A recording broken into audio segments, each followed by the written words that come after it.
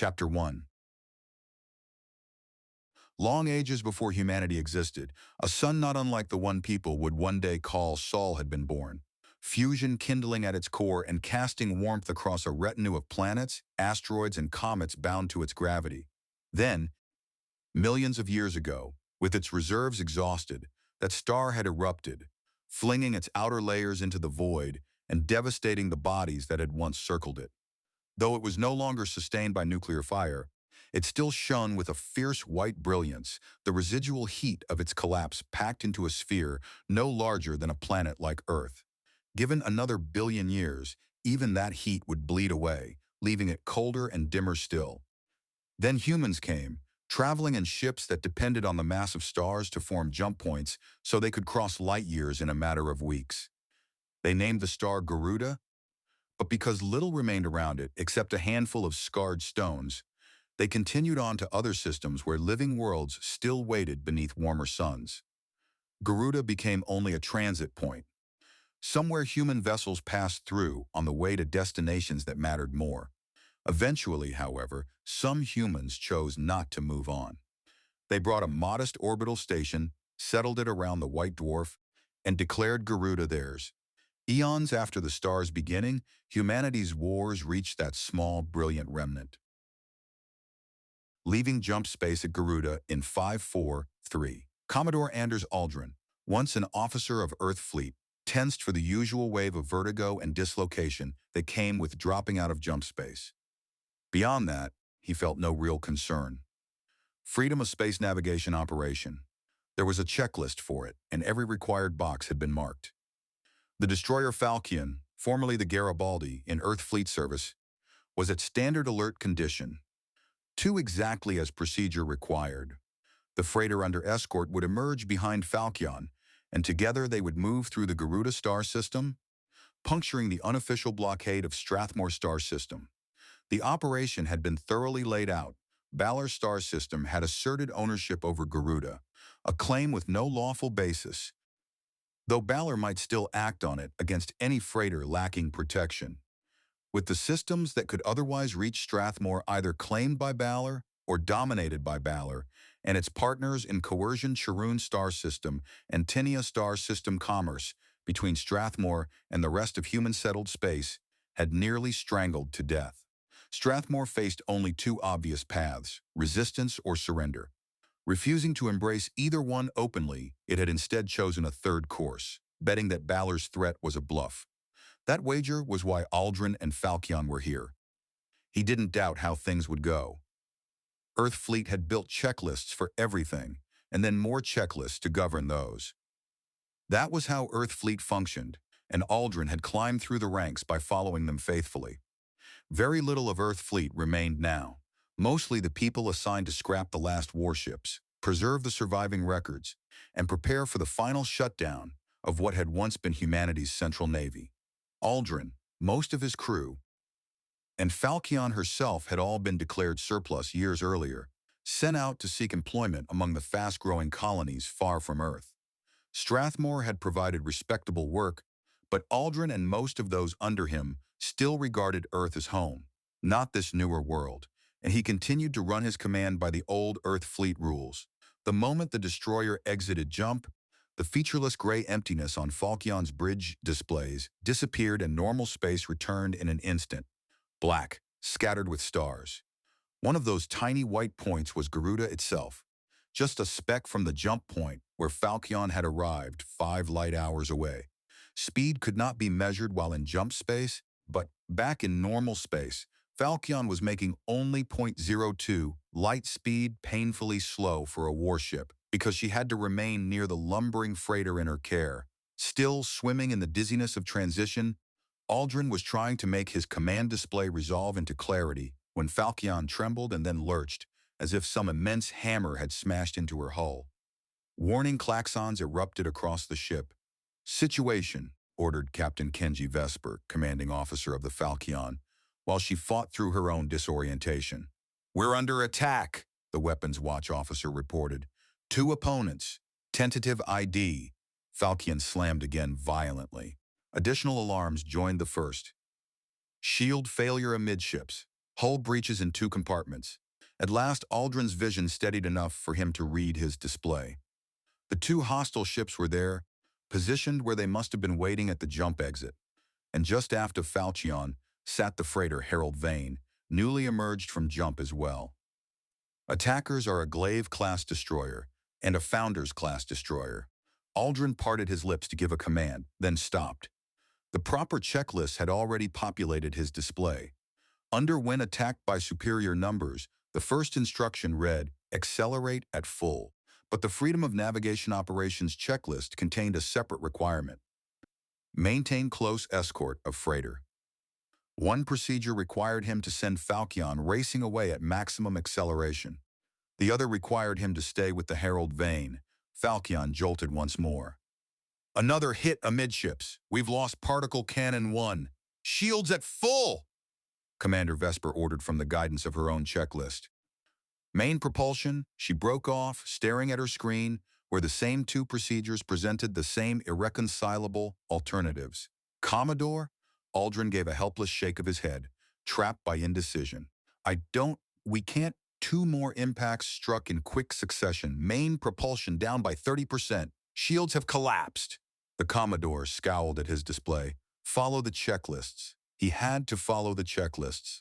We have to. He turned to Vesper with obvious uncertainty. Captain. Vesper shook her head, equally lost. We're supposed to. More hits hammered Falchion, making the destroyer shiver and groan. The bridge lighting died, replaced by the weaker illumination of emergency lanterns. Grape shot launchers disabled. Particle cannon 2 destroyed. Serious structural damage amidships. Orders, sir? Another watchstander pleaded. Aldrin hesitated. Vesper attempted once more to make sense of both checklists. A convulsion passed through Falchion, followed by a massive internal boom that shook the vessel as she split into 2 pieces. Relief washed over Aldrin when the emergency display replaced his normal screen and presented a new checklist. This one he understood. The answer was right there at the top. Abandoned ship. He was still working his way through the preparatory to abandoning ship steps when a storm of grape shot blasted through the bridge of the shattered hulk that had once been a destroyer. Ethan Harrow, senior dock officer for the orbital shipyard and station that served as Strathmore's principal connection to space, scowled at the image of council member Adrian Callister on his desk display. The government really expects me to step up again? Yes, she replied. You came through for Strathmore 3 years ago, Ethan. What do they think I can do?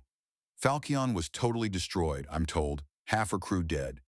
I sent Aldrin a message before Falchion left, warning him that it had taken him so long to prepare for that mission that Balor had to have plenty of advance warning. Everyone on this station seemed to know about it. Ethan paused, miserable as he thought of the dead. I wish either I'd been wrong or Aldrin had listened. Why has Cutlass remained in orbit here? Callister grimaced. Commander Velen was ordered out but kept finding reasons to delay. He was fired this morning. He should have been fired at least a year ago. I had to work with that guy whenever Cutlass was in dock for refit. All he cared about was looking good to Commodore Aldrin, so he'd do his best to avoid actually doing anything that might mar his reputation. I told you all about that? Yes, you did, Adrian Callister agreed, sounding tired and irritated. And I told the rest of the council? Who deferred to Commodore Aldrin? Who, as you say, thought Commander Velen was a perfect commanding officer? Why are you venting on me? Because I was chosen to ask you to return to service. Ethan fell silent for a moment, frustrated with himself as much as with everything else. I'm sorry. What is it the government wants me to do? He asked again. Assume command of Cutlass and all fleet assets to defend Strathmore. Cutlass is the only fleet asset left. Are they offering me a temporary unofficial rank of lieutenant again? Commander, Callister replied. Official rank of commander, and status as Commodore in charge of all fleet assets. Ethan let out a humorless breath. They must really be scared. They are. Strathmore is being choked to death by the grip that Balor and Charun and Tinia have established over the trade routes out here. If we can't find a way to break through, Strathmore will have no choice but to submit. This time the anger in Callister's expression was directed elsewhere, not at him. What they did at Vesca, a so-called trade office that effectively ended up controlling not just trade but also the government. A grim heaviness settled over Ethan. We came out here to be free, Ethan said, feeling bleak. A lot of people did. But it has become obvious that others came out here to start building empires. What about Kaia Brynn? After what Kaia had done 3 years earlier to beat Balor planetside, he felt he owed her at least that much concern. We need her too. I pushed through a vote to finally create a small marine force to assist the fleet. Kaia Brynn is being offered command of that force. It's only a marine captain's rank, but it's official. Who will the Marines work for? Ethan asked, with old stories about ground force commanders surfacing in his memory. They'll work for you. They'll be part of the fleet. You'll be in charge of Kaia Brynn. I'm not sure anyone else would take that particular job. Before he committed himself, there was one conversation he had to have. I need to talk to Ghost before I agree to anything, of course. Adrian Callister released a weary sigh. Give your wife Marin my best. You know Marin is fine with you calling her Ghost. All of her friends call her that. I imagine that Ghost won't be feeling too friendly toward me because of this. I hope she doesn't decide to hack all of my personal data. The trip back through the orbital station to his quarters took only a few minutes. One of the privileges that came with being senior dock officer. Most days he appreciated that convenience. Today he found himself wishing for a longer walk and more time to sort through his thoughts before he reached home. Beside his own name, a small placard on the door announced Ghost-Eyed Consulting. Ghost was where she usually was, planted in front of multiple displays while she worked. Ethan lowered himself into a seat beside her. Hey, Ethan said, sitting down beside her. Hey, yourself. She cut a quick glance toward him, sharp and knowing. Don't bother summarizing your talk with Callister. He blinked. You listened in? When the governing council makes a high-priority call to my husband, I think I deserve to know what's going on. That call was secure. Triple encrypted, Ethan pointed out. Ghost turned her head with exaggerated patience. Oh, Ethan, how many times have we gone over the secure thing? It's a myth. Her gaze drifted aside as if some other display had taken her attention. So, you're going. He bristled slightly. I said I needed to talk to you before I decided. Nice words. You and I both know what you want to do. What I think I have to do, Ethan said. His eyes shifted toward the doorway of the second bedroom. Is little Ghost asleep? Their toddler daughter was named Romy, but ever since Kaia Brynn had called her little Ghost half a year earlier, she had stubbornly answered to nothing else. Yeah. What? Are you feeling a bit guilty for abandoning your family? Ghost, no. She swung toward him with fury blazing in her face, and behind it lay an old terror he recognized instantly. I've never been able to forget how I felt when everyone thought you'd died on Gale. Do you know how that felt, Ethan? He dropped his gaze. No, he admitted, unable to meet her eyes. So who'd tell little Ghost if her daddy never comes home, huh? And her Aunt Kaia if something happens to her? You know how much little Ghost loves her Aunt Kaia. But that'd be my job too, wouldn't it? And our next project? She laid a hand against her stomach, where 2 months of pregnancy was still barely visible. Who tells that kid he'll never see his father? Is that going to be my job too? He understood the source of her anger. Fear was underneath it, fear for him, for herself, for their children, for everything that might be taken from them. She needed to pour that fear out and force him to see what this would cost her. And no doubt some part of her was enraged simply because fate had cornered them again. Placing all those fears back in her hands, and once she had said it, she likely would not return to it. She knew the strain he was carrying. She knew he would need her with him, not fighting him, and she also knew there was no use arguing with fate. What right did he have to make her endure this? Ethan caught his lower lip between his teeth, searching for words, then finally lifted his head. Ghost, I decided I should go, because you and those kids deserved a free world to live in. I really don't want to leave, if it would hurt you that much. Her answer came like a shot. Oh, shut up, Ethan. You and I both know you have to go, because that's the idealistic idiot that I was stupid enough to fall in love with and marry. And our kids will probably inherit your sense of duty and idealism. So someday I'll have to see them off on some harebrained noble missions too. And it'll be your fault. But you had better come back again, do you hear me? You come back, or I swear I will tell these kids that you were a fool and they should never be anything like you. All he could do was stare at her. What is it you want? Ghost gave a small, irritated shake of her head. You figure that out for yourself. His own frustration flared. Do you think I want to do this? Ethan demanded. Leave you and little Ghost? Go out there and watch men and women die because of orders I gave? Do you think I want to do that again? For several moments, she simply looked at him in silence. Then her voice softened. You say their names sometimes when you're asleep. Did you know that? The names of the ones who didn't come back. I hear you say those names, and I don't know what to do. She reached for him then and wrapped him in a fierce embrace. And then I think of Ladoga, and how many people would have died there if you weren't such an idiot, and how you got most of the crew of Gale home when it seemed hopeless.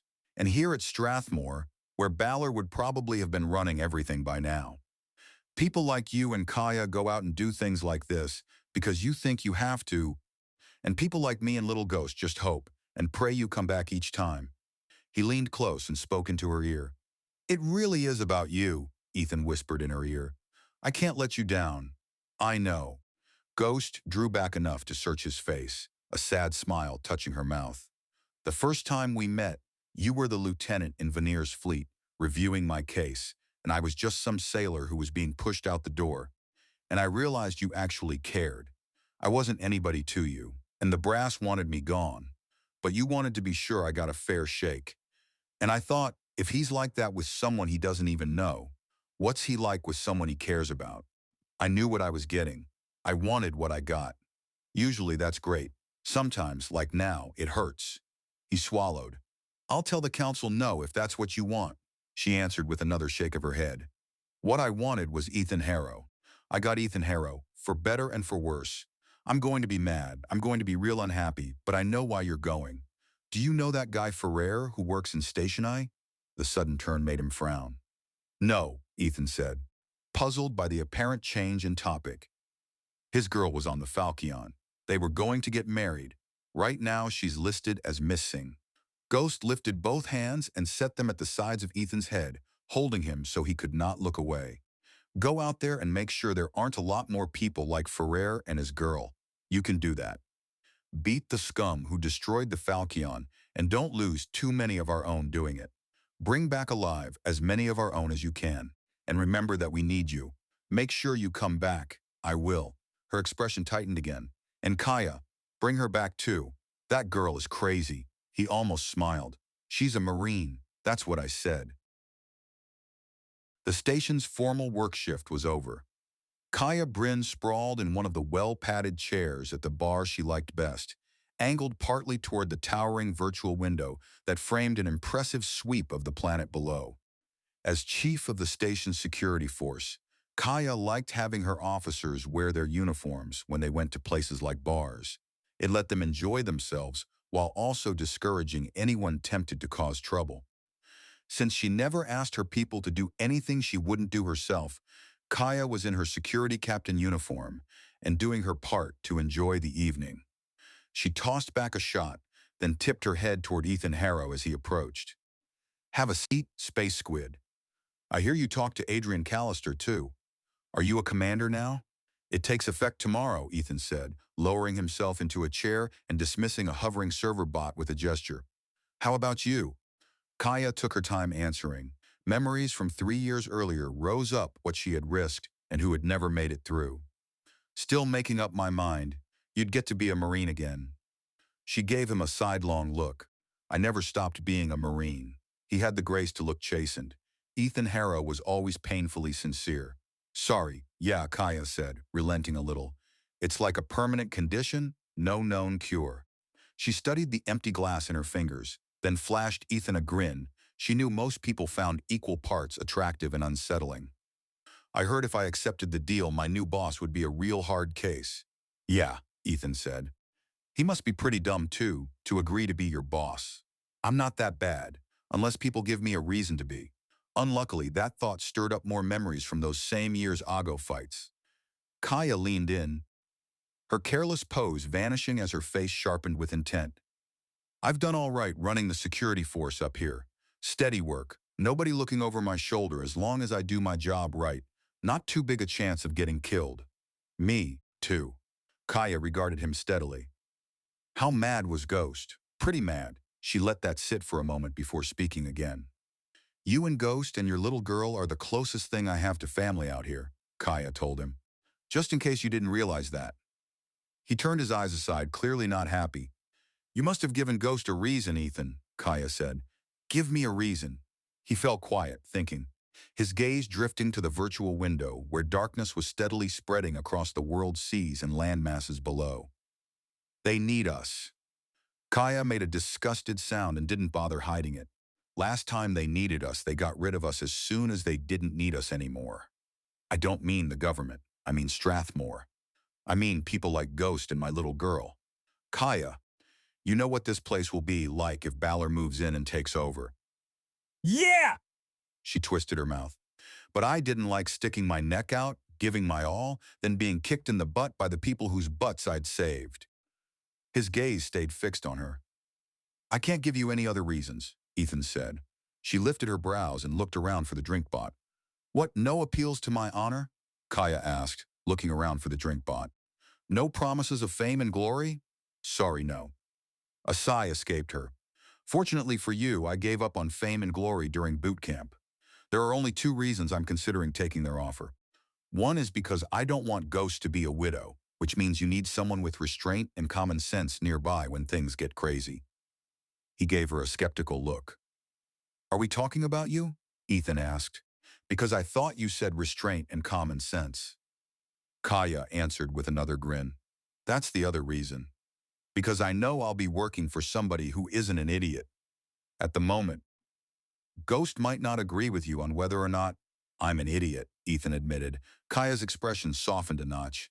It can't be easy on her. She tipped her head, eyes lowering toward the planet beneath them. Do you really think you can bring around those Earth Fleet stiffs? Isabeau Renaud told me that any Earth Fleet officers I encountered would be very skilled and good at what they do. She also told me they'd be unable to function without their checklists. She was right on both counts. What are you going to do? Kaia asked, finally summoning the serve bot. You want anything? I'm good, Ethan said. As Kaia dialed up another shot, what am I going to do? First off, delete the checklists. The laugh slipped out before she could stop it. Make them think? What kind of monster are you? The kind that wants us to win and those Earth Fleet sailors to survive, Ethan said. Kaia nodded slowly, cradling the fresh shot. You'll still only have one ship. No way that'll be enough. We'll need friends, Ethan agreed. Hopefully we still have a few. Ladoga still owes you, Kaia said then, because she couldn't resist, added another jab. That's probably one of the reasons the government wanted you back so bad. Probably. I also need Marines. She tilted the glass in his direction. People in trouble often do. She smiled, toasting him with the shot. Kaia downed it, sighing with satisfaction at the warm sensation of the liquor hitting her stomach. At last, Ethan smiled in return. Do you think you can whip up a Marine force for me overnight? Miracles usually take about a week, Kaia replied, giving him a serious look. It'll depend on what kind of warm bodies I get. According to Callister, the government is ordering Colonel Dlamini to provide me with 20 volunteers from the Ground Forces Regiment. Guess how Colonel Dlamini is going to feel about that? He didn't hesitate much. Mad as hell? Probably. I don't know if you've worked with Dlamini, but I've dealt with her a couple of times when her boys and girls got into trouble up here. She's not the warm and fuzzy type. His smile faded.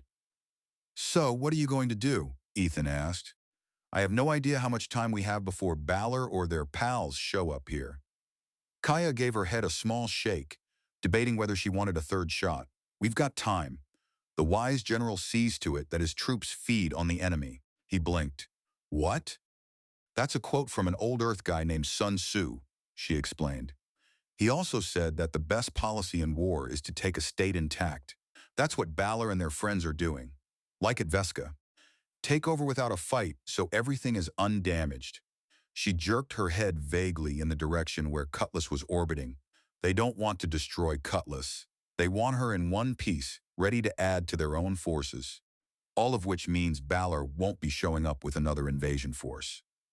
Not right away, anyhow. They want to see if we'll fold like Vesca did. That's why they let the Harold Monroe bring back the survivors from the Falchion to scare us into submission. Otherwise, why wasn't our first news about what happened at Garuda the surprise arrival of an invasion force? Damn, Ethan said, nodding. Maybe you should be the one in charge. Kaia snorted softly. I'm not stupid enough to want that job, Kaia told him.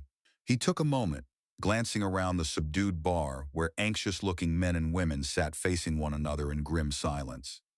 But we may not have that much time. Balor's plan may work. People are scared. We have to give them a reason to think this world can hold out. He hesitated once more.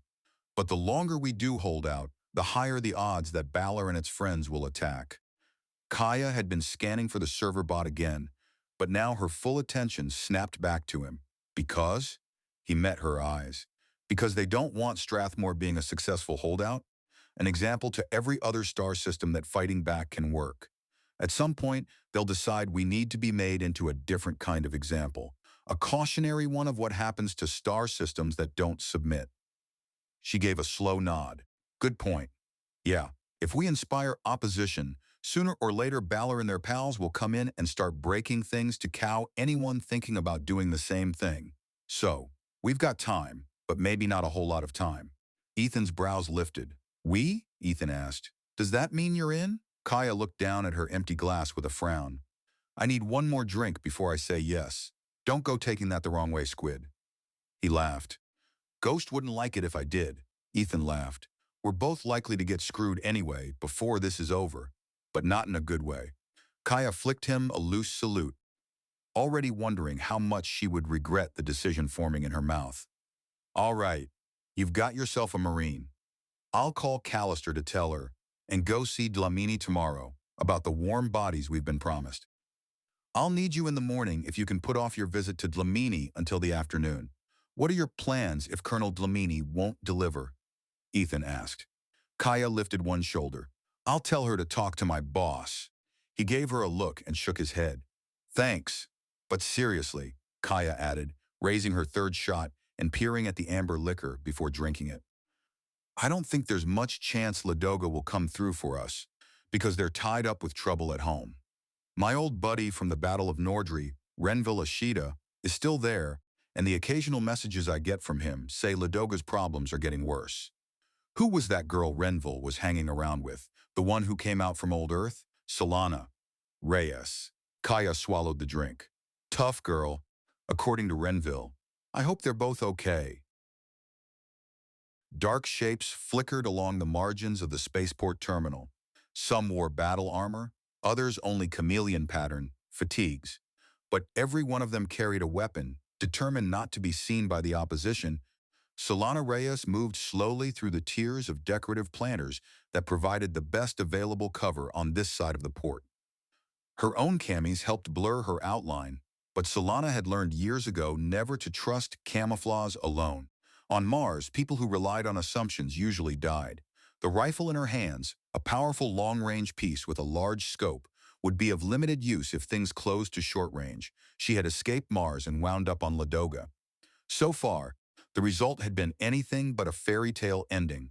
4 years earlier, automated construction systems had been laying foundations and raising buildings for what was meant to become Devon, the planet's third city, built in expectation of waves of incoming settlers.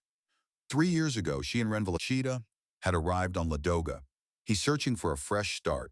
She hoping to do something meaningful so other worlds might avoid Mars's fate. Renville had gone into government diplomacy. Solana had tried to matter as a civilian, but in the end she had returned to the abilities that had kept her alive on Mars. Those abilities had become necessary. 2 years ago, the isolated terrorist attacks that had troubled Ladoga had abruptly grown into a simmering insurgency. Last year, that insurgency had hardened into open, if still limited, war. Devon, with its bright new downtown and spaceport still gleaming with the clean, untouched look of structures not yet truly lived in, had become a wasteland between sides after the rebels proclaimed it their capital and Ladoga fought to take it back. Solana halted in a crouch behind a retaining wall, and searched ahead for the platoon led by Lieutenant Lucien Favre. 3 years earlier, Favre had served in public security, and Ladoga's army had existed mostly as militia organization, charts no one seriously expected to need. Now he was somewhere ahead of her, commanding a roughly trained unit, helping hold the spaceport. At last she found him and his soldiers, hunched behind a line of massive planters. The sight felt surreal. Favre's grimy, worn-down troops crouched amid the polished, towering elegance of the spaceport's architecture. She called out before getting any closer. "Friendly." Having warned them off in case any nervous soldier might shoot first, Solana bent low to keep below rebel sightlines and dashed toward Lucien. Once beside him, she carefully watched the approaching enemy through her scope. "We need prisoners," Solana whispered. His answer came back just as softly, edged with irritation. "Why are you on the front line again?" Favre whispered back, anger in his voice. Affection and anxiety struck her together. "I wouldn't be anywhere near here if a certain cop hadn't decided he needed to be a hero," Solana replied, feeling a rush of affection mixed with worry. "You could be fairly safe back in Krakow, maybe directing traffic in that city instead of being on the front here in Divin." That landed because Lucien abandoned the subject. "Where's our aerospace support? Ask your commander. I'm just a volunteer intelligence officer. Remember?" Favor glanced down at the rifle she carried. "So that's an intelligence collection device?" She kept her attention forward. "Contrary to the old saying, dead men do tell tales," Solana told him. "I'd prefer some live ones, though." He watched the approaches. "You may get your wish very soon," Favre said. More of the so-called rebels emerged, bounding ahead individually between the waist-high barriers that had originally been designed to guide traffic toward the terminal. Their chameleon camouflage was trying to imitate the metallic shine of the barriers, which only made them more obvious against the glass facade behind them. Solana held steady while Lucien settled his aim and murmured to his troops. "Steady, boys and girls, pick your targets." He fired first. The rest of the platoon followed, and several rebels twitched under impacts and went down. Some shots went on through, smashing the glass panels behind them into glittering fragments. The shattered panes cascaded to the pavement, though their delicate chiming vanished beneath the crash of gunfire. Most of the attackers threw themselves behind the protection of the barriers. One, however, stayed upright in battle armor, rounds ricocheting harmlessly away. An energy weapon strike boiled off part of the armor's surface without penetrating, and the armored rebel returned fire. Solana brought up her rifle and took her time. The auto sight narrowed onto the armored rebel's face shield. She fired, and a beat later the visor burst apart. As the armored figure went down, Lucien's warning rang out. "On the left, they're also coming up through that office access." Enemy rounds hammered into the thick ornamental planters, behind which Solana, Lucien, and the platoon had taken shelter. The flowers and shrubs intended for those containers had never been planted, but the soil packed inside them now served a better purpose, absorbing hostile fire. The weeds that had sprouted where manicured greenery had once been planned also helped break up the defenders' outlines. The rebels pressing from the left were forcing Lucien's platoon hard when the rising whine of turbines signaled help. Solana saw an aerospace craft sweep overhead in the broad shape of a manta, unleashing fire that shredded and blasted apart the road barriers sheltering the first rebel group. She tracked the action through her scope, recording everything for later upload to the intelligence office in Poznan, the capital. Her surge of relief lasted only seconds. 2 missiles suddenly streaked up from separate points on the rebel-held side of the port. The aerospace craft immediately began spewing flares, chaff, and other countermeasures, but each missile split into a cluster of submunitions, a dozen weaving paths converging on the same target. Most of the submunitions were fooled off course, but one slipped through and detonated, ripping open a wing of the aerospace craft. "Cover him," Lucien yelled to his platoon, firing to keep the rebels from targeting the wounded warbird as it staggered away, the pilot fighting to maintain control. Gunfire erupted across the spaceport as the rebels tried to finish off the retreating craft and the defenders fought to pin them back under cover. Lucien shouted over the chaos, "When did the rebels get shoulder-fired snipes?" Lucien shouted at Solana. That's the first time I've seen them used. Me too, she said, keeping one eye on the scope as she continued recording. We didn't get any reports that the rebel forces had acquired those missiles. At least this will be proof the enemy has snipes. He cursed as the damaged warbird lurched overhead toward the so-called temporary forward air support strip that had already been operating for 5 months. They've got better, newer equipment than we do, Lucien complained as the warbird wobbled past overhead on its way back to the temporary forward air support base that had already been in use for 5 months. What's it going to take to convince other star systems that these fake rebels are an invasion being bankrolled by worlds like Charun? Solana didn't stop watching the field. Those other star systems know what's happening, Solana told him. They're still too scared of becoming targets themselves. I hope Renville Ashita can talk some sense into them. I know he's trying. Lucien shook his head in disgust. What about Strathmore? Weren't they going to send us something? She shifted slightly, eyes still to the scope, as she watched the rebel positions. If what I've heard is true, Strathmore is going to have its hands full trying to defend itself. Star systems like Charun, Balor, and Tinia are putting pressure on new human colonies all over this region of space. Damn, she added, as a red warning icon flared on her scope. The rebel jamming is too strong here. I need to get back so I can upload my scope video of those snipes being used. Lucien's tone carried dry amusement despite the firefight. It's funny how often your intelligence collection trips to the front happen to end up where I am. That is a strange coincidence, isn't it? Solana said, smiling at him for a moment. He met the smile with a grave expression of his own. You know, Solana, you could always marry me and make the whole thing official. Her brows lifted slightly. Why would a cop want to marry a red? He got to know her, Lucien said. I know it's insane, but I don't want to give up hope that there's a good tomorrow for this world and this star system, and maybe even for you and me. For a heartbeat, she only watched him, thoughts spinning in every direction, then gave a small shrug. Hope got me off Mars when a good future seemed impossible for me. Maybe I'll take you up on that marriage thing. A rebel round slammed into the planter shielding them as Lucien answered. I hope you don't wait too much longer, Lucien said as a rebel shot rocked the planter they were hiding behind. You never know what'll happen.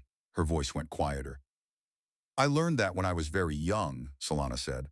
The exchange ended there as mortar tubes thudded somewhere to the left, lofting lethal rounds high above them to come drifting down on defenders who were supposed to be protected behind improvised cover. Indirect fire incoming. A voice warned over Solana's headset.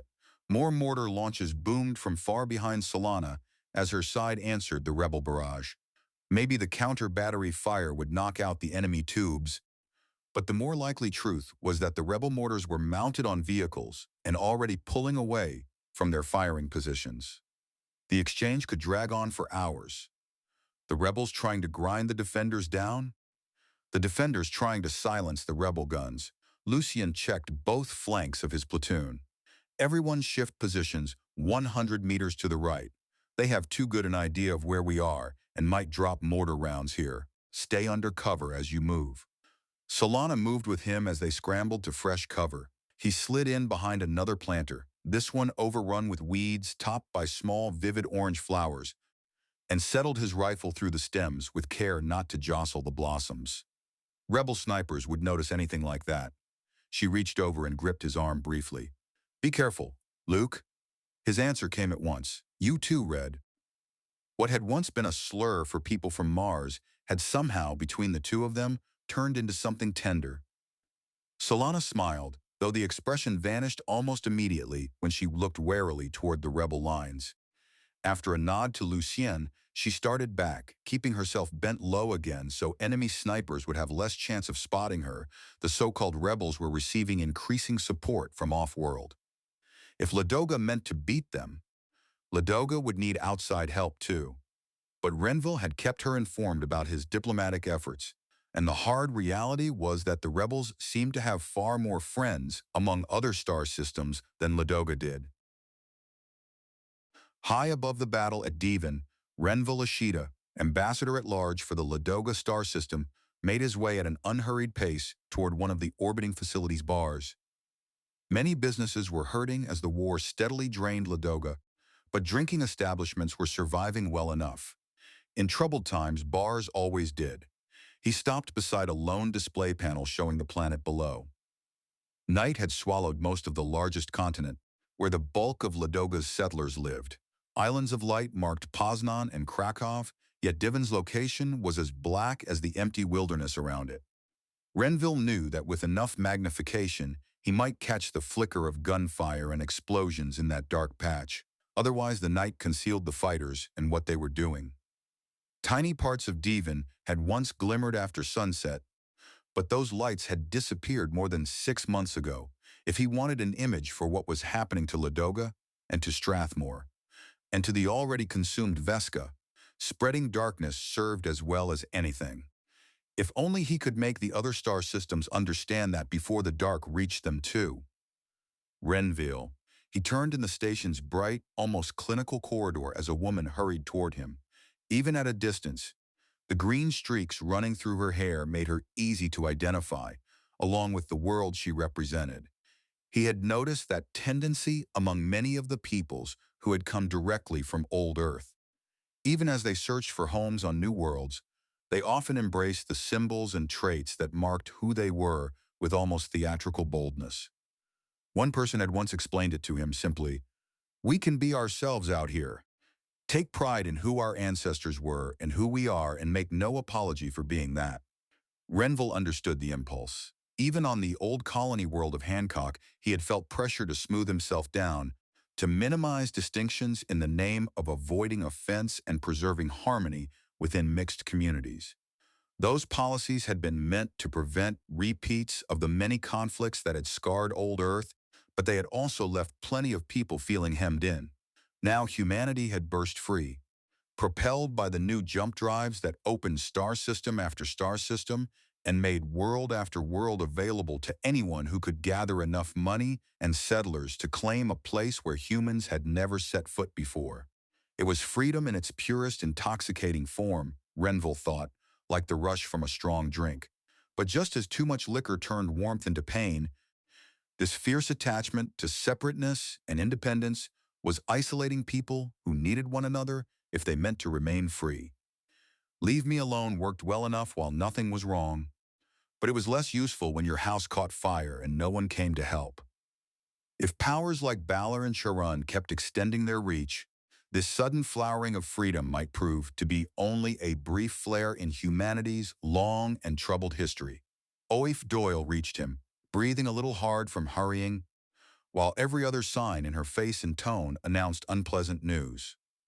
"I just got a dispatch from Hibernia that came in on the ship that jumped into the star system this morning. They're not ready to commit." He dipped his head, doing his best not to show how sharp the disappointment was. "For the same reason? Yes. Renville, my ancestors fought for freedom for their country. My people came out to Hibernia star system to be free, not to be giving up our freedoms to others. It's hard to convince my people that we need to think of such a thing less than 5 years after landing on a new world." He spread his hands in frustration. "They wouldn't be giving up much. It's just a mutual defense agreement."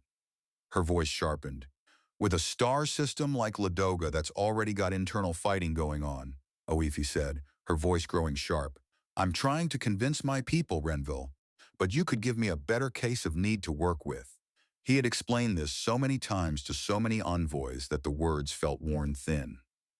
"That's not internal fighting," Renville explained, wondering how many times he had said that, to how many different ambassadors and representatives of various star systems.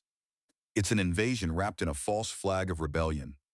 If Hibernia won't help Ladoga, how about Strathmore? Have you heard?" Her eyes narrowed. "No.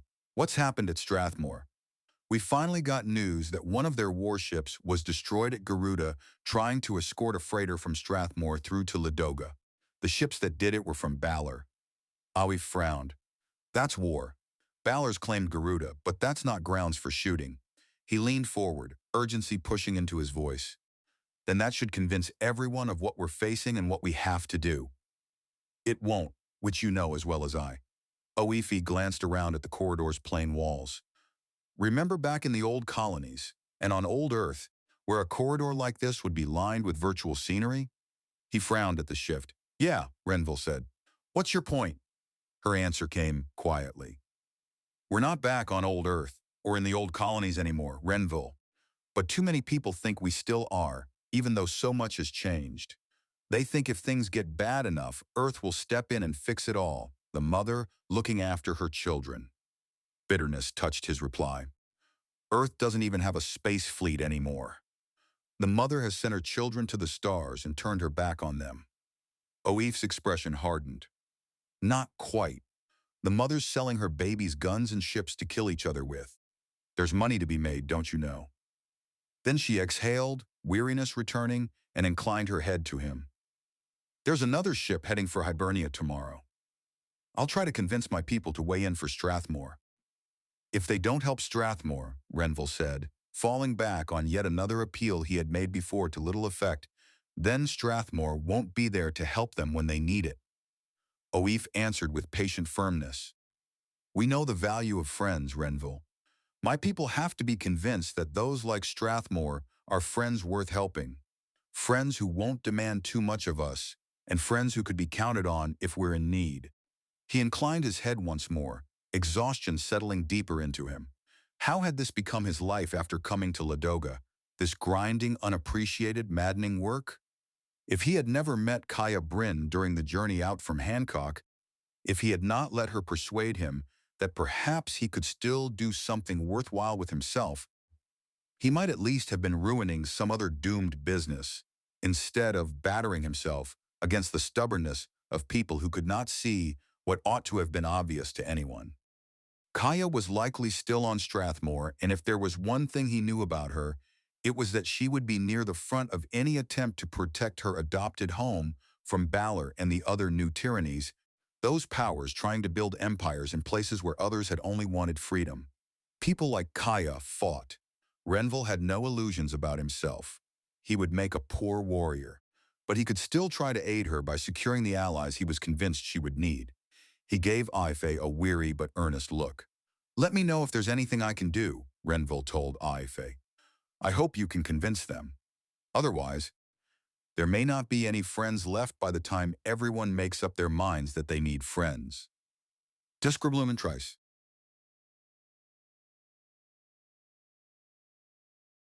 Chapter 2.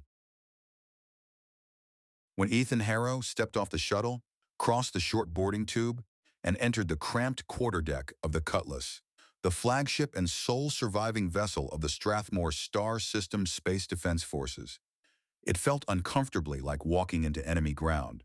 Then again, he thought, as an alarmed ensign snapped rigidly to attention, maybe that feeling wasn't strange at all. I'm sorry, sir, but we weren't notified of your visit. The ensign stammered. Ethan was already in a bad mood. Saying goodbye to Ghost that morning had been hard, no matter how carefully she had tried to hide her fear. The freshly issued commander insignia on his equally new uniform still felt wrong on him, and the fact that the quarterdeck had not been warned he was coming was more than discourtesy. It hinted at a much uglier issue. My visit? Ethan wasn't happy to be here. Leaving Ghost this morning had been tough, even though she'd tried to hide her worries. The brand new commander insignia he wore, on a brand new uniform, felt uncomfortable, and the lack of notice to the quarterdeck that he was coming went beyond disrespect into a whole new problem area. I want Commander Nolan here. He has 2 minutes, sir. The acting commanding officer is... He now has 1 minute 55 seconds. Nolan emerged through the hatch with only 10 seconds left, his face set in a glare as he fixed on Ethan. What's the meaning of this? Without wasting a word, Ethan raised his comm unit so the orders displayed on it could be seen. I hereby officially take command of this warship in the name of the government of Strathmore. You were notified that I was on my way. Why wasn't the quarterdeck informed? He asked Nolan, as the ensign tried to fade into the nearest bulkhead so he wouldn't be between Ethan and Commander Nolan. Nolan's expression darkened. We're in the process of renegotiating our contracts. Ethan cut straight across him. Wrong. You're in the process of trying to get out of your contracts. They remain fully in effect, and you are in violation of your obligations. He jabbed a thumb toward the shuttle behind him. You're relieved of all duties and detached from this ship. The shuttle is still there. Get on it. Your personal effects will be packed up and sent down to the planet. I will not! Nolan broke off as Kaia Brynn stepped in from the shuttle onto the quarterdeck.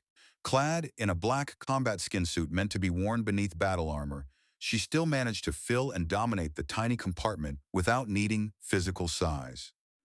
She flicked a glance at Nolan, then at Ethan. Do you need me? She asked Ethan, eyeing Nolan. Ethan was suddenly glad he had insisted Kaia come along in case things turned ugly. Commander Nolan needs an escort onto the shuttle, Ethan said, glad that he had asked Kaia to be along just in case things got difficult. Commander Nolan, I assume you've met Captain Brynn, the senior officer for Strathmore's new Marine Force.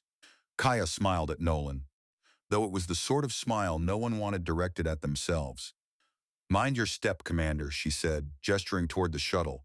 Nolan shot Ethan one last furious look. Good luck operating this ship without a crew.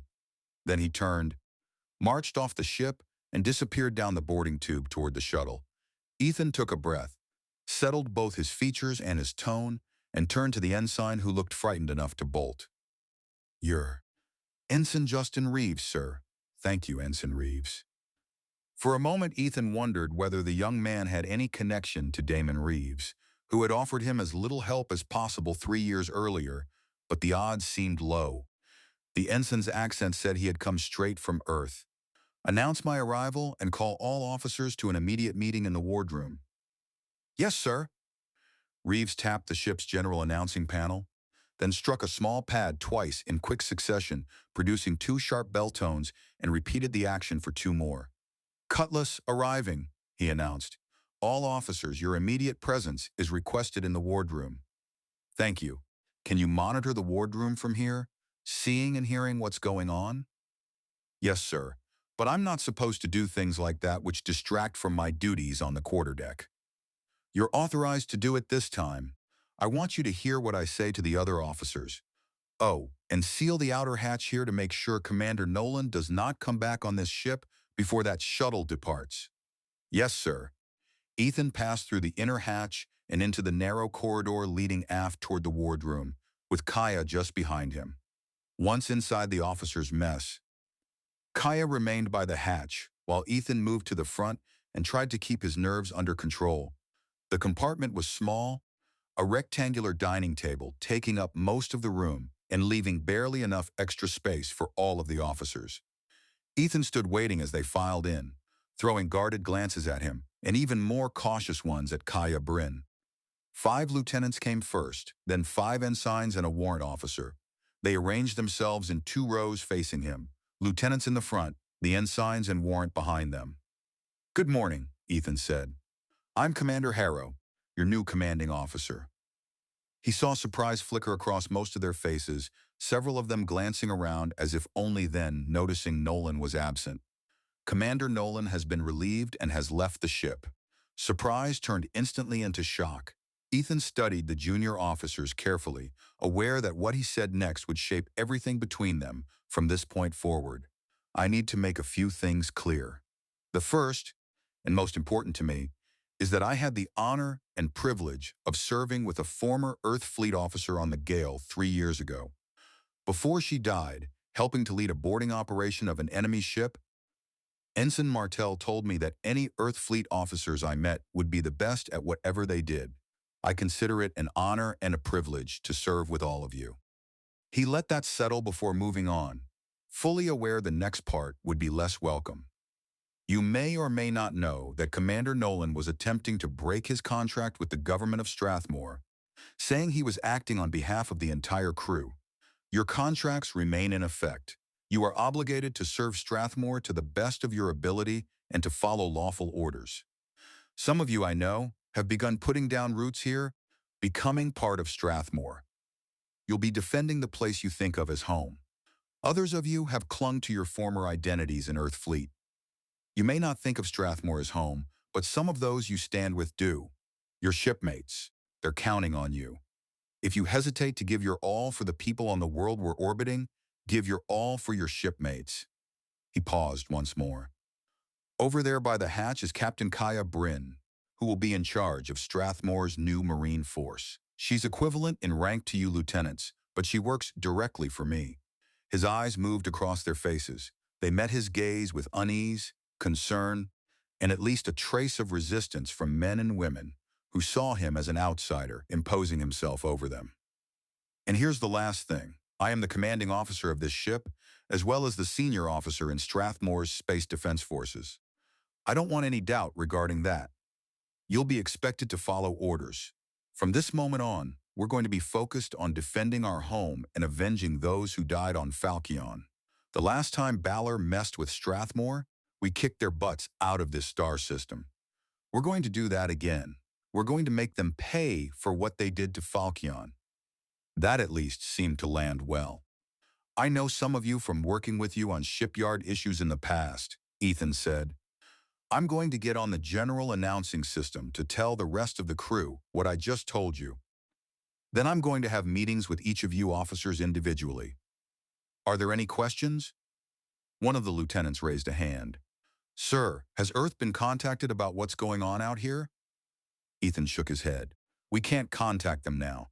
Not until we figure out a way to get a message through the blockade of the star systems around us. We have to hope one of our friends like Ladoga hears and gets the word to the old colonies and old Earth. If you're thinking that Earth will help us, though, you know better than I do that Earth has decided to get out of the business of rescuing worlds in distress. Any help is going to come from the new colonies out here. He left unsaid the fact that even that help was far from certain. Dismissed, Ethan said, feeling relieved that things had gone much better than he had feared. The officers were still stunned, though, and hadn't had time to think about how to react to his assuming command. He'd have to stay on them, impress on them that he was in charge, before they had a chance to consider challenging his authority. For the moment, though, he was in command. Ethan gave Kaia a nod to signal that she could go. She flicked him a brief salute in return, then headed back toward the shuttle for a descent into her own version of hostile territory. The shuttle ride down to the planet felt almost ordinary to Kaia Brynn, aside from the simmering fury radiating from Commander Nolan in the seat at the front of the passenger compartment. The moment the shuttle touched down, Nolan shot out of it.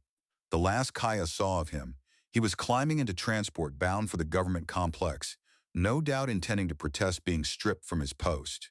She suspected he would discover that every official he wanted to see was suddenly unavailable, either tied up in meetings or mysteriously absent, as long as he lingered. Kaia herself caught a bus heading for the ground forces base that had spread out across the fields west of the city. She had not been in that area for 3 years, and the size of the new headquarters building did not escape her notice. Because Strathmore had not possessed a Marine force until that very morning, there was no such thing yet as a Strathmore Marine uniform. Deciding it would be a bad idea to report to Colonel Dlamini wearing a ground forces uniform, Kaia had come in the black skin suit instead. Getting in to see the colonel turned out to be suspiciously easy. Years spent as an enlisted Marine on Hancock had taught Kaia better than to imagine that smooth passage through layers of headquarters gatekeepers meant anyone was doing her a favor.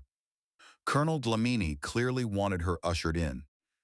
That almost certainly did not mean congratulations and a friendly drink. Kaia stood at attention in front of Dlamini's desk while the colonel leaned back in her chair and glared. Dlamini's black hair was pulled into a punishingly tight bun with not a strand daring to stray, and her uniform reflected the same merciless devotion to precision. Her gaze traveled over Kaia in open search of some fault in appearance she could seize on, but Kaia had been too careful to leave any easy targets.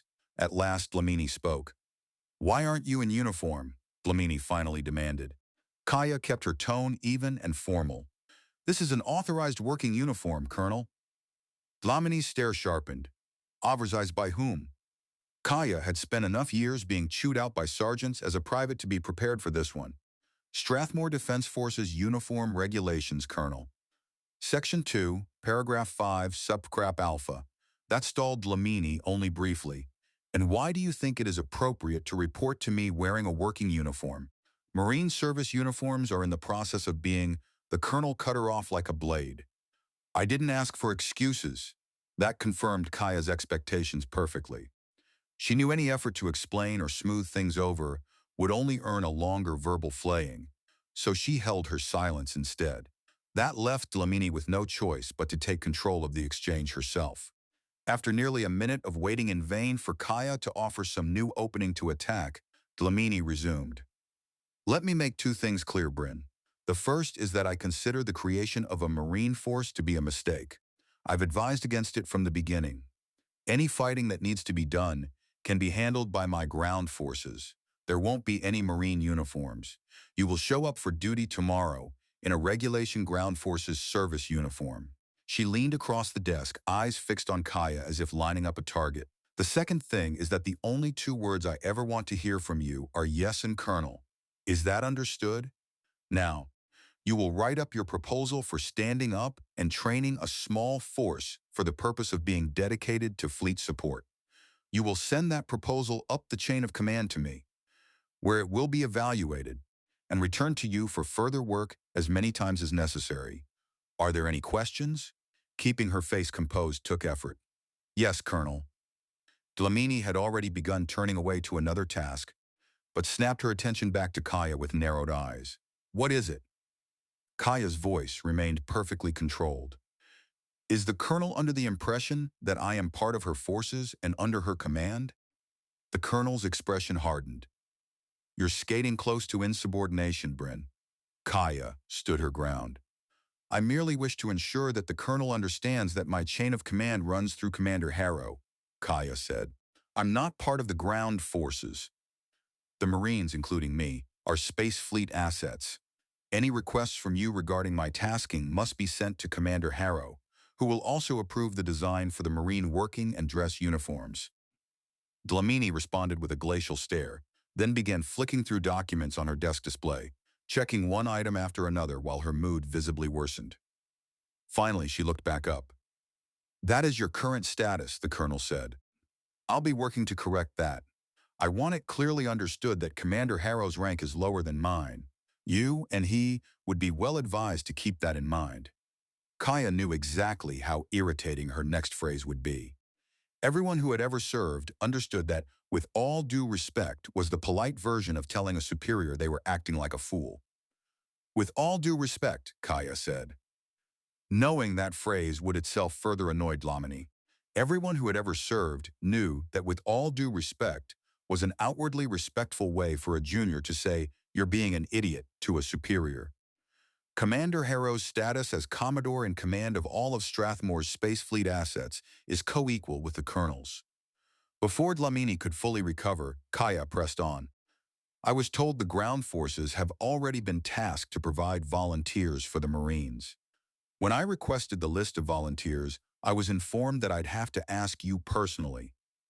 The glare Dlamini gave her could have frozen metal. She tapped a command onto her display. The list of volunteers has been sent to Commander Harrow. Now get out. Yes, Colonel.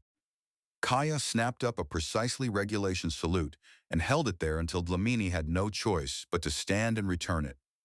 Walking back out of ground forces headquarters felt a lot like retreating through enemy ground.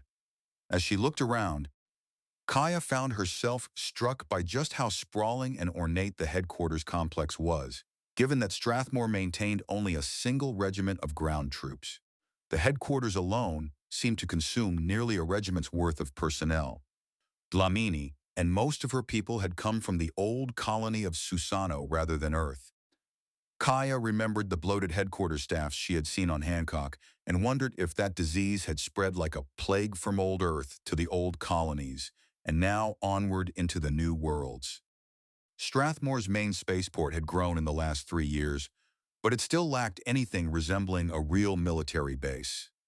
Only a small section of the main terminal had been set aside for military personnel passing through.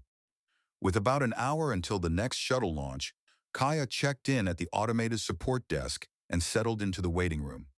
It was big enough to make one person feel lost inside it, yet too small to accommodate any serious movement of troops. At the moment, she was its only occupant. The chairs were the cheapest kind imaginable, stackable metal and plastic relics of the sort used for centuries, wherever seating was necessary, but comfort was considered an unnecessary expense. The walls were bare except for a single neatly framed notice warning that consumption of food and beverages in the room was strictly prohibited. Directly beneath it sat a trash receptacle stuffed with empty drink bulbs and several discarded takeout containers. In its own small, shabby way, that waiting room captured much of what was wrong with Strathmore's defenses. Too little money, too few people, bare minimum spending, strong declarations backed by neither the resources nor the determination to enforce them. While she waited, a ground forces corporal hurried in at a near run. "Excuse me, ma'am, you're Captain Brynn?" Kaia looked up. "That's right," Kaia said. "What's the problem?" Still keyed up from Dlamini, she took a moment to size him up. Medium height, solidly built. He carried an air of dependable sturdiness. He straightened. "I'm one of your volunteers, Captain. Derek Moon." She studied him again, wondering what defect Dlamini had found in him. Kaia fully expected the colonel to use the new Marines as a dumping ground for every troublemaker in her ranks. "Are you?" Kaia evaluated him again, wondering what was wrong with him. She fully expected Dlamini to try to offload every problem child in her unit as volunteers for the Marines. "When are you being transferred?" Moon held up his compad. "Transfer orders were completed this afternoon, so I tried to catch up with you." "I'm yours, Captain." "How long until you're ready to move up to the orbital station?" He lifted his pad a little higher. "I'm ready now, Captain. My gear is already packed and tagged for pickup." Something had to be off about him. Kaia narrowed her eyes slightly. "You seem to be really enthusiastic about volunteering," Kaia said. Corporal Moon broke into a grin. "You'll have to forgive me, Captain. I never thought I'd have a chance to be a Marine again." That made her sit up mentally. "Again?" Kaia asked, her hopes rising. "What's your history, Corporal? How long have you been with Dlamini's unit?" "About 2 years," Moon said. "They were at about half strength when they got hired from Susano after the unit was downsized there." "You're from Susano?" He shook his head. "No, Captain. I was only there a couple of months. Before that, Earth Fleet, 3rd Marines." Kaia's brows climbed as she stared at him. "Earth Fleet Marines? Service record," she ordered. Holding her compad up, Moon tapped his own pad, and his file appeared on hers. She skimmed fast until 2 words stopped her cold. "Gunnery Sergeant?" He gave a rueful little shrug. "For about 6 hours," Corporal Moon said. "The promotion authorization came through in the morning, and that afternoon the latest downsizing orders canceling the promotions and identifying personnel and units considered surplus came in. I went from Gunnery Sergeant to surplus before the day was out." Her eyes stayed on him. "You're a gunny?" Kaia wanted to pinch herself to be sure she wasn't dreaming.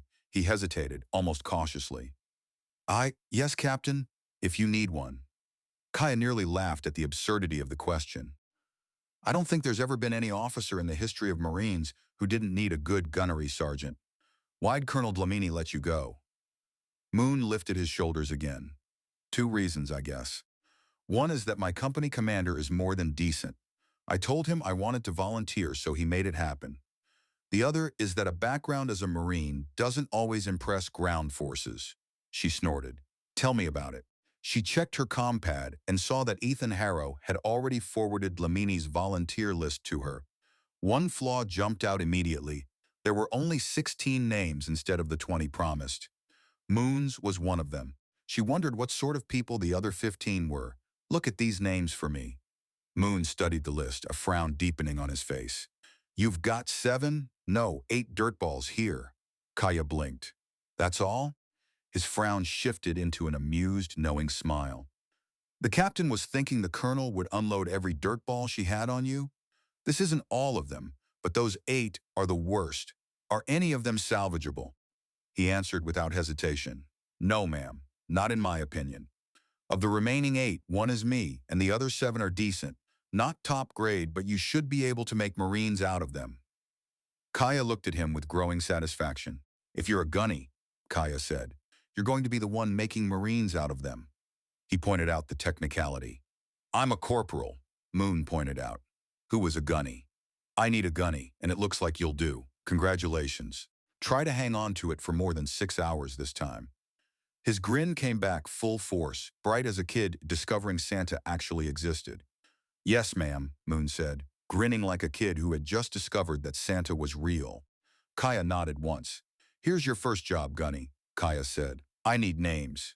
Good ground forces soldiers as replacements for the bad 8 and 4 more capable, warm bodies to make up the 20. Moon's expression lost its humor and turned all business. I can get you those names. I talked to people yesterday when the word went around. I know easily a dozen good performers who said they were going to volunteer and aren't on this list. I'm guessing they were left off because Colonel Dlamini didn't want to part with them. I can call each of them and find out for sure. You do that, Gunny. He gave a brief nod. But I have to warn you that Colonel Dlamini is not going to want to let any of them go. Kaia's answer came flat and confident. You let me worry about that, Kaia said. Just get me those names. A destroyer captain's cabin counted as roomy, only in comparison with everyone else's quarters, which was not saying much. Still, Ethan Harrow owned very little in the way of uniforms and personal belongings, so moving in did not take long. The item that mattered most to Holo of Ghost and Little Ghost claimed only a small corner of the fold-down desk. During a quick call, Ghost had asked the question directly. How bad is it? She'd asked during a brief call. He had searched for the right word. It's different, Ethan said. On Gale, I had a bunch of people who were trying to learn their jobs as they did them, but because of that were willing to try anything. On Cutlass, I've got a crew of extremely experienced people who are afraid to try anything. Ghost had shaken her head. You'd better tell your system security people to try something. Their firewalls have a few holes in them, and someone's been poking around trying to find their way in. He had deadpanned the obvious. Someone besides you. You mean? Yeah. I'll send you a file with some fixes that you can pass on to your extremely experienced people. Ghost. She had smiled at him then. I know. Be careful. Talk to you later. Ethan forwarded the firewall corrections to Warrant Officer Kamaka, who, like anyone in Strathmore T, knew Ghost's reputation well enough that he did not need to be told to take her work seriously. There were still more officers to interview. He needed a meeting with the senior enlisted leadership aboard Cutlass. He needed to do about 100 other things as well. And now Kaia Brynn had added one more urgent task to the pile. Because it was the task he least wanted to handle, Ethan decided it was best to tackle it immediately. With Cutlass in low orbit, communications suffered no meaningful lag. His call connected quickly, though it had to fight its way through several layers of headquarters personnel before it finally reached the ground forces commander. Ethan inclined his head toward the image on the display. Good afternoon, Colonel. Dlamini wasted no courtesy. What do you need? Dlamini asked brusquely. Fine, then. Ethan got straight to it. You were tasked by the government to provide 20 volunteers for a new Marine force. Only 16 were provided. Her reply came instantly. Only 16 volunteered. Working with difficult shipyard customers over the last 3 years had taught Ethan a few things about dealing with obstinate people. He ignored the claim and simply continued. I'm told that 8 of the supposed volunteers are unsuitable and did not, in fact, put their own names forward. Fortunately, I have the names of 12 ground forces soldiers who did volunteer, but through some oversight didn't get added to the list. That would bring the total up to the 20 required. You can see the list of names as an attachment to this call. Dlamini's gaze shifted aside as she reviewed the attached list. When she looked back, her eyes settled on him with renewed focus. Where did you get these names? Ethan kept his expression mild. I know people. Can I assume you'll release those 12 to Captain Brynn? The colonel's tone hardened. The government asked for volunteers. That's not a blank check for you to cherry-pick men and women from my unit. He shook his head once, voice calm and level. The government ordered the volunteers to be provided, and I'm informed that all 12 names on that list are indeed willing to volunteer. Her response was immediate and familiar in style. Are you accusing me of not following orders? It was a very old maneuver, and Ethan knew the proper answer. Why would I do that, Colonel? Dlamini glared at him, giving no sign of yielding. I don't like people accusing me and my officers of not correctly obeying orders, and I like even less people who try to raid my forces for their own needs. A few years earlier, someone like Dlamini might have made Ethan question himself, but he had been through real combat. He had watched people die. He no longer saw any reason to bow to intimidation, especially not when he knew the government would back him in this case. Dlamini had to know that too, whatever game she was trying to play. Maybe this was simply how she handled every dispute. Maybe she was probing to see whether he folded under pressure. Ethan decided not to. I don't like having to make this an issue, Colonel. We can do this easy or we can do this hard. I can play as hard as I have to. Which way do you want it? She held his gaze a little longer, then leaned back. Harrow, I've looked into what actually happened 3 years ago, into what was left out of the official accounts. I know what you did, and you have my respect for that. But I'm commander of the ground forces for this star system. And you never liked having to provide soldiers to the space forces, Ethan pointed out. This is a win for you. Dlamini rejected that premise outright. Ground forces' responsibilities should not be divided among multiple forces. Ethan answered evenly. Marine missions have not traditionally duplicated those of ground forces. She shifted tactics. I've met people like Brynn before. She's a loose cannon. Loose cannons kill people. If you know what really happened 3 years ago, then you know what Kaia Brynn accomplished. Dlamini's expression did not soften. I know that you're friends with her, and that until yesterday, the highest rank you'd ever held was lieutenant. If you think, Ethan cut in before she could finish, and this time there was ice in his voice. I was commanding officer of the Gale, Ethan broke in, letting his tone grow noticeably colder. I won my battles when it counted, Colonel. So did Kaia Brynn. She studied him for another moment, then gave a small shrug. In the interest of establishing a working relationship, I will release those 12 individuals to you. Is that all? Yes, thank you. When the connection closed, Ethan shut his eyes and tried to remember how long it had been since he had taken aspirin. Maybe this situation warranted a full migraine dose. He touched his calm. I'll see you now, Lieutenant Zhao. As far as Ethan had been able to tell, chief engineers aboard warships usually came in 2 varieties. One type looked like survivors of repeated trauma, tense as battlefield veterans crossing a minefield and expecting disaster from every next step. Those ones drank coffee like it was medicine, shouted a great deal, and lived in constant combat with whatever torment fate had handed them. The other type had come to something like Zen acceptance. The universe was chaos. Calamities spun like a wheel, and each day would deliver some fresh disaster. But getting emotional about it only made life worse. Those engineers sipped coffee slowly and wore the calm smiles of people who understood that even catastrophe eventually ended. Tessa Zhao seemed to belong mostly to the second category, a woman reconciled to suffering. Ethan gestured toward the only other chair in the captain's cabin. You've been chief engineer on Cutlass for 4 years. Yes, sir, Zhao replied. Though Cutless was the Kamehameha for the first year before Earth Fleet sold her to Strathmore. He nodded. Chief engineer for 4 years, Ethan repeated. Did you commit some horrible crime in a past life that you're trying to make up for? If he had intended humor, it didn't land. Zhao answered in a tone just as dry as before. Commander Velen didn't believe in rotating officers through jobs, sir. He wanted someone who knew the job to stay there. Ethan rubbed at his chin while considering her. Just about every rank and position on this ship has been frozen because there isn't any other place for anyone to go. The ensigns have been ensigns for at least 4 years. We knew what we were getting into, Captain, Zhao said, still carefully reserved. That's going to change. He looked directly at her. I'm going to be direct with you, Lieutenant. The evaluations on file for you and every other officer on this ship tell me almost nothing. They say you're all very top 1% performers who deserve early promotion. The write-ups on those evaluations have obviously gone through customization apps to reuse the same words in slightly different ways. But I know you. I worked with you during periods. This ship was docked at the shipyard.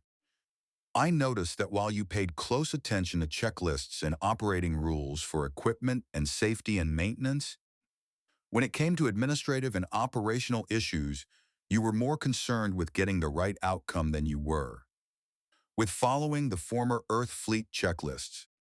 Zhao inclined her head in the manner of someone who had heard this before and not as praise. I am aware of my shortcomings in that regard, sir, and am attempting to place proper emphasis on all established guidelines and requirements in all areas. For an instant, Ethan just stared at her, surprised by the reflexive answer until he reminded himself how Earth Fleet had trained its people. That wasn't a criticism, Lieutenant. I'm actually impressed by your ability to distinguish between those checklists that need to be followed and those checklists that are more of a hindrance to reaching a desired outcome. Confusion creased her face. Sir, Zhao frowned in confusion. Sir, he made it plain. You impressed me, Ethan repeated, both in your professional skills and your ability to get things done. How would you like to be executive officer for Cutlass? I need a good second in command. I think that's you. Whatever she had expected from the meeting, this clearly had not been it. She only stared at him, plainly bewildered. Sir? A promotion to lieutenant commander. An assignment as XO of this ship, Ethan said. Can you handle it? That snapped her into certainty. I can handle anything the universe throws at me, sir, Zhao replied. She inhaled deeply. And I can handle being executive officer, Captain. Thank you for this opportunity and for your confidence in me.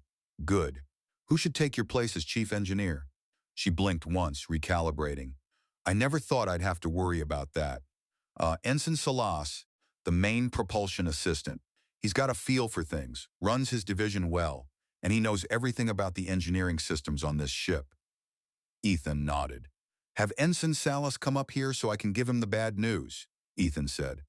You can tell him he's a lieutenant effectively immediately. At last, Zhao smiled. Good news, bad news? Zhao said, finally smiling. How quickly do you want me to turn over engineering to him? As fast as you're comfortable with. I need a good exec backing me up, and I need her yesterday. I also need a recommendation for who to replace Salas with when he moves up. Will do, Captain. Zhao rose, then hesitated before leaving. Sir, Commander Nolan wasn't highly regarded, but he was one of us. Ethan understood what she meant. I understand, Ethan said.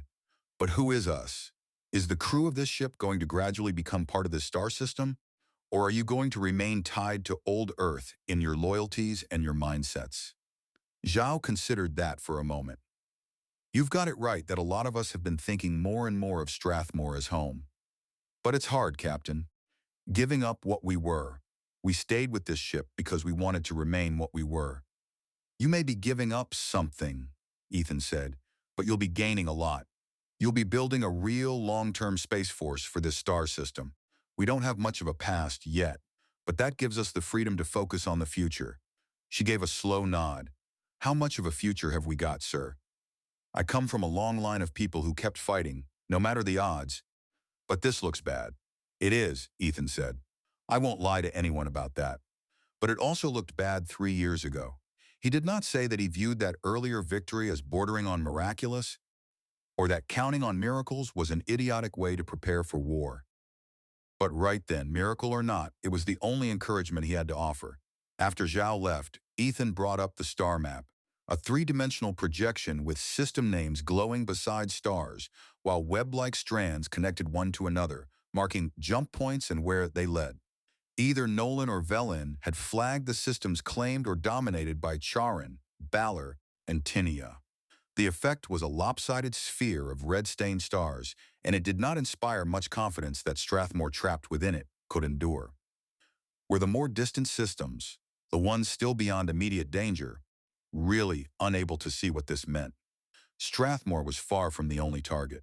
The sphere of pressure was already pressing hard against Ladoga, and by all signs had swallowed Ferrer as well. He knew how badly Strathmore and Ladoga were being squeezed. But what was happening at Ferrer? Did that system still have a little room to breathe, while Ladoga and Strathmore fought for their independence? And would Ferrer's people be wise enough to act before they were forced to? I heard from a friend back on Earth, Commander Nora Castillo said as she sat down in the office of Ferrer's defense minister. The message was months old, of course, but it said Earth Fleet was preparing to dispose of their decommissioned light cruisers. You could get one for about what you paid for the Marquez, maybe less. Defense Minister Alan Leong had already noticed that Castillo did not always think much about long-term costs, which had caused headaches before, as the ministers tried to balance the endless expenses of settling a new world while building the farms and industries it needed to sustain itself. And then we'd have to worry about paying to operate it, Minister Alan Liang replied. He had noticed that Castillo didn't always take long-term expenses into account, which had created some short-term problems as the ministers balanced the many costs of settling a new world and creating the industry and farming it required for local needs. Everything from fuel and food to pay for the crew, which is larger than that on the Marquez, right? Nora tried to minimize it. You could get by with about the same size crew, Castillo suggested. But a little larger, yes, Alan answered with practiced politeness. We'll keep it in mind, Alan said, smiling politely. Nora tilted her head at him. Look, I know a lot of people in Ferrer think the Marquez is a waste of money that could be better spent on other things. And they're right that the money could be spent elsewhere. But you've seen the reports we're getting. My crew doesn't have happy feelings about things out here. I don't think I'm being alarmist. I just want to be sure you know that if the Marquez faces an equal fight, we'll win. But if we're outnumbered 2 or 3 to 1, I can't make any promises. Alan answered carefully. No one has threatened Ferrer, Alan said. Not directly, Nora agreed. Did you see my report about those solicitations my crew has been receiving from Balor? Balor is trying to recruit my own crew out from under me. That's not exactly a sign of good intentions. Alan gave a small nod. No, Alan said. But we should have plenty of warning if any other star system is planning to attack us. He did not add that the entire notion still felt absurd to him. Castillo regarded him with open doubt. How's the warning going to get here? We only know what reaches us. He started to respond, then stopped, following the thought where it led and disliking the destination. But Alan paused, thinking, and not liking where his thoughts were going. We have a couple of trade delegations due to leave soon. I'll make sure they're told to also find out everything they can about what's going on in other star systems right now. Nora seemed satisfied by that much. That's a good idea. Commander Castillo stood up, giving a casual salute. Don't forget about the light cruiser idea, though. By the time you know you need one, it might be too late to get one. Alan remained unconvinced. If it comes down to spending money on another ship of war or spending it for expanding agricultural resources on the planet, Alan said, I'm going to need a lot stronger argument than maybe we'll need it someday. Castillo acknowledged the point with a nod that committed her to neither agreement nor disagreement, then departed. After she was gone, Alan Leong sighed, leaned back, and switched his display to a low-orbit satellite view of the planet below, Ferrer, a world near enough to old Earth in gravity, atmosphere, and climate that human beings found it welcoming. Like every other Earth-like world humanity had discovered, it supported abundant native animal and plant life, yet nothing close to the intelligence or self-awareness humans claimed for themselves. It felt almost arrogantly presumptuous to assume humanity stood alone in the galaxy. But no companions nor rivals had yet appeared. Some people still argued that others must exist somewhere, though true intelligence might be far rarer than earlier generations had imagined. Others believed such beings were deliberately hiding, choosing to avoid humanity. In darker moods, Alan found he could understand why any alien intelligence might prefer to stay hidden from a species as reckless and troublemaking as humankind. He let himself watch the slow drift of clouds over the planet, some of them masking from orbital view the city and building in which he was currently sitting. Other parts of the 2 remaining cities were visible, connected by a loose scattering of farms, ranches, and heavy industrial zones. It was only a beginning. But anyone who looked at Ferrer could see promise written all over it. Anyone. That was the problem. Alan did not want Nora Castillo to be right about Ferrer someday, facing threats too great for a single warship to meet. But he knew enough history to understand that promise and wealth drew not only hopeful settlers, but also the predators humanity had always produced. He found himself wondering whether he ought to push harder or at all for Castillo's proposal to buy another warship. A few years earlier, unrest elsewhere had worried Ferrer enough that the government managed to scrape together the funds for a surplus warship from the fast-vanishing Earth fleet. Since the new government could not agree on a new name, the destroyer had stayed the Diego Marquez. Up to now, the Marquez had been enough to keep trouble outside Ferrer's system. Up to now, what exactly was happening elsewhere at that moment? Ships could leap from star to star faster than light, but they still had to reach jump points and spend time in jump space. Even the nearest systems were weeks away in news terms. Maybe he should. A sharp tone interrupted his thoughts, signaling a high-priority incoming call. Alan accepted it, and the tranquil image of Ferrer vanished, replaced by the port director's face. The man opened without preamble. "Have you heard?" the port director demanded. Beginnings like that seldom meant anything good. "No, what is it?" "Rates for shipping to and from Ferrer are doubling. Effective immediately." Alan stared. "Doubling?" "Yes, and passenger fares will be going up at least as much, supposedly because of increased costs. But that's nonsense. I warned the government about this.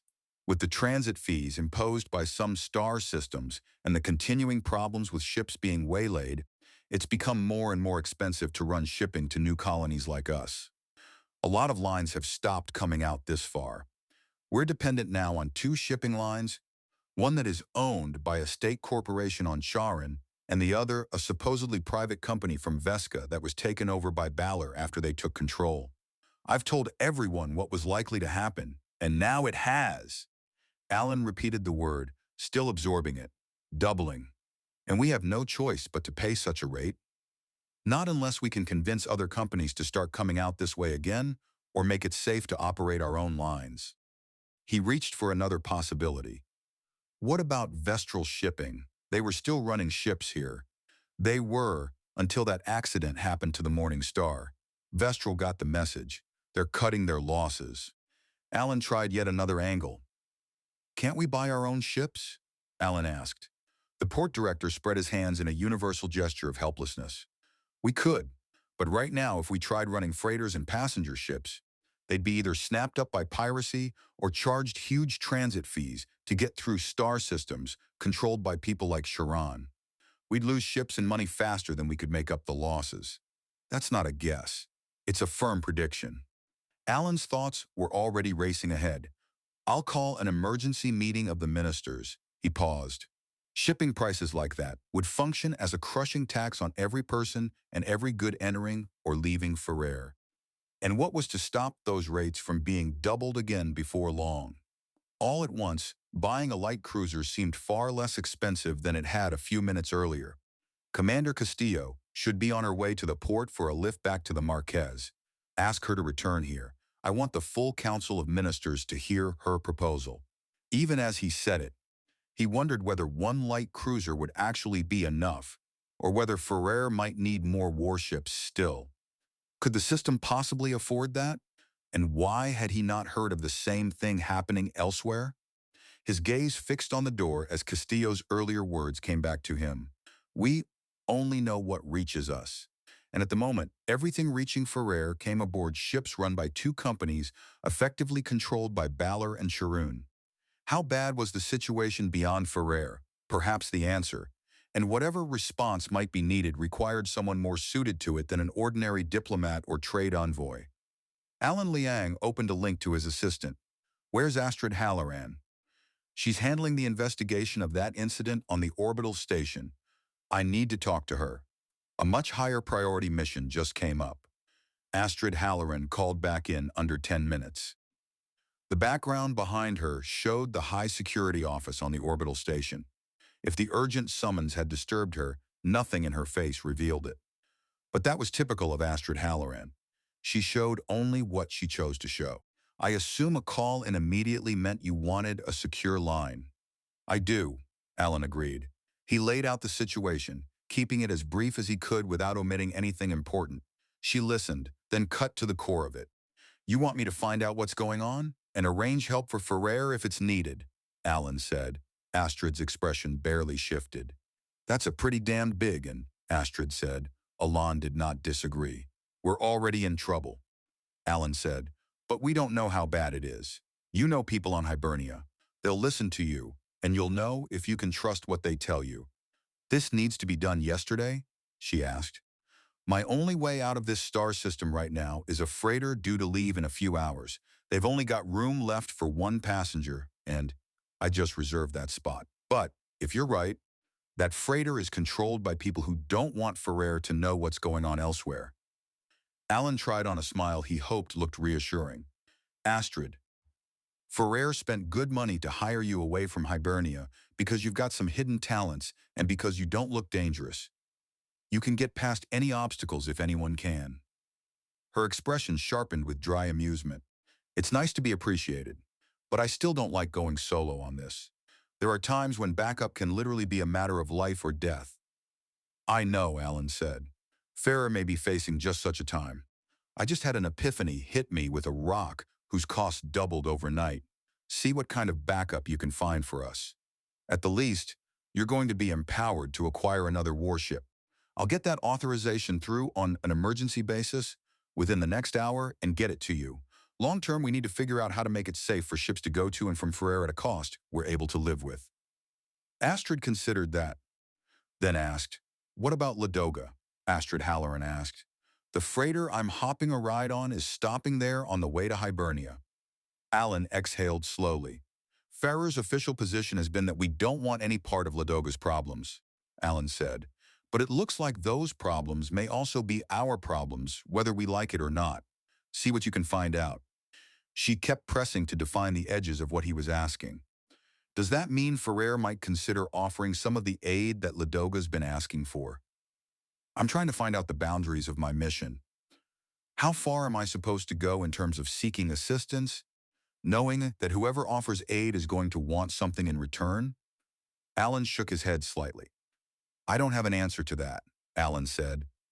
"Technically, you'll be labeled a trade negotiator, but the trades you'll be negotiating will be about protecting the people in this star system. If you see what you think is a good deal for Ferrer, you'll have authority to explore that deal.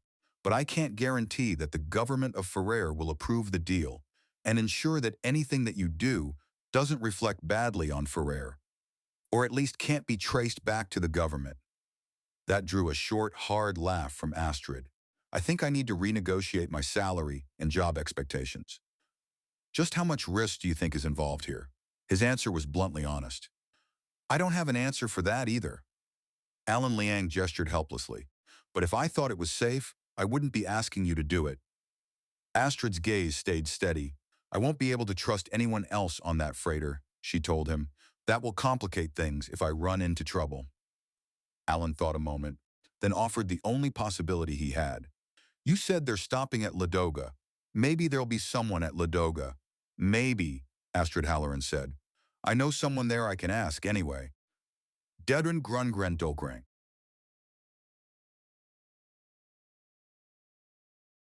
Chapter 3. Strathmore had scraped through its last war on almost nothing, and that success had persuaded too many people that poor preparation could always be redeemed by frantic improvisation at the last moment. That belief was looking flimsier by the day, yet for the present improvised measures were still all Strathmore possessed.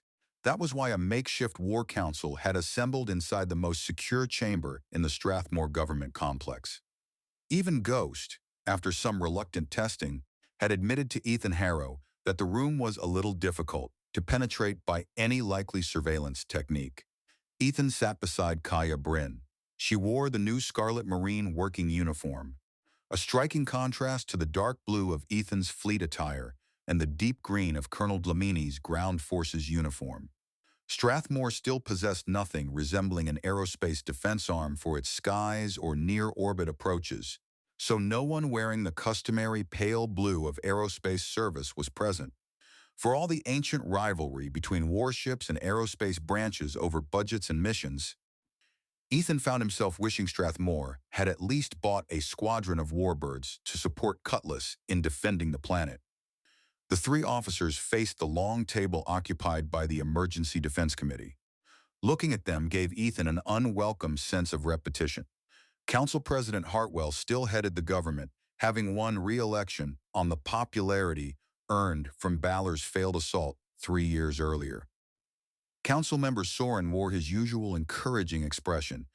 though Ethan had learned the hard way that such support did not mean real concern for the people involved. Councilmember Prentice continued to watch everyone with suspicion, perpetually wary of creeping militarism, and Councilmember Adrian Callister sat alert, unreadable, studying the others while remaining, Ethan knew, his firmest ally within the government. President Hartwell glanced around as though she needed to verify by sight that all 7 people were present. This room is locked down, all security protocols in effect. Colonel Dlamini, please give us your assessment of the situation. Dlamini pressed her lips together, seeming to shape the answer one last time, but when she spoke, her tone was certain. We cannot successfully defend this planet from invasion against the size of the forces arrayed against us.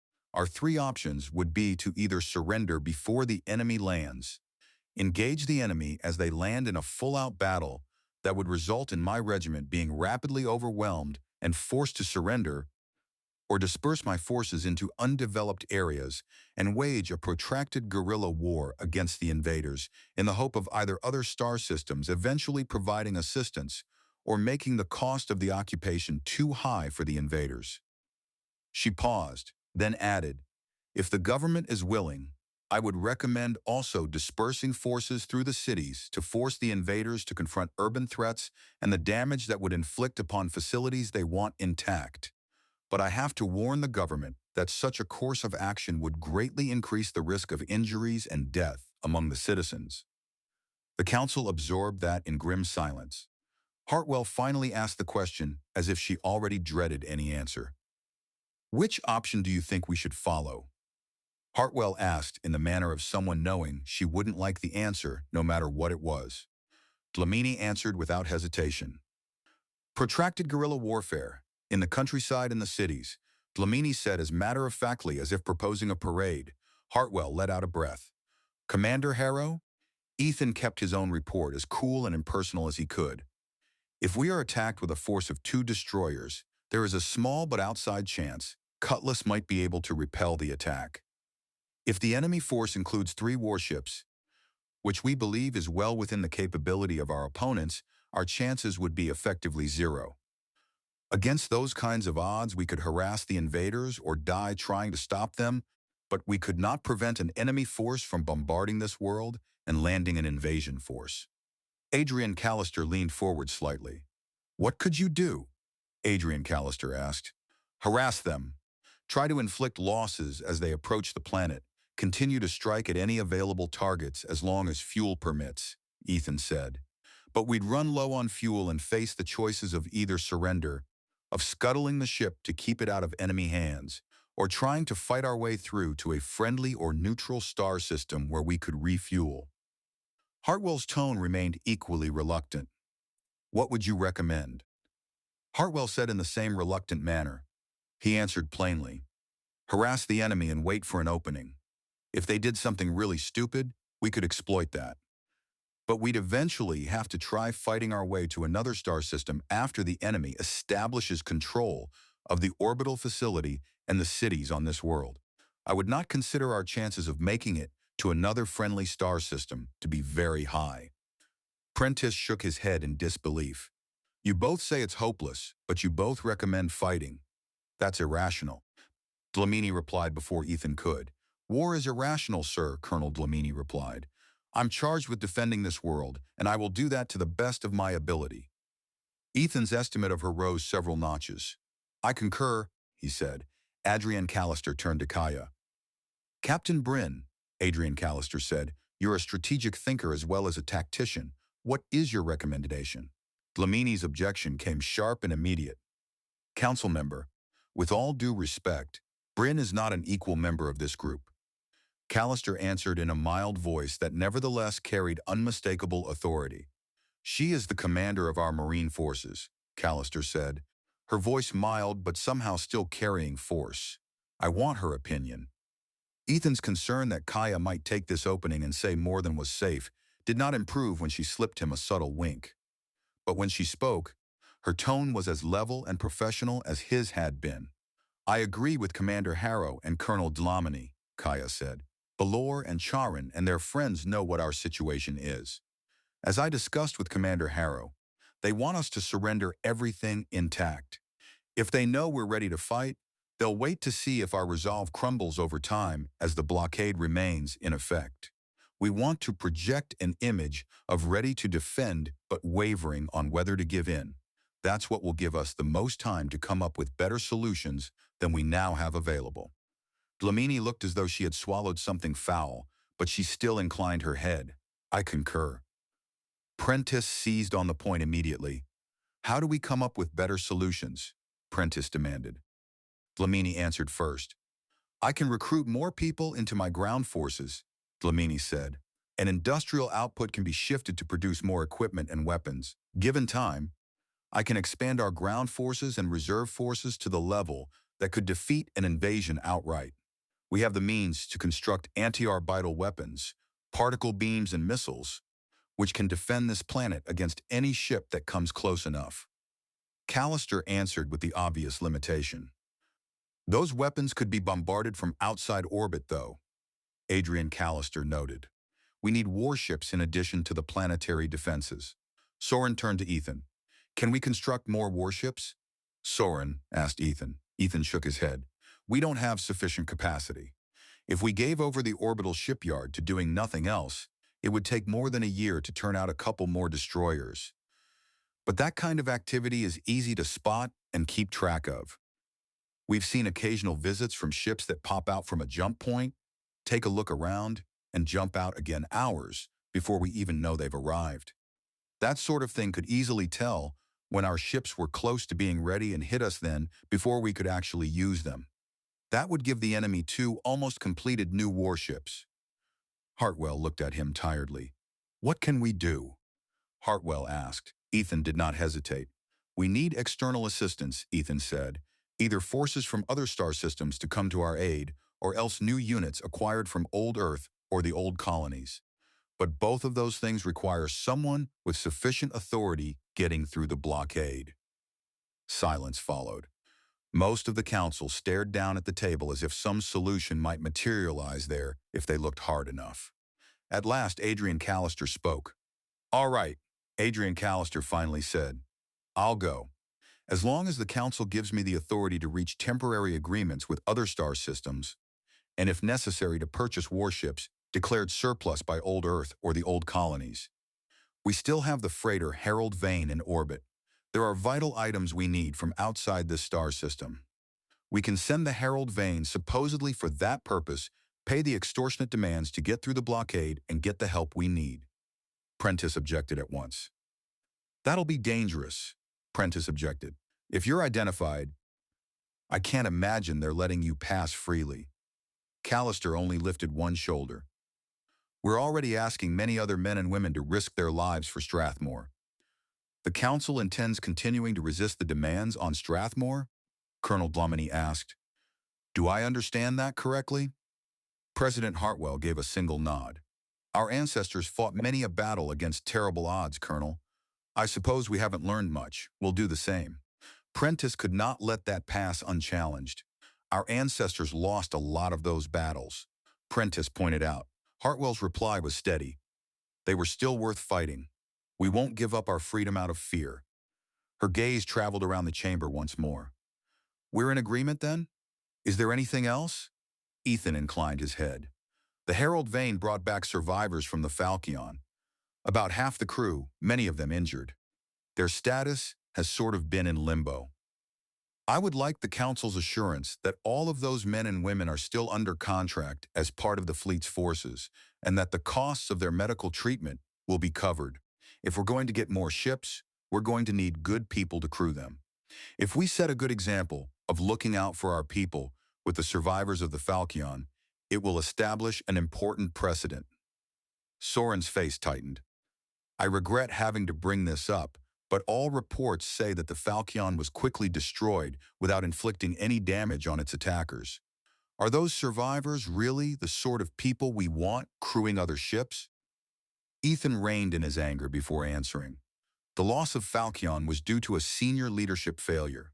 There is no evidence that any of the crew failed in any aspect of their duties. Give them good leaders, and they'll fight well to avenge the loss of their friends and shipmates and to defend this star system. From beside him, Ethan caught Lamini's sideways glance while they waited for the council's response. He found himself wondering how she took his unmistakable assignment of blame to the ship's senior leadership. Adrienne Callister broke the moment. "I move we approve Commander Harrow's proposal regarding the survivors of Falchion." Adrienne Callister said no one voiced opposition, and Hartwell was able to declare the meeting concluded. As Dlamini rose to leave, she angled closer to Ethan and regarded him coolly. "I wasn't aware that the official investigation on the loss of Falchion had been completed," she said in a low voice. "You might want to be careful about too quickly assigning blame." Ethan dipped his head, though not in agreement. "I appreciate your concern. Both the Commodore and the captain of the Falchion were probably once good officers, but they'd been subjected for too long to a training and evaluation system that robbed them of the ability to think and act when they needed to. I'm going to change that system." Her answer was immediate. "Are you? Take it all apart. Discard tradition and the lessons of the past? You might want to be careful, Commander, when you start ripping out parts of a structure. Things you consider useless might turn out to be load-bearing walls, leading the ceiling to fall in and the floor to collapse, leaving you nothing to stand on." She gave him a single nod of parting and moved off toward Council President Hartwell. Kaia watched her go. "I have to give her credit," Kaia commented. "That was a pretty cool metaphor." Ethan looked at her. "Do you agree with the Colonel?" Ethan asked. Kaia snorted. "Oh, hell no. This is the way it's always been done is the stupidest reason possible for doing things a certain way." She broke off as Adrienne Callister approached them. Callister addressed them both. "Thank you," Callister said to them both. "Ethan, I'm going to need some false travel identification documents, so good that nothing and no one can see through them. Do you think Ghost would assist with that, or is she still extremely angry with me?" Ethan immediately objected.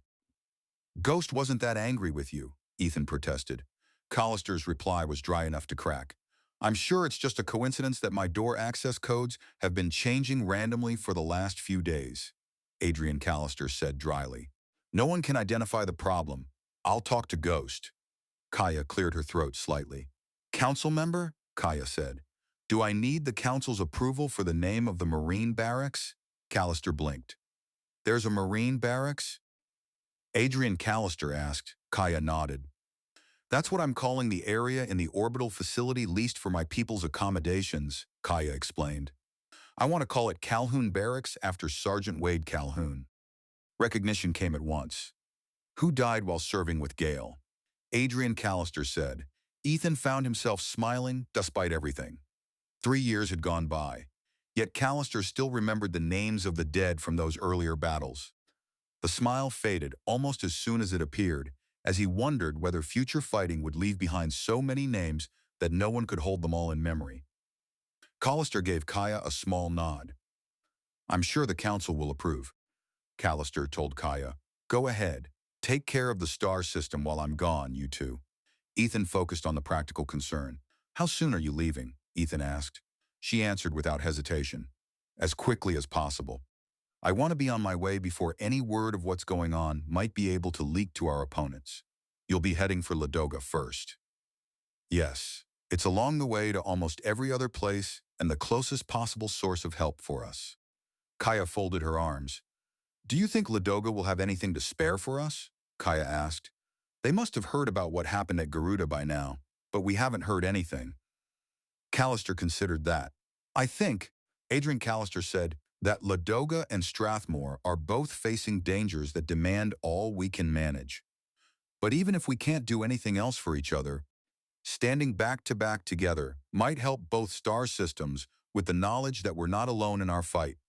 And maybe seeing Ladoga and Strathmore working together to defend each other will inspire others to come to our aid. I'm hoping that the pressure on us means that Ladoga is facing less trouble at the moment." Ethan saw Kaia give a slight shake of her head. "If Balor and its pals are smart," Kaia said, "and they've been way too smart lately, they'll know we can't do much after losing Falchion. They might decide to hit Ladoga harder while we're unable to do anything."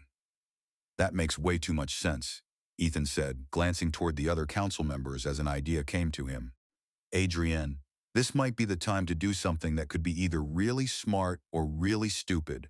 I'll need council approval to do it, but it might help ensure you make it through to Ladoga. And if Ladoga is under more pressure, it might help them too. Kaia answered instantly. I'm in, Kaia announced. You had me at really smart or really stupid. Callister gave Ethan a steady look. Let's see if we can get President Hartwell to sign off on whatever your idea is, Ethan, Adrian Callister said. For me, I trust your instincts, and Ladoga may need our help as badly as we need them. Of Ladoga's 3 built-up cities, Divin remained a gleaming ghost city and a war zone. Krakow was only about 2/3 occupied and carried the tense feel of a place under siege, while the capital Poznan, the first city overflowed with people, commerce, and ordinary motion, its air of normalcy, disturbed only by scattered extra security checkpoints hinting at problems, still kept mostly at a distance. The intelligence offices occupied several rooms inside a blunt, box-like building that had originally been meant for record storage. The same design choices intended to keep damage away from archives also worked admirably to keep classified information from escaping. The settlers who had founded Ladoga had not been eager to create a formal apparatus for spying, having already seen too much of that on old Earth. Even now, with the need for such work made obvious by the fighting around Divin, there was reluctance to establish anything permanent. So, instead of a proper intelligence service, the offices had been grouped beneath the harmless-sounding label, Section 8, Dane Varga, Provisional Chief of Intelligence, watched Solana Reyes with curiosity. Why does saying Section 8 always make you smile? Provisional Intelligence Chief Dane Varga asked Solana Reyes. She gave a small shrug. It's just an old joke from Earth, Solana told him. One of the largest militaries there also used the term. What is it you need? Dane called up an image on his display. One of our remote pickups in a rebel-held area intercepted this, Dane told her, bringing up an image on his display. Instead of words, stylized symbols appeared. I assume it's a message, but it looks more like pictograms than words. None of our gear can make sense of it. Can you? The moment she saw it, recognition hit her hard, bringing unwelcome memories along with it. Yes, this is an old gang code, Solana said. The Tharks. They control a lot of territory around Tharsis on Mars. Dane absorbed that grimly. Our enemies are still hiring Reds then, Dane said. Solana reminded him of the obvious truth. A lot of people will do almost anything to get off Mars, Solana reminded her superior officer. These Reds are being paid to get to go somewhere else. We could recruit our own, she added, not able to remember how many times she had made that recommendation. Once again, Dane Varga answered with a shake of his head. Solana, no one trusts them. I agree that's stupid when we've got you as an example, but people don't look at you and see a Red. She gave him a hard look. Maybe they should. We need fighters. He did not argue further. I'll pass your recommendation up the chain again. What's the message say? Solana studied the symbols. I don't know all the code, Solana said, tapping a semicircular symbol with a short vertical line drawn inside. That's a cent. It can mean 1 or 100. And this next one. That's like the beggar code symbol for full, so I think it means the cent stands for 100. The mark is usually used for money, but... Dane leaned closer. That next symbol looks like a gun. This is about an arms shipment? She shook her head. No, Solana said. The gun represents a person, a man or a woman who is a gang fighter. That's how a lot of things are done on Mars. People are only worth what they can do or what their work is, so they get represented by symbols showing whatever that is. He glanced from the display back to her. Really? Dane asked, studying the symbols. What sort of symbol represented you on Mars? Her answer came sharp and flat. None of your damned business. She drew in a breath and forced herself onward. So, 100 men and women, fighters. This here, that large, tall triangle with smaller triangles attached to the bottom on either side, represents a spaceship. But it's got a heavy line under it, so the ship is landed, which means a spaceport. Dane pointed again. What's the horse mean? Dane asked. The sketch did resemble a horse, a crude stick animal standing stiff-legged and motionless. Solana knew that one immediately. It means a trick, like a Trojan horse. That's where it comes from. Everything snapped together in her mind. This says they're going to hit our main spaceport with a sneak attack. Dane's eyes fixed on her. Are you sure? That's what it looks like. Maybe some shipment along the rail line into the spaceport, maybe inside some trucks. While she waited, Dane pulled up schedules and flicked rapidly through screen after screen on his pad. Because of the sabotage to the rail line from Krakow, there aren't any freight trains due in today. But there's also the mass transit line that goes past the spaceport and has a stop there. I'll notify the security office. Solana cut in, jabbing at another symbol she recognized. Wait. Solana pointed to another symbol she had recognized. See that? A circle with short lines radiating out from it? That's a crater. Dane frowned. A crater? How does that? She answered immediately. A crater represents a threat from above, because something falls and makes a crater. Maybe the threat is someone high-ranking who's out for you. Or maybe it's a physical threat, like a bomb or an aerospace craft. But it means something dangerous coming from above. He began working through the implication aloud, coming from above. At the spaceport, he flipped to more screens. There are the usual shuttle runs between here and the orbital facility. I'll notify security up there. Then he stopped, thinking, Trojan horse. That literally was a big, fake horse, right? So nobody would expect it to hold people. He checked another set of data. There are also a couple of cargo drops due in. 100 people. Size? Yeah, cargo containers that size could carry that many. And there's nothing unusual about cargo containers being pressurized to protect the contents. One of the drops is today. Solana was already reaching for the manifest. What freighter is dropping it? Solana asked as she tapped her pad to call up the data. The Roland Vos, supposedly out of Indra, arrived here via the jump point from Sigma. Why would a freighter from Indra have come here from Sigma? Sigma was a red dwarf, smaller, cooler, and dimmer than a star like Ladoga, surrounded only by frigid, lifeless worlds. With better planets available elsewhere, nobody had settled there, but Charun had claimed the system a few months earlier. No one with both the will and the means to challenge that claim had done so yet. Dane leaned over her shoulder to read the data. He could have come to Sigma from Ferrer. That's what he reported as his last stop. Solana did not let that reassure her. He also could have come from Vesca, Solana pointed out. Dane called up more information. Barracuda is handling patrol duties while Stingray is getting some repair work done. The Roland Vos showed up while Barracuda was running down another freighter that had jumped in from Garuda. That was convenient. Yeah. It kept Barracuda from doing any physical search of the Vos before the freighter reached this world. Maybe this job is making me paranoid. But right now I really wish I knew exactly what was in that cargo container that is due to drop in about an hour. Solana looked at him grimly. I think we already know what's in it, Solana said. He hesitated only a moment. If we're wrong. Hell, I'll call in an alert, Dane decided. That's what we're here for, right? She pushed her point again. Supposedly. Look, we only learned of this because I was working here and I'm a red, Solana said. We need to hire more. There are good people trapped on the hellhole called Mars. Give them an option to escape Mars and help ourselves at the same time. Dane paused, then gave her a serious nod. I promise you that I will make that case in the strongest possible terms. You get to the main spaceport fast. I want you there when that drop comes down. Try to get us some live prisoners. The more proof we can get that these rebels are being recruited by other star systems, the better our chances of getting help against them. She was already moving. I'm on my way. Solana jumped up and ran out, pausing only to grab her rifle as she went.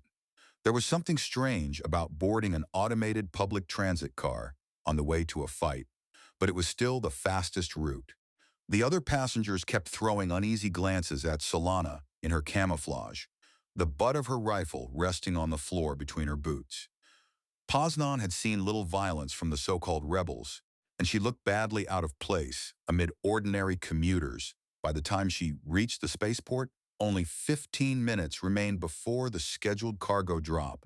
Soldiers and public security officers were already streaming toward the port, as Solana keyed into the official system to determine which drop pad would receive the container. Pad 6, a security officer called out as she raced by. Solana fell in beside her, and a second security officer matched pace on the other side. Both wore sidearms, along with the non-lethal shockers that had once been the only weapons carried by public security. A squat shed near Pad 6 caught Solana's eye, its roof offering a good view over the area. She peeled off toward it as a squad of militia volunteers arrived to reinforce the public security officers. Pulling herself up onto the roof really, just a cover structure for monitoring equipment tied to the cargo pads, she stretched out flat and looked skyward. There it was, a bright point against the blue, the flare of thrusters slowing the descent of the cargo lifter and the container slung beneath it. Her comm chimed. All personnel in the vicinity of the spaceport switched to command frequency 2. She switched over just as another announcement thundered from the spaceport's public address system. All non-security personnel, clear the spaceport immediately. Evacuate toward the terminal and out onto the plaza, then wait for instructions. Mass transit, road and rail access to the spaceport has been temporarily suspended. Repeat. All non-security personnel must leave the spaceport immediately and gather on the plaza outside the entrance to the main terminal. A lot of people were being disrupted, Solana thought. If she had misread that Thark code, a lot of those people were going to be furious with her. She prepared herself, staying flat on the roof as she loaded her rifle and aimed toward the pad, checking that the scope was set to begin recording and automatically relaying the data back to Dane Varga for forwarding wherever it needed to go.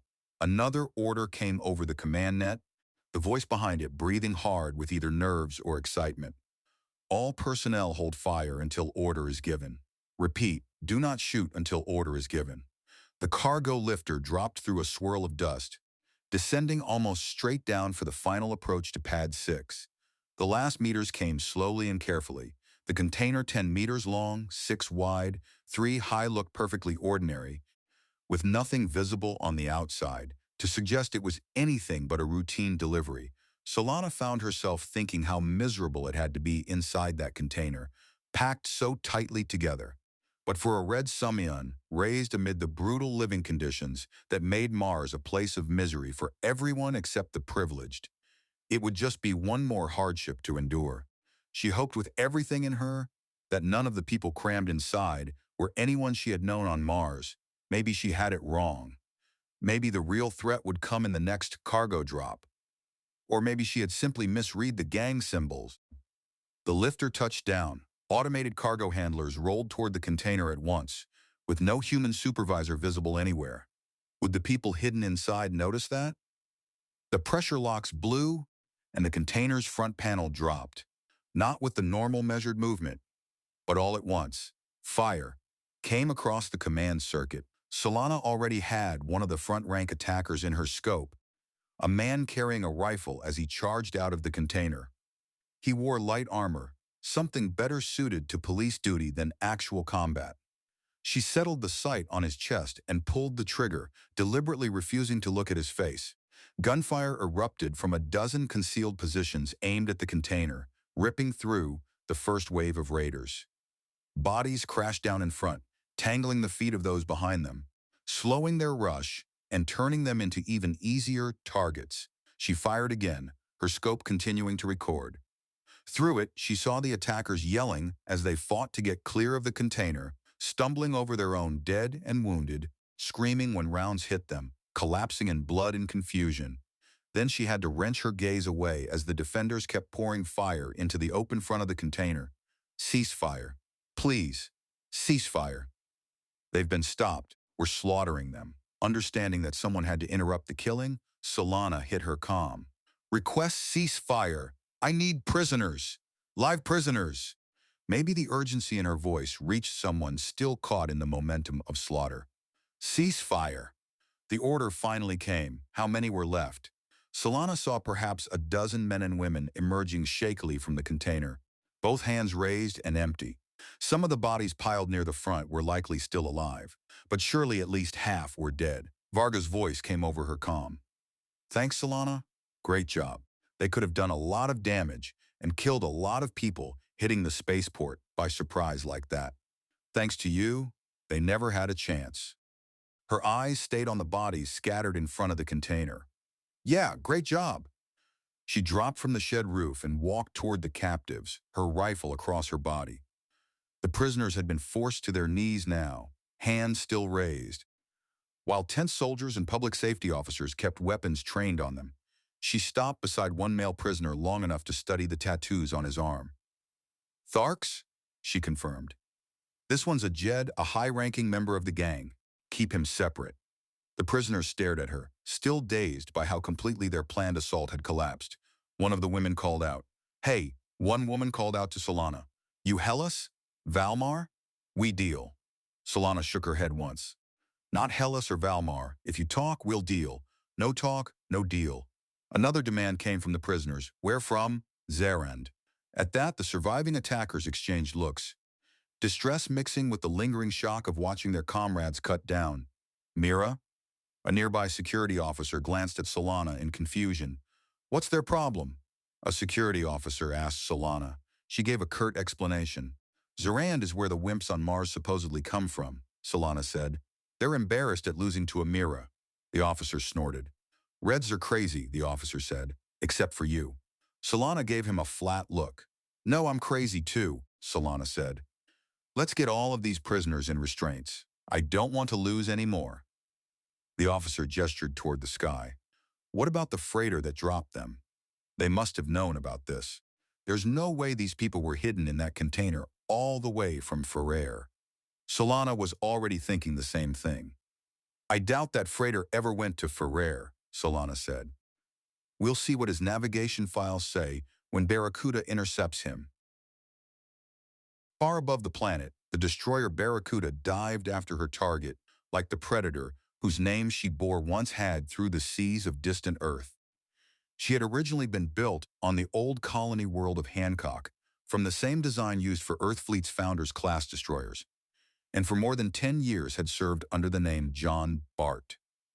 2.5 years earlier, after Hancock declared her surplus, she had been sold to Ladoga, whose government had apparently decided it had no idea who Richard was and preferred Barracuda as a name. She was hardly the newest warship flying space, but out here she still mattered, especially against a slow, blocky merchant freighter. From Barracuda's bridge, her commanding officer sent the warning. "Merchant ship Roland Voss, your ship off, loaded a cargo container full of enemy combatants. Stand by to receive a boarding party," Barracuda's commanding officer, Commander Mikhail Volkov, broadcast. Policing smugglers trying to move fighters and weapons down to the surface was not the most thrilling assignment a warship could have, but it was still better than drifting endless patrol lines through empty space, waiting for something interesting to happen. He turned toward the operations watchstander. "Initiate final intercept maneuver." The watch repeated the command and executed it. "Initiating final intercept maneuver," the watchstander repeated before activating the command. Barracuda's weapons officer stared at the freighter on his display. How did they think they'd get away? Barracuda's weapons officer wondered. Volkov guessed readily enough. "They probably hoped we'd be patrolling a long ways off," Volkov guessed, and that in the confusion after the attack on the spaceport, they could get far enough to reach a jump point before we caught them. The freighter's answer came back short and openly hostile. "We have committed no crime. We will not permit an illegal search." That drew a smile from Volkov, though none of the amusement reached his voice. "This is not a search. Your ship is being seized for aiding an attack on the people of Ladoga. I repeat, prepare to receive a boarding party." Barracuda fired her main drive to cut velocity, the destroyer curving inward as she closed on the freighter's track for the last stage of the intercept. Then alarms sounded, and warning symbols flashed across the captain's display. Volkov blinked in disbelief. "He's shooting at us?"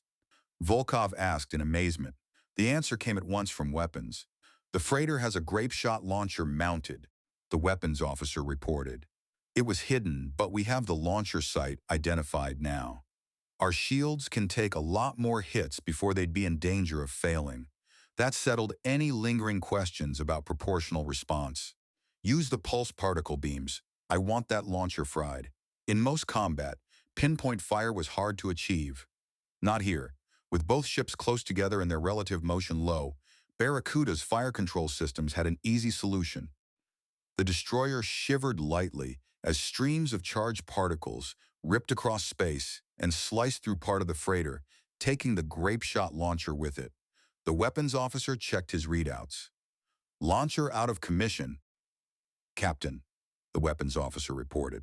We've rescanned the freighter, looking for anomalies that might indicate other hidden weapons, and found nothing else.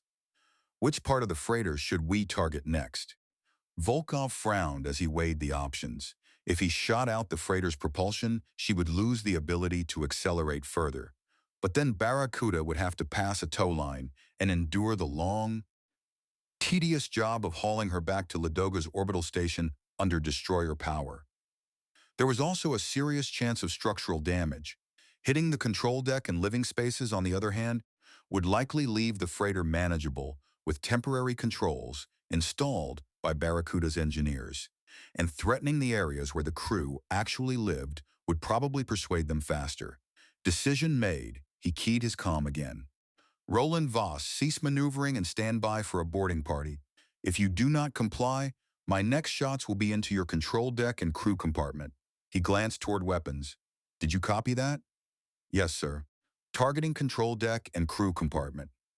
Another report came from elsewhere on the bridge. Captain, the boarding party commander wants to know whether non-lethal shockers or lethal weaponry should be employed in case resistance is encountered. Volkov almost answered automatically with lethal force. The ease with which the decision had risen in him gave him pause. Lethal weaponry. Just like that.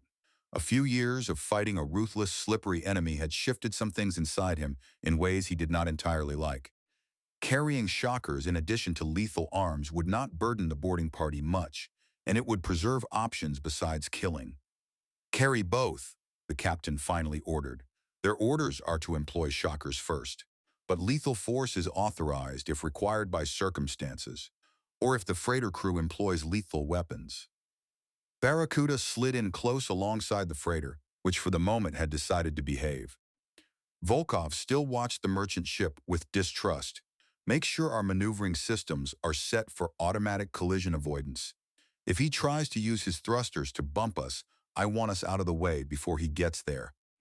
With those systems on automatic, the much more agile destroyer ought to sidestep long before the freighter could actually hit her. A secondary screen beside the captain's chair came alive, showing the boarding team in survival suits, getting ready to jump the gap to the hatch leading into the freighter's crew spaces. Technically, both ships were still in motion, but with their courses matched, it looked and felt as if they hung motionless together. The operations officer sounded uneasy. They're getting awfully bold, aren't they? The operations officer said, her voice worried. What kind of idiot uses a single grape shot launcher to attack a destroyer? Volkov kept his eyes on the freighter. Yeah, crazy for them to do that when it's just them and us. He broke off, considering. I wonder what kind of backing they're expecting to show up? Maybe that was part of their plan for getting away. Comms, get a message off to Stingray and the defense office. Tell them we might have some dangerous company coming. The comm watch looked uncertain. Nothing specific, sir, the comms watch asked.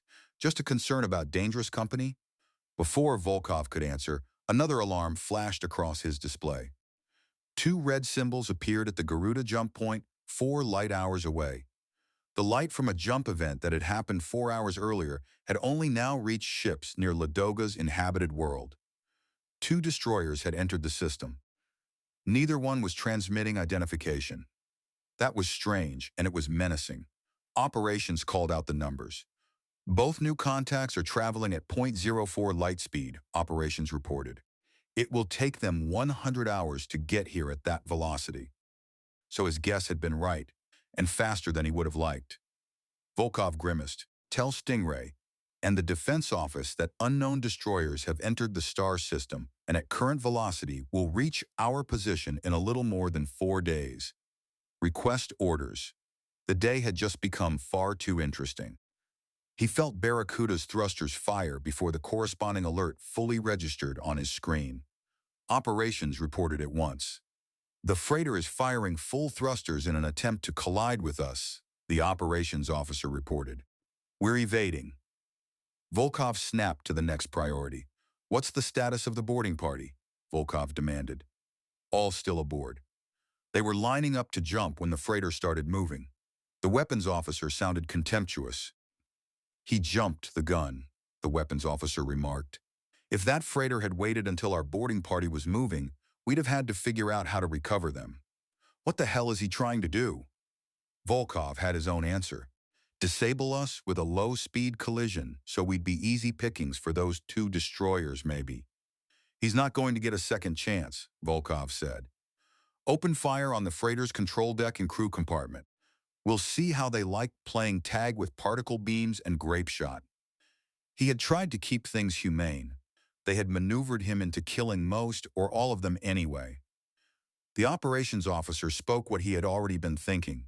If those two destroyers are commanded by officers as zealous as whoever captained that freighter, the operations officer said, we're going to have a nasty fight on our hands. Volkov watched Barracuda's fire chew away the freighter's bridge and crew areas. I was just thinking the same thing, Volkov said as he watched the freighter's bridge and crew compartment dissolve under the fire from Barracuda. At least Stingray was not far away, still at the orbital station for minor repairs. She would have ample time to get clear and join Barracuda so the pair could meet those newcomers on even terms. Then engineering broke in. Sir, we've got some odd readings from the freighter's power core, the engineering watch reported. A heartbeat later operations shouted another warning as a fresh symbol lit on Volkov's display. He's launched an escape pod. The operations officer called out a moment later as the alert appeared on Volkov's display. They must have been in it before the freighter began that last maneuver. It was all on automatic. The Roland Voss was still drifting toward Barracuda, now passing below the destroyer as Barracuda climbed to stay clear of impact. Volkov stared after the escaping craft. They launched that escape pod at maximum boost. But they can't outrun us even with that, Volkov said. What the hell are they trying? Engineering answered first. Captain, the readings from the freighter's power core indicate it's becoming unstable. He understood then, not just part of it, all of it. The plan came clear in a single rush. The only remaining question was whether there was still time to spoil it. Volkov had spent years being taught to follow correct procedure. But he had also once served under a commander who introduced him to the dangerous notion that proper procedure was not always the right answer. So instead of following proper procedure, now calling for a propulsion order and waiting for the watch to repeat and execute it, Volkov slapped the propulsion control on his own display and drove the power setting straight to maximum. Barracuda lurched as full thrust hit, hurling the destroyer forward and away from the freighter. Crew members grabbed frantically for handholds, some crying out in surprise, while Volkov hit the general announcing system. All hands in survival suits. Brace for. The Roland Voss blew apart as its power core overloaded. At that range, Barracuda's sensors barely had time to begin shrieking a warning before the expanding wave of gas, heat, radiation, and debris smashed into the fleeing destroyer. The blast struck from astern and below, kicking Barracuda's tail upward, while her maneuvering thrusters fired furiously to keep the ship from tumbling end over end through space. The engineering watch on the bridge sounded shaken. Main propulsion is offline, the engineering watch stander on the bridge reported in a shaky voice. Serious damage aft. Engineering is not responding to requests for their status. Volkov forced himself to focus. How's the power core? Volkov asked, before getting a partial answer as the lighting went off. Replaced with the dimmer glow of emergency lanterns, the answer came through the gloom. Checking, sir. Our power core just carried out an automated emergency shutdown due to damage. Anger pressed hard at him, but he shoved it back. There was no room for it. Do we still have comms? Yes, sir. Primary comm system is rebooting, but the secondary is online and running on backup power. Send a message that we've lost main propulsion and sustained other damage to engineering. Casualty count unknown. A full update will follow as we assess damage and get more details. Ensure that Stingray knows about the escape pod that left the freighter. Maybe they can catch it. The operations officer sounded furious and humiliated at once. They set us up, the operations officer said. Angry and ashamed in equal measures. The raid on the spaceport, the freighter that was intended to take us out, and those two destroyers arriving from Garuda. A backup display appeared beside Volkov's chair. Red markers showed the damage Barracuda had taken. It could have been worse. If he had not ordered full acceleration when he did, the destroyer would have absorbed the full violence of the freighter's explosion. That was not much comfort. At every stage, the enemy had stayed ahead of them. Comms spoke again. The orbital facility reports that it's sending a tug to intercept us and help us get back for repairs, the comm watch said. The escape pod from the freighter is heading down toward the planet. Best estimate is a landing site near Divin. Operations voiced the fear hanging over the bridge. Can Stingray handle those two destroyers alone? The operations officer wondered. Volkov stared at the damage display. I hope so, Volkov said, bitterness filling him. He'd saved his ship but otherwise failed. Now Ladoga's survival would depend on someone else. Dun Grindrin, Donkaline.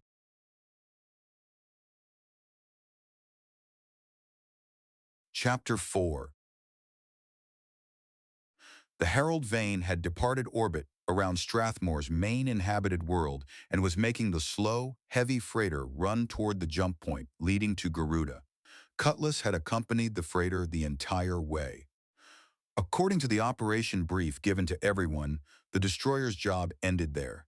She would leave the Herald Vane at the jump point and remain in Strathmore to defend the system. Adrian Callister, traveling aboard the freighter, under an assumed identity, had found the trip frustrating because it gave her no chance to speak with Ethan Harrow. She hoped he was establishing himself firmly as commanding officer and beginning to change how the former Earth Fleet crew responded to the pressures of combat. Cutlass had handled every maneuver with flawless skill and exact precision, but then, crews trained by Earth Fleet had always done that, at least until Falchion died at Garuda. What would be waiting there this time when the Herald Vane arrived alone?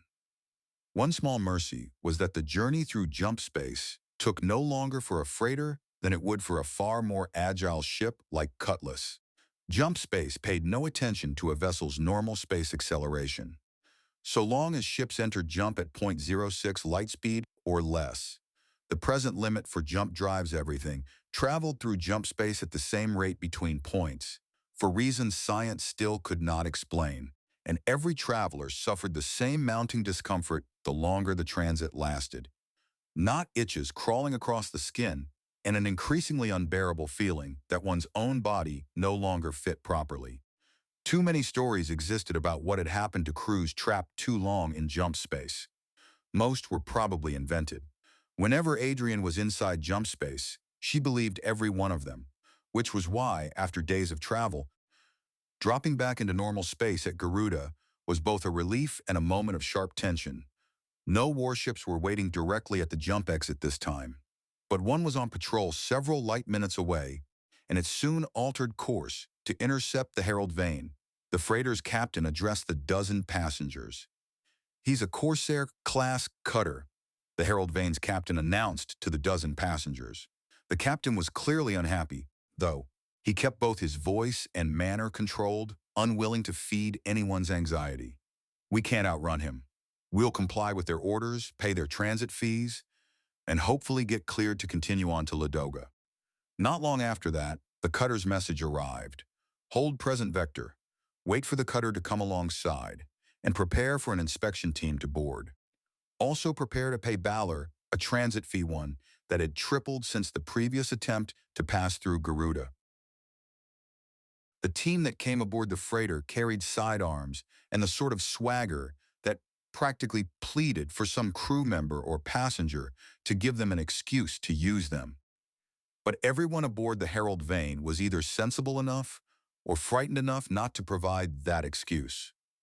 When ordered into line for screening, Adrian Callister took her place with proper meekness. She watched members of the freighter's modest alcohol stock being hauled away. Taxes were not paid on that liquor, so it's contraband and is being confiscated. The officer in charge of the inspection announced as if hoping someone would protest. When nobody did, he began moving down the line of passengers, checking travel identification, personal compads, and universal wallets. When he reached Adrian, he gave her a long, assessing stare, and leaned into her space to make the intimidation physical. He struck her as exactly the kind of schoolyard bully who had found a profession perfectly suited to his talents. Identification. Adrian handed it over while projecting a carefully balanced mixture of nerves and fear, just the sort of response a man like this would savor. He squinted at the data appearing on his pad. Iris Rose Calvert, librarian. The title amused him enormously.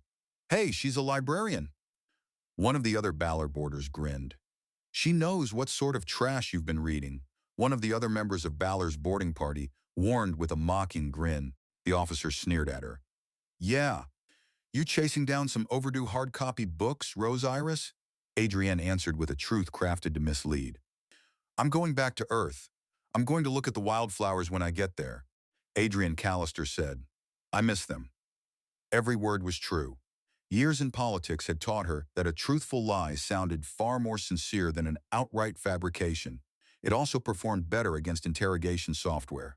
The officer glanced at his pad again, apparently finding nothing suspicious, and thrust out his hand once more. Universal wallet. Adrian became the picture of timid compliance. Yes, sir? Adrian Callister said like the meek librarian she was supposed to be. She produced the thin rectangular device and held it out. He barked the next order. Access code, the Baloran bully demanded. Letting her fingers tremble just enough to sell the fear, Adrian keyed in the code that would let his pad read the wallet. His mouth twisted with contempt. They don't pay librarians much, huh? There's an individual transit fee, too.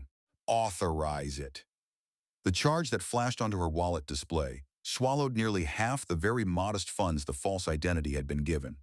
Sir, please. That drew immediate interest from two other inspectors, who stepped closer. Are you resisting? The officer asked as two of the other inspectors stepped forward eagerly. No, sir. Adrian tapped the approval. The officer moved on. Adrian locked the wallet back down and stood waiting. Suspecting the boarding party, was hoping someone would ask whether they could sit or leave, and thereby invite fresh harassment. She would have to thank Ghost later for the quality of the forged identification and wallet setup. They'll ask for your passwords and codes, Ghost had told her. This pad isn't your pad, but it's loaded with lots of stuff that makes it look appropriate for your fake identity. Enter this code in your wallet and all they'll see is a shell with not much money in it. Enter this other code and you'll have access to the actual wallet with the Strathmore government account that'll pay for new ships. And Ghost had refused any payment. Get through the blockade, get help for us, and save Ethan's butt. That's what I want out of this. Adrian had answered in kind. If it can be done, Adrian had promised, I will. The Baloran officer was extorting the final passenger when his compad chirped and a voice came through loud enough for Adrian to make out the words. A destroyer just arrived in system. Get back here now. Irritated, the officer hit the pad. That'll be one of ours. What's his ID? The answer came fast. He came in at the jump point from Strathmore and he's broadcasting a Strathmore ID. Swearing, the officer and the rest of his team ran off the crew deck, through the access tube, and back toward the cutter. Adrienne and the others remained motionless until the airlock finished cycling shut behind them. The instant it did, the captain of the Herald Vane sprinted for the control deck, with Adrienne right after him. Is that Cutlass? The captain gasped. She looked down at the contact label on the display. This says she's Cutlass. He stared at the screen. What are they doing here? Adrienne felt a smile break through despite herself. Surprising a lot of people, it seems. Morale aboard Cutlass was unsteady at best. Orders were obeyed, duties were performed, everything happened as it should, but Ethan could see the absence of confidence in both officers and crew. Falchion's destruction had struck them hard. Then Commander Velen had left the ship idle in orbit long enough for that shock to harden into something worse. Kaia had put it bluntly, they're ready to lose. One hit and they'll fold. When Ethan had asked what she recommended, her answer had been simple. Do something, Kaia said. Anything. He had indeed done something, which led Kaia to remark that she had not meant something really stupid. He still did not believe this qualified as really stupid. He hoped he was right. The crew's reaction when, Only hours after the Herald Vane departed, Ethan ordered Cutlass to the jump point. Both worried him and confirmed that he had chosen correctly. Shock was there, but so was something too close to fear. Even though the crew still performed every order with their usual professional precision, Ethan had deliberately arranged for Lieutenant Commander Tessa Zhao to be on the bridge when he gave the order. If anyone intended to challenge his command or question what he was doing, he wanted that confrontation in front of him, not whispered behind his back. But though Zhao looked as startled as everyone else, she said nothing. He switched on the ship-wide circuit. "This is the captain." Even now, saying that felt strange, stirring up memories of Gale that were both warm and unsettling. "We're going to jump," arriving long enough after the arrival of the Herald Vane to surprise anyone waiting at Garuda. If the odds are bad, we'll distract the enemy forces enough to help the Herald Vane get through the star system before we jump back here. If the odds are good, we're going to start making them pay for Falchion. Regardless of exactly what happens, we'll disrupt the enemy's plans." He stopped for a beat, trying to pull the rest of the carefully rehearsed words back into order. "No matter what we find at Garuda, I know Cutless and her crew will be able to handle it. Before this is over, Balor is going to find out the hard way not to mess with the kind of crew Cutless is fortunate enough to have, and your friends on Falchion are going to be avenged." When the address ended, Ethan turned toward Zhao. "I'm sorry I couldn't brief you on this beforehand. Let's go talk." In his cabin, Zhao refused the offered chair. Her stance was as rigid as her tone. "Since the captain lacks confidence in me," Ethan cut that off before it could gather force.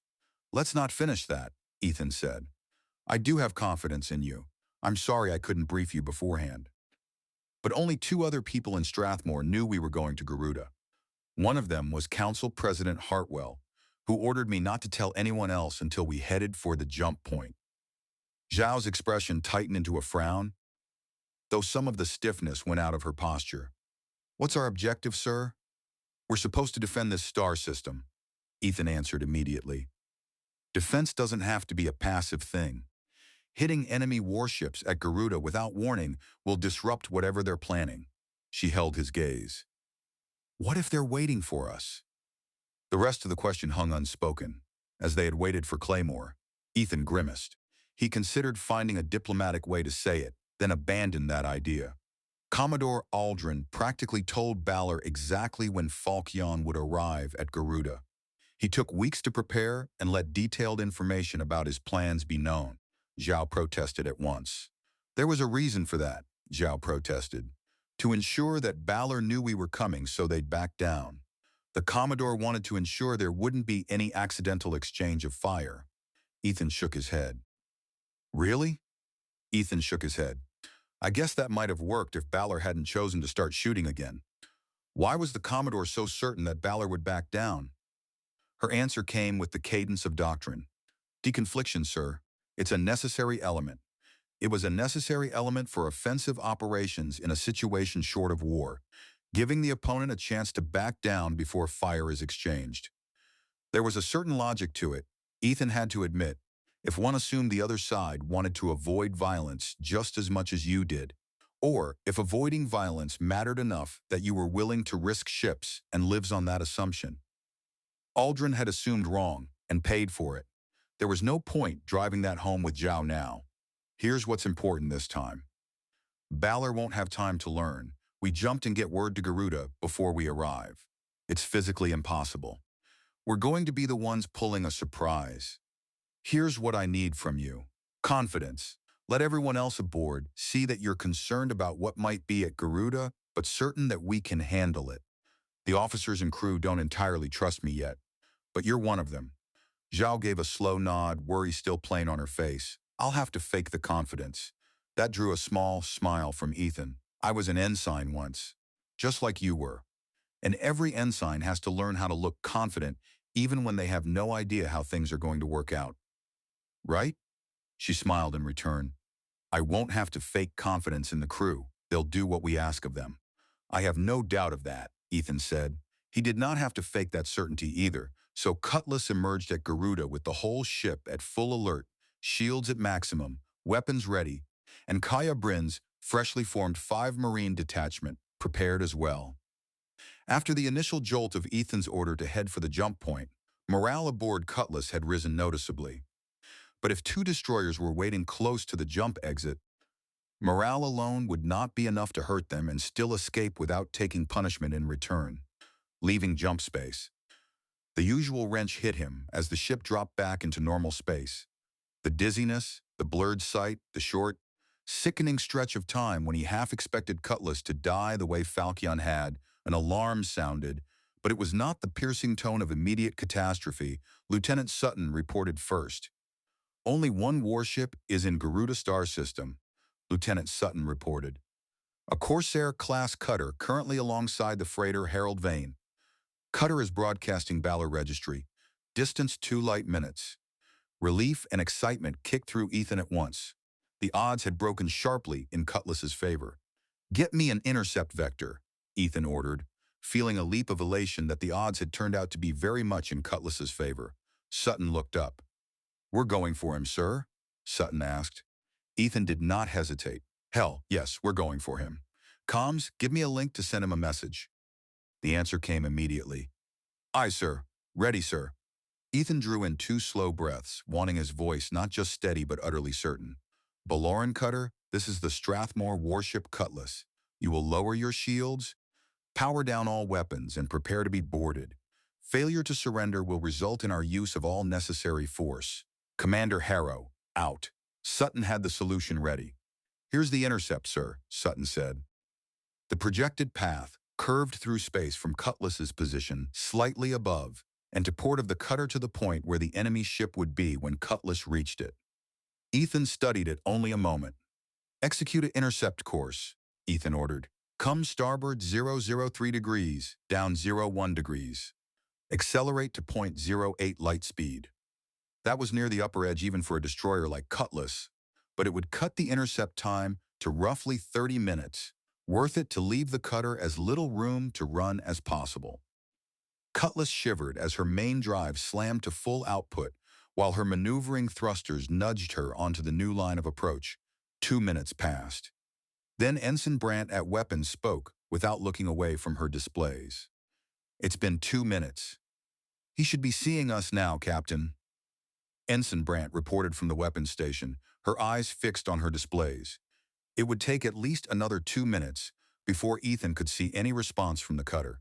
Longer if the cutter crew hesitated while deciding what to do. Sutton glanced toward him. "Sir?" Lieutenant Sutton asked. "That's the same class ship as your former command, Gale, right?" "That's right," Ethan said. "I know everything that ship can do and everything it can't do." But the thought of Gale brought Isabeau Renault back with it, her last fight, her death defending a world still reluctant to openly honor what she had done. To break away from that line of thought, Ethan called back to where Kaia waited with her new Marines. "Captain Brynn, we're facing a Corsair-class cutter. Standard crew size 24. The one we captured from Balor 3 years ago only had about 20 in the crew." Kaia answered in a tone stripped of its usual cheer and edged instead with cold readiness. "Understand we'll probably face approximately 20 hostiles if we conduct a boarding operation. Do you have any estimate as to the likelihood we'll be needed?"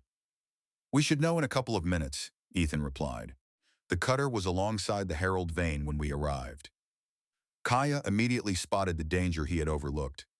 "They might turn it into a hostage situation," Kaia warned. "If they think of that." The possibility had not occurred to him until she said it. If the cutter crew seized passengers and crew from the Harold Vane as shields, how much risk could he impose on those innocent lives just to catch the cutter? "Let's hope they don't think of that," Ethan finally said. More than 5 minutes after Cutlass had emerged at Garuda, he finally saw signs of movement from the cutter. "Is he pulling in his boarding tube?" Brandt checked and answered. "Yes, sir," Ensign Brandt confirmed. "Contact the Harold Vane. I want to know if they're all right and if the cutter took any hostages with them." About a minute and a half earlier, the cutter had started to back away from the freighter and light off its main drive, accelerating on a course leading away from Cutless. Sutton studied the track. "Captain, it looks like he's heading for the jump point for Ladoga." Lieutenant Sutton said. Ethan nodded sharply. Give me an updated intercept vector, Ethan ordered. Intercepting a ship, a planet, or a satellite moving on a fixed course or stable orbit was tricky enough, though in space that counted as relatively simple. The calculations became much uglier once the thing you were trying to catch was under acceleration. Sutton looked to Ethan. Captain, can we assume standard acceleration profiles for the cutter? Standard or worse than that, Ethan said. After we captured Gale, she needed a lot of work to get her equipment in shape. A moment later, Sutton had it. Revised intercept ready, Captain. Ethan checked the solution quickly. Very well. Execute revised intercept. From weapons, Brandt spoke up. Captain, Ensign Brandt said, request targeting priority. Propulsion and weaponry if fire control can hit them. But just about any hit on that cutter will strike something important, Ethan said. As Cutlass plunged after the cutter, Ethan felt a strange dislocation.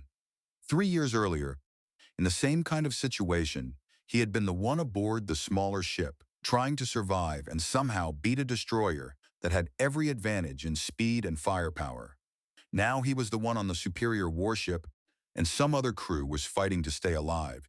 He wondered briefly why that flicker of empathy did not trouble him more. Then he remembered the dead on Gale, and the half-crew of Falchion killed more recently because of Balor. Strathmore had not sought war, Balor had, and the people Balor hired to crew its ships had shown no hesitation about playing aggressor or opening fire on Falchion without warning. Sympathy vanished. In its place came a hard, cold satisfaction that this time it was Balor's crew trapped in the bad position. At that exact moment, Cutlass's systems chose to display a checklist across Ethan's screen. Engaging lesser warship in overtaking maneuver. I thought we cleaned these checklists out of the systems. He searched unsuccessfully for some way to dismiss it. How do I get rid of it? Sutton sounded regretful. You can't, sir. It stays up until every item is checked. Ethan stared at it in disbelief. Can't I just check everything now? No, sir. It's tied into the ship's system so it knows if you've done something or not. He shoved the checklist as far off to one side of the display as the system would permit. How did you guys ever get anything done? Ethan complained as he moved the checklist as far to one side of the display as it would go. Sutton answered with dry honesty. Getting things done wasn't the point, sir, Sutton said. Filling out the checklist right was what counted. Lieutenant Commander Zhao called up from engineering. Captain Harrow, the cutter is only putting out about 75% of what should be his maximum acceleration. It looks like that's the best he can do. That earned a quick smile from Ethan. The Corsair was already slower and clumsier than Cutlass. Hampered propulsion made it worse. Thank you, Ethan said. Lieutenant Sutton, update the intercept using 75% maximum for the cutter. Brandt's voice carried a current of anticipation.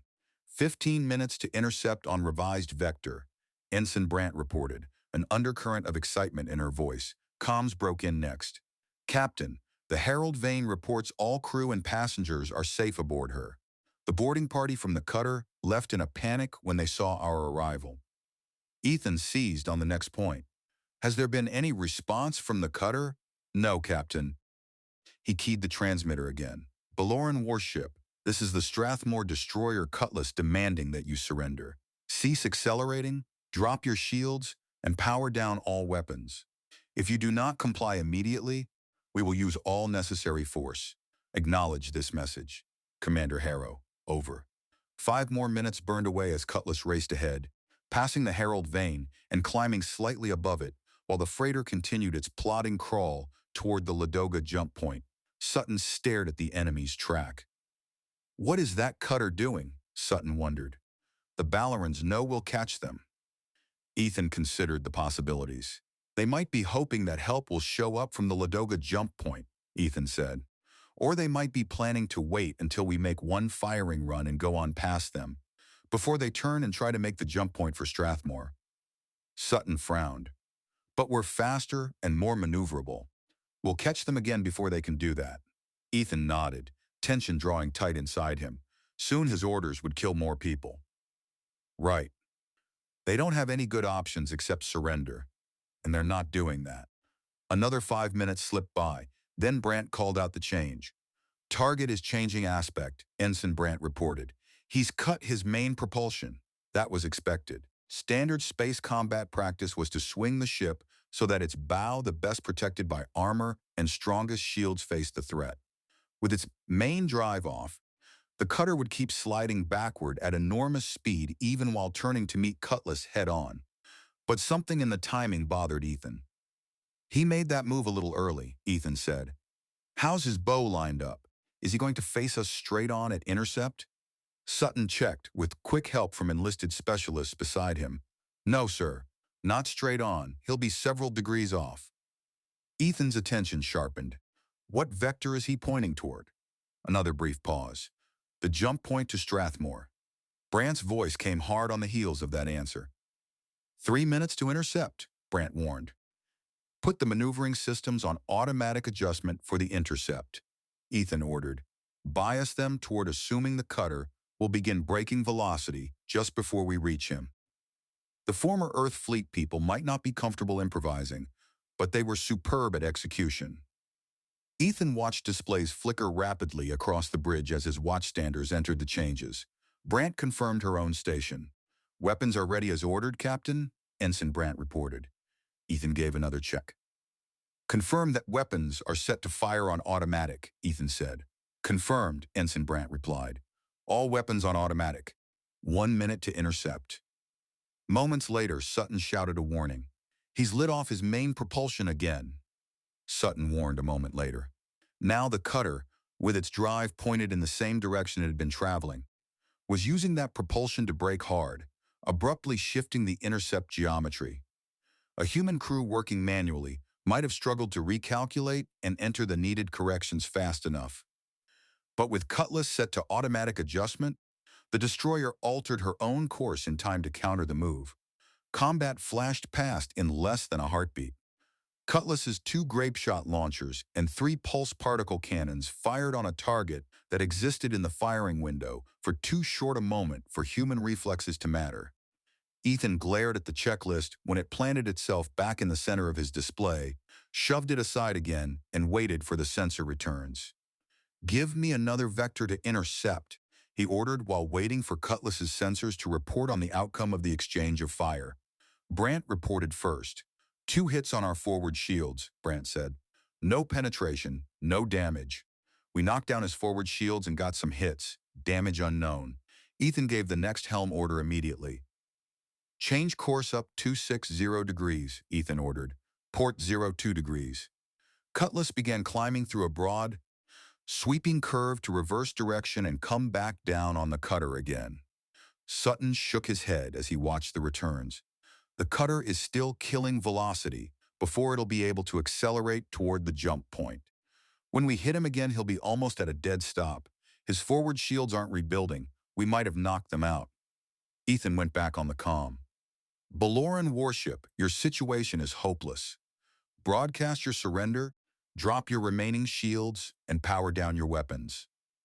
Nothing came back. He looked around the bridge. Listen up, everyone, Ethan told the bridge crew. I was in a hopeless situation commanding a ship like that and managed to cripple my opponent. Don't ease up, don't get overconfident, don't give him a chance to surprise us. Let's see how much damage we can do this time. Then he called to Kaia again. If we can do enough damage on this run, I might try a boarding operation so we can capture it. That cutter isn't much, but he is a warship. 20 minutes later, Cutlass slashed past the cutter again.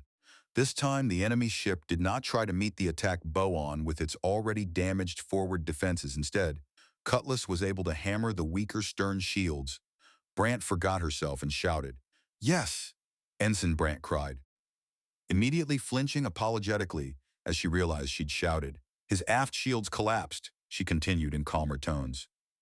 We scored several hits. Estimate he is now at less than 25% propulsion. Correction, his main propulsion has just failed. Ethan's attention flicked to their own status. Any damage to us? Ethan asked. Brandt sounded almost delighted. No, sir. He only scored 1 hit on our shields. With propulsion gone and shields down, the cutter could no longer do anything but die or yield. Ethan opened the channel for a 3rd time. Balor and Warship, broadcast your surrender immediately, or we will continue our attack. What if the cutter refused to surrender? Ethan wondered while he waited. Should he send Kaia over in an attempt to take the ship intact? Or should he keep hammering the cutter until it either yielded or died? With propulsion torn up that badly, towing the thing all the way back to Strathmore after capture might be nearly impossible. The thought was cut short by a call from engineering. "Captain, we're getting fluctuating readings from the cutter's power core." Ethan looked up sharply. "Is he doing a shutdown?" Ethan asked. The watchstander shook his head. "No, sir. It's jumping up and down as if, sir. I know how crazy this sounds, but it's as if someone was trying to control the power core manually, rather than using automated systems, overcorrecting each time." That made immediate sense to Ethan. The Corsair cutters use an obsolete, bug-prone operating system. Balor was using manual controls on Gale's power core before we captured her, Ethan said. The reply came with rising urgency. "Sir, if that's what's going on, they're losing control and that power core is going to blow real soon," Sutton shouted, almost at the same moment. "He's launched his lifeboat," Sutton called out. Engineering came again, sharper now. "He's approaching overload, Captain."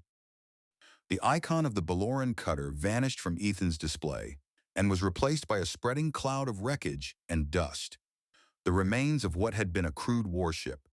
The escaping lifeboat was swallowed by the expanding blast and ripped apart, as if the cutter were an ancient seagoing ship dragging its own people down as it sank. There was a beat of stunned silence aboard Cutlass. Then the ship erupted in cheering. Ethan let it happen. He had given the cutter crew every opportunity to quit, and some part of Falchion's blood had just been answered. Nearly a full day later, Cutless eased in toward the small orbital outpost Balor had left circling Garuda as a marker of its claim to the system. The station was cheap in every visible way.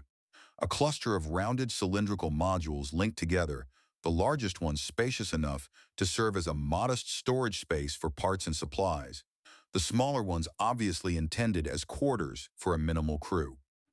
Kaia Brynn stood framed in the open airlock of Cutless as the destroyer matched motion with the facility.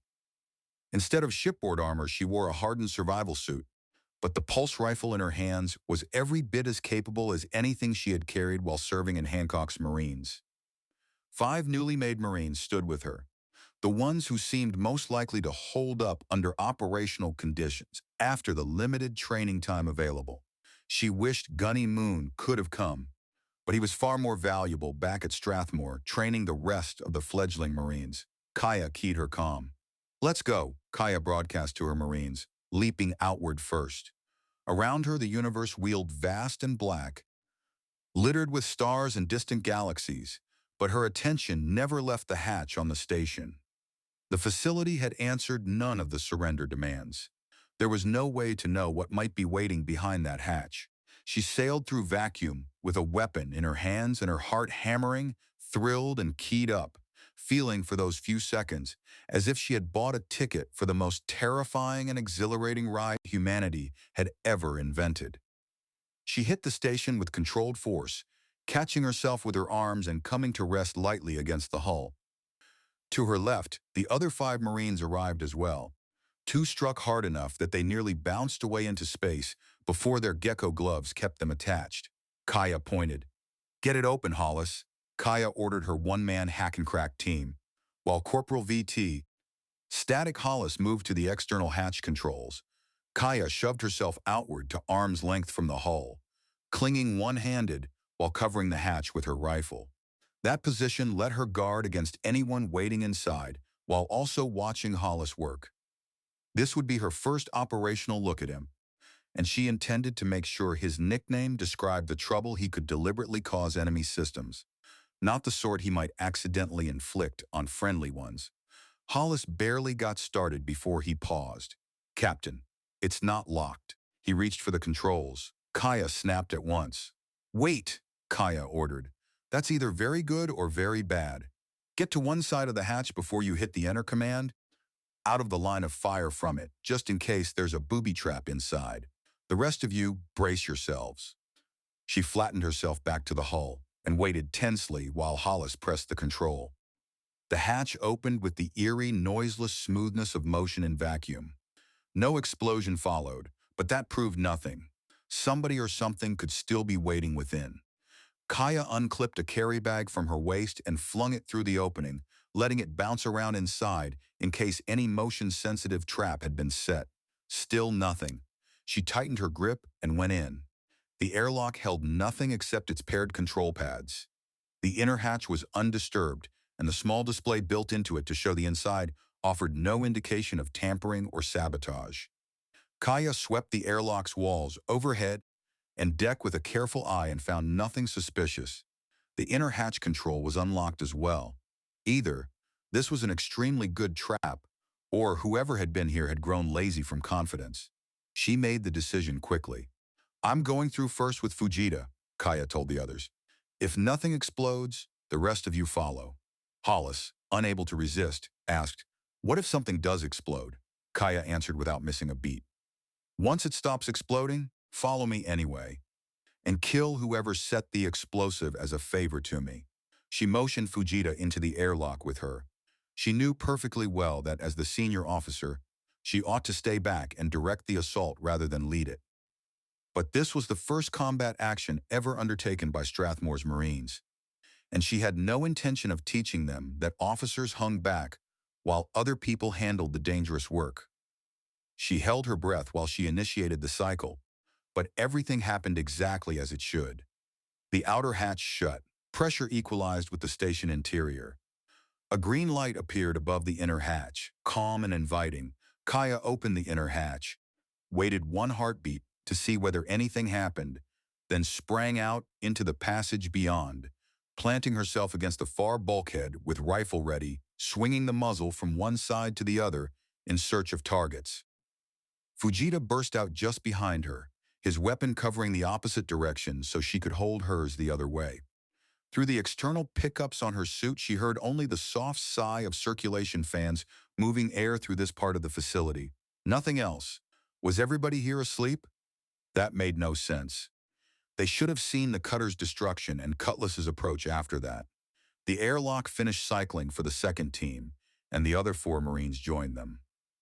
Kaia issued assignments immediately. "Fujita, Decker, come with me. Mbeki, take Hollis and Ashford that way. No shooting unless necessary. Commodore Harrow wants some live prisoners." Her modified suit's simple heads-up display showed little beyond the relative locations of her own element and the other team as they moved down opposite stretches of passageway with weapons ready. They had no schematic of the station, but one corner of her display gradually filled in a map from their own movement. Mbeki reported first over comms. "Dead end, Captain?" Corporal Mbeki called over the comms circuit. "Some kind of office with 3 desks. No one here." "None of the desks are powered up," Kaia answered quietly. "Got it," Kaia replied. "We're coming up on something." She came around a turn with her rifle leading and entered a small recreation room. A tiny galley sat off one side. 3 shut doors were spaced around the walls. "The one on the left is yours, Fujita. Decker, take the right one. I'll handle the middle. All at once on 3. 1, 2, 3. 3 boots smashed, 3 doors inward, and 3 rifles entered first, behind all 3 doors. Empty rooms." Decker sounded baffled. "Could they be in the non-pressurized sections?" Decker asked, her voice puzzled. "We'll find out," Kaia said. "Hollis, start breaking into the systems here and find out how many people are on this station. Cutlass is also going to want to know what parts and supplies are stored here for emergency use." A quick search turned up a secondary airlock, and this one was locked. Kaia was preparing to move into the unpressurized sections next when Hollis called out. "Captain Brynn, there's nobody here." She stopped and looked back. "They abandoned it?" "No, ma'am. There's a note. A physical note, stuck on one of the desks saying the facility caretakers were hauled off to help fill out the crew on one of Balor's warships." Hollis sounded as if he was barely restraining laughter. "The note has all the log-on codes written on it for whoever showed up next. I think I'm going to be able to get into their files pretty easily." "Congratulations," Kaia said, caught between embarrassment at having stormed an empty station and relief that the operation had gone so smoothly. Ethan Harrow came over the circuit, sounding pleased. "Balor had to strip the people out of here so they could fill out the crew on one of their ships? That sounds like they're overextending themselves." Kaia leaned against a console. As long as they outnumber us, Kaia pointed out. That's not much comfort. But yeah, if we can knock them onto their heels, they'll have trouble recovering. Corporal Hollis should be sending you files listing what's on this station. We're already receiving them.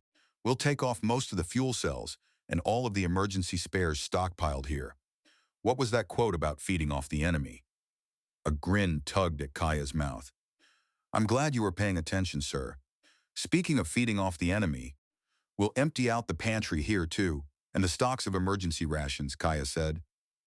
They don't have anything fancy though, just a bunch of past-year expiration date Earth fleet rations. Balor isn't wasting money on tasty treats for the troops. I'll have some sailors over there in a few minutes to start hauling stuff off. You can bring your Marines back as soon as you're done. Yes, sir. Kaia moved deeper into the facility toward the room where Hollis sat at a workstation pulling every file he could find out of the system. Nearby, Corporal Mbeki and Private Ashford were opening drawers, cabinets, and every likely hiding place in search of anything useful. Any surprises? No, Captain, Hollis said. No secret war plans or anything like that. I did find the records of traffic through the system. There were a couple of other warships here, but they jumped out before we arrived. Kaia stiffened. Jumped for where? Kaia demanded, all at once on edge at the possibility that Balor had sent ships toward Strathmore while Cutlass was en route to Garuda. Hollis pointed at the display, suddenly cautious because of her tone.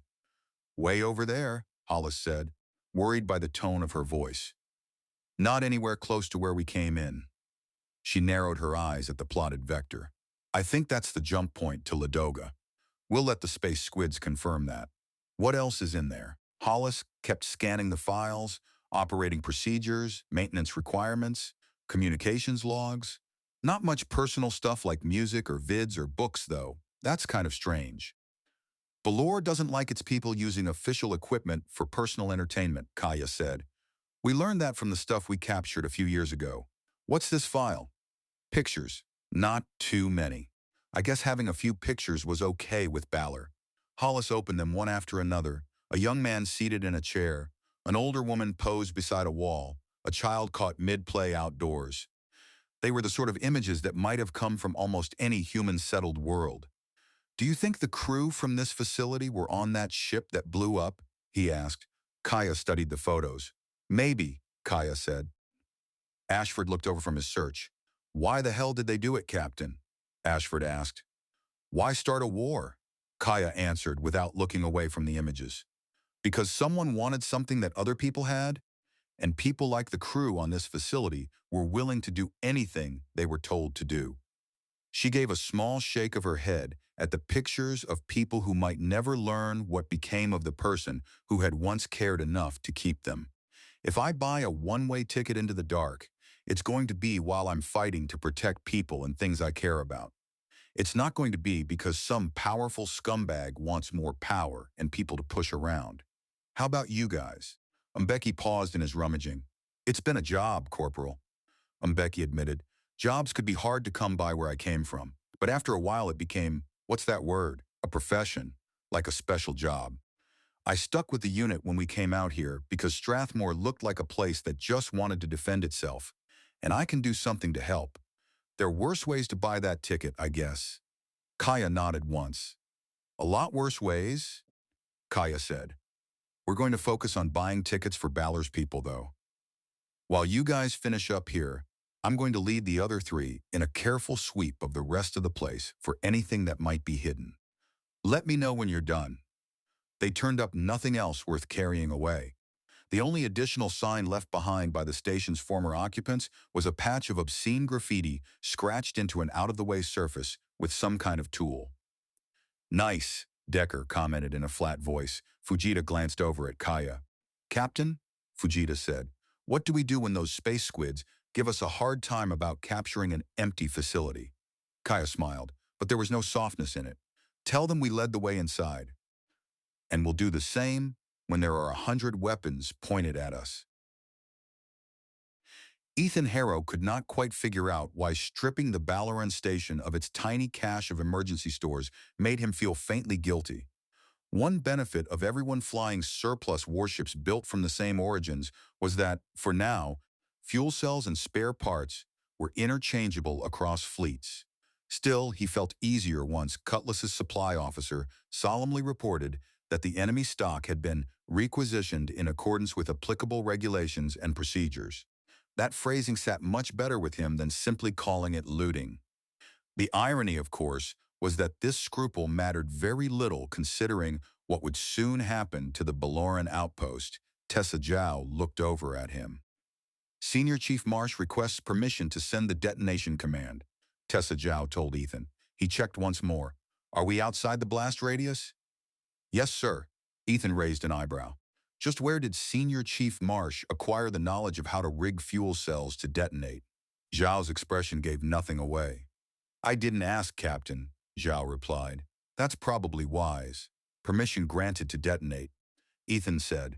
A few seconds later, the fuel cells left behind aboard the Baloran facility dumped their stored energy in a single violent release, reducing the station to dust and spinning fragments that would keep circling Garuda for a very long time. Ethan kept his gaze on the display as the wreckage spread. I need a meeting with you and Captain Brynn, Ethan told Zhao. His eyes on his display where the jump point back to Strathmore beckoned. Yet another jump point continued to pull at his thoughts. He was supposed to take Cutless home. What he was considering instead was wildly dangerous. Unless it wasn't.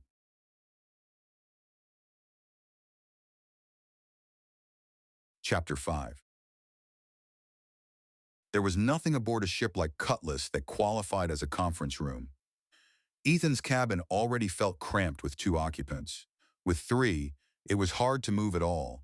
Ethan remained behind his desk. Lieutenant Commander Zhao occupied the lone other chair, and Captain Kaia Brynn stood with her back to the hatch. The plan up to this point was to head back to Strathmore now, Ethan told the other 2. I'd like your input on another option. Going ahead of the Herald Vane, jumping to Ladoga to make sure everything is clear there, then jumping back to Garuda and home to Strathmore. Zhao blinked at him, visibly surprised. That's a long side trip, sir. Kaia tipped her head. How long would it be? Kaia asked. Zhao considered it. I'm guessing 3 weeks if we don't linger at Ladoga. If we spend any time there, it'll be longer. Kaia gave a small nod. That's a while, Kaia agreed. What's your thinking? She asked Ethan. He answered with care, as if still testing the idea while he spoke it aloud. I'm thinking, Ethan said slowly, that the surveillance records on Balor's facility showed the 2 destroyers that were here jumped for Ladoga about a week before we arrived. Ladoga might really need some help. Zhao immediately raised a practical objection. It'll take us a while to get to Ladoga, Zhao pointed out. By the time we arrive, things might already be decided. And the last we heard, Ladoga has 2 destroyers. They'd face even odds. Kaia folded her arms. Unless, Kaia said, they've already lost some of their ships, or unless other enemy forces jump to Ladoga from other star systems. Tessa shook her head. We can't know that, Zhao said. We have no way of knowing that or anything else about what's happening at Ladoga until we actually got there. This would be a leap into the dark. Ethan studied her expression. You think we shouldn't go to Ladoga, Ethan said. That's right, sir. We'd be leaving Strathmore without any warship protection for more than twice as long as anticipated. We don't know what might be waiting at Ladoga. If those 2 destroyers return to Garuda, we could run into them close to the jump point and at best face a running fight back to the jump point for Strathmore. He accepted the points with a nod. Those are all good reasons for not going, Ethan said. Captain Brynn? Kaia pulled a face. Commander Zhao is right on all counts, but if Ladoga needs us to defeat an attack by Balor, it would be very much in our interest to go there and help. If we caught those 2 destroyers while they were tied up fighting Ladoga's ships, we could ensure they were destroyed. Zhao fixed on the uncertainty in that argument. If, Tessa Zhao repeated. Kaia acknowledged it at once. Granted, Kaia said. Those are just the 2 possibilities that would benefit us the most. As you said, there are others that wouldn't be so great. Ethan rubbed the back of his neck, thinking, at best, it'd be a risk. I know that. I know all the reasons I shouldn't even be considering it. I want to go back to Strathmore. So why do I keep having a feeling we should jump to Ladoga? Kaia looked at him more sharply. Is there something else you know that we haven't been told? Kaia asked. No, Ethan said. You two know everything that I know, and your advice is good. I know that. Zhao frowned. But you still feel we should go to Ladoga? He spread one hand. Can either of you see anything in this situation that might be leading me to feel that way? Tessa answered first. No, sir. Kaia took longer. When she finally spoke, it was with obvious reluctance. It's usually a good idea to follow up on success. Keep hitting the enemy while they're off balance instead of giving them time to recover. Is that what you're thinking? Maybe, Ethan said. She did not let that stand alone. But, she added, you have to balance that against the fact that when it comes to warships, Cutlass is all Strathmore has. Can you afford to risk Cutlass or leave Strathmore unprotected for that much longer? Zhao let out a breath, the sound of someone arriving at a conclusion she disliked. Those two Baloran destroyers jumped for Ladoga. The enemy's eyes are clearly focused there, not on Strathmore. Kaia turned toward her in surprise. You think Strathmore will be okay if we jump for Ladoga? Kaia Brynn asked her, surprised. Tessa spoke more firmly now. I think from what we know, Balor and its allies are aiming to knock out Ladoga, Tessa Zhao said. It makes sense, strategically, if they want Strathmore to surrender without a fight. Taking out Ladoga would leave us even more isolated, without any friendly star system within 2 jumps of Strathmore. Our situation really would be hopeless then. Her eyes settled on Ethan. Captain, you said you want to go back to Strathmore? That answer came without hesitation. Yes. I want to be where Ghost and my little girl are so I can be there to protect them. Tessa held his gaze. But, he exhaled. But every time I look towards Strathmore, I get a sense of the jump point to Ladoga pulling at me. To Ethan's surprise, Zhao nodded instead of challenging him. Sometimes we know things. Maybe we don't understand them, but we know them, somehow. If you've got something pulling at you that strongly, maybe you should listen to it. He stared at her. I didn't expect to hear that from you, Ethan said. Tessa gave the slightest shrug. I didn't expect to say it, but I've learned to listen to my gut. And we do know that the enemy is currently hitting Ladoga. She drew in a deep breath, then nodded once as if settling the matter internally. My advice has changed. Let's go to Ladoga. Kaia looked from Zhao to Ethan and back again. I'm supposed to be the voice of reason? Ethan almost smiled. Give it your best shot. Ethan told her. She did. Fine. The government is likely to freak if you take Cutless to Ladoga. They'll have no way of knowing what happened here, and you know they wouldn't approve of your going to Ladoga. You might lose your command, Captain Harrow. For reasons he could not quite explain, that amused him. The last time I lost my command, it was because I'd won. Kaia barked a humorless laugh. You and me both, Kaia agreed. And you didn't leave me hanging that time, so I won't leave you hanging now. I'll make it unanimous. Let's go. Ethan shook his head at both of them. You two were supposed to talk me out of the idea of going to Ladoga, Kaia answered dryly. Sorry about that. He turned to Zhao. How do you think the crew would take it? She gave him an uneven half-smile. Blowing up that facility wasn't exactly a second victory, but the crew is feeling it that way. 2 wins. They're going to be worried about what's waiting at Ladoga, but they're not going to expect defeat. Kaia added her own assessment with a nod. You've got a bunch of happy space squids. They always had mad skills when it came to their jobs. Now they've got confidence too. Ethan knew that had its own danger. Overconfidence can also be a problem, Ethan said. In truth, some part of him had hoped the other two would forcefully steer him away from Ladoga and back towards Strathmore. Instead, the choice still rested squarely on him. What would Ghost tell him? She would tell him to stop circling and do the thing he already knew he needed to do. He straightened. All right, Ethan said. We're going to Ladoga. Our best chance to take out those 2 Baloran warships is if we're fighting alongside Ladoga's forces instead of facing the enemy alone. He announced the decision from the bridge and took some comfort in the crew's grimly eager response. Once Cutlass had been set on course for the Ladoga jump point, Ethan made his way through the ship, speaking with officers and enlisted alike. The reserve and guardedness that had marked so many of his earlier interactions with the crew had largely vanished. So had the sense of fatalism that once clung to the ship. Evidently, since assuming command, he had done most things right. Still, he had no illusions that everyone would see this latest decision the same way. Back in his cabin, Ethan opened a link to the Herald vein and asked for Rose Iris Calvert. Adrienne Callister listened to everything he had to say, then shook her head. You're going to catch hell when you get back. The council is going to be furious that you left Strathmore undefended for more than twice as long as expected. Be prepared for the worst. I know. But I'm certain we can't just sit and wait for whatever Balor and its friends are planning next, Ethan said. Everyone's been playing that game, sitting back and leaving the initiative to the people who want to cause trouble for others. Unless we start hitting them when they don't expect it, they'll keep taking down star systems one by one. Adrienne gave a small shrug. I won't argue that, and I admit that I'm grateful that Cutlass will be going through ahead of this freighter. With two of Balor's warships already at Ladoga, we might have run into serious trouble there. But I won't be at Strathmore when you get back, Ethan. That may be a rougher fight for you than whatever waits at Ladoga. I'm not in this to build a career, Ethan said. There's a job that needs doing, and I'm doing it. Adrienne's expression tightened. Ethan, do you want to establish a precedent of officers disregarding their orders from the government, even for what they think are the best of reasons? He gave a firm shake of his head. No, I don't want that, and I'm not doing that. President Hartwell told me to do whatever seemed best while I was at Garuda.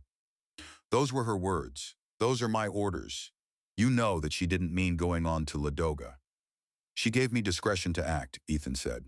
I know this is risky, and I'm willing to accept the consequences if it turns out to be a mistake. Adrienne sighed before pressing harder. Ethan, Adrienne said with a sigh, what about the others who will also bear the consequences if this is a mistake? For an instant he bristled, then admitted to himself that the question was fair. Those others include my family. Don't think I don't realize that. If my daughter is going to grow up free, I think I need to take this chance. And afterward I'll face the council. If they don't like what I've done, they can go ahead and replace me. I'll know that I've done what I can to protect Strathmore. Adrienne was quiet for a few beats, considering. Then she inclined her head. Ethan, tell me this. What if the president's orders to you had been to return to Strathmore as soon as you dealt with whatever was at Garuda? He already knew the answer. He had put the same question to himself before, with Isabeau Renaud's warning in mind that every action he took would become an example for those who followed. I'd be heading back to Strathmore. Thank you. I needed to hear that. So will the council. Never forget that one of our greatest fears is that we'll become too much like our enemies because of what we do to win. The history of old Earth is full of bad examples. We want Strathmore to be an example of how to win while holding to our principles. I understand, Ethan said. That's one reason I want to go to Ladoga. If they need our help, we need to help. Because we don't leave friends hanging. Adrienne gave him a slight nod. That'll be a good precedent to set, Adrienne Callister said. Good luck, and don't linger at Ladoga any longer than you have to. Only after the connection closed did Ethan realize her final line had carried the weight of something very close to an order. As a member of the Defense Council, she could have explicitly directed him to return at once to Strathmore. Whether she actually possessed the authority to issue such a command on her own was debatable, but she certainly could have tried to stop him from diverting to Ladoga. She had chosen not to. He needed to justify that trust. He summoned Tessa Zhao back to his cabin and played the full exchange for her. When it ended, Ethan looked up. I wanted you to see that, Ethan said. Because of the possibility that the council will relieve me of command when we return to Strathmore. She met that seriously. I understand that the council might not be happy. It also has the right to make that decision. Yes. I wanted you to know that I wouldn't contest the council's right to relieve me, Ethan said. That would set a very bad precedent. If they do relieve me, you'll be the senior officer left aboard, and you'll probably get offered command. Her frown deepened. I hope you don't think I'm maneuvering for that, he answered at once. Not at all. I want you to know I'm going into this with my eyes open, and that I think you can do a good job if it comes to that. Don't let things revert to how they were. Don't reinstall the checklists for anything that doesn't absolutely require a checklist. Otherwise, follow your instincts and lead the crew. She looked away for a moment, as though gathering her thoughts. Were you thinking of this when you made me XO? Yes. Thank you. I honestly never thought of that. Ethan tipped his head. That's one of the things that I thought qualified you. When I was a junior officer in Veneer's fleet, I met far too many people who only cared about getting promotions and getting the right tickets punched. You did your job as if that was what counted, and I think it is what counts. Zhao arched an eyebrow. What about Brynn? He understood immediately. You mean if you get my job? I guess you'd be the one in charge of her. Tessa gave him a skeptical look. Tell me that wouldn't be as bad as everyone says. That got a laugh out of him. It wouldn't. She knows her job and she does it. Kaia Brynn just doesn't suffer fools very well. She's not bad. Zhao lifted one shoulder. For a Marine, you can't ask for a better ally at your back. If it comes to that, she stood, formality returning to her voice. Thank you for taking me into your confidence, sir, Zhao said, her tone formal as she got up from her chair. You do realize that you've given me a weapon to use against you? Yeah, Ethan said. But if I can't trust my XO, I'm toast anyway. At the hatch, she hesitated and turned back. Sir, there's one thing that's confused us. Those of us from Earth Fleet. We were taught to prize experience. You don't have that much experience as an officer or a commanding officer. But you seem to be doing things right. A small smile touched Ethan's face, though it held more sadness than amusement. I didn't have a very long period in command of Gale, I guess. But that included some very intense experiences. Gale was a small ship, just a cutter with a crew of amateurs. There was a lot packed into a short period of time. And then I had 3 years to think about it, remember everything I did wrong, and try to figure out how to do it better if I ever had to. Understanding dawned in Zhao's expression. I see, you got your experience in sort of a burst mode, a lot compressed into a short signal. Then you had a long time to analyze the meaning of it. He nodded. That's a good way of summing it up. Does that make sense to an Earth Fleet-trained officer? It does. Zhao saluted him, then left. A few hours afterward, Cutlass shot past the Herald Vane, bound for the jump point. Get out while you can. Renville Ashita stared at Solana Reyes's image. She was speaking from the planet below. From the glimpse of her surroundings, she was just outside the building where she worked for Ladoga's Developing Intelligence Service. You think it's that bad, Solana? Her answer came immediately. Barracuda is out of commission for a while. The work on Stingray is being rushed so she can get underway, but she'll face 2-to-1 odds. Solana hesitated, worry plain on her face. Those 2 destroyers who jumped in aren't heading for this planet, Renville. They're heading for the jump point from Sigma. That looks a whole lot like they're planning to meet somebody there. He blinked, unable to absorb it at first. An invasion force? Renville blinked in disbelief, trying to get his head around the idea and failing. An actual attack? They've been wearing us down by feeding the so-called rebels. Why would they openly invade? And who is this attacking us? I thought those destroyers looked like they were from Balor. Solana addressed that last part first. As far as we can tell, they match warships bought by Balor. But if an invasion force is on the way through Sigma, it's likely to be coming from Charun, maybe reinforced by troops from Tinia. Renville slapped a palm down onto his desk. So it's all going to be in the open. Renville slammed his palm against the surface of the desk. Why? Maybe they're worried that you're doing too good a job, Solana said. Maybe their sources in other star systems are saying that people are beginning to think they need to stand by Ladoga before it's too late. He heard the logic of it and hated it.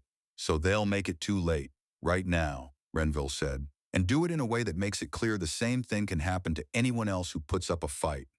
Solana, you and I both decided to make Ladoga our home. How can I run away when it's going to need everyone who can fight? She looked at him with an affection touched by sorrow, and the expression stirred old memories in him, of long-ago hopes tied to a failed marriage with another woman back on Hancock. He had once wanted exactly that look from someone. In the universe's perverse humor, he had finally found it in a woman who was only a dear friend. Renville, you're not a fighter. What you can do is talk and convince people. Get out of Ladoga. Go where you can find help for us. We'll hold out until you get back. I don't want to leave you here, Renville said. Solana's face tightened. Luke is going to be in the thick of any fighting.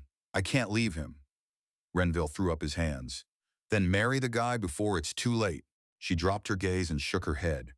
Being married to a Red would ruin Luke's career and probably his life. He could not hold back his frustration. Oh, hell, Solana. Why don't you stop thinking about what you think is best for him and start thinking about what he thinks is best for him? Which is you, if that wasn't clear. That snapped her eyes back to his annoyance plane. When did this conversation become about me? Renville, I know the freighter docked up there is going to pull out as soon as it can get clearance from the government, and that will be pretty soon. Get aboard. Get help. He spread his hands helplessly. I also need clearance from the government. I'm an official, remember?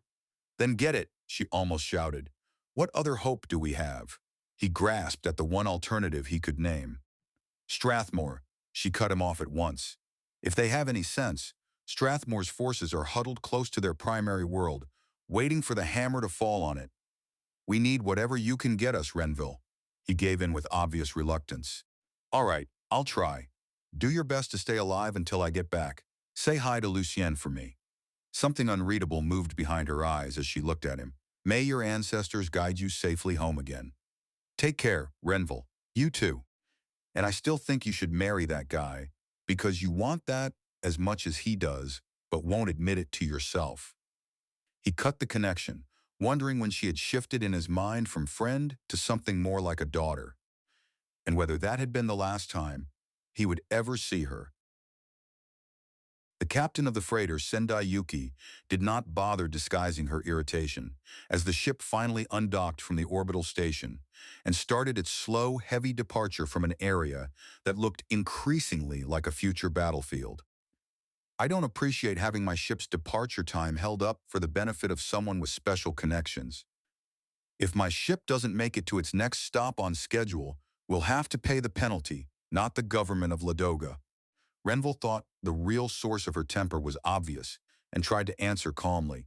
The warships don't seem to care about this ship, Renville pointed out, thinking that threat must be what had the captain in such a bad mood. They're, what, about 3.5 light hours from us and heading for the jump point from Sigma.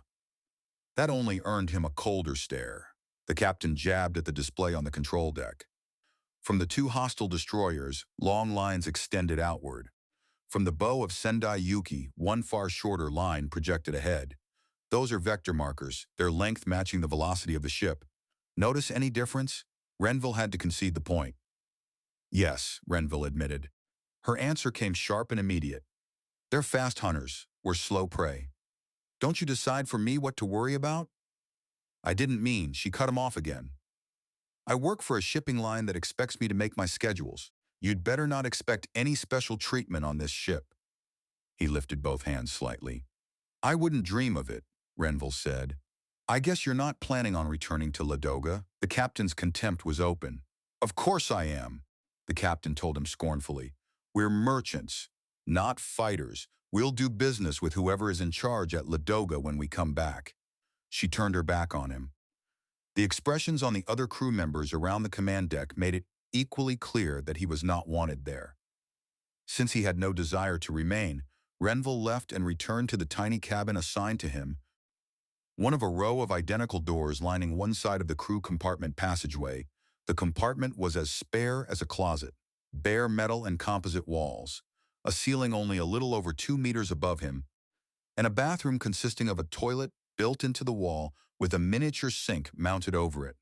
Above the sink, a battered sign warned that water use was metered and that exceeding the daily allotment would trigger a cutoff. Freighters were not built to waste either space or money on passenger comfort. By the time he had fought through the scramble for government clearance, arranged passage on the ship, and gathered what he needed to bring, Renville was physically exhausted as well as emotionally wrung out by leaving. He lowered himself onto the bench that doubled as a narrow bunk and noticed the message light blinking on the fold-down desk. Hoping it might be from Solana, he touched receive. Oif Doyle appeared instead, worry darkening her eyes. Even the usual bright green streaks in her hair seemed muted. Renville, I'm sorry I couldn't catch you before you left. I'm staying here as my duty requires. I'm a neutral party, so whatever happens, I should be all right. I'm going to try to get reports back to Hibernia. The ship you're on is carrying a report from me of what has happened so far and what's expected to happen next. I've attached a copy to this message. Please download it, and if something happens, make sure the message gets to Hibernia. It's not proper diplomatic protocol to entrust a message like that to a third party, but I know you can be trusted. This is as bad as we'd feared it could be. Hopefully, it will spur worlds to action rather than scaring them into submission.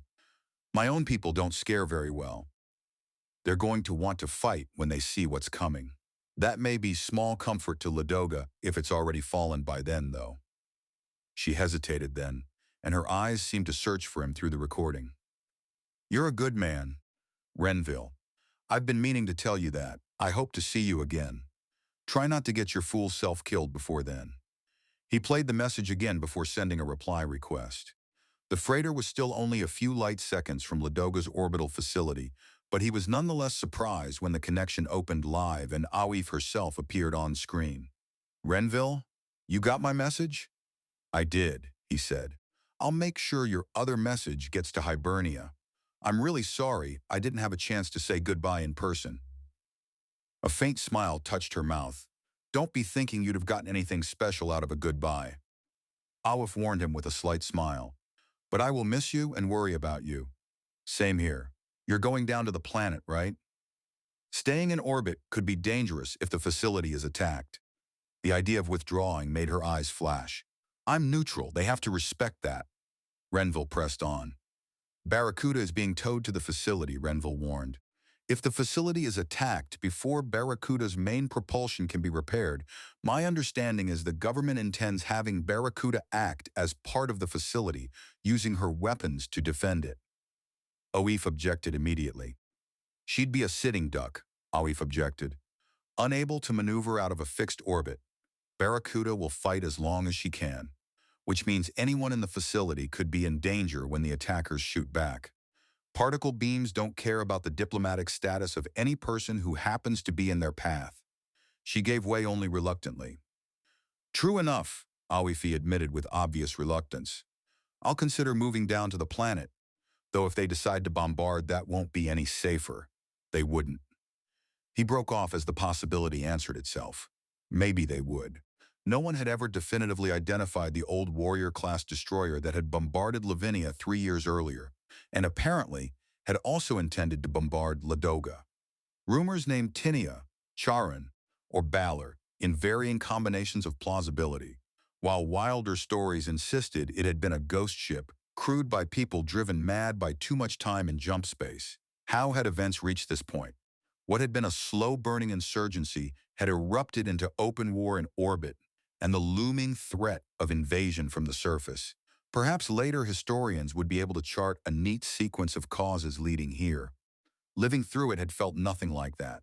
Until now, everything had seemed containable, troubling, dangerous, but still manageable. Not the onset of a full war with Ladoga apparently left to stand by itself. At last he said the only thing he had. I'm sorry, Renville finally said, unable to think of anything else. Oif answered with a steadiness that was almost gentle. It's my job, she reminded him, and you're doing your job. He tried one last practical thought. If you run into any problems, you know Solana Reyes can help. Oifi's brows lifted. The lass who works for your intelligence people. And how would it look if a diplomat was spending time with someone like that? The remark drew a brief laugh from him. He was startled she could still joke at a moment like this. Solana is pretty resourceful. She's a good friend to have. Aif let that hang for a beat, then said, she's a red. Aif pointed out, then paused, waiting for Renville's reaction. He gave a small shrug. He had heard versions of that line over and over during the past few years. Solana came from Mars originally. That's what she was. It's not who she is. Oif watched him for a moment. So I've heard. And the quality of her own friends speaks to her quality. I'll look her up, Renville, and you be careful. If Balor and its friends have set things up this well here, They might have agents elsewhere whose duties could include making certain that someone like you doesn't succeed. That warning sent a cold sensation through him. The more he thought about it, the more plausible it seemed. He had felt ashamed to be leaving other people behind to face the fighting, yet perhaps he was not escaping danger nearly as completely as he had imagined. Thanks for the warning. I hadn't thought of that. Are you concerned about this ship? Oif Doyle answered with a vague little motion. Why would I worry about that ship? It's owned and operated by a reputable company based on Vesca. Renville winced inwardly at the double meaning in that. Vesca lay solidly under Balor's control. Was that the reason the freighter captain had seemed more troubled by schedule delays than by the presence of Baloran warships in the system? I'll keep that in mind, he said. Away's mouth curved slightly. And you won't be alone. Maybe you and one of the other passengers will hit it off if you find yourself in need of company. Away said with a slight smile. He almost laughed, but not quite. I don't usually make friends that easily. Renville paused, once again circling around what Awif had said earlier and what it might mean for him. I'll look you up when I get back. She answered him with a courteous smile and a nod. You do that. I'll look forward to it. After the call ended, he remained seated for some time, staring at the empty display. His departure at exactly the moment Awif seemed possibly interested in him probably was not merely unfortunate timing.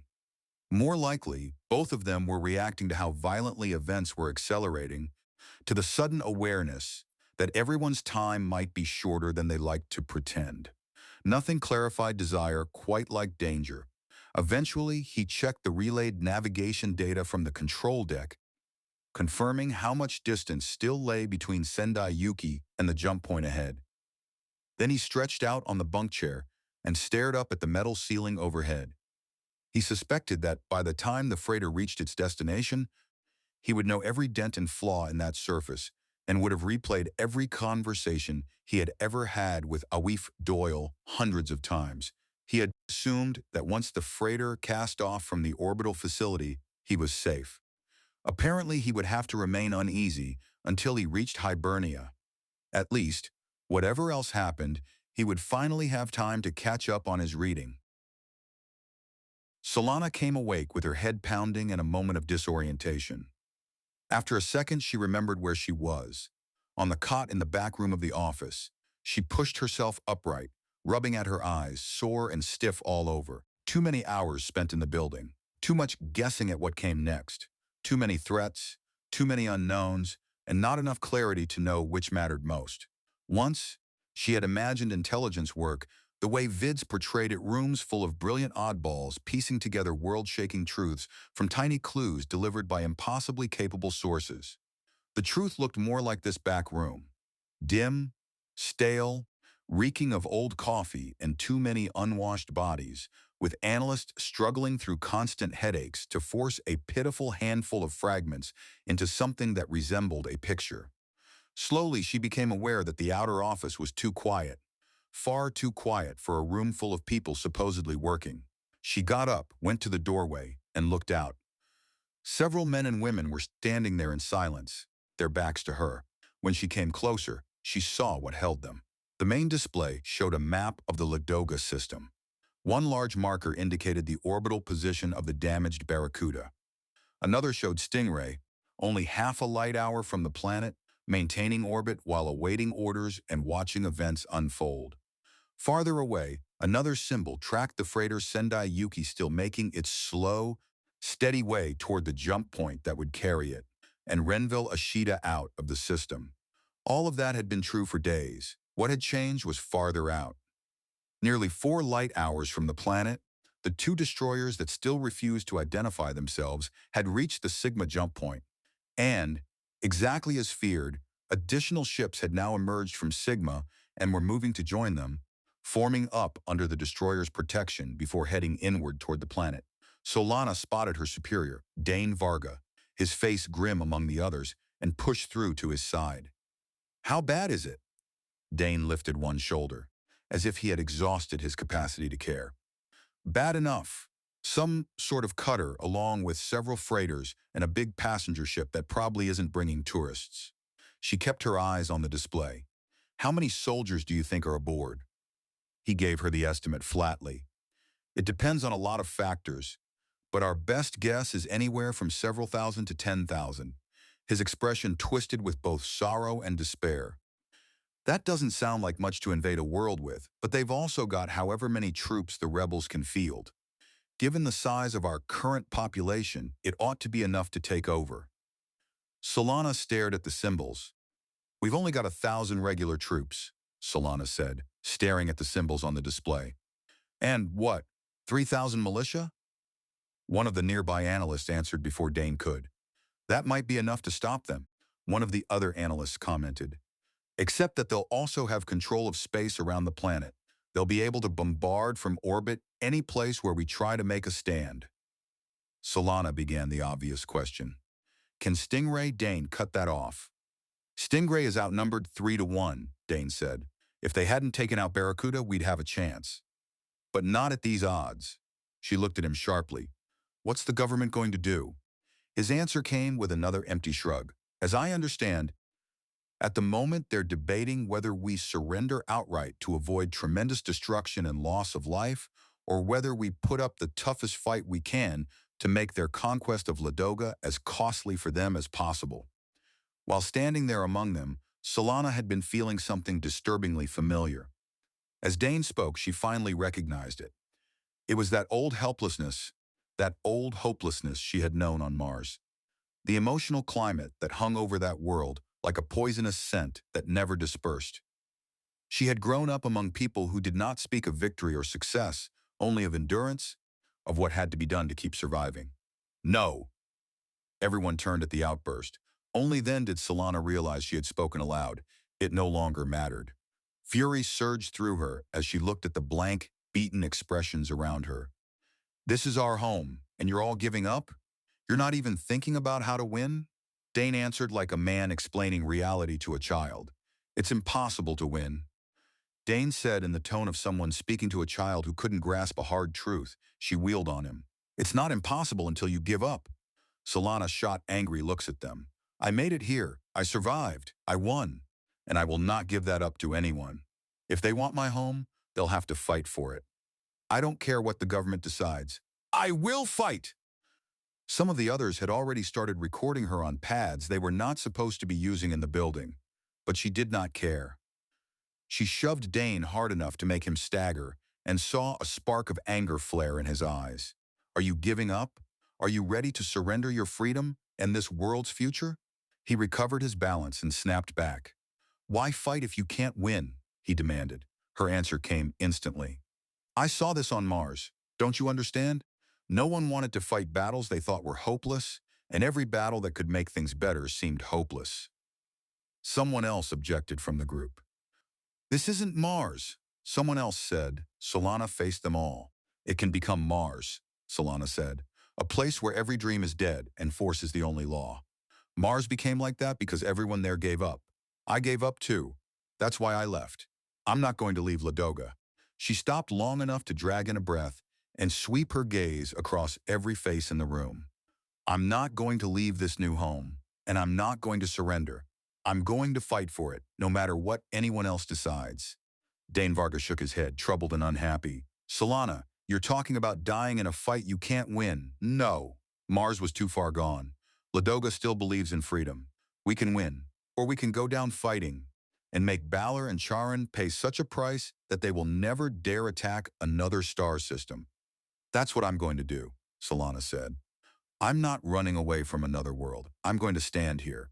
When people remember me, it will be as someone who died on her feet. I won't kneel. I'll stand. Will you stand with me? Dane Varga held her gaze for another moment, frowning, then gave a hard nod. I sure as hell will. Dimitri, did you get all that? Send it to the legislative chambers right now. I want our representatives debating what to do to see what this woman said. Around the room, the mood shifted almost visibly. It's only 2-1 odds, one of the others said as Dimitri sent the vid, and destroyers don't have much in the way of bombardment capability. Another voice followed quickly. If we hit them coming down, we could inflict serious losses, a third added. Dane seized on that at once. Figure out how to do that, Dane ordered. I want everything we've got on how our enemies might be planning to land ground forces on this planet. Once we have that, we'll start figuring out recommendations for how to hit those forces on the way down. Move it! Then he fixed Solana with a pointed look. Well, didn't you hear me? We've got work to do. A fierce grin flashed across her face. Yes, sir, I'm on it. She dropped into a chair at one of the desks and began digging through the data. For just an instant, a small, uneasy thought flickered through her mind as she imagined other people seeing the recording of her outburst. Then she dismissed it. Her past held worse things than that. A moment later, Dane Varga crouched beside her workstation while she worked. Solana? Where did that come from? I knew you were tough, but man, that was something. She stopped typing and considered before answering. I spent my earliest years fearing that I'd die on Mars, a victim of the Red Planet like so many others. If I hadn't fought back against those fears, I'd still be there. Then I spent years trying to become someone else, someone educated, someone who wouldn't scare people the way a Red would. All that time I was afraid that someone would find out, would tell others. I had to overcome those fears. Now I tell people I'm a Red. Now I have a home where I'm accepted as who I am. I won't let fear stop me now. Dane rose slowly, nodding as he did. That Lucien Favre is one lucky guy. Color touched her face, and she smiled. I'll tell him you said so, but the smile did not last. Her thoughts went back to the thousands of enemy troops aboard the newly arrived ships. Troops who might all come down in battle armor with proper military weapons. Luke would be among the first trying to stop them, armed with a patchwork of aging and improvised gear, facing poor odds while orbital bombardment threatened from above. What chance did he really have of surviving? How much time remained to them, if any? And what did she want from what might amount to only a few final weeks with the man who had asked her to marry him? Solana paused her search, just long enough to send Lucien a brief message. She hesitated only a heartbeat before transmitting it. Yes, let's do it. District room is on trance.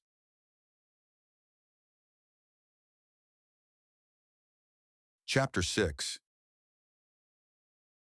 20 minutes until arrival at Ladoga. Ethan Harrow lifted a hand in acknowledgement. On the outside, he tried to project calm assurance.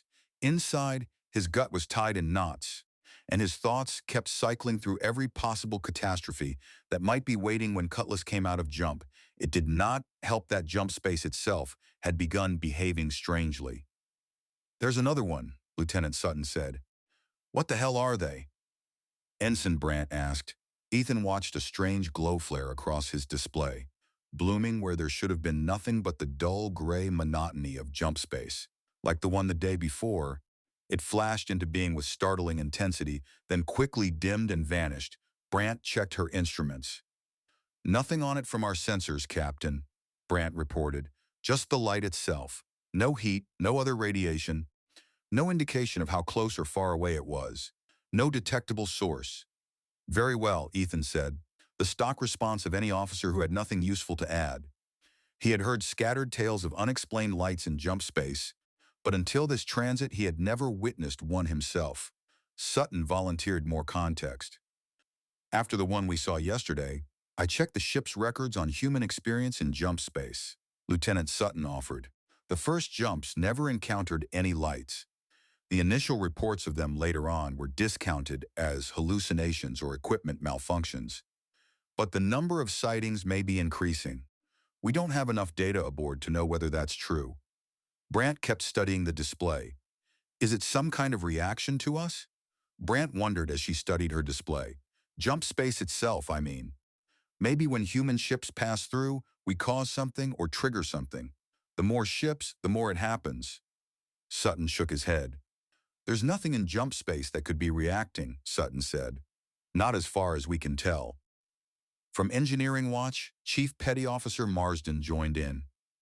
There are stories going around that the lights are something watching us, or something that signifies good luck.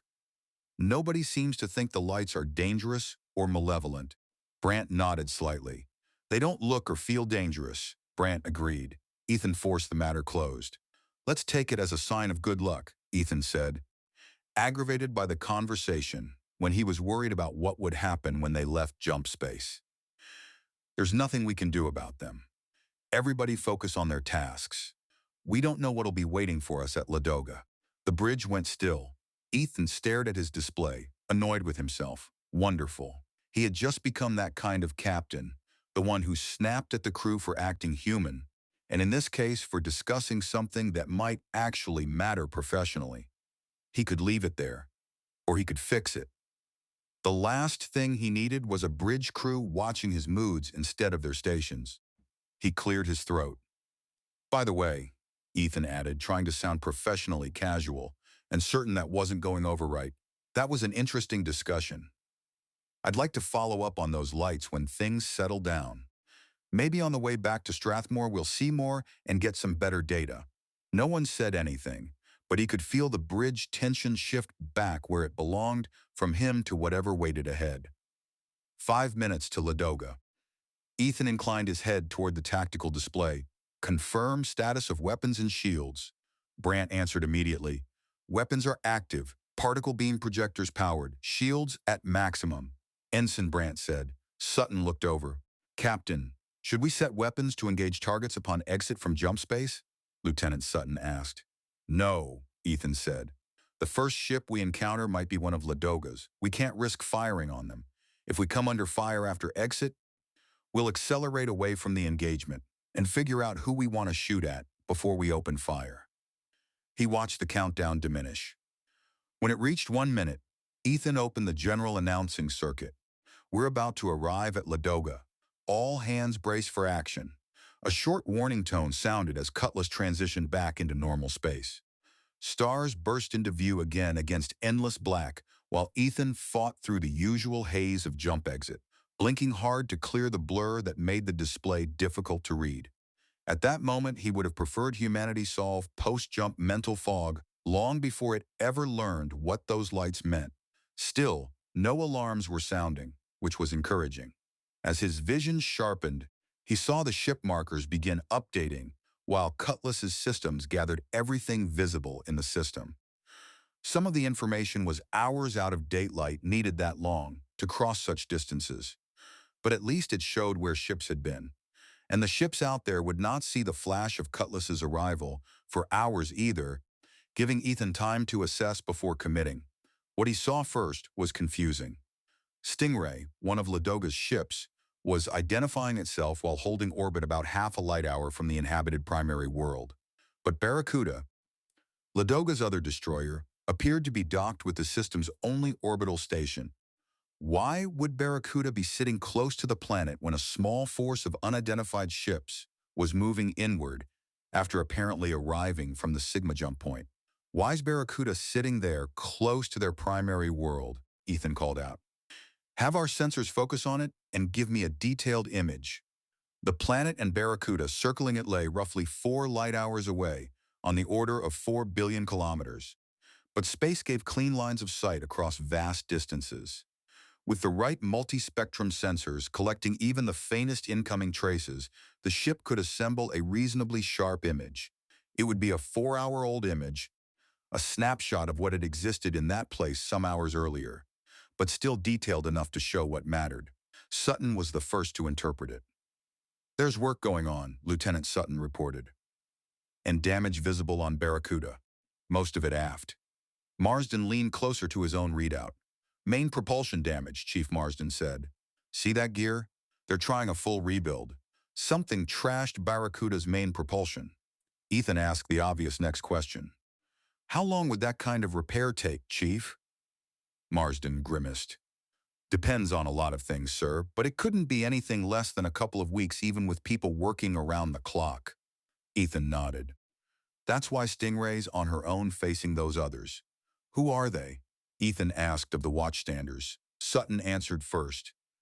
We're not seeing anything to indicate where they're from, Lieutenant Sutton said. Brant, read off the classifications. Our systems are showing visual identification of 1 Glaive-class destroyer, 1 Founders-class destroyer, and 1 Adventurer-class cutter, Ensign Brant said. They're escorting several freighters and a Fellowship-type passenger ship. She paused, concentrating harder. The freighters have heat radiating from many of their cargo areas. They must be pressurized and at livable temperatures. They're carrying people, a lot of them. Ethan felt the pattern lock into place. A Glaive class and a Founders class ship, Ethan said. The same types that station's records showed leaving Garuda for here, and the same types that destroyed Falchion. Sutton checked the timeline. The timeline fits, Lieutenant Sutton confirmed. They got here long ago enough to have gone to the Sigma jump point to meet up with those other ships. What are we going to do, Captain? Ethan scanned the display one more time before answering, even though he already knew. Saying it aloud still felt like stepping into empty air.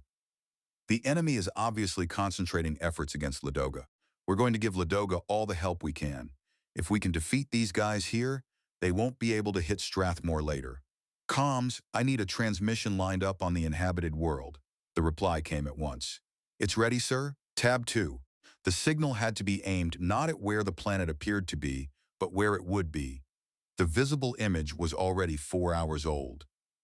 By the time Ethan's transmission arrived, the planet would have moved another 4 hours along its orbit. Worlds close enough to their stars to be comfortably habitable tended to travel fast. This one was moving at 26 kilometers per second. By the time his message reached it, the planet would be roughly 750,000 kilometers from the place where it now seemed to sit. In space, communications required aiming far ahead of where the eye said the target was. He drew in a long breath, straightened in his chair, and keyed the transmission. To the government of Ladoga, this is Commodore Harrow aboard the Strathmore destroyer Cutlass. We intend assisting you in defending your star system. Cutlass will proceed in system on a course to intercept the force approaching your world from the Sigma jump point. Request advise.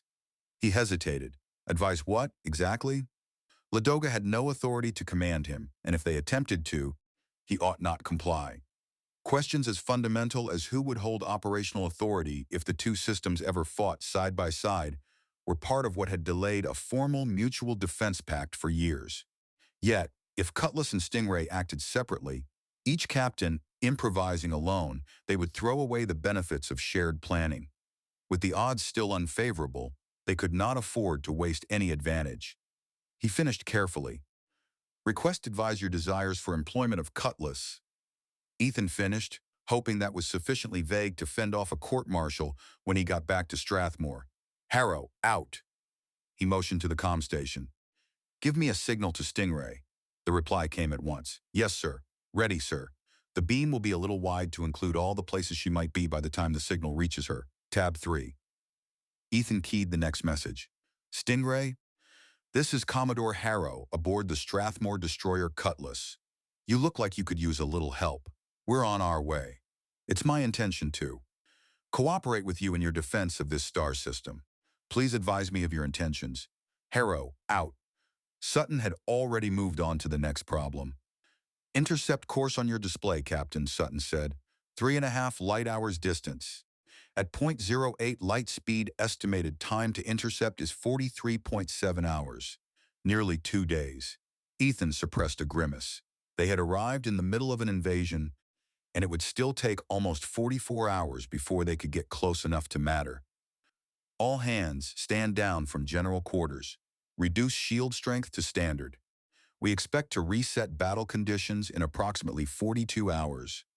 He spent a moment reviewing the maneuver solutions Sutton and the ship's systems had generated. Space itself offered no true up or down, but every star system had an orbital plane, and humans had long ago chosen one side of it as up and the other as down. Left and right were equally artificial outside a ship, so they were defined relative to the direction toward or away from the local star.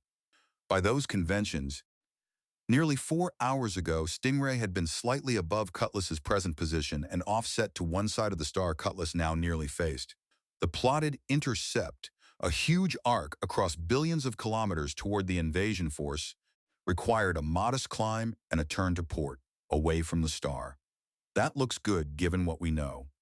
We'll adjust it when we get data that's not as time late and when Stingray lets us know what she's planning to do. Come up 04 degrees, turn 016 degrees to port, accelerate to 0.08 light speed. Sutton repeated the order by rote. Understand, come up 04 degrees, turn 016 degrees to port, accelerate to 0.08 light speed. Sutton repeated. The repetition was an old custom, and perhaps redundant, now that modern maneuvering systems could confirm orders automatically. But it ensured everyone heard the same thing before anyone acted. As far as Ethan was concerned, that was one tradition worth keeping. While Cutlass built speed toward a modest but useful fraction of light speed, Kaia Brynn came up to the bridge. She halted beside Ethan's chair and studied his display. I understand there are a few thousand ground forces potentially on those ships. We might need more than a half-dozen Marines to handle that. Trust Kaia to cut through tension with dry humor. Ethan gave her a faint smile. Too bad we couldn't have brought all 21 Marines. Kaia eyed the tactical plot. Is one of those destroyers an internal match for this one? I see one is labeled Glaive Class. Yes, Ethan said.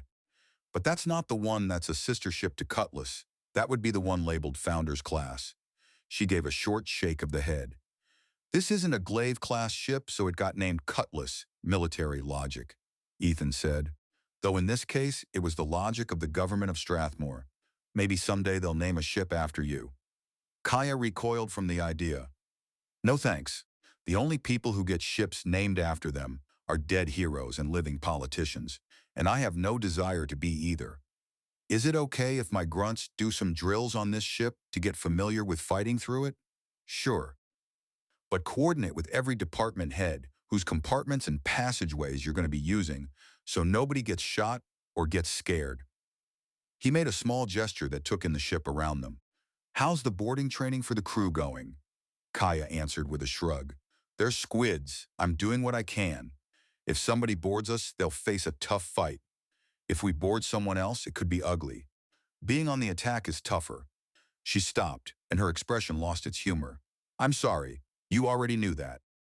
Yeah, Ethan said. Memory pulled him back to the chaos of boarding a Baloran warship 3 years earlier. For reasons he had never fully understood, the image that remained clearest was the shot that had killed Isabeau Renault and hurled her sideways across a passageway. That's okay, Kaia. Do you think we'd have a shot at taking one of those warships? She spread one hand. Maybe. Depends what they've got. Depends on a lot of things, and on him, Ethan knew. On whether he made the right calls. On whether he made any disastrous ones. He could only hope the next 2 days would keep him busy enough to prevent him from spending every hour worrying. Roughly 8 hours after Ethan's outgoing transmissions, replies began reaching Cutless. Because Stingray was closer in, her answer arrived first. The captain on the screen was an older woman whose face struck Ethan as oddly familiar, and the reason became clear the moment she spoke. Commodore Harrow, this is Captain Marisol Quiroga. Welcome. I understand you also used to serve in Vonier's fleet. I haven't received any instructions from Ladoga yet on how to deal with you, so let's just say I'm grateful for your support in a very difficult situation and hope we can figure out how to work together to defeat this threat. I'll contact you again after I hear from Ladoga. Quiroga, out. Not long afterward, another message came in, this one from the invasion force. The man on the screen wore self-importance as conspicuously as his broad-shouldered uniform. His expression was severe, meant to intimidate. You've been identified as a warship belonging to the neutral star Strathmore. This star system is a war zone. Charun has chosen to intervene for humanitarian reasons in the cruel war raging in Ladoga and causing numerous civilian casualties. They will bring a halt to hostilities and allow the people of Ladoga to vote for new leaders under the protection offered by Charun's volunteers. Balor and Tinia have chosen to assist Charun in this humanitarian operation. Any attempt to hinder our compassionate mission will require us to use all available force and will result in Strathmore's being identified as an enemy of peace and security. Change your vector immediately and leave this star system as soon as possible. Failure to do so risks sharing the unfortunate fate of Strathmore's only other warship, leaving your home defenseless. Out. The officer commanding Balor's ships had not even bothered to identify himself. Perhaps he imagined that omission would make him seem more threatening to Cutlass's crew. Tessa Zhao spoke first, the anger in her voice making the words come quick and clipped. Let the crew see this, Tessa Zhao advised, her words coming out fast and clipped with anger. It'll make them even madder, even more determined to kick that guy's teeth in. Humanitarian. How long have wolves been wrapping themselves in that form of sheep's clothing? Ethan's disgust matched hers. And an election under the protection of soldiers from Charun, Ethan said. I'm sure Charun's puppets would win a huge majority. Go ahead and release the message to the crew so they can see who and what we're dealing with. Zhao shook her head, still visibly angry. The same sort of lies they fed Commodore Aldrin. I've been remembering the things he said before Falchion left. Someone was feeding him information that led him to believe Balor didn't want to fight. The Commodore didn't want a war. He believed what he was being told. I don't want a war either, Ethan said.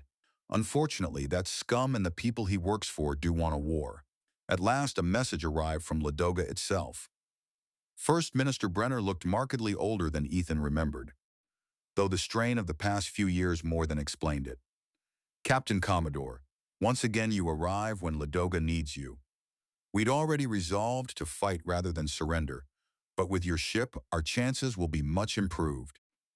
I don't know what your instructions are, and I can't issue orders to you, but I will instruct Captain Quiroga of the Stingray to work with you to the best of her ability. Brenner paused, and his smile faltered. Unfortunately, I cannot yet allow Stingray to be placed under your command. My government is still debating that issue. If you've been instructed to place your ship under our command, that will simplify things greatly. Please let us know so we can proceed. Brenner, out. After the transmission ended, Tessa Zhao stared at the display in open disbelief and shook her head. They've got an invasion fleet on their doorstep, and they're still playing politics? Does our side deserve to win? Because from where I sit, we look too stupid to win. Ethan's mouth twisted. We seem to be doing our best to lose, don't we? We have something going for us, though. I know Marisol Quiroga. I finally remembered why. She was an officer on a ship I spent time on while I was training. Zhao looked at him sidelong. And that's good? I think so. My memories of her are that she was good at what she did and didn't seem interested in playing political games. It's not too surprising that she ended up out here. Politics was the way to get ahead in Vanir's fleet. Tessa snorted softly. Politics is the way to get ahead in every fleet, Zhao said. Then, more carefully, she asked, are you considering placing Cutlass under Quiroga's overall command? She added in a cautious voice. A bitter laugh escaped Ethan before he could stop it. I can't do that. You know I can't. I have no authority to surrender control of this ship to someone from another star system. And while our goals match, the means we'll be willing to employ won't be the same. Quiroga and I both want to defeat that invasion force, but she can afford to have Stingray beat to a wreck doing that and be hailed as a big hero on Ladoga. But if I don't keep Cutlass in good enough shape to get back to Strathmore and defend it, I'll be labeled a failure and probably deservedly so. Zhao did not argue. Instead, she supplied the other half of the problem. They'll never agree to putting Stingray under your command, she added. No, they won't. She spread a hand toward the display, because they're going to be worried that you'd sacrifice Stingray to advance Strathmore's interests. How are we going to win this under those conditions? Tessa Zhao asked. Ethan let out a breath. Hopefully, one of us will come up with a brilliant plan, Ethan said. Let me know if you do. Fortunately, we still have almost a day and a half before we get near that invasion force. As we get closer to it and Stingray, I'll be more easily able to exchange ideas with Commander Quiroga. The next 8 hours drew Cutless steadily nearer. Its long intercept path continued to arc upward and off to one side, aimed to meet the equally sweeping trajectory of the invading force. Ethan spent part of that time moving through Cutlass's cramped passageways, speaking with crew members and inspecting equipment. The ship's heaviest weapons, the pulse particle beam projectors clustered around the bow, crouched in place like sleek predators made of metal and composite. In Vanir's fleet, weapons like these were sometimes decorated with tiny insignias of dangerous animals, real or mythical, or at least carried nicknames stenciled on them as though they were beasts in their own right. Either Earthfleet or Commodore Aldrin had refused that sort of nonsense, so these mounts bore only simple numerals, 1, 2, and 3. Ethan paused anyway, laying a hand on each one in turn while the weapon crews watched with approval, clearly pleased to see their captain showing the machines respect.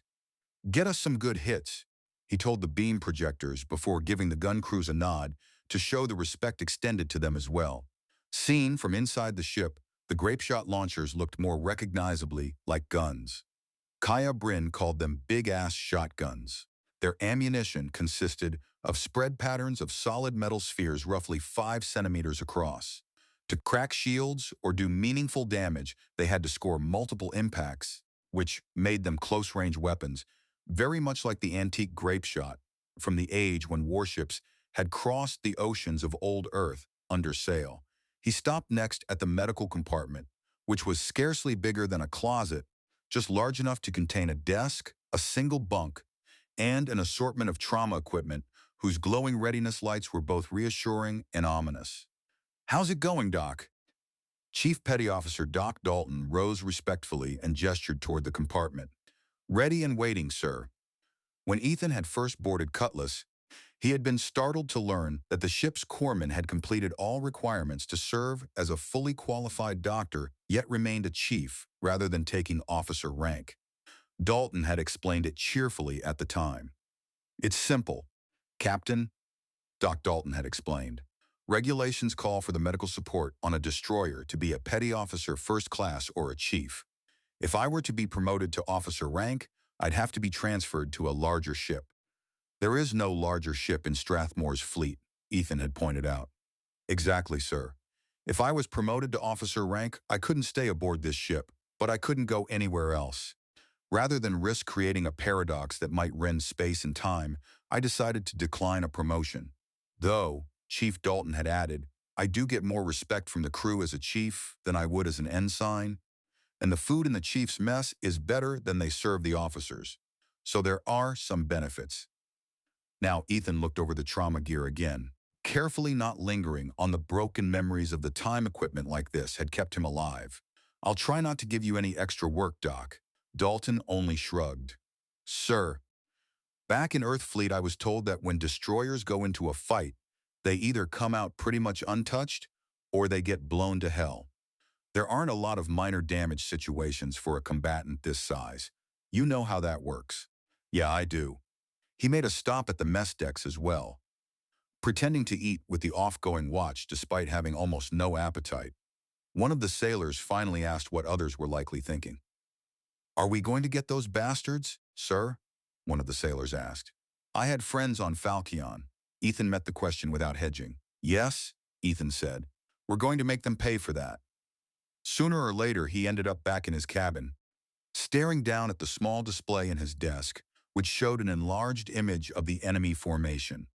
The large passenger liner carrying most of the invasion troops rode at the center of a hollow cylindrical arrangement formed by 8 large freighters, loaded with supplies and additional soldiers. Ahead of that cylinder, slightly below it, the 2 destroyers and the cutter stood in a vertical triangular screen facing the approach routes of both Cutlass and Stingray. The strongest of the enemy warships, the Founders-class destroyer, occupied the lower point of the triangle on the side facing Cutlass. The Glaive-class destroyer held the upper vertex toward Stingray, while the cutter filled the third corner.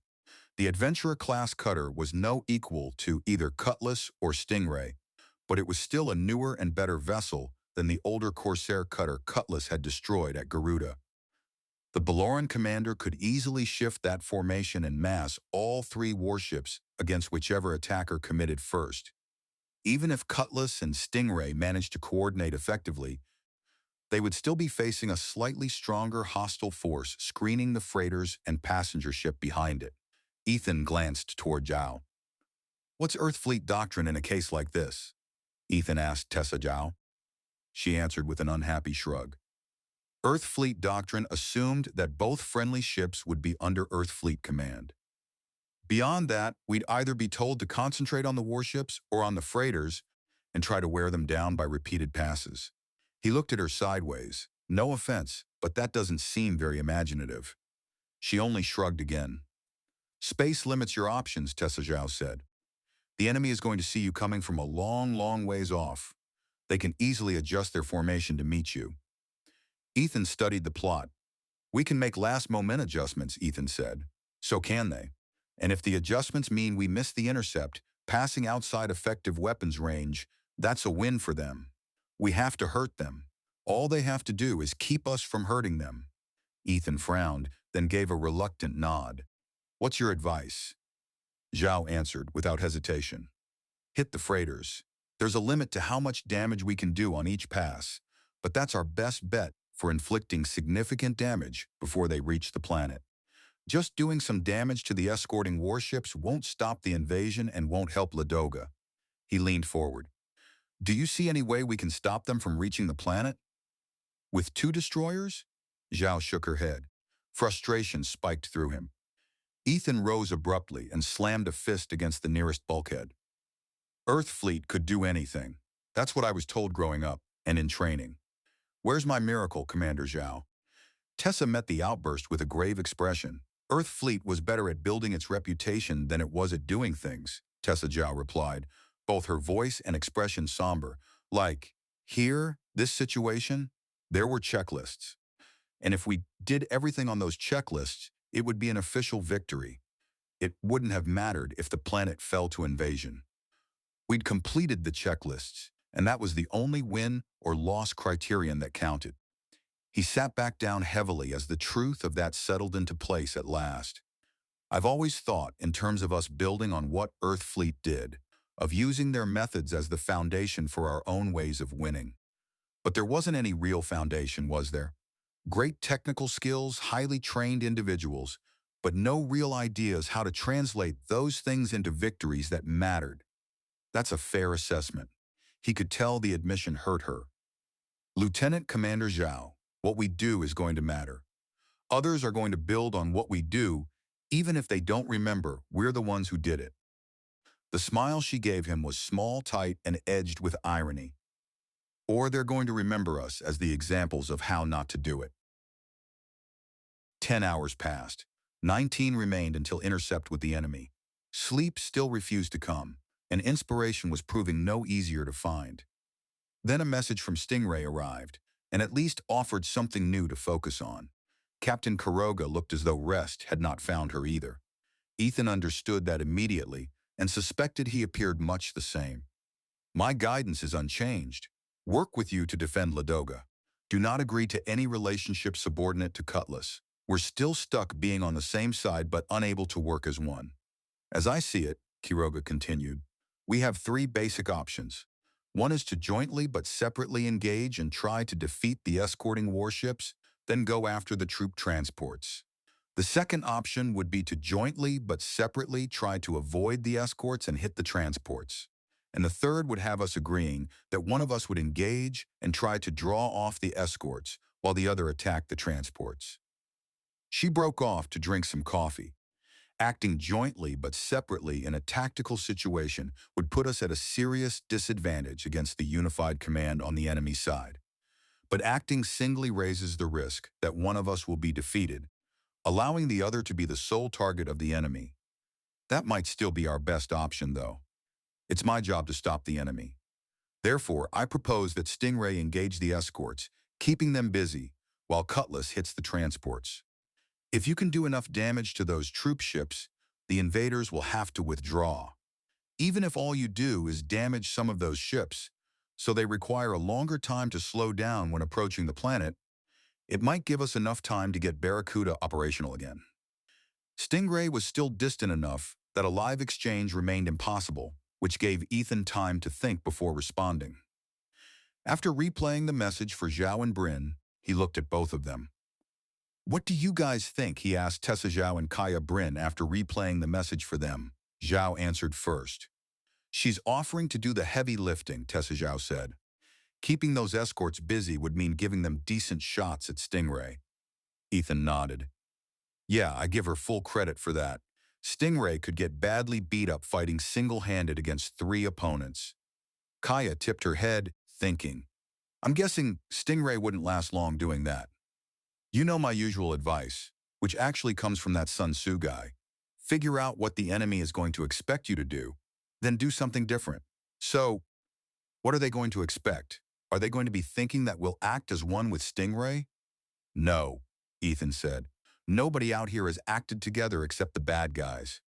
The good guys have been too busy clinging to their virtue to consider compromising enough to work together. Kaia's expression sharpened. You sound a little bitter about that, sir, Kaia observed. I am. A lot of people have insisted on everything being just as they want, and other people end up paying the price for that purity, including people like us and the ones we command. He gestured toward the two of them. Not that either of you are to repeat a word of that to anyone. To answer your question directly, what the enemy will expect is that Stingray and Cutlass will operate independently, each refusing to surrender any degree of control to the other. Kaia nodded once. That means we know what'll surprise them.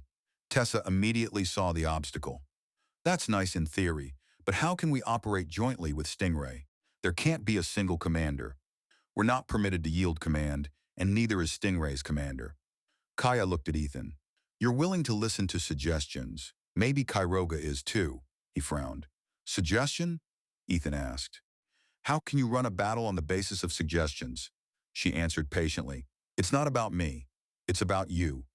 Can you and Stingray's commander agree on a specific course of action, and then agree on what to do next? Zhao let out a breath. Captain Brynn, you know what combat is like. There's not much time for trading suggestions and negotiating a mutually agreeable middle ground. Kaia was unimpressed. You space squids have a lot more time between shots than we Marines and ground apes do, Kaia pointed out. Then she shifted into formal mock gravity. Commander Harrow, she added in formal tones, can you check your ego at the airlock and find a way to dance with Stingray as your partner?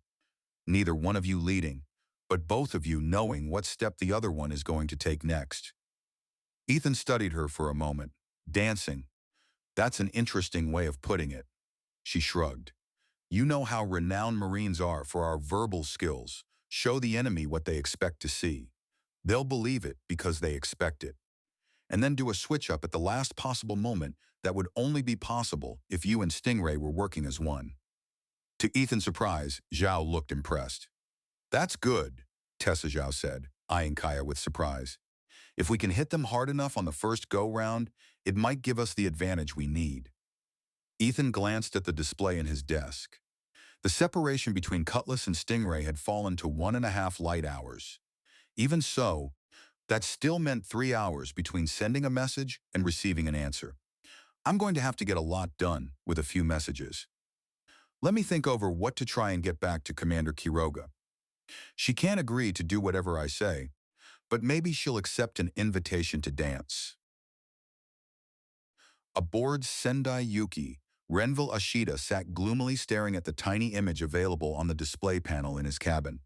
The jump point leading towards still peaceful regions of space was near, by interstellar standards. Several light hours away on the far side of the system, warships were converging. The cabin display was primitive, useful for little beyond showing a bare-bones view outside the freighter and playing books or vids. It had taken an absurd amount of effort to learn how to use the supposedly intuitive interface to project future movement. But eventually Renville had managed it and discovered that the warships would clash about 5 hours before Sendai Yuki made its own jump out of the system, which meant the light carrying news of the battle would still be on its way when the freighter departed. He would not even get to see how the first engagement turned out. In any case, the situation did not look encouraging. 2 defenders against that mass of invading ships. Another update from Solana had arrived an hour earlier. Ladoga's 2 settled cities were being emptied as people dispersed into the enormous unsettled countryside, reducing the risk that concentrated populations would become convenient targets for orbital bombardment. No one expected random bombardment as the most likely outcome, but someone had done exactly that before at Lavinia, and whoever had been responsible might well have had ties to Balor, Charun, or Tinia. Ladoga's militia was swelling in a hurry as volunteers kept coming in. There were not enough weapons available for all the people willing to fight. Lucien Favre had been advanced to captain and given command of a company. Solana had also admitted, with a crooked expression that clearly warned him not to ever say, "I told you so," that she and Lucien had married in haste, so at least on that point she had followed his advice. Renville sat there with his head in his hands, thinking about war spreading across the world he had come to love. A world that now held Solana and Awife, and Lucian too. At least Kaia Brynn was likely safe back on Strathmore. Safe in the limited way anyone could be anymore. But he was the one leaving all of them behind.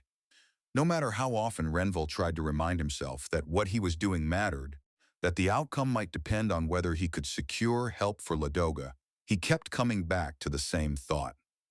Others were staying to fight while he was going, and the thought hollowed him out inside. Human beings feared death. He certainly did. Across centuries, science had made people healthier, tougher, and longer lived in practical terms, yet the outer limit of a human life had changed very little over the ages. As always, the tools for ending life had improved faster than the means for preserving it, and he, no hero, no warrior, nothing of the sort, found himself wishing he were carrying a rifle beside Solana and gambling with death there, instead of abandoning her to whatever came while he fled towards safety aboard a freighter. Des Gremlin de Strance.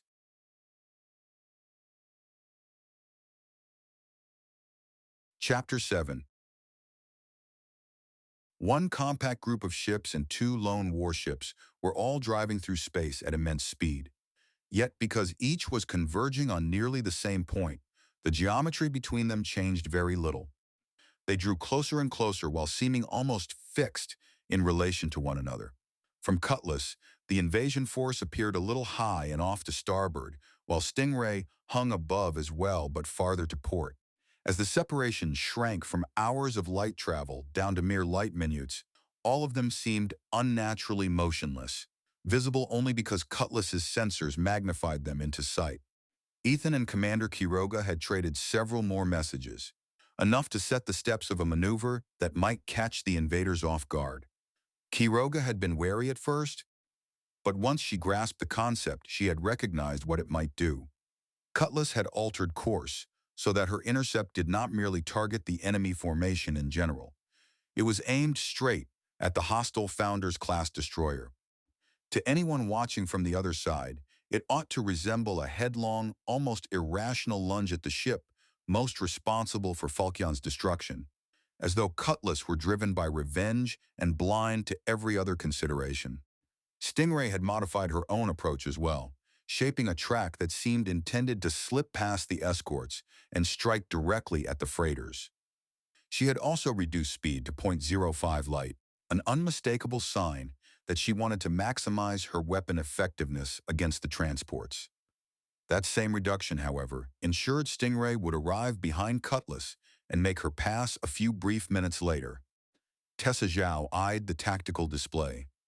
"It looks exactly like Stingray is going to let us take the brunt of enemy fire so she can get to the freighters with minimal risk," Tessa Zhao commented. "That's what the Baloran commander ought to think," Ethan said. Zhao's expression remained skeptical. "I believe it. Are we sure Stingray won't let that happen, instead of doing as you and Quiroga agreed?" Ethan kept his voice steady. "I'm certain," Ethan said. He was certain enough, at least. If he had judged Quiroga badly, Cutlass could pay dearly for it. "We're going to act as Quiroga and I agreed. If this fails, it won't be because Cutlass failed to live up to her commitments or I failed to live up to my word." Still watching the enemy icons, Zhao thought through the opposition's likely response. "Do you think they'll be suspicious at how easy it will be to counter Cutlass, then Stingray? All they have to do is collapse down that triangle at the right time so they can hit Cutlass with all three ships at once, then pivot up and to the side a little to catch Stingray as she comes through." "That's exactly the move I'm hoping will tempt him," Ethan said. "He gets a shot at smashing both of us on our first passes." Why would he doubt that? If he ignores the textbook solution you just laid out, he throws away that opportunity. And if he does choose it, then we'll have him. He checked the clock. 1 hour left to intercept. It's still a little early to set battle stations. That got a smile out of Zhao. "I'll bet you that everyone in the crew is already at their battle stations. They know who we're going after this time, the ships that destroyed Falchion. They want blood, Captain. But I suggest waiting until 45 minutes prior to estimated contact to go to full combat readiness." Ethan looked over. "Why?" because that's when the Earth fleet checklists call for going to full combat readiness. When we do that, increasing our shields to maximum and powering up the pulse particle projectors, the enemy will be able to see it.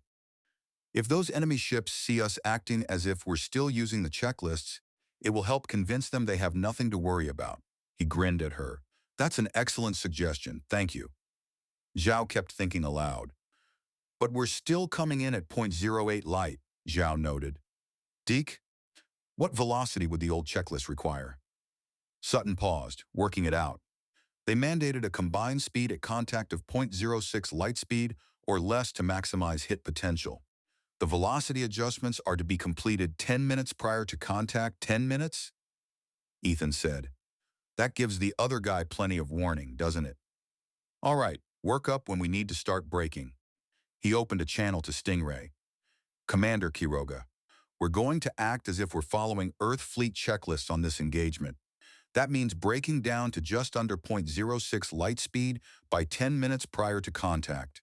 I'll send you the exact planned maneuver prior to that. If you wait until you've seen us start braking to begin slowing down yourself, it'll support the image that we're not coordinating actions. Harrow, over. Correlate. It was an excellent word. One meaning was literally equal in rank, degree, or importance. By that definition, he and Quiroga could coordinate all day long without either one accepting subordinate status. And there was another meaning as well. Actions properly combined to produce a single result. Yes. At that moment, Ethan liked that word very much. With an hour remaining before contact, the forces were far closer than before. Only 5 light minutes separated them now, so a reply came back after 10 minutes. Quiroga's image appeared, looking more composed than Ethan suspected he looked himself. I understand that you'll begin breaking down to .6 light speed, Quiroga said, looking far more relaxed than Ethan thought he appeared. We'll act as if we had no advanced knowledge and react after sighting your maneuver to apparently break down our own velocity to maintain the same distance behind you at contact. By the time the enemy realizes that we're not breaking velocity as much as we ought to, it should be too late for them to figure out what we're doing. Let me know of any other changes. Quiroga, out. At 45 minutes to intercept, Ethan ordered Cutlass to full combat readiness, every step occurring on the exact timeline prescribed by the old checklists. Be complacent, he silently urged the enemy commander. Think you understand all of this? Think we're stupid enough to come straight at you? 3 light minutes to intercept point, Lieutenant Sutton reported. 3 light minutes. The distance light crossed in that span, some 54 million kilometers. To any human instinct, it was absurdly vast, because human minds still measured by planetary experience, where 50 kilometers was a serious trip on foot, or even by ground vehicle. But at .08 light, Cutlass would cover that remaining gap in a little under 40 minutes. They would slow before then down to .06 light, so the true time remaining was slightly longer. The enemy still appeared in the same place on Ethan's display, slightly above. And to starboard. Cutlass was not steering for where the hostile ships seemed to be, but for where they would be when she reached that region of space. Tessa Zhao studied the tactical plot. No reaction by the enemy yet, Tessa Zhao commented. Everything looks good.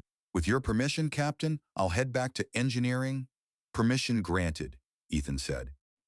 Zhao's experience would be valuable in engineering, but there was another reason as well. It physically separated the executive officer from the captain.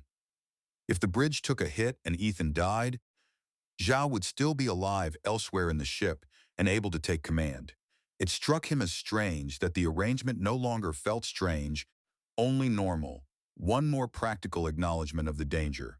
Cutlass and her people were about to enter. Despite all the planning, this could still go wrong. He could be dead very soon.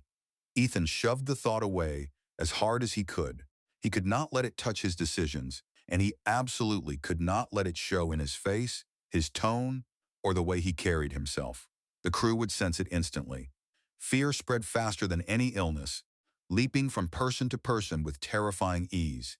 And fear of disaster had a way of helping create the very disaster it dreaded. So he eased himself deeper into the command seat, inhaled slowly, and let the breath out. To occupy his mind while the remaining minutes dragged past, he began mentally replaying the coming action. Kying's made action difficult, but prediction straightforward. If Cutlass stayed on her present line toward the Founders-class destroyer, then the best move for the Baloran force would be this, bringing the Glaive-class destroyer here and the Adventurer-class cutter there. For those ships to reach those points, they would have to begin maneuvering in these ways at those specific times. If the Balorans behaved as expected, then Ethan could anticipate precisely where all three hostile warships would be at a given moment. And Ethan had spent considerable effort making sure the Balorans would do exactly what he wanted, handing them what looked like an ideal target, just as Falchion had once done.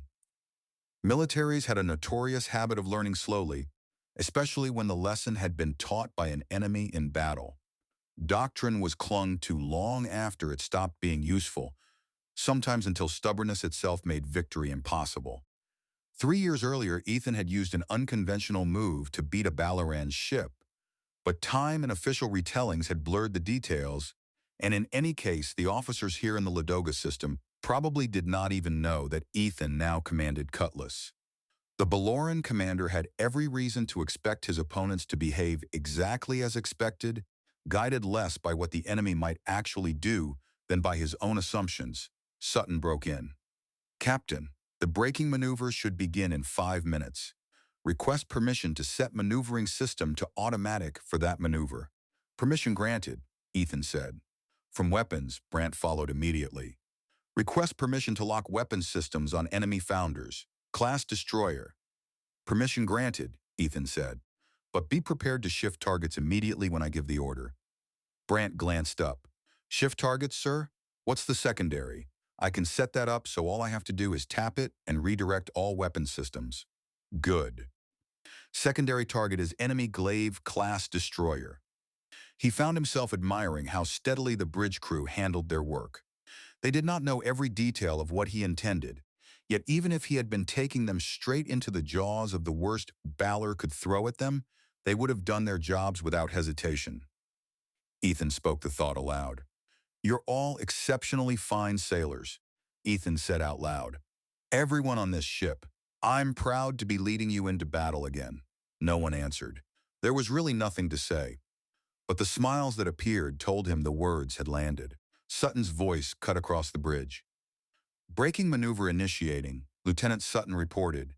Thrusters fired, rotating Cutlass so her bow pitched up and around until she faced aft, her main drive now pointing forward while the ship still raced backward through space.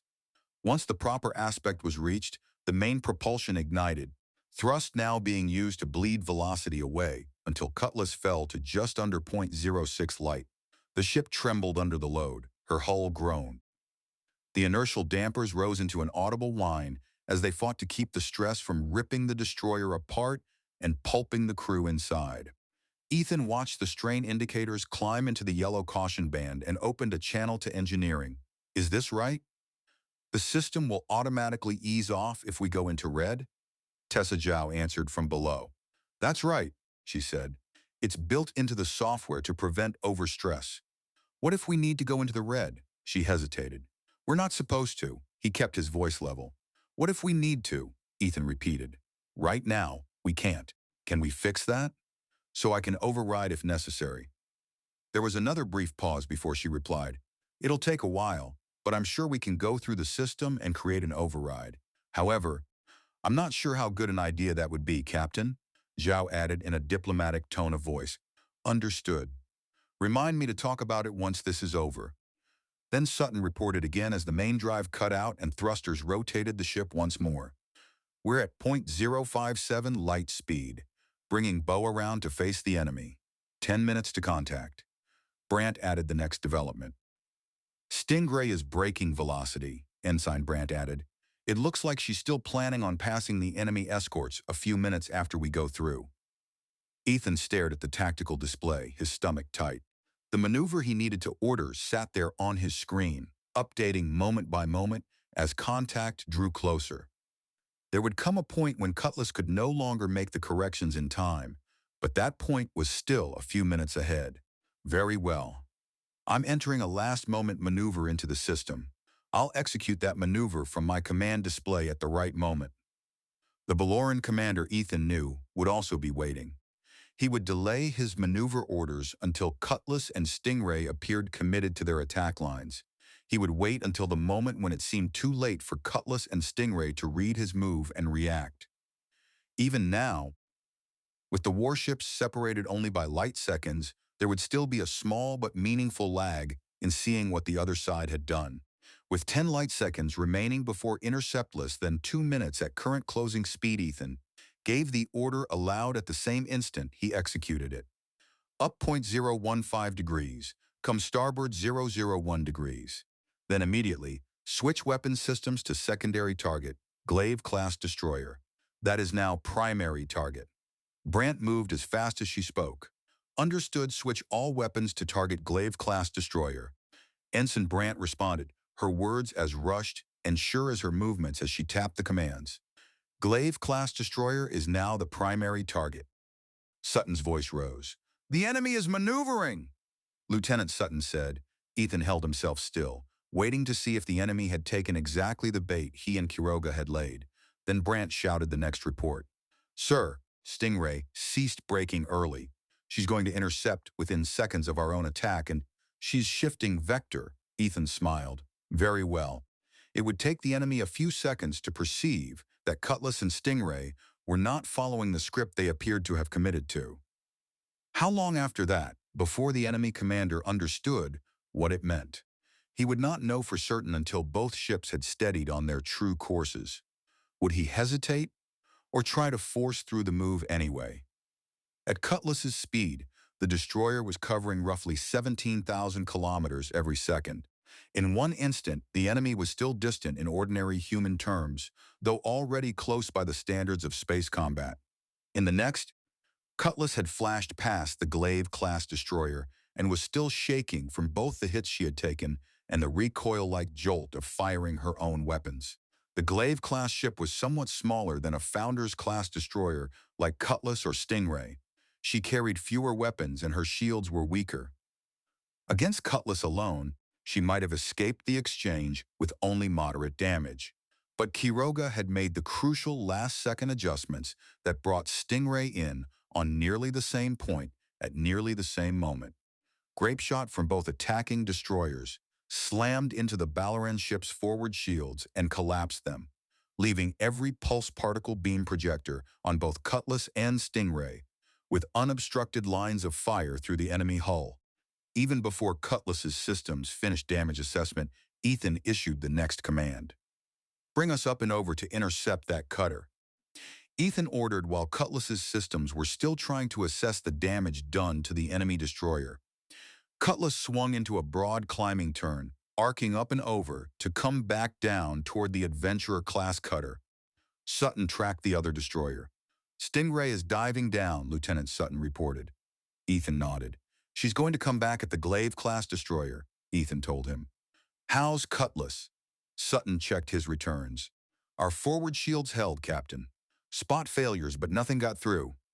Outstanding. Ensign Brant, what did we do to that Glaive? Brant answered quickly, voice crisp with concentration. Still evaluating, Captain, Brant said, speaking quickly but clearly. His forward shields are not recovering. Unknown amount of damage to weapons, but at least one of his particle beams is assessed destroyed. Maneuvering capability appears to be compromised. Sutton looked over at Ethan, astonishment and admiration mixing in his tone.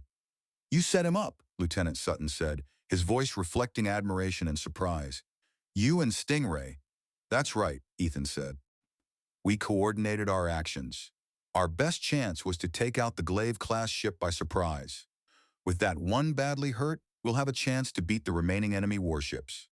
He had been following the movement of the hostile ships and now saw the Founders-class destroyer and the cutter closing in to shield the damaged Glaive. Shift our vector. We're going to hit the freighters. He switched to comms. Stingray, this is Cutlass. If the enemy continues to protect their damaged ship, I intend striking at the freighters. Either that will draw them away from the Glaive-class ship so you can hit it again, or leave me free to hit their troop ships if they stay close to their damaged companion. Harrow, over. The ships were still close enough that the answer returned in under a minute. Cutlass, this is Stingray. I will continue my attack run on the damaged ship, but break off if I face all three combatants at once and join you in a strike at the troop carriers. Quiroga, out. Coordinating, Ethan thought, was proving much less difficult than everyone had insisted. Maybe that meant he and Quiroga were not doing it. Right! You've got him stuck, Ensign Brandt said with sudden comprehension. He either protects that warship we've already damaged, or he protects the freighters. He can't do both. Sutton caught on a heartbeat later. He'll have to leave the destroyer, won't he? Sutton said. His job is to protect the troop ships. Ethan nodded. You're right, Ethan said. I expect he'll try to intercept us before we can hit those freighters. We'll let Stingray try to finish the Glaive-class ship. Brandt sounded almost offended by the idea of leaving that kill entirely to someone else. We helped take that ship down, Ensign Brandt insisted. He understood exactly why that mattered to her. If another ship delivered the finishing blows, it would not feel like full repayment for Falchion. That's right, Ethan said. It'll be a joint kill in which Cutlass played an equal role. Cutless was reaching the top of her great looping turn, just as Stingray began curving upward from the bottom of hers, when the enemy reacted exactly as Ethan had predicted. Sutton tracked the hostile shifts. Enemy Founders-class destroyer and cutter are breaking away from the Glaive-class ship, Sutton reported. They're coming back and up. They're going to try to hit us, Ethan said, or make us turn away. For now, keep us on a vector to pass through the enemy formation, targeting the passenger ship. We'll shift vectors on final approach to avoid giving him a shot at us and try to hit one of the freighters. Then an internal comm alert sounded. Kaia Brynn's voice came through at once. He's going to be mad, she said, obviously referring to the enemy commander. I know, Ethan said. Mad enough to make mistakes, maybe. Also mad enough that if you give him an opening, he'll go for your throat. You're feeling pretty confident right now. Don't. He paused, because she was right. Without noticing it, the success of the first move had left him almost lightheaded with confidence. Confident enough that he might hand the enemy exactly the opening Kaia was warning him about. Thanks. I needed to hear that. That's why I'm here, Kaia said. That, and to break things that need breaking. Brandt interrupted with fresh urgency. Captain, Ensign Brandt said. Warrant Officer Kamaka reports that we're getting some very aggressive attacks on our system firewalls. The transmissions carrying the attacks appear to be originating from the enemy passenger ship.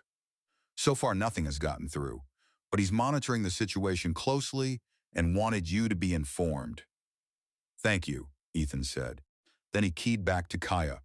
Kaia, if your code monkey isn't busy, maybe he can help Kamaka. Will do. I'll have Corporal Hollis get in touch with Warrant Kamaka. Sir, Kaia added. If those software attacks are coming from the passenger ship, that means their offensive hackers are aboard it. And most ground forces I know of keep their hackers close to the headquarters unit. Understood, Ethan said. He kept his gaze fixed on the display. The projected arc of Cutlass's course still intersected the point in space where the passenger ship would soon be. Stingray was still turning in toward the crippled Glaive-class destroyer. Meanwhile, the remaining enemy destroyer and cutter were bending upward and back, trying to catch Cutless just before she could reach the passenger liner. He still had about 20 minutes before that encounter. He opened a channel again. Stingray, this is Cutless. We're under software attack from the passenger ship and assess that the enemy ground forces command structure is probably aboard it. Recommend we concentrate attacks on that ship. I'll try to draw off the enemy combatants. Harrow, over. The answer returned about a minute later. Cutless, this is Stingray. I may not be able to finish off the damaged enemy warship on this firing pass. It'd be helpful if you could make another run on it after mine. I agree with trying to cripple and destroy the passenger ship. That's their highest value target. Quiroga, over. Ethan checked the tactical solutions and decided he could not afford to spend his own attention running all the possibilities. Lieutenant Sutton, have someone work up some options for hitting that Glaive-class destroyer again if Stingray doesn't finish him. Yes, sir, he sent a quick acknowledgement. Stingray, this is Cutless. Understood. We'll attempt to hit the damaged enemy ship again if necessary. Harrow, out. That still left the problem of what Cutlass should try to hit on this pass. Brant complicated the answer before he could settle it.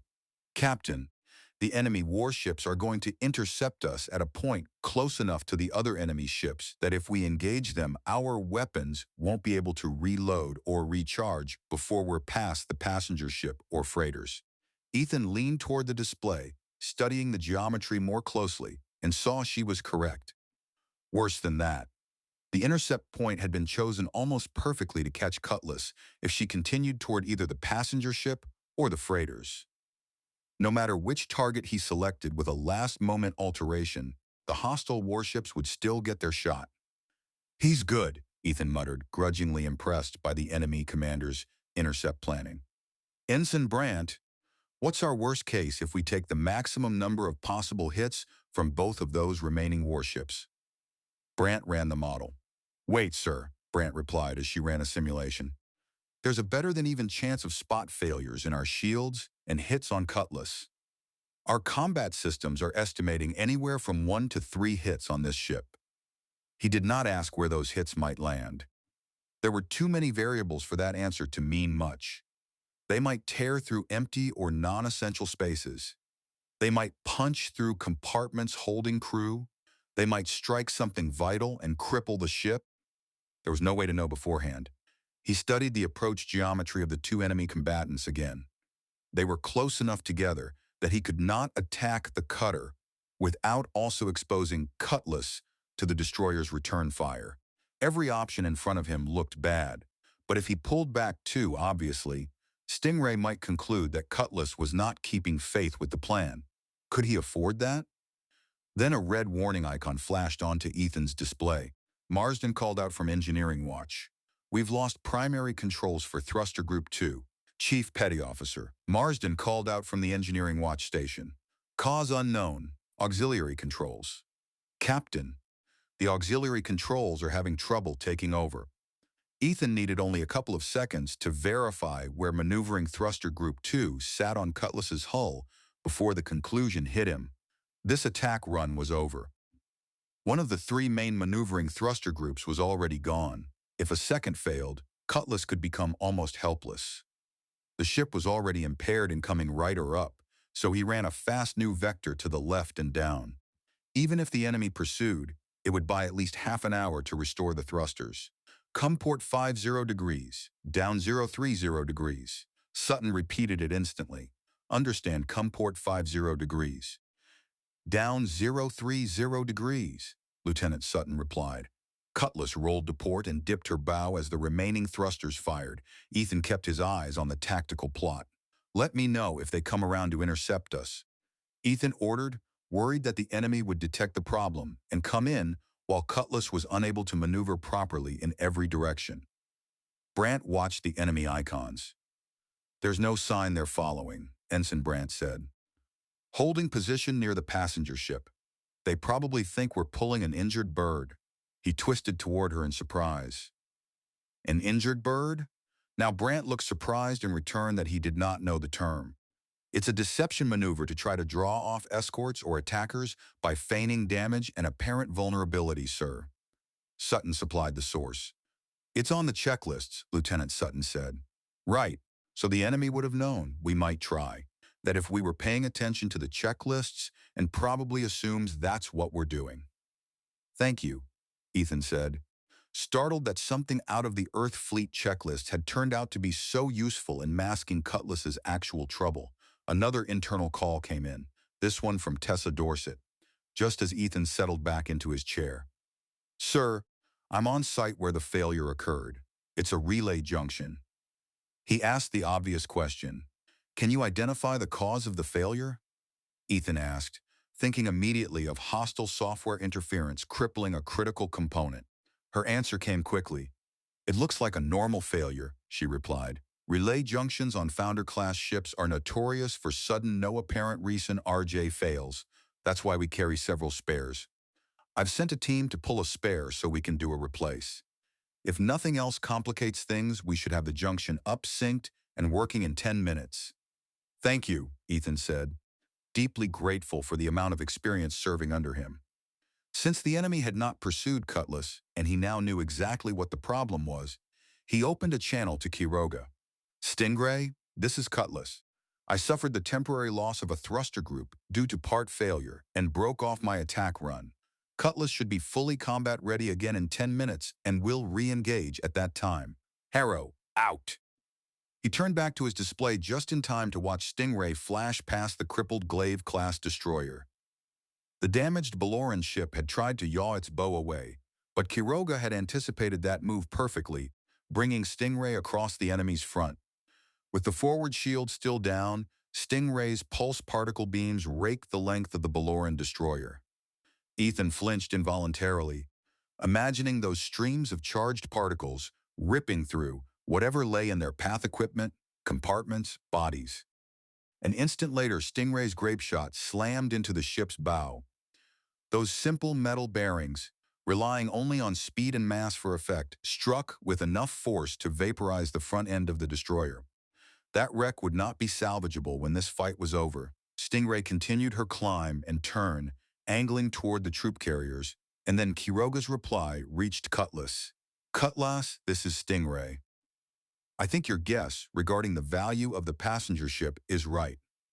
I'm going to try to draw off the remaining escorts by hitting the freighters farthest from them. If they go after me, that should give you a shot at the passenger ship."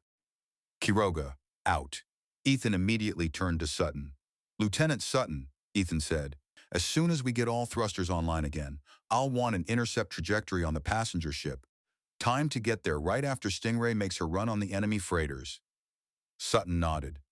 "I'll have it ready, sir." Ethan looked to weapons. "Ensign Brandt, how badly hurt is that Glaive-class destroyer?" Brandt frowned at her display and shook her head. "He's either completely dead or very good at playing dead. His power core is shut down, and we're seeing no signs of any systems still working." Something about that bothered Ethan. Why haven't the surviving crew abandoned ship? Ethan wondered. "I have no idea, sir." Disheveled though it seemed to be, the Glaive-class destroyer kept moving with the larger enemy formation because neither the passenger ship nor the freighters had altered course. But the damage had bled off some of the destroyer's speed and nudged it onto a slightly inward path, so it was slowly drifting upward and closer to the rest of the ships.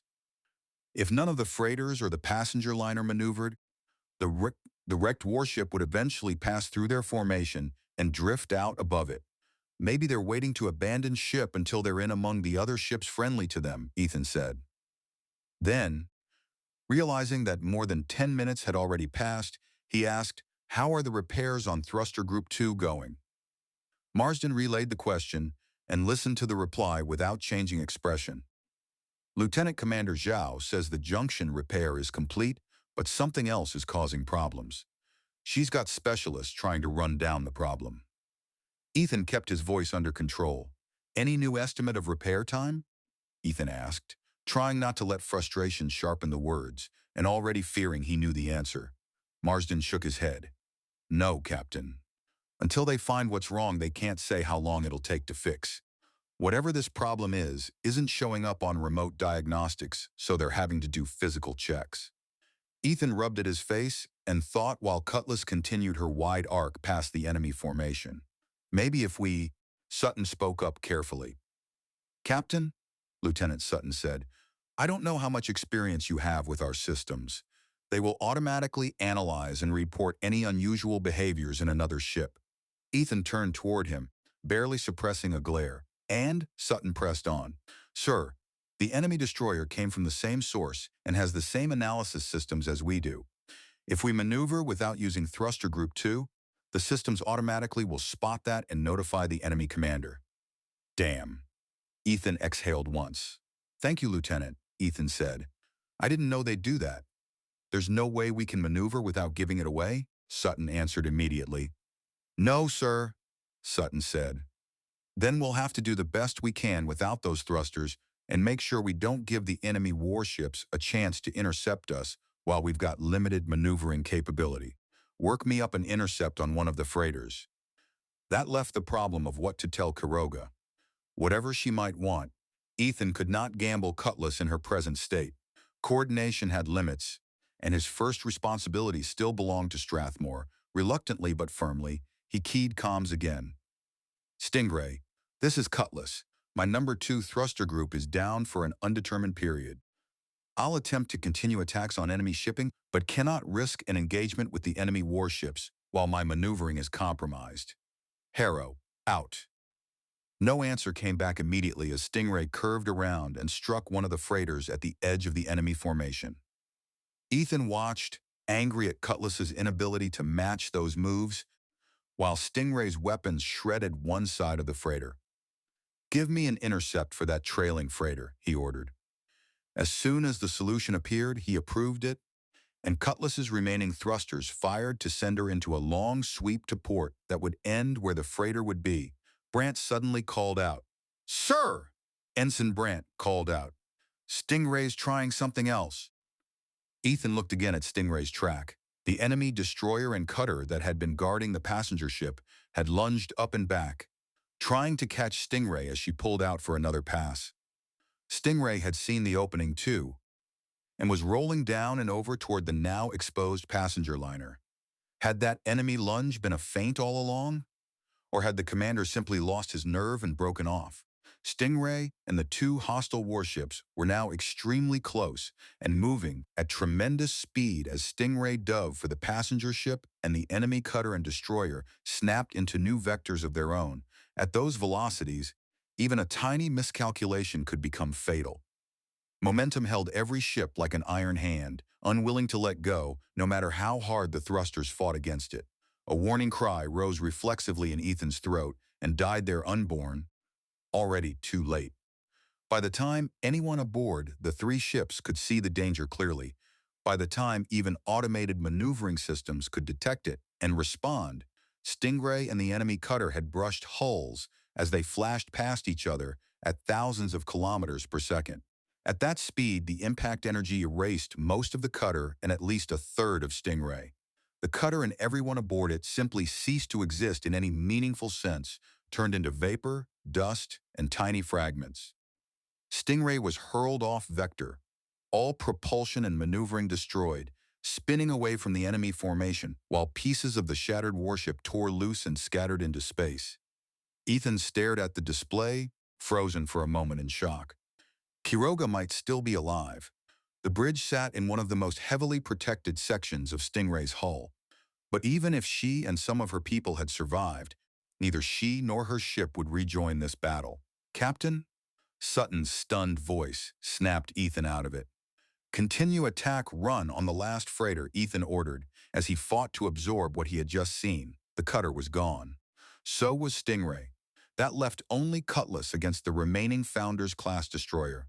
On paper, the odds were even except that Cutlass was down one of her 3 maneuvering thruster groups. At that moment, Zhao called the bridge again. When the junction failed, so did protective breakers along control lines. "We've got burned-out lines to most of the thrusters." Ethan latched onto the one thing that still might be within his control. "Can we replace them?" Ethan asked, his mind mechanically seizing on something he could still control. Zhao answered at once. "Yes, sir, but I'm estimating at least 10 hours for the job." He inhaled slowly before replying. "Make it as much shorter as you can. We just lost Stingray. Cutlass is all that's left to stop that invasion force." Even as he said it, the words felt hollow while he looked at the surviving destroyer, the freighters, and the passenger ship. Cutlass could not take on all of that alone. He might still be able to hurt them more.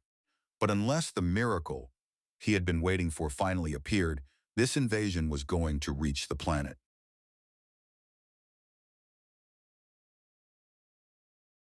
Chapter 8. In the distant past on old Earth, people must have looked upward in fear only when thunder rolled and lightning split the sky. Then humanity learned to fly, and after that to cross into space. It did not take long to discover that weapons and soldiers could come down from above. Since then, the sky and the stars had become just another battlefield. Humans moved through and fought over, one more source of danger for anyone standing on a world below. On Ladoga, the intelligence offices had spent their time watching space with the best sensors available to them. Yet they were no more able to stop what was coming than those ancient people had been able to stop lightning. Dane Varga raised his voice across the room. "Everybody out," Dane Varga announced. "The invasion fleet will reach orbit soon. You have 30 minutes to copy any files, collect gear, and leave the building. After that, a special team is going to wipe every file from the gear we have to leave, then start planting physical booby traps where they can, and malware booby traps in the equipment." Solana Reyes had already made ready for what had seemed more and more inevitable. She performed one last update to the data coin containing the backup files she intended to save. Once it was done, she removed the coin, sealed it inside a jacket pocket, and rose with her bag in hand. The tactical display had hardly changed, and that sameness was depressing. The invasion force kept closing on the planet while Cutlass and the remaining enemy destroyer crossed and recrossed each other in repeated engagements. Strathmore's lone warship still trying to halt the invasion, but with the hostile destroyer free to focus on a single opponent, most of Cutlass's efforts had been blunted. Dane stopped beside Solana and studied the display with her. He looked worn hollow by fatigue and worry. "We actually got a question from someone in the government demanding to know why Strathmore's ship hadn't stopped the invasion fleet." Solana stared at him. "You're kidding." Solana shook her head. "They don't have any obligation to do what they're doing, but they're still fighting to defend us. And people are complaining about that?" Dane gave a harsh, derisive sound.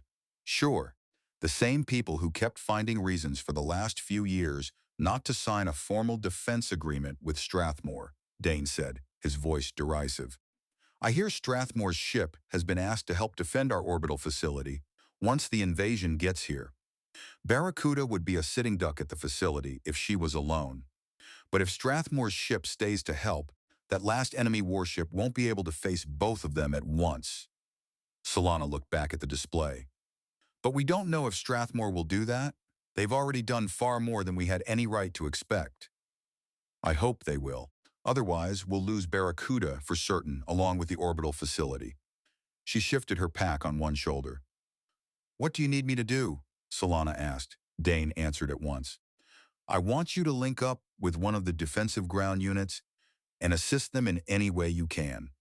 There'll still be intelligence sections active with the Ground Forces Command, and I'll be with the High Command staff, so feed those sections and me anything important you run across," Dane said. She blinked at him.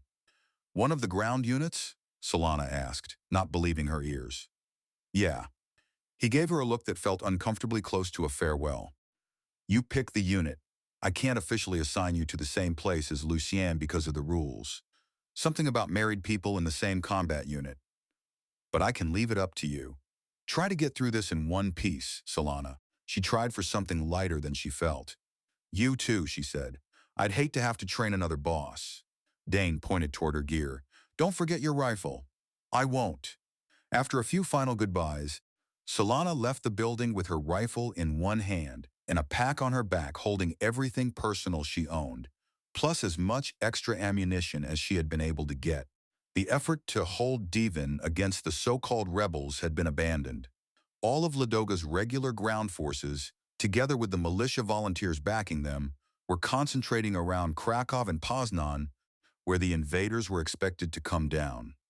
Lucien Favre's company had taken up positions a few kilometers from the spaceport, concealed among empty office buildings and storefronts, occupied now only by too few defenders. The city's mass transit system had already been shut down. Controllers for buses and trains had been wiped and locked so the invaders could not immediately turn them to their own use. Solana was still able to catch a ride on a military vehicle, heading the direction she needed. She sat in the rear with several others, whose expressions were probably as blank and exhausted as her own, while the lightly armored carrier rumbled through the near-abandoned streets of Poznan. If the hopes of the people who had built this city were going to endure, many of those same people might have to die for them. Solana lifted her gaze toward the sky, where the invasion fleet crept ever nearer, and shaped silent curses for whoever had sent it. "Thruster Group 2 is fully operational." Ethan snapped his attention to the display, thoughts racing through rapid calculations. Cutlass was in the middle of yet another effort to reach the invasion force, rising from below and ahead of the enemy formation on a path toward the passenger ship. But the hostile destroyer was already coming in from the side on a course aimed at Cutlass's weakened rear shields. It was a well-designed intercept, taking advantage of the thruster trouble that had by now become obvious. But with thruster group 2 suddenly restored, Ethan saw a new opening. "Come down 01 degrees, come left 003 degrees, he ordered. "Lieutenant Sutton, give me a refined intercept solution on that trailing freighter." The abrupt move, one Cutlass could not have made before all her thrusters were available again, spoiled the enemy destroyer's attack. The hostile ship shot past outside weapons range, while Ethan's destroyer bent toward the freighter already damaged earlier by both Cutlass and Stingray. "Ensign Brandt, I want maximum hits on that freighter. We may not get another intercept like this." Brandt had the weapons ready. "Weapons targeted," Brandt said. Like everyone else on the bridge, she had been awake far too long, kept functioning by up drugs that could hold exhaustion off and preserve mental sharpness for days. The bill came due afterward when the body crashed, but for the moment those drugs could decide the difference between living and dying. Cutlass slashed by the lagging freighter, whose hull was already scarred from earlier damage.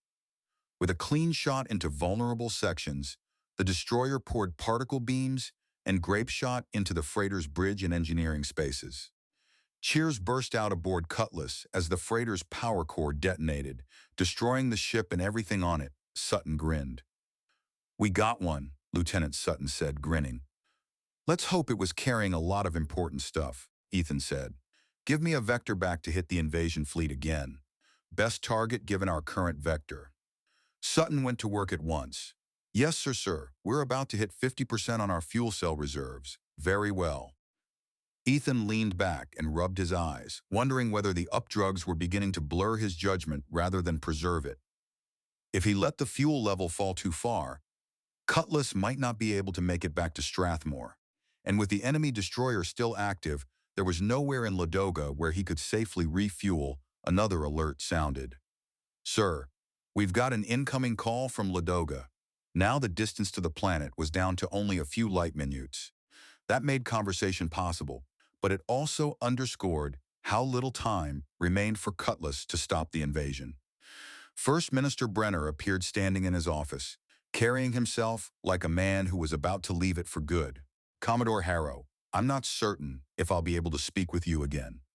I've been advised to evacuate, along with what is left of the government here in the city. I wanted our gratitude for your assistance to be on the official record." He paused, and a darker thought seemed to pass across his face. "And yet I ask one more thing of you. Barracuda is still helpless at our orbital facility.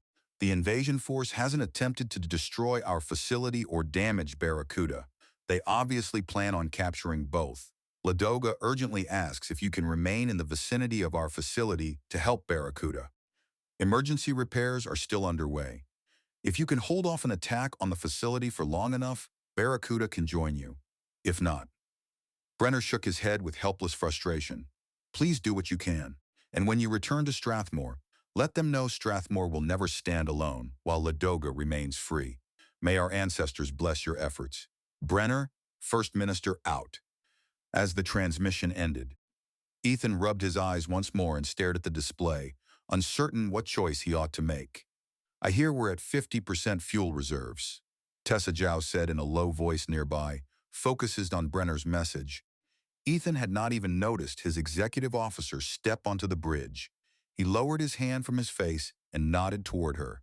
Zhao looked worse than anyone else aboard, which was no surprise after the endless push to restore the thrusters.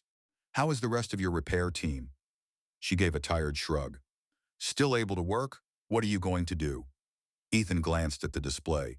What would the checklist say, Ethan wondered. At 50%. Request permission before continuing mission, and if that's not possible, break off and return to the closest refueling location. He looked back at her. "Is that what you recommend?" "No, sir. That guy," Zhao said, pointing to the symbol representing the enemy destroyer on Ethan's display, "has to be lower on fuel than we are.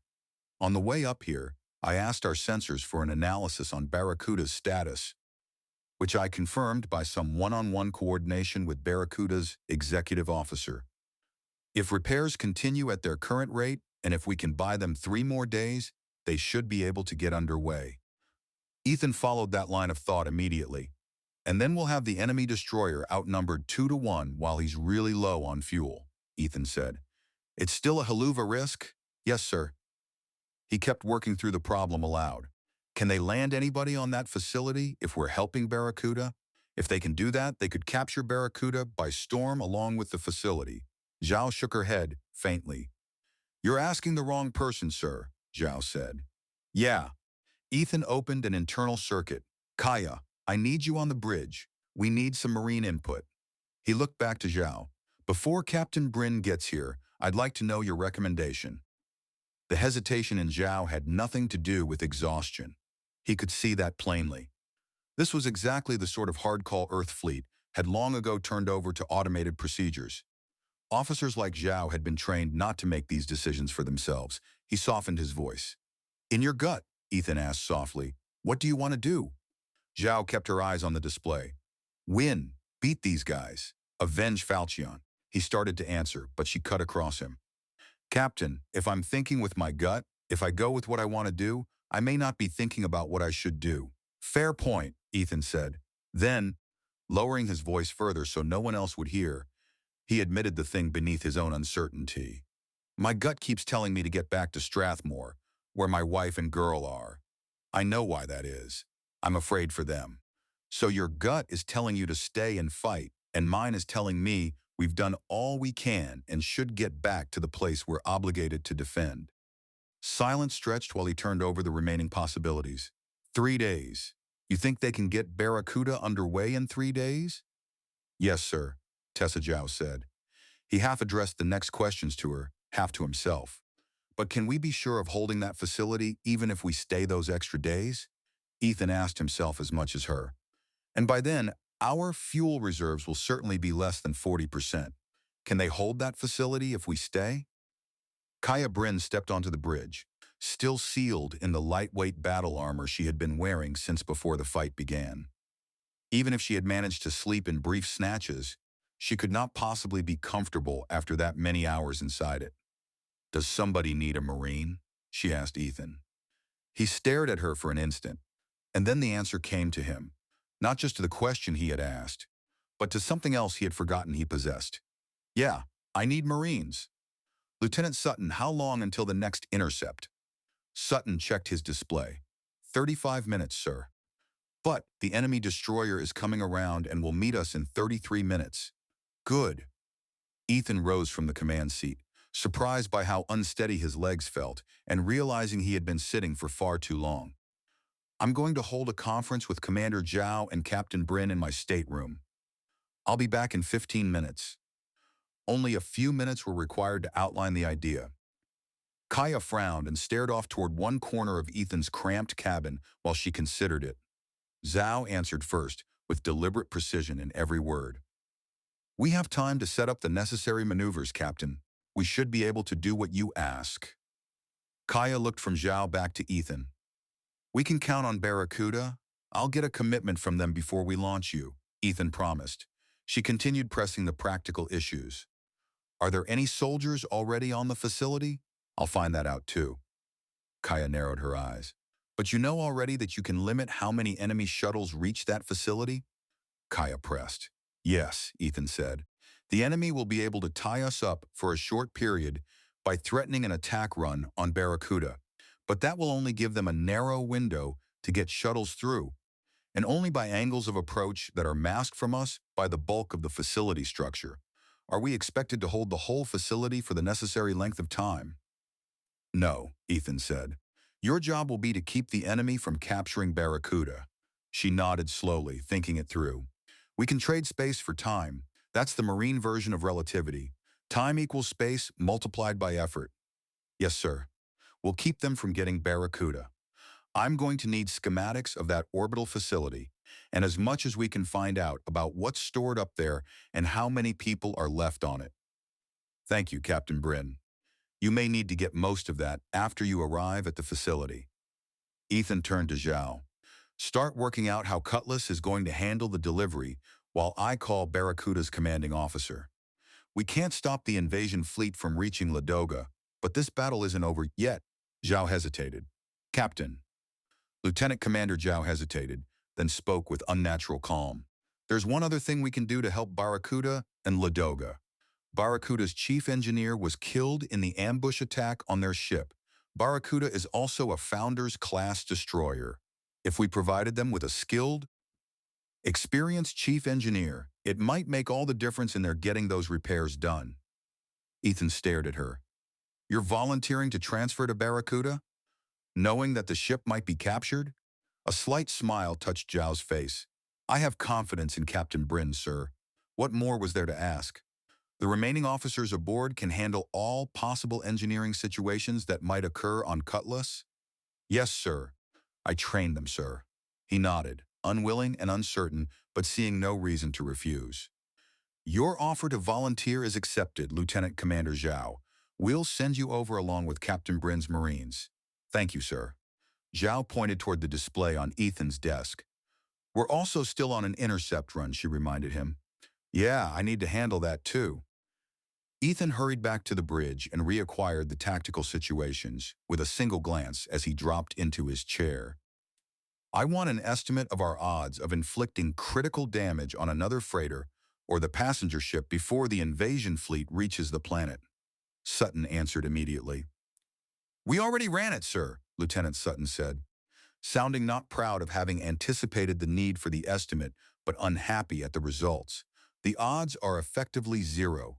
We don't have enough time left, or enough firepower, given that the enemy destroyer is still a threat. If we persist in attacks on the invasion fleet, there's at least an even chance that Cutless will receive disabling damage. Ethan knew he could argue with those numbers. They were, after all, only attempts to measure things that could not truly be reduced to numbers.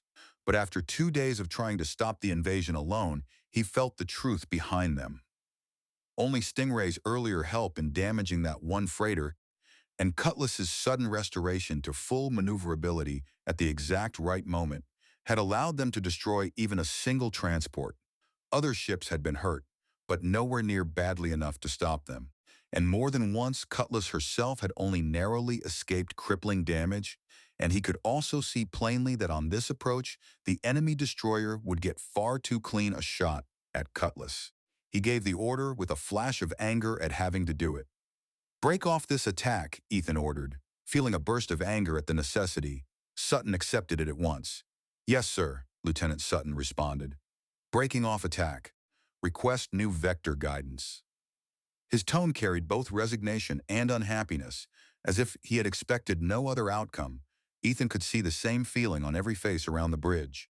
He forced more certainty into his tone before giving the next order. I want a vector to Ladoga's orbital facility. Work up what we need to do to slow enough to drop off our 6 Marines, then stay close enough to the facility to protect Barracuda against attack, and the facility itself from enemy shuttles, dropping off an attack force. He was so used to the smooth, immediate responses of Earth fleet-trained professionals that their reaction caught him off guard. They just stared. Then Brant broke the silence, grinning as if she could barely believe what she had heard. We're not giving up? Ensign Brant asked, grinning in disbelief. Ethan almost laughed. Hell no, we're not giving up, Ethan said. We're attacking along a different vector. This battle is not yet lost, and I intend to continue doing whatever we can to win it. Roughly half a day later, Kaia Brynn stood in one of Cutlass's airlocks, while the destroyer continued braking and adjusting until her motion would briefly match that of Ladoga's orbital facility. She looked across the short gulf between Cutless and the open work area around Barracuda. Beyond it, the station glowed in the light of Ladoga's star, and below that the planet spread out in the heraldic colors of a living world white and blue and green and tan. Looking at it all, Kaia could not help wondering why she had ever been dumb enough to volunteer to command Strathmore's Marines. I just had an epiphany, she said to Ethan Harrow over the command circuit in her armor. His answer came back dry. How beautiful the universe is even when people are trying their best to kill each other, he asked. 1 minute to when you jump, by the way. Thank you, sir. No. I realize that success in most things depends on finding people stupid enough to volunteer to try doing them, but smart enough to have a chance of succeeding. That's very profound, Ethan Harrow said dryly. Hopefully, we all still occupy that sweet spot with just enough stupid and smarts. 30 seconds. Kaia switched circuits. 30 seconds. Kaia called over another circuit to her 5 other Marines before switching back to the private one between her and Ethan Harrow. My hope is to survive long enough to be promoted so I'll be able to send other people to do jobs that I'm stupid enough to volunteer for. There you go, Ethan Harrow agreed. You just have to hold off any attackers for 2.5 days, Kaia. Keep the invaders off Barracuda until then, and you'll have a safe ride off that facility. She made her voice sound more solid than she felt. Piece of cake, she replied, trying to sound a lot more confident than she felt. Ethan's reply came more serious. Commander Volkov is the captain of Barracuda. He can't give you orders, Ethan Harrow emphasized. If Volkov or someone else tries to tell you what to do, you have to refuse. And you can't give them orders. But, as a certain Marine told me, that doesn't prevent you from dancing together. Cutlass will give you all the support we can. Tessa, do your best, Ethan continued to Commander Zhao. Kaia's Marines will watch your back. Zhao answered in the same words Kaia had used. Piece of cake, Tessa, Zhao said, echoing Kaia. 5 seconds. Kaia repeated the countdown to her people. 5 seconds, Kaia repeated to her Marines, bracing herself preparatory to the leap across space. Tessa Zhao waited on the opposite side of the airlock, and the other 5 Marines lined up behind Kaia and Zhao. Then Ethan gave the final word. Go. Kaia launched. Go! Kaia lined herself up on a relatively open area around the construction and pushed off as Cutlass came to a momentary complete stop relative to the orbiting facility. Ship and station were both still moving around the planet at roughly 7 kilometers per second, but with those motions matched exactly, they might as well have been hanging still. Kaia flew across the gap. Behind her and Zhao, the rest of the Marines literally sprinted out of the lock and jumped into vacuum. During the brief time between ship and station, Kaia looked down at the world below and watched Ladoga's surface drift beneath her. Some people hated looking outward while free-flying in space. It had never bothered her. Far below, more than 1,000 kilometers under her, she saw ocean and imagined plunging all the way down until water closed over her head. Of course, actually doing that, if she somehow survived the atmospheric heating of such a fall, would still end with her striking the sea so hard it might as well be steel. What reached the water would only be fragments. Kaia laughed softly at the universe, which, as far as she was concerned, was always trying to kill everyone by any method available. That was simply what the universe did. And keeping herself and other people alive was what she did. Eventually, the universe always won. In the end, it won everything. When that happened, she figured she would take a break until whatever came next, if anything. And whatever came next, it would probably need Marines. She rolled slightly to check on Zhao and the others. Zhao was not far away, and the 5 Marines trailed behind in reasonably decent formation. The instant the last of them had cleared the airlock, Cutlass had begun accelerating again, already pulling away and shrinking toward the distance until it became just another point of light among innumerable others. Kaia rolled forward again, brought her boots down and ahead, and reached the station. She landed on the platform she had aimed for and caught a brace to kill the rest of her motion. With her free hand, she grabbed Zhao by the arm and steadied her landing as the other Marines arrived after them, grabbing rails and structure and doing an acceptable, if not exactly elegant job of sticking the landing. Thanks, Tessa Zhao said, her voice shaky. Kaia glanced at her. This wasn't your first space jump, was it? Kaia asked. Zhao got her breathing under better control before answering. As a matter of fact, it was the second. The first and only other was during my officer training, Zhao replied, her breathing slowing to a calmer pace. Kaia gave her credit. You did pretty good, Kaia told her. Pretty good for a space squid, that is. Zhao sounded dry again. I'll try not to let that praise go to my head, Zhao said, still holding the brace with one hand. Kaia straightened and surveyed the area while Zhao steadied herself and the Marines regrouped. Two people in standard shipboard survival suits were already coming toward them. Around Barracuda's ruined drive section, the frantic repair activity had paused while Cutlass passed nearby, but it was already starting up again. In spite of all that motion, the station itself somehow felt deserted, hollowed out, nearly abandoned.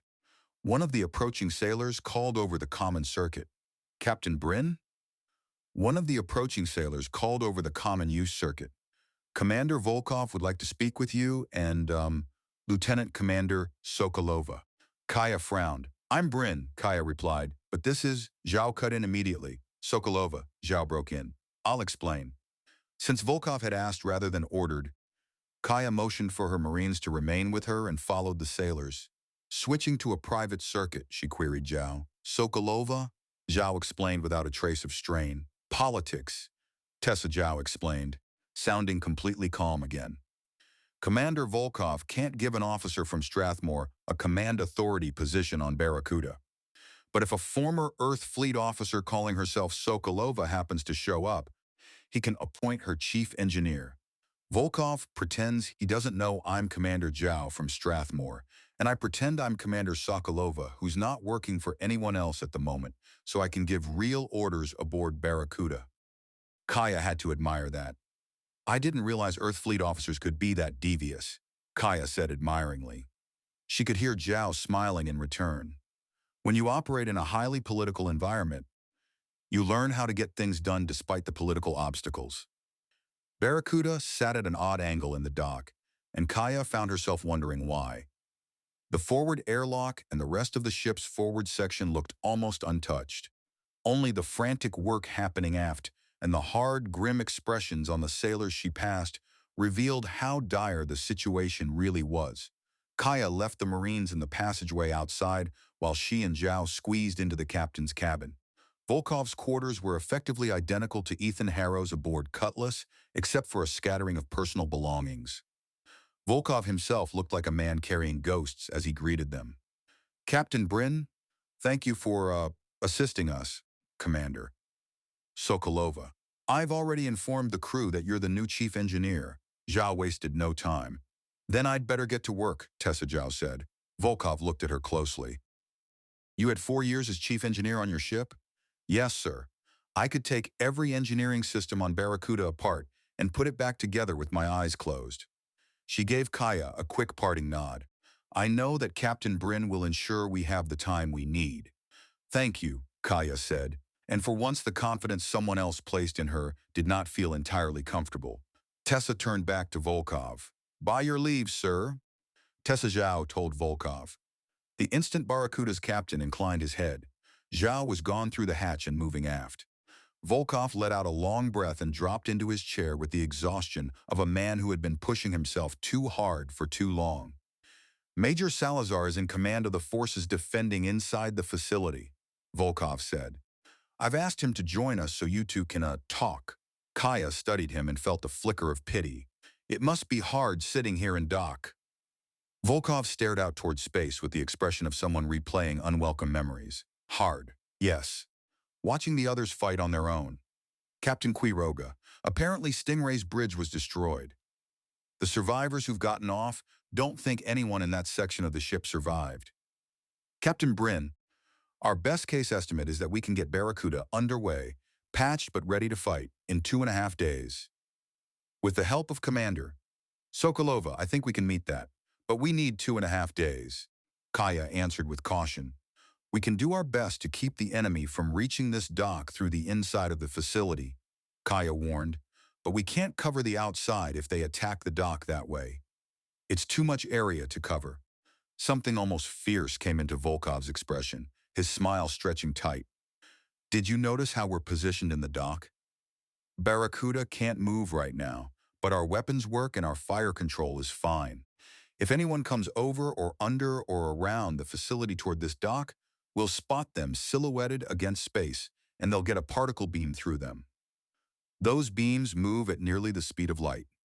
This close, we don't have to lead the target or worry about it dodging. Kaia lifted her brows, impressed. Nice. I understand your weapons are designed for bursts of fire, though, not sustained fire. How many enemy soldiers can you take out before the pulse particle beam generators overheat? A lot. We can use a low power setting that can keep shooting rapid bursts for a long time, Volkov said. Low power would be useless against the shields on a warship, but against an individual in a suit, it'll be more than enough. His expression soured again as he gestured toward the station. But we can't use that against people coming at us through the facility. Too hard to spot until they were right on top of us, then too close to be able to bring our beams to bear. If they get to this dock through the inside of the facility, we'll face a boarding situation, and my crew will have to fight them off hand to hand. We'd prefer that not happen, because we lost some people in the sneak attack that damaged our propulsion. We're already short on personnel. That's where you and Major Salazar come in. Kaia wanted to know what kind of allies she was getting. Is he a professional or one of Ladoga's militia? Kaia asked. Salazar? Militia. Police experience. That's it. As if the repeated mention had conjured him. Major Salazar came through the hatch, saluted Volkov, and then turned a measuring, distinctly unfriendly look on Kaia. You're a real Marine, huh? She met the look evenly. As real as they come? She replied. Already thinking that Salazar did not look especially pleased to see her, his next words confirmed it.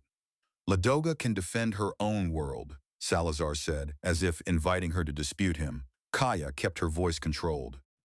We were asked to help, Kaia said, trying to be diplomatic. He did not soften. Not by me. I hope you're not planning on calling the shots here. You're not needed. So much for diplomacy. Kaia smiled thinly and nodded.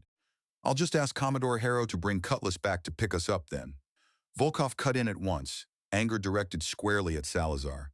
That won't be necessary, Volkov interrupted, glaring at Salazar.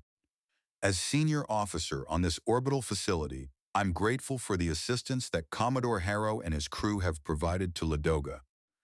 I want it clearly understood that the presence of these Marines from Strathmore to assist our defense here is welcome. The goal for all of us is to ensure that the work on Barracuda is completed so we can join Saber in defeating our common enemies. Kaia had not known quite what to make of Volkov before this. His ship had been crippled, and as a consequence, he had been forced to sit out the fighting that killed Stingray. But he had not hesitated at all to put Salazar in his place, and he clearly wanted back into the fight badly. Salazar answered, but his posture contradicted his words. Yes, sir, Major Salazar said, little about him, indicating the agreement expressed by the words. We don't know how much time we have left before the enemy attacks. With your permission, I'll get back to preparing the defense of the facility. Volkov did not release him so easily. I expect you to cooperate with Captain Brynn. I suggest that you listen to her advice. Marines are trained specifically for missions such as this involving ships and orbiting facilities. And Strathmore beat back the attack on them 3 years ago. They must know what they're doing. Salazar gave the same answer again, just as stiffly. Yes, sir, Salazar repeated. I'm not aware of whether this individual had any role in the action 3 years ago. Kaia normally disliked talking herself up, but that kind of passive-aggressive jab asked to be answered. I trained, organized, and commanded Strathmore's ground forces in the field 3 years ago, she said. Volkov looked genuinely impressed. Salazar, on the other hand, made little effort to hide his doubt. Sir, he said to Volkov, if there's nothing else, Volkov gave him a hard look. You have your orders, Volkov said, with a look at Kaia that told her clearly to let him know if she needed to have Salazar kicked in the butt. Kaia let the moment pass. We'll do what we can, Kaia said as Salazar left. After all, you guys are our ride out of here. Volkov's reply was weary but sincere. Thank you, he motioned aft. The workers trying to get our main propulsion online again are all volunteers. They could have taken shuttles down to the comparative safety of the planet, but they chose to stay here and work. Look out for them as well, Captain Brynn. Please, he added after a pause. I will, she promised, saluting him. I need to look out for Commander Sokolova, too. Kaia and her Marines caught Salazar just as he was entering one of the airlocks leading from the exposed dock to the pressurized interior of the facility. She skipped any polite preamble. My biggest worry is friendly fire, Kaia said without any sort of polite preamble. I need links into your command net. so my Marines show up as friendlies and I can see where all of your people are. Salazar made a sour face and glanced back in the direction of Barracuda and Volkov before finally nodding. All right, Kaia pressed once more. Listen, Kaia added, you don't have to like that we're here, but we're on the same side. He gave a derisive snort. Is that supposed to make me happy? Salazar snorted in derision. I worked law enforcement on Indra before I came out to Ladoga, trying to keep law and order. We had a base not far off, and I had to deal with Marines more than I ever wanted to. Kaia could not exactly deny that. Marines on Liberty can be challenging, Kaia admitted, thinking of some of the things that she'd done as a private after having a few too many drinks. But this is different. We're on the job. Salazar remained unimpressed. I don't see any difference. That finished Kaia's patience. No what? Kaia asked, her patience at an end. I don't care. We're going to do our job. You do yours. How do we get access to your command net? He glared at her as the airlock cycle completed and he removed his helmet. Have your IT specialist request access from OrbitFact DEFCOM. The inner hatch opened, and he stomped away without another word. Kaia switched to Hollis. You get that, Hollis? Kaia asked. Yes, Captain. Hollis worked the request, then paused. Got a link. They say they need approval. Tell them Major Salazar approved it. Done. I've got a wait status, Captain. Fine. Let's walk around and see how things look. Orbital stations were things that accumulated over the years, section by section new workspaces, production areas, habitats, and even places set aside for leisure appended whenever needed. Compared to the sprawling orbital installations circling old worlds like Hancock, Ladoga Station had not yet become a city in its own right. Still, it already dwarfed destroyers like Cutlass and Barracuda, resembling a vast industrial complex more than a ship, with expansions and attachments fused to the original structure like a blocky sculpture thrusting outward in every direction. And unlike a warship, it had no graceful hull lines or obvious balance point. One of Kaia's instructors back on Hancock had summed up such places perfectly. Orbital facilities existed for utility. Ugly as a junkyard dog because looks don't matter when all you need is something that can do a job. Within the station, the missing crowds made the place feel even larger. Darkness pooled in the wrong places, and every angle, hatch, and sealed room seemed capable of concealing danger. Kaia took point as they moved through the mostly abandoned facility, their footsteps and gear noises unnaturally sharp in the stillness that blanketed most of the station. Core life support remained active, but everything unnecessary had already been powered down. Display panels that would normally cycle art or notices showed nothing but lifeless black screens. They passed undecorated bulkheads, plain overheads, vacant offices, and deserted compartments, many marked by the signs of a rushed evacuation. They eventually entered a food court where someone had made modest attempts to soften the usual utilitarian sameness, trying to make it feel a little less like every other food court stretching all the way back to old Earth. Around a cluster of tables shoved together sat about a dozen men and women, some in work suits, some in survival suits, all carrying assorted weapons. They jerked upright at the sight of strangers, alarm flashing across their faces, but eased once Kaia raised a hand in an open, non-threatening gesture. Captain Brynn, Strathmore Marines, we're here to help. Their worry broke into visible relief. One of the men stepped toward her, grinning. Damn, Marines! That's great, Kaia glanced at the group. You guys all militia? Kaia asked. Every defender on the station is militia, he replied. I mean, except you guys. That explained the enthusiasm greeting the arrival of actual regulars. Kaia motioned toward the food counters. Are any of the food stands working? Anything with lights on. Help yourselves if you need anything. It's on the house. The possibility of eating something superior to standard warship fare was enough to send every Marine toward the counters. They collected meals and settled around one of the larger tables. While they were sitting down, another militia team entered, calling greetings to the first group. Kaia looked down skeptically at a serving of fries that appeared far too healthy to taste decent. How's that access coming? Kaia asked Hollis as she eyed her pack of fries. They looked entirely too healthy to taste good. Just got in now, he reported. We're getting a real basic data feed. It's letting us ID ourselves as friendly and showing up IDs of nearby militia like these guys. Nothing else. Kaia frowned. There has to be more to their command net than that, Kaia said. There is, Corporal Hollis confirmed, his attention flicking across the data on his pad. I'm seeing virtual walls blocking us from other parts of their command net. They look makeshift, though. That's probably why it took so long to get us access. They were throwing together these walls to limit what we could see. Huh, Kaia said, choosing not to insult Salazar outright in front of the enlisted. Can you get through those walls, Static? What do we need to see, Captain? Where every friendly soldier is located, Kaia said. Any detections they have of the enemy, any fights going on, any orders being issued by Major Salazar or anyone else. Petra and Becky cast a sideways glance toward the militia nearby. How many have they got, Captain? I don't know. Hollis answered before anyone else could. 80, 81 counting Major Salazar. I just got into that part of the command net. All militia, like that guy said? 80. Becky made a face as though the number itself had a bad taste. How many hostiles? Kaia leaned back slightly. It depends, Kaia said. Cutlass is going to try to keep shuttles from reaching this facility to drop off troops, and Barracuda can hit any that come within its line of sight. But any shuttle coming in with the facility between it and Barracuda will be safe from that.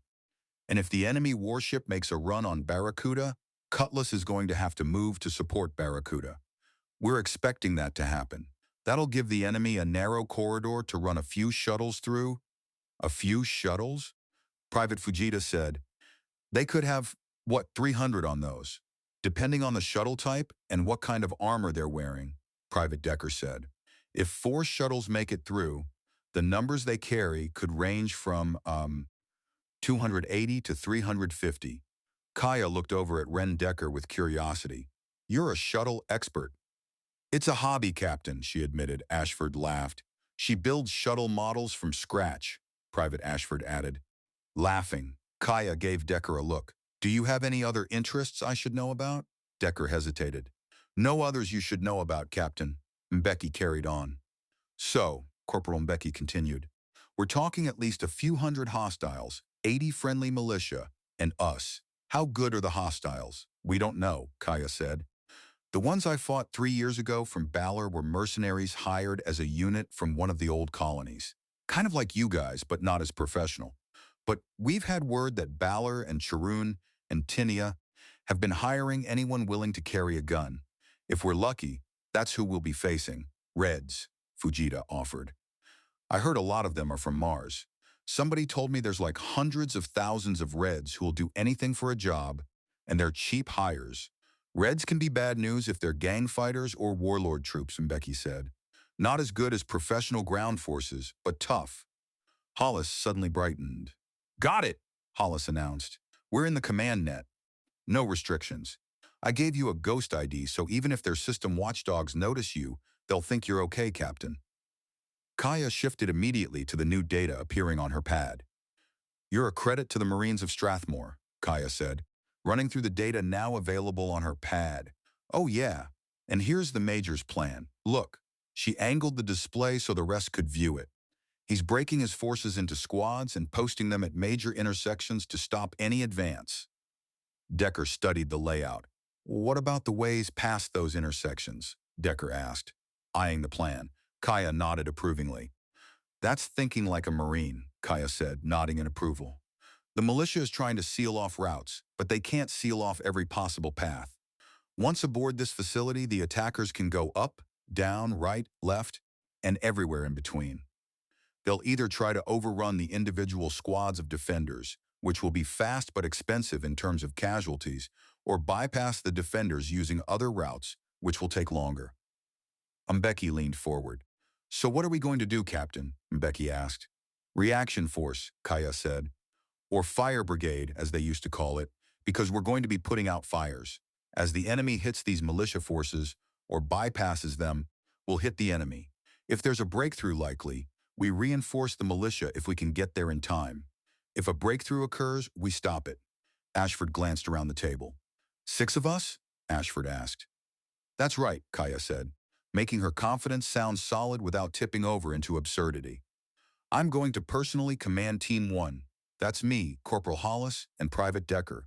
Corporal Mbeki, you command Team 2, with you, Fujita, and Ashford. Mbeki pointed at the tactical display. Major Salazar has a reaction force designated, Mbeki pointed out.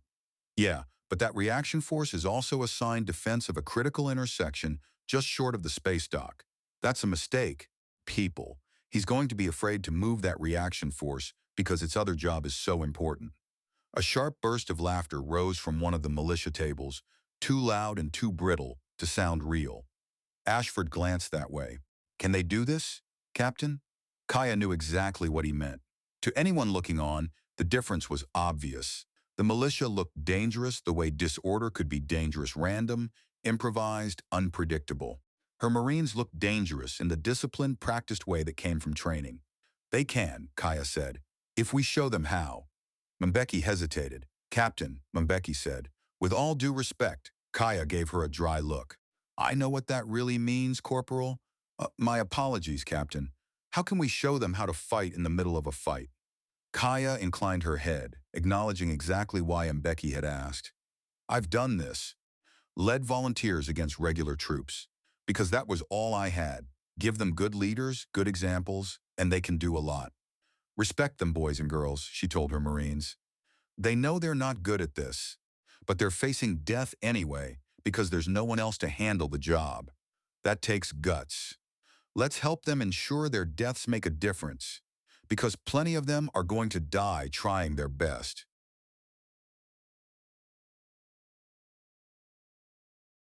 Chapter 9. No one challenged what she had said. Kaia had not really expected objections, but that had not been the point. She had wanted to watch them, to measure the reaction in their faces and posture. If any of the Marines she had just inherited had been willing to leave the militia to die alone, then one day they might decide their own people were expendable too. Instead, they remained where they were, silent, taking in her words or glancing toward the militia. At last, Fujita broke the quiet. We can try teaching them a few things, Fujita finally suggested. How long do we have? Kaia gave him an approving nod, then checked the time on her pad. We've got 2 hours left before the estimated time the invasion fleet gets close enough to the planet to start dropping shuttles. Ashford looked over. When will they try to send shuttles here, Captain? Ashford asked. Kaia gave a faint shrug. You know, I may look like I know everything, but I don't. She searched deeper through sections of Major Salazar's command net. Ah, this will help. It's a look at the outside, where the ships are operating. There's the enemy destroyer. If Commodore Harrow is right, when that destroyer lines up to hit Barracuda, it will be our warning that the enemy is about to send shuttles here. Hollis raised his head from his own pad and glanced around the food vendors. Excuse me, Captain, he said as he got up. Kaia watched him head toward a plain, forgettable stall whose complete lack of charm suggested either poverty or the kind of prosperity that no longer bothered with appearances. She tilted her head toward Mbeki. What's he up to? Kaia asked Corporal Mbeki as they watched Hollis walk quickly to an unobtrusive stall whose lack of decoration implied either a bare-bones operation or one so well off that it could ignore the need to try to impress potential customers. A few minutes later, Hollis returned, trying and failing to appear casual while carrying a suspiciously overstuffed bag. Kaia pointed at it. Open up, Kaia ordered. Inside the bag was chocolate, Decker whispered. Kaia drew out one of the bars and turned it over in her hand. Old Earth origin chocolate. Do you rob banks on the side, too? How much do these things cost? Hollis immediately sounded aggrieved. They told us everything was on the house, Hollis said defensively. Kaia looked back into the bag. These are all the bars they had? Yes, Captain. I was able to remotely pop the lock on their storage. Mbeki joined in without hesitation. We shouldn't leave them for the enemy, Captain. That would be wrong. The other enlisted Marines nodded in solemn agreement. Kaia accepted the logic with due gravity. It would be, Kaia agreed. She swept a glance across the food court, counting heads among the militia nearby. Hollis, you and Mbeki divide up those bars into enough pieces for everyone in this area. Decker's dismay was immediate. Everyone? Decker asked plaintively. Yeah, everyone. Kaia rose so the others in the food court would notice her. Hey, Ladoga militia. Come on over, we got something special here. As the Marines and the militia split up the unexpected treasure, Kaia talked with Ladoga's defenders. She knew this sort of person. She had commanded this sort of person. Their eagerness, their inexperience, their anxiety, the fear trying not to show itself. Too much of it matched the volunteers she had trained and led 3 years earlier. The resemblance hurt. It dragged old memories to the surface, especially of the ones who had not made it. She found herself wondering whether any of that was visible on her face. Like many young colonies, Ladoga's first settlers had mostly come from one specific place, one region, state, or cultural pocket, while later arrivals had been drawn from a much wider spread of humanity. Kaia could not miss the pattern here. Nearly all the militia on the station appeared to belong to those later waves, and the ones she spoke with were all lower-tier technicians and assistants, the indispensable people who kept systems running, the worker bees, necessary, diligent, and easy to replace, and there were only 80 of them. The conclusion did not require much math. Did Volkov understand that aboard Barracuda? Had First Minister Brenner known it when he sent Ethan Harrow his request for help? Kaia doubted either of them had. More likely, Ladoga's senior commanders had run their models with whatever assumptions they trusted and concluded that this station's defense could be left to what people like to call a forlorn hope. The phrase sounded noble. It sounded far better than saying human sacrifices. More time must have slipped by than she realized, or else the attackers were ahead of schedule. Without warning, the station-wide announcement system thundered on. The invasion fleet has begun launching its attack. All personnel to defense positions. The militia said quick goodbyes and hurried off at once. Kaia stayed where she was until the last of them had gone, then checked the incoming data again. All they've launched so far are warbirds, she told her Marines. They're still a little ways out from the planet. Decker spoke first. That's probably so they can get the warbirds in position to screen the shuttle launches from Cutlass, just in case our ship makes an attack run on them. Kaia nodded, pleased. Decker had clearly done some homework on assault landings. Right, Kaia agreed, pleased that Decker had also been studying up on landing procedures. Standard tactics for a landing operation. We've still got some time. Hollis, I want to know the location and type of everything left on this station that can explode. Fujita lifted a hand slightly. Captain, I've got an improvised explosive certification, Fujita reminded her. Kaia grimaced inwardly at herself for overlooking that. So you do, Kaia said, berating herself for not remembering that. Work with Hollis. This is a nice, central location, she told the other Marines. We wait here until we see what else is happening. Mbeki stepped close and lowered her voice until it was barely above a whisper. Captain, talking to those guys, this looks worse than I thought. All militia up here, no regular ground forces, not very many militia, and no one they can't afford to lose. I know what that means. Kaia gave her a look of respect. Mbeki had read the situation correctly. I came to the same conclusion. Ladoga's high command must have written off this facility. They left just enough defenders to put up an inspiring fight before losing because they figure it's sure to fall. For an instant, Becky seemed taken aback by how matter-of-factly Kaia said it. Then her mouth curled into a grin. We're going to prove them wrong? Kaia's answer came without hesitation. Damn right we are. Fujita called from nearby. Captain? Fujita called. They've got some grain storage compartments on this facility. Kaia looked over. And? He pointed to the relevant data. They've got fans to suck up any grain dust and filters to collect it. Because fine particles of grain dust can be explosive in the right concentrations. Her eyebrows rose. Grain can explode? Fujita clarified at once. Grain dust, Captain, if it's fine enough and there's enough of it. He indicated a section of the facility on Hollis's pad. That's why they've got the fans and filters. Those grain storage compartments are almost empty, but nobody bothered emptying the dust collection bins. If we disable the filters, open the collection bins, and reverse the fans, we'll get a real nice concentration of dust in those compartments. Kaia leaned over the display, considering the layout. All we need is a spark? That's all we need, Fujita agreed. We've got access to some maintenance shops and spare parts lockers on this facility. I can rig up something using stuff in those DAW. You do that. These grain compartments are located under two of the main approach routes the enemy might use trying to get to Barracuda. How long will this take to set up? Half an hour? Get it done. She considered whether Salazar needed to hear about it first. He would probably find some reason to reject the plan, but keeping him ignorant was not likely to help matters either. She moved off several paces and called the major irritation building while she waited for him to answer. At last, Salazar came on. What is it? So that was his mood. Kaia swallowed the response she wanted to give and kept her tone formal. I need to inform you of two things. We're busy here. She barely managed not to answer in kind. We're rigging the grain compartments to blow if the enemy penetrates that section of the facility? No! That stopped her short. Excuse me? Kaia said, surprised that she didn't sound angrier. You're not authorized to plant any of your explosives anywhere on this facility. Kaia stared at the display. Any of my explosives? You mean any explosives we brought with us? That's right. Am I clear? Now she understood exactly what kind of game he was playing. Fine, he could have it. Absolutely, Kaia said, having decided that if Salazar wanted to dance on his own, he was more than welcome to it.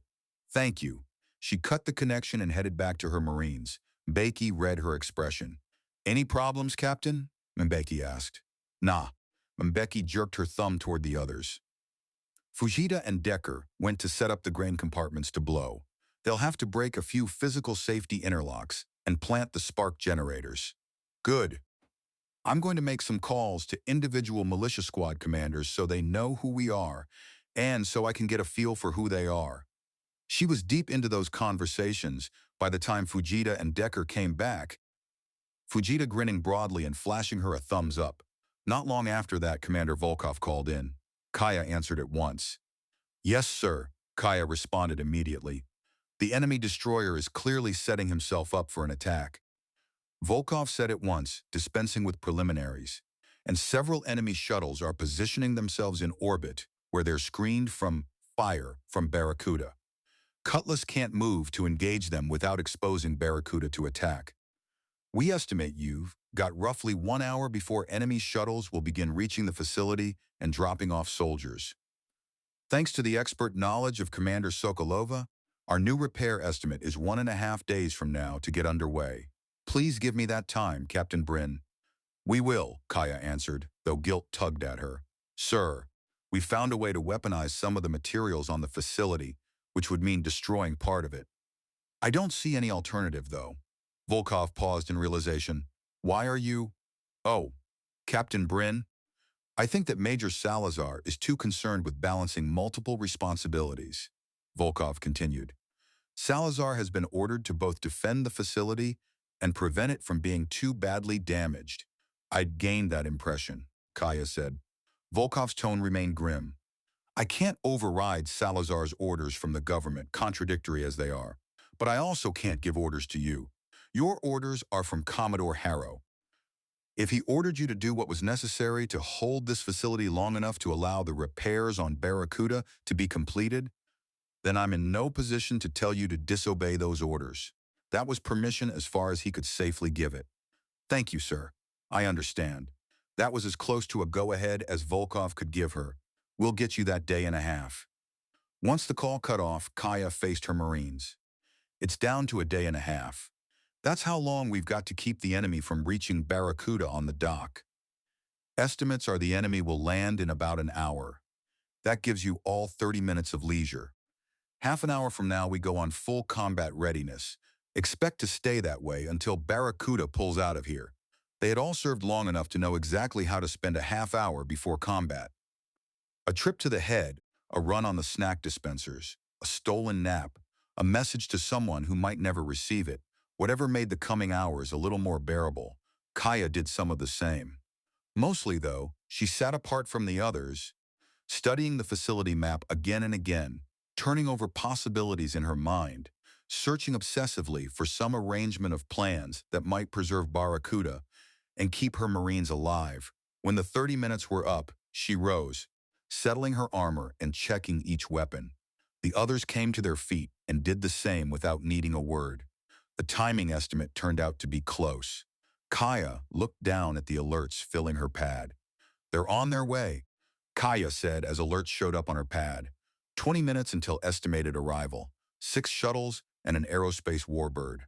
The Marines rose before her and waited, loose in posture but tight inside. She knew the feeling well. She was carrying it herself. She should say something. For a beat, Kaia simply looked at them. Then she spoke. All right, you apes, this will be the first real fight for the Marines of Strathmore. Centuries from now, I want people to be looking back on this fight with awe and toasting us with the best booze money can buy. Make me proud. And let's all make a memory that no one will ever forget. Any questions? No? Seal armor. Keep it sharp from this moment on. Her helmet display came alive as she locked it in place. Kaia compared its stream of information to the data on her pad. Orbit was crowded with movement. The enemy had evidently launched every shuttle available. Most were not coming here at all. They were descending toward the planet under warbird escort. Cutlass, pinned in place by the need to shield Barracuda from the enemy destroyer, could do nothing about it. For thousands upon thousands of years, humanity had fought wars and invented ever more sophisticated ways to kill. And over those same ages, people had repeatedly announced that infantry had become unnecessary. Yet here over Ladoga, as so many times before, the outcome would again come down to ground troops fighters close enough to see one another, maybe even to kill hand-to-hand. That was what grunts were for. However elaborate the machinery of war became, someone always still needed boots on the ground. She only hoped the grunts down on the planet were in better shape than Salazar's militia aboard the station. Here they come, Lucien Favre said, his eyes lifted skyward. Solana Reyes raised her gaze, too. Sunlight flashed from dozens of descending shuttles, dropping from orbit toward Ladoga's surface, like sparks shaking free from a fire and drifting downward. The sight pulled an unwilling smile from her. A dream come true, she said, the words dripping with sarcasm. Luck turned to look at her. A dream? She kept watching the shuttles far overhead. When I was a little girl on Mars after my parents were killed, I had to spend a lot of time hiding, Solana said, her eyes still on those shuttles high above this world. I spent some of that time daydreaming, imagining a day when shuttles would fill the Martian sky, dropping down from space like a shower of leaves from a tree killed by a flash freeze. Fire from the sky would strike the dictators and oligarchs and gangs who made life on Mars a living hell for most of us. Then the peacekeepers would leap out of the shuttles. Their armor would be gold and silver, and their weapons would shine as they killed every single one of those who had spent their lives making others fear them. And then the peacekeepers would wave me aboard and take me with them when the shuttles lifted. I'd sit in a safe and comfortable seat with as much food and water as I wanted and watch the surface of Mars dwindle behind us as we rose. And when we reached a Lune station in high orbit, my parents would be there, not dead after all, but waiting for me. And we'd get on a ship and leave Mars and never look back. Luke kept his eyes on her now, sadness and concern plain in his expression. That's one hell of a daydream for a little girl. I'm sorry, Red. No one should have to live a life that spawns those sorts of dreams. A sigh slipped from her. People still are living such lives, Solana said with a sigh. When I finally really got on a ship and left still alone and years later, I didn't look back, because I didn't have to. I couldn't leave Mars. It's still there, she said, tapping her head as she looked back at Lucien. And now people like the rulers of Mars are trying to come here and make life hell for other little girls and boys. Solana added, her voice going from softly contemplative to hard as steel in the space of a few words. Not while I'm alive to fight them, Luke. Not while I can fight them. Lucien reached over and took her hand. Not while we can fight them, Lucien said, reaching to grasp her hand with his. Did you ever daydream a honeymoon like this? A hard smile returned to her face. No, Solana admitted. She smiled again, a hard, relentless smile as mantis shapes bolted skyward, heading toward those points of light far above the planet. Lucien watched Ladoga's counterattack, climbing into the heavens. Let's hope our own ships can keep the enemy warships busy, Lucien said, also watching Ladoga's counterattack zoom upward. Even those aerospace craft have a hard time dodging particle beams fired from low orbit. Solana shook her head slightly. Warship, Solana corrected. The enemy only has one left thanks to Stingray and Cutlass. But we also have only one left, and that's not even ours. If Cutlass leaves, she shook her head. If only we had enough warbirds to hit that enemy warship if it came down to low orbit. Lucien's gaze returned to the descending craft. We don't even have nearly enough to stop those shuttles, Lucien said. Far overhead, the sky blossomed with distant bursts of smoke that shimmered with chaff and flares as the landing shuttles released countermeasures, masking themselves from Ladoga's aerospace weapons. Above Solana, where blue gave way to black, where the planet curved beneath in bands of blue and white and green and brown, where ice crystals glittered in the thin air and old human stories had once placed gods and angels, battle churned through the heights. Thrusters flared as machines of death twisted and struck, throwing missiles, metal projectiles, and charged particles at one another. The unarmed shuttles juked and dropped in irregular patterns meant to foil targeting predictions.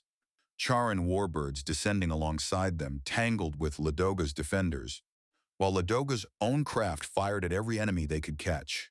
Though badly outnumbered, Ladoga's pilots held one advantage. Nearly everything else in the sky was hostile. Their enemies had to hesitate long enough to sort friend from foe before shooting their own craft.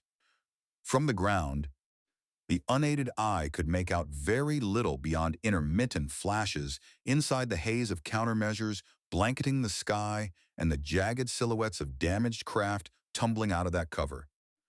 Solana brought up her rifle and peered through the scope, but even at full magnification, there was not much to see unless she happened to be aimed at exactly the right patch of sky at exactly the right moment. That's a shuttle, falling fast and on fire, but still under some control, she told Lucien. She felt the strange overlap of pity for the people trapped inside that burning shuttle and satisfaction that they probably would never make it alive to the ground. A warbird, half a warbird. I can't tell whether it was ours or theirs. Oh, hell.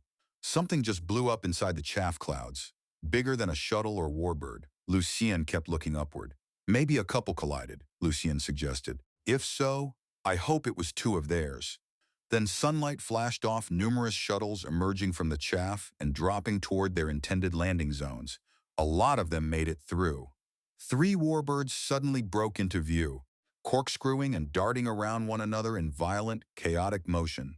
Solana had no way to tell which side any of them belonged to, whether one defender was being swarmed by 2 attackers or the opposite. One of the 3 burst apart. A second spun away, trailing a severed wing.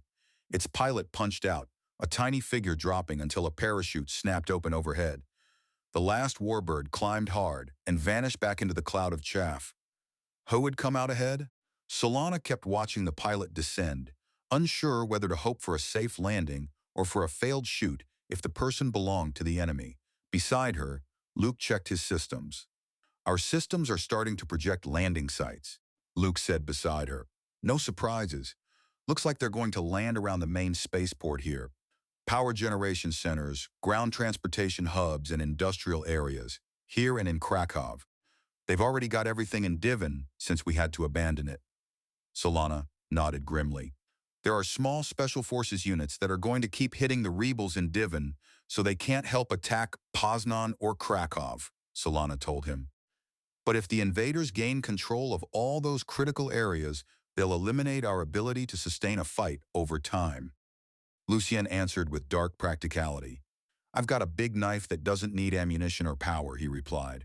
Luke, Solana squeezed her eyes closed as despair surged through her.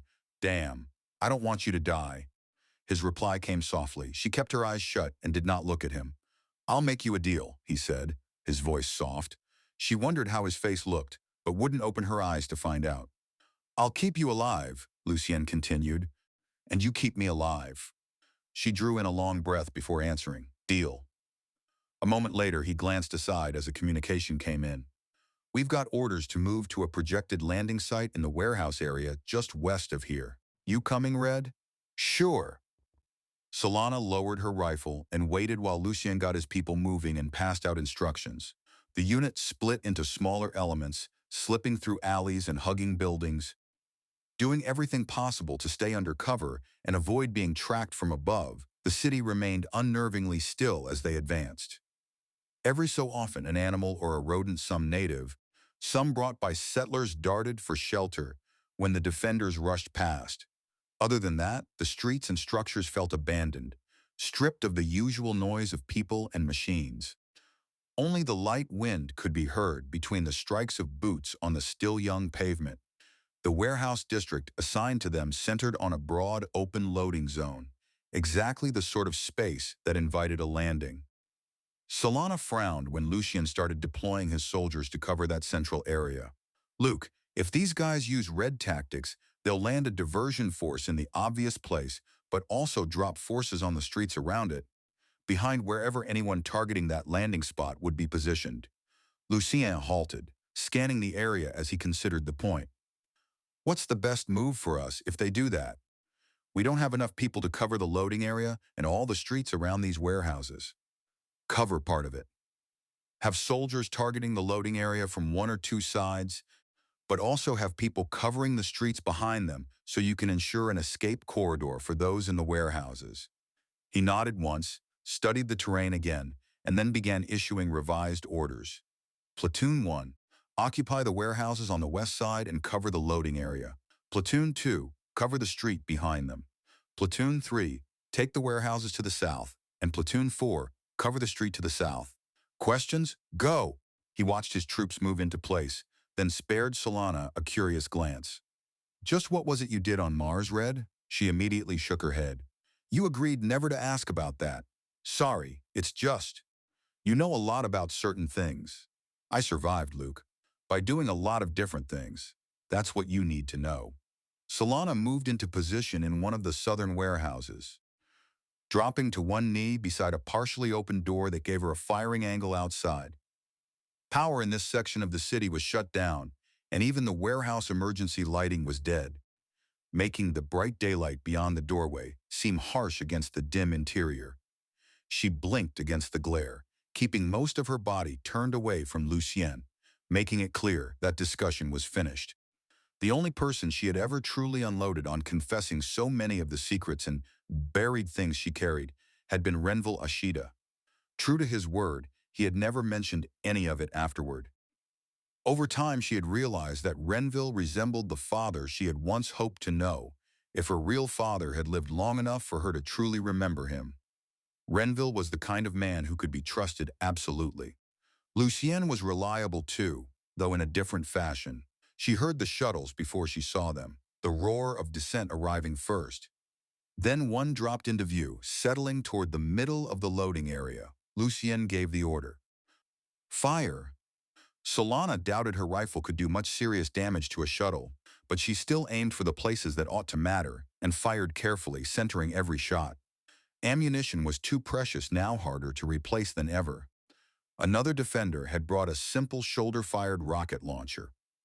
Immune to the shuttle's countermeasures, the unguided rocket flew straight in and slammed into the craft's underside near the center, ripping a hole there. The hit must have wrecked its maneuvering system. Instead of continuing its controlled descent, the shuttle lurched violently sideways, twisting as its thrusters vented erratically. Solana jerked back behind the door just before the crippled shuttle crashed into a warehouse on the north edge of the loading zone. The shuttle, the building, and whatever both contained detonated together, the blast shuddering through the warehouse where Solana had taken cover. As the reverberations ebbed, she heard additional shuttles dropping into the streets surrounding them. Gunfire erupted from the south and west as the screening platoons engaged, trying to preserve the escape routes. Lucien's voice cut through the chaos. First platoon! Third platoon! Fall back! Solana moved with the others in her warehouse, all of them flinging themselves across a street that had become an instant kill zone. Slugs and energy pulses ripped through the air from every direction. Shuttles climbed away again after unloading their first wave of attackers. Grenade blasts punched through the rest of the noise, and beneath all of it came the human sounds, cries of pain, shock, and damage as rounds and fragments tore into bodies. She dived into the nearest doorway, lungs burning, pulse hammering, while the battle raged just beyond. Pull back! Come on! Lucien was yelling, waving and soldiers still exposed in the street, putting himself in the line of enemy fire to cover them. A burst of incoming rounds stitched a row of holes across the wall above Solana's head with a rapid series of impacts. She shook herself hard. Don't lie there. Don't panic. Paralysis and panic mean death. You learned that as a little girl. Don't forget it now. Forcing herself upright, she got beside Lucien and seized him, dragging at him. Get down, you fool! He shot her an angry look and resisted. I have to lead my unit, which you can't do if you're dead, she shouted at him. Right now, you're not only exposing yourself to fire, you're also clearly giving orders. Why not hang a big sign on yourself saying, I'm in charge, kill me now? The anger in Lucien's face gave way to unwilling acceptance. He retreated a little deeper into the building and switched to the command circuit as he began issuing orders. First and third platoons, confirm you've pulled back. Second and fourth platoons, withdraw through the first and the third. We're going to pull back 3 streets to the office complex at the corner of Zavadska and Petrikauer. All units acknowledge. Then he shot Solana a strained look. Red, cover me while I make sure everyone heard. There's a lot of jamming. Solana checked her own systems and saw that the enemy interference was also degrading her scope's ability to send video back to whatever remained of Ladoga's command network. She crouched by the closest window with her rifle ready, careful not to let the muzzle protrude where someone outside might spot it. Then she slowed her breathing and listened, tuning herself to the battle noises beyond. A pounding run approached from the left side of the street just as the defenders' fire slackened during the withdrawal. The steps were heavy, the distinct cadence of someone moving fast in battle armor. The attacker appeared almost instantly, charging toward the doorway, shielding Lucien. Solana fired on reflex, her finger moving before thought caught up, and the high-powered shot smashed into the side of the invader's armor. At that range, the front or rear plating might have held, but the side sections thinner where flexibility mattered, where weaker. The impact hurled the enemy sideways and down onto the street. He rolled once, stopped, and brought up one arm to aim his weapon toward the window from which Solana was still covering. Her second shot struck the faceplate. Voices rang out from outside, but before she could pick the words apart through the surrounding gunfire, someone seized her and hauled her away from the window. She wheeled with a frightened snarl, only to find Lucien dragging at her. They know you fired from there. We have to get clear. Survival meant more than courage. It also meant listening when the advice was good. Solana gave way and ran with him into the next room just before the window she had occupied vanished in a blast from at least 2 grenades. Fragments hammered the wall behind which they ducked, some rattling harmlessly, some punching through. She rolled back onto her knees and covered the doorway while Lucien fought to raise his people. All platoons report. Are you clear? Movement flickered near the outer door. Solana fired again. We can't stay. Got it. Give me 1 more minute, Red. All platoons report! Her patient snapped. Anyone who isn't already out of these buildings is probably dead.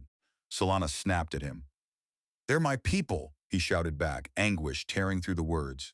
So are the ones still alive and they need a leader. Come on, Luke. That got him moving. Solana ran through the structure and out the far side into a street that seemed absurdly untouched, as if the battle raging 1 block away belonged to another world. She sprinted across while Lucien covered her, then took position against a support pillar beneath an overhang, aiming back at the building they had just abandoned as Lucien dashed over to join her. They withdrew another block, and then another, finally easing to a jog as they headed for the rally point. Solana stayed alert for threats, while Lucien concentrated on rebuilding control of his scattered unit and figuring out how many had been lost. The office complex they reached had once housed lucrative financial firms, and the ground floor had been built accordingly, with heavy walls meant for protection. Solana settled into a tall leather chair that must once have belonged to some executive, resting her rifle upright between her knees while she tried to let her body rest. Around them, soldiers from Lucien's unit reunited, some calling out in relieved recognition when friends arrived, others swallowing grief as it became clear that some friends were missing. As Lucien passed by, Solana stopped him. How bad is it? she asked Lucien as he walked past. He answered in a low voice. It could have been worse, he muttered. We've got 20 unaccounted for. Some of them may still be trying to get here. 20 missing out of roughly 100. Solana understood what that meant and simply nodded. Get something to eat. What can I do? Help watch the streets. We need as much warning as possible if any of the enemy show up around here. Got it. Eat something, she repeated. She made her way to the lobby security desk and used the building's battery-backed emergency power to bring the exterior cameras online. She sat there watching, and no enemy troops appeared. The microphones outside did pick up sound, though fighting elsewhere in the city, the passage of warbirds or shuttles overhead, and, between those bursts of violence, a false stillness that made the deserted streets seem almost calm. Lucien eventually found her there. We've got orders to head for the park in front of the Opera House. She looked over at him. A park? Out in the open?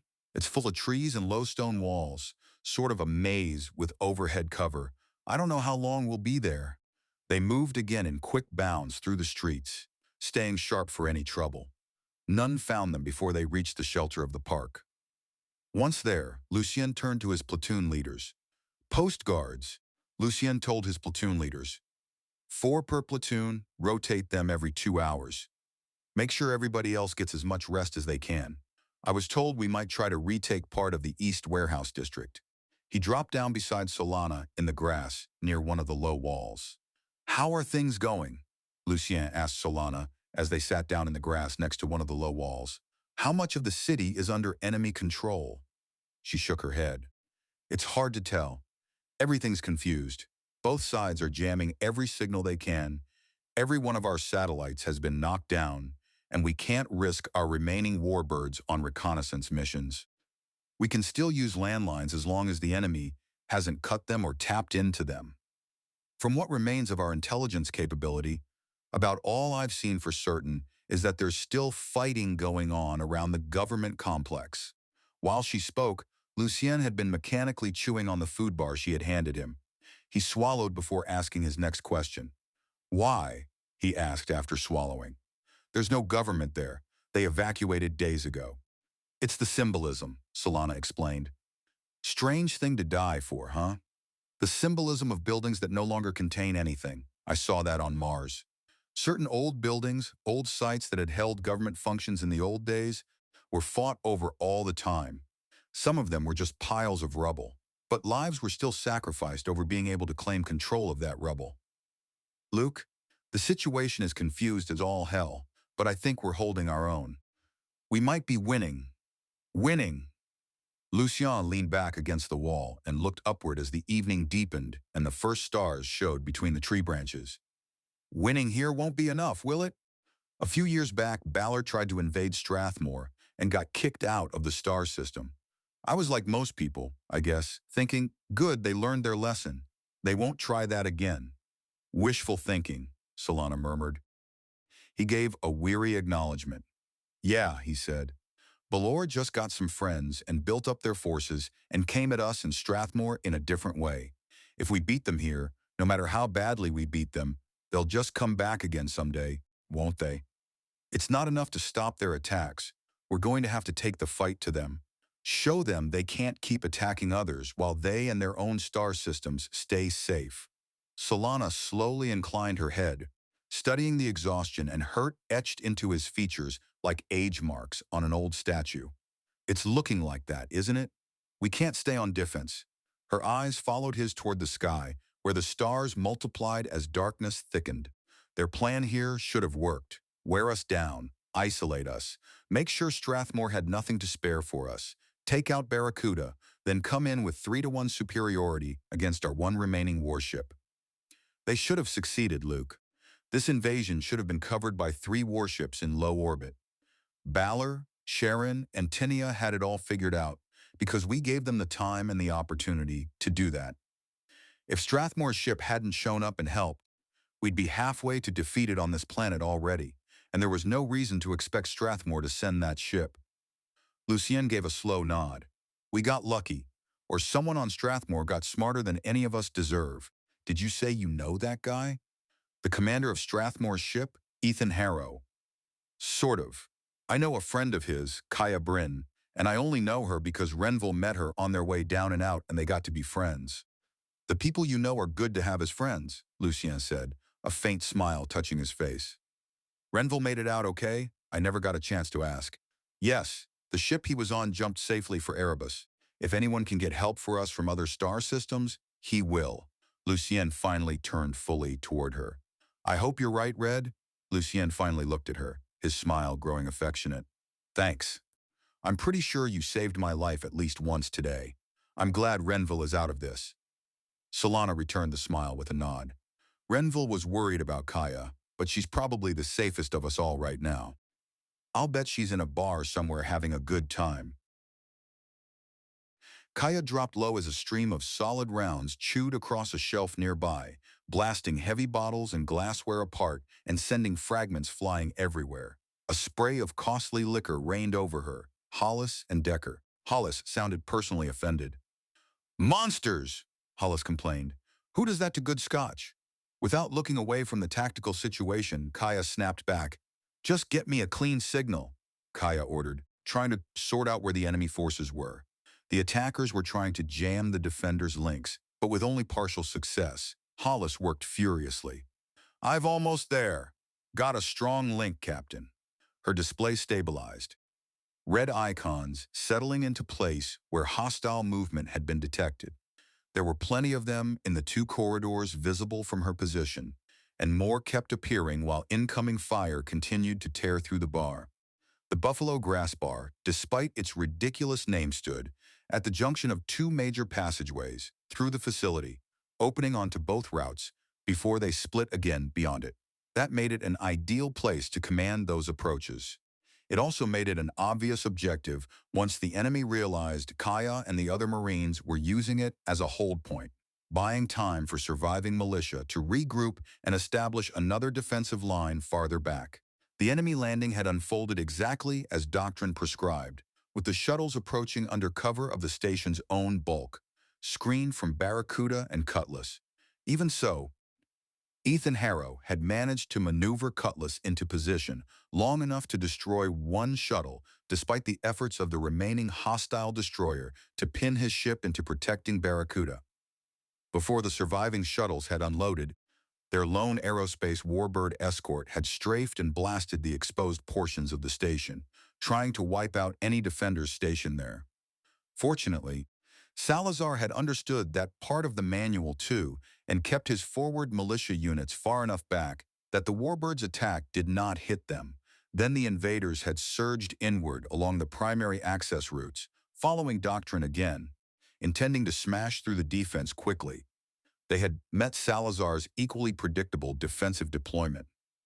Kaia had watched the opening clash play out on her display, forcing herself to stay detached as friendly markers vanished one by one, and the outer militia platoons disintegrated under the pressure of superior numbers, weapons, and armor.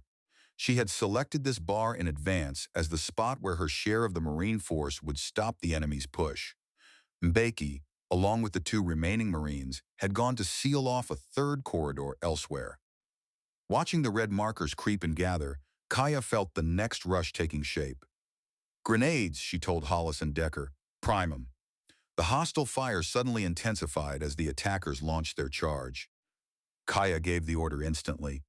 Let them have it, Kaia ordered, pitching her grenade into the corridor nearest her as the other two tossed theirs down the other. Before the thunder of the blasts had fully died, she surged up from behind the makeshift barricade of the bar and opened fire. Her mind had gone cold and precise. Sight, target, shot, shift. Sight, target, shot, shift. Decker, they're trying to get past on my left. On it! Kaia heard Decker scrambling behind her toward that side, but she kept her attention locked ahead, firing fast and accurately enough to break up an assault already staggered by the grenades. As the enemy recoiled, she dropped back behind cover and recharged her weapon. Report! Good on this side, Hollis called in, winded but unhurt. They're pushing hard, Captain. Decker? The reply came over the circuit, thin and strained with pain. Decker's voice came across the circuit, high-pitched with pain. I stopped two of them trying to get past, but also stopped something with my leg. Oh man. Hurt. Kaia shifted immediately. Hollis, get over to Decker. I'll watch our front. She waited tensely for him to come back on the net. Becky, how are things where you are? We held them, Becky said, in a voice so calm it sounded unnatural. But I don't think we can hold them much longer. Understood, Kaia said, squinting through the haze from drifting chaff grenades as she searched for the next push. On her display, she could see that the militia fallback had finally stabilized at the next prepared position. She could also see the trapped grain compartments lying between her Marines and that militia line. Fujita, are those compartments ready to blow? Yes, Captain. Just give the word. You're going to have a very short count, Kaia warned. When we pull back, they're going to be right on our heels. Hollis checked in again. Captain? Hollis said. I got a big battle patch on Decker, but she's not doing any walking or running. Her left leg's a mess. Can you carry her? Sure. Get going. Take her back to the next militia position. He hesitated. But go! Kaia paused to fire into the slow-drifting countermeasure haze, filling the corridors ahead. Then she keyed the net again. Mbeki cut in at once. I got movement. They're coming again, Captain. Expend all your remaining grenades and get back as far as the closest militia position. Fujita, stand by to blow those compartments. Kaia armed the last 2 grenades she had left and waited, watching the murk ahead for movement. The instant shapes flickered through it, she threw both grenades and ducked as the twin detonations slammed through the corridor. As soon as the blast diminished, she sprang up and ran after Hollis and Decker. Fire erupted behind her, both slugs and energy pulses slicing past as Kaia ducked, swerved, and sprinted. But even while running, she kept checking the facility schematic in her display, counting down the distance to the grain compartments. She passed over them, then just beyond them, while hostile fire behind her became denser and more accurate. Red threat markers crowded the corridor at her back. Now, Fujita, his protest came instantly. You're too close, Captain, I said now. A round ricocheted off the upper edge of her shoulder armor and jolted Kaia off balance, and then everything behind her exploded. Disgrimrin.Kreitz.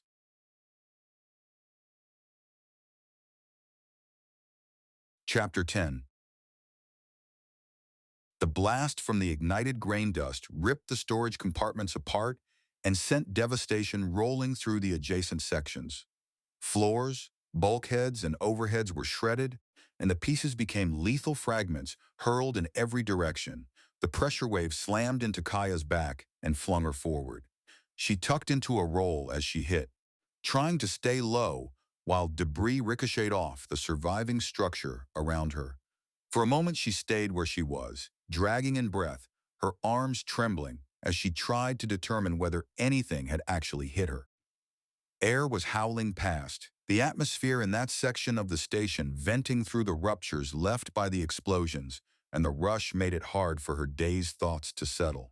Aside from a fierce ache across her back, where the shockwave had probably left one enormous bruise, she appeared to still be in one piece. The ringing in her ears gradually resolved into voices, calling frantically over comms. Captain? Captain. Here, Kaia said. She pushed herself upright with a grimace and looked back at the mangled ruin behind her. I'm okay, you guys? We're all with militia units, Captain. Hollis. She recognized his voice a moment later. I'll be with you soon. She set off down the corridor, sore enough to wince with every stride, then slowly lengthened her pace as she kept moving. By the time she arrived at a broad junction where 3 passageways met, Kaia thought she was almost back to moving normally. Several people were waving her toward a crude barricade on the far side of the open space. Behind it, she found more than a dozen militia, along with Hollis and Decker. The militia had taken firing positions along the barrier, while Hollis knelt a little behind them, working over Decker's injured leg. One of the militia looked at Kaia in stunned confusion. What was that?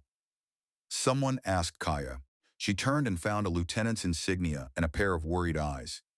The compartments for grain storage blew. I guess that's what happened. The lieutenant blinked. How did they? Never mind. They took maybe 30 or 40 of the enemy with them, the lieutenant said, and stopped their attack cold. Good, Kaia said. She considered sitting, then rejected the idea in case standing up again proved difficult. What are your orders? The lieutenant only stared at her, his anxiety deepening. Kaia prompted him. Your orders! What has Major Salazar told you to do now? Major Salazar. He gestured toward the sections now in enemy hands. He was up front, at the forward defensive positions. We haven't heard.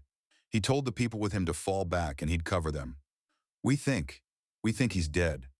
Holding off the enemy, Kaia very nearly let loose one of the foulest curses she knew. Dead? We think. She cut him off. Who's in command now? The militia officer only looked at her helplessly. Lieutenant, who is in command of Ladoga's militia forces on this facility? We don't know, he replied, sounding helpless. Her anger rose sharply. How can you not know? Kaia demanded, making an effort to calm herself. Who's the senior surviving officer? All of us. There are 3 lieutenants, and we all got our militia appointments at the same time.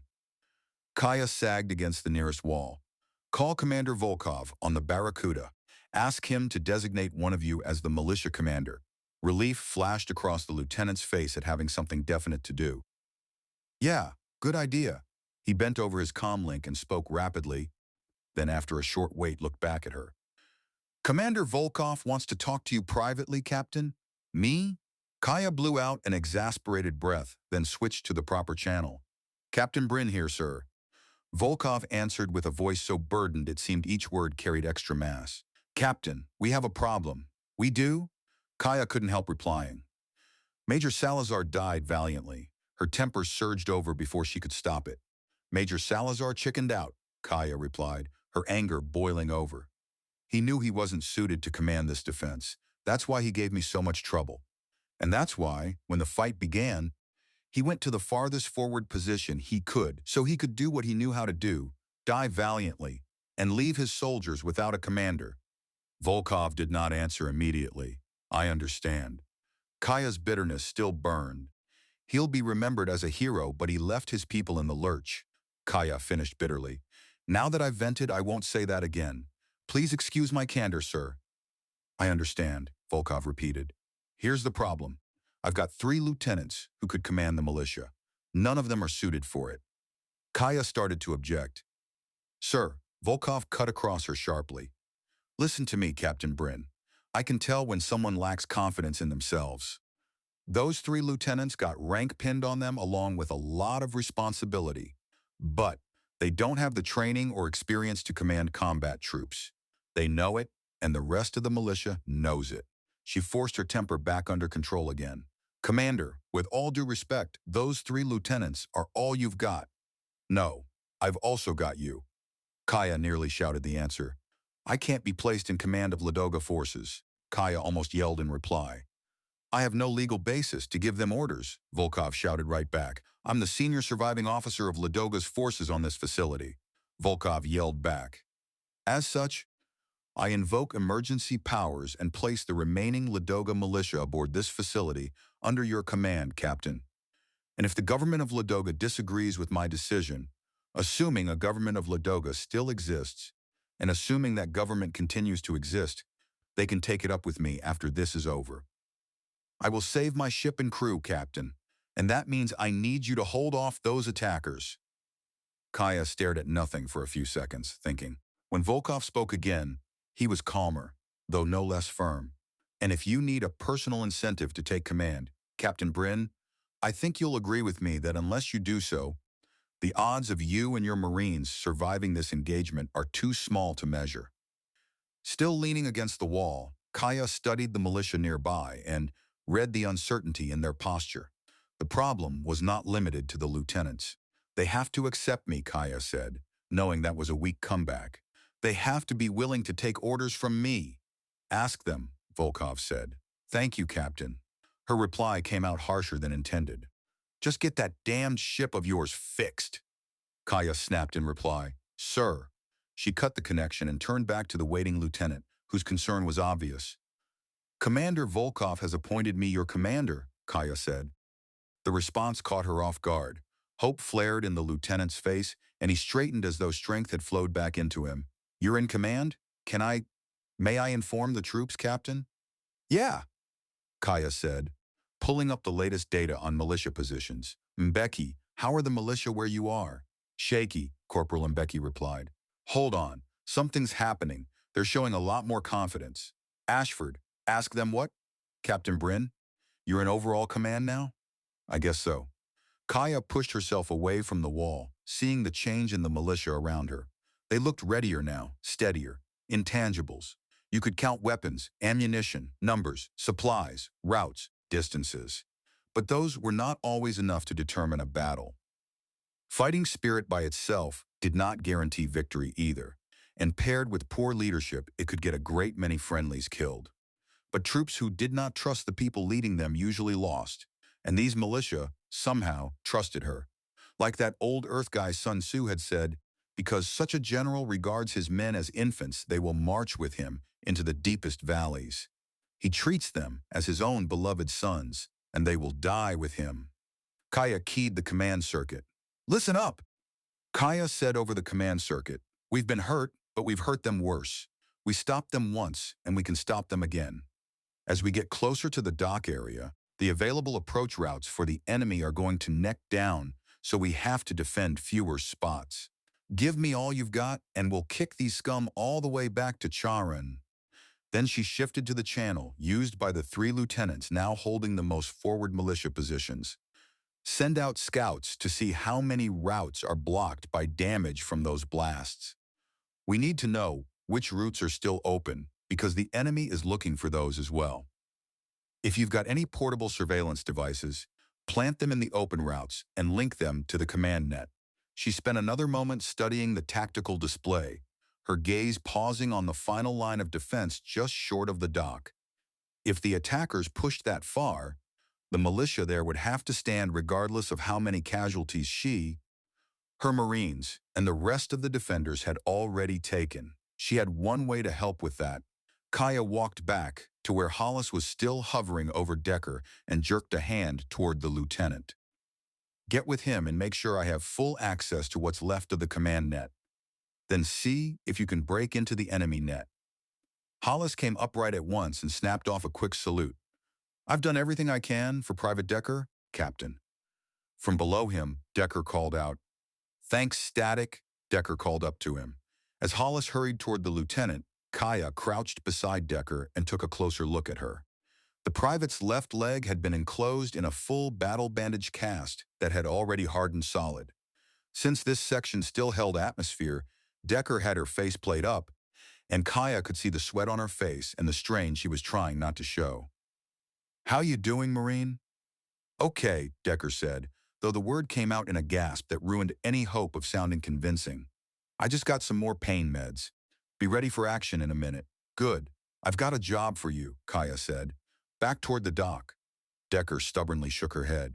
Captain, I can still fight. I should stay up here with the rest of you. Kaia didn't disagree. You can still fight, Kaia agreed. What you can't do is run, which makes you perfect for this job. I'm going to have a couple of the militia get you back, Captain. Shut up. Back to this final defensive position. See? A squad of militia holding the area just short of the dock where that broke-butt warship is sitting. You're going there. If the fight reaches you, and I'm not there, and Mbeki and Hollis and Fujita and Ashford aren't there, it's going to be up to you to stiffen the spines of those militia and make sure that position holds until the Barracuda gets away. Decker stared at her, baffled at first, then slowly grasping it. You mean if I'm the last Marine left, I need to make sure those militia hold? Yeah, show them how it's done. But, Captain, I'm just a private. You're a Marine, which means you get the job done and done right. Kaia held her gaze, weighing whether Decker could carry that burden. Understand? After a short pause, Decker nodded once. Yes, Captain, I understand. Kaia gave her a final instruction. You'll show those militia how to hold their ground. I'll show them. Good. Kaia rose again, and you get to be carried there, so that's a bonus. Despite the pain and fear tightening her face, Decker managed a grin threaded with resolve. I always like to arrive in style, Decker said, grinning. The expression was too anxious, too tight with worry, and the pain getting past the meds, but also laced with determination. I won't let you down, not any of the others either. Not knowing how long it would be before the enemy resumed the attack, Kaia waited with growing impatience while 2 militia troopers arrived with a mobile med bed and lifted Decker onto it. Kaia gave the private a brief, encouraging wave as they carried her toward the dock defenses. The rest of the Marines accepted Decker's reassignment without complaint, all except Fujita, whose muttering came clearly over the comm circuit. "She owes me a 20 I lent her until next payday." Hollis answered first. "Maybe she'll survive and be able to pay you back," Hollis said. "Yeah," Fujita said, cheering up. Kaia turned back to the immediate problem. "Fujita," Kaia said, "have you found anything else in this facility that will blow up on command?" His answer carried annoyance now instead of humor. "No, Captain," Fujita said, sounding annoyed this time. "They seem to have offloaded everything useful over the last week." Mbeki spoke from another position. "That's bad," Mbeki commented. "The grain dust explosion saved us back there." "There's a good part," Kaia reminded them. "The enemy doesn't know we don't have any more big explosions ready and waiting for them. They lost a good number of people when the grain compartments blew. They'll be worried that more traps like that have been set up." Hollis picked up on it immediately. "Which means they'll advance more cautiously," Hollis said. "Right? Right. They're going to be more cautious, slower to follow up when we pull back, and spend more time checking out areas before they enter them. That's all good for us." Fujita broke in again, this time sounding uneasy. "Captain?" Fujita said, sounding worried. "You meant anything that could blow up except the fuel cells, right?" Kaia frowned. "The fuel cells?" Kaia asked. "There's a bunch located in secure storage near the dock to refuel ships." Her attention sharpened. "Those make a really big bang when they blow, right? Why did you think I wouldn't want to know about those?" Fujita sounded almost offended by the implication. "Because," Fujita explained, "if we blow the fuel cells, they'll take this whole facility with them. They'd blow it all into really little pieces, and everyone on it would be blown into little pieces too." Hollis voiced the obvious question. "Like us?" Hollis asked. Kaia pressed further. "We can't control it?" Kaia said. "Like blow one cell or part of one fuel cell?" "No, Captain," Fujita said. "If you disrupt a fuel cell, the whole thing goes, and if we set off one, it'd probably cause the others nearby to blow as well." Mbeki enunciated every word with deliberate care, making sure nothing about this could be misunderstood. "So blowing fuel cells would be a very bad idea." "Here it would be, yes," Fujita agreed. "It would also be the last very bad idea of whoever did it. Guaranteed." "Okay," Kaia said. "Understood. We don't blow the fuel cells." But privately, the question stayed with her. If they were about to lose, if the enemy was on the verge of taking both the facility and Barracuda, wouldn't it make sense to destroy everything so the attackers gained nothing? Should she? And if she did, what sort of example would that leave for the Marines back on Strathmore? Not only fighting with everything they had, but accepting certain death if the battle turned against them? Did she want future Marines following that model, choosing spectacular suicide over surrender? No. She disliked the idea already. And what if she made that choice and others copied it later because she had set the standard? How many people would reject surrender and die uselessly because Kaia Brynn had supposedly done the same, even though the situations were not really the same at all? She looked around at the people with her and understood the line clearly. Demanding everything they had in the fight was one thing, because that also offered the best chance to win and the best chance to stay alive. Demanding their deaths was something else entirely. She would not cross that line. None of that victory or death nonsense. Dead troops did not win the next battle. What had Clausewitz called it? Husbanding resources, meaning do not squander your own people. Captain? Kaia blinked back to the present, realizing she had been silent long enough to unnerve the Marines. "Sorry, I was thinking. Listen up. My reaction force plan didn't work. There aren't enough of us. We need to disperse among the militia to stiffen them. I'm staying with this bunch along with Hollis. Mbeki, you take that group on the far right of our positions. Ashford and Fujita, I want you to stay with the group you're in." She paused before continuing, careful about how she framed what came next. "All of the militia are going to be looking to you. The officers too. Yeah, you're corporals and privates, but you're all veterans of years of service. You're used to someone else telling you what to do when the bubble breaks, but now you have to be that someone and let the militia know what you think should be done. I'm going to be monitoring as much as I can, and giving you orders when necessary, but if I'm out of loop because of jamming, you make the calls for what to do. Use your heads, remember your training, and remember that these people are looking to you for examples and hope. And Becky, if I'm cut off and you're still linked in, give the orders you think are right. If Mbeki is cut off, Hollis takes over. Any questions? Hollis answered in a tone of mock despair. Why did I volunteer for this? Hollis asked, causing laughter from the others. Kaia used the moment. Find out what the scouts are reporting back to the militia lieutenants with you, Kaia ordered. Hollis, get me into the enemy net. I want to know what they're doing and where they are. Captain? Kaia turned as the lieutenant approached her. I've got something that's probably important. She looked at him more closely. What is it? Kaia asked. What's your name? Hadley. Lieutenant Mark Hadley, Ladoga Defense Militia, he replied. We've got some good code monkeys in this group, and they were looking at what we were picking up of the enemy signals before the explosions. Hadley pointed to the display on his pad. See here? They're thinking this node indicates the enemy commander was there, and this other one may be the second in command since it seemed to be mirroring the commander's signals. Kaia leaned over the data, hope rising as she studied it. Those were both inside the blast zones. They were leading from the front. Hadley nodded. We're thinking maybe one of them, maybe both, got killed. You might be right. That'd explain why they're taking a while to resume the attack. Whoever is third in line is trying to figure out what happened and trying to assume command. Her helmet display refreshed, adding a swarm of new damage indicators across the station schematic, and she glanced over them. I'm getting some of the reports the scouts are sending back. Good. Hadley looked at her with open uncertainty. Captain, do you think we can do this? Kaia fixed her attention on him, aware that what she said next mattered. Hell, yes, we can do this. You and your soldiers are equal to this challenge. Relief flooded his face. Thank you. Hadley smiled, saluted, and headed off to speak with the other militia. Damen, I'm a good liar, Kaia thought, just as Hollis came back on the circuit. Captain, I got a few snapshots of the enemy net before they closed me out. Here they are. She reviewed the captured fragments and did not like how many enemy troops were still left. The casualty totals, though, were satisfyingly high and might dampen the attackers' appetite for pressing the assault too aggressively. The hostile force was also plainly in disarray, still trying to reorganize after the grain compartment explosions had mauled both its lead elements and the station sections it had taken. There was not much more she could do for the moment, except watch for new thrusts developing and try to blunt them, or at least drag them out for as long as possible.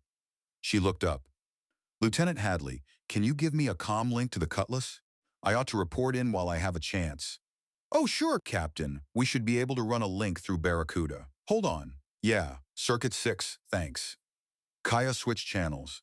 Cutlass, this is Captain Brynn. Is Commodore Harrow available? Harrow answered personally.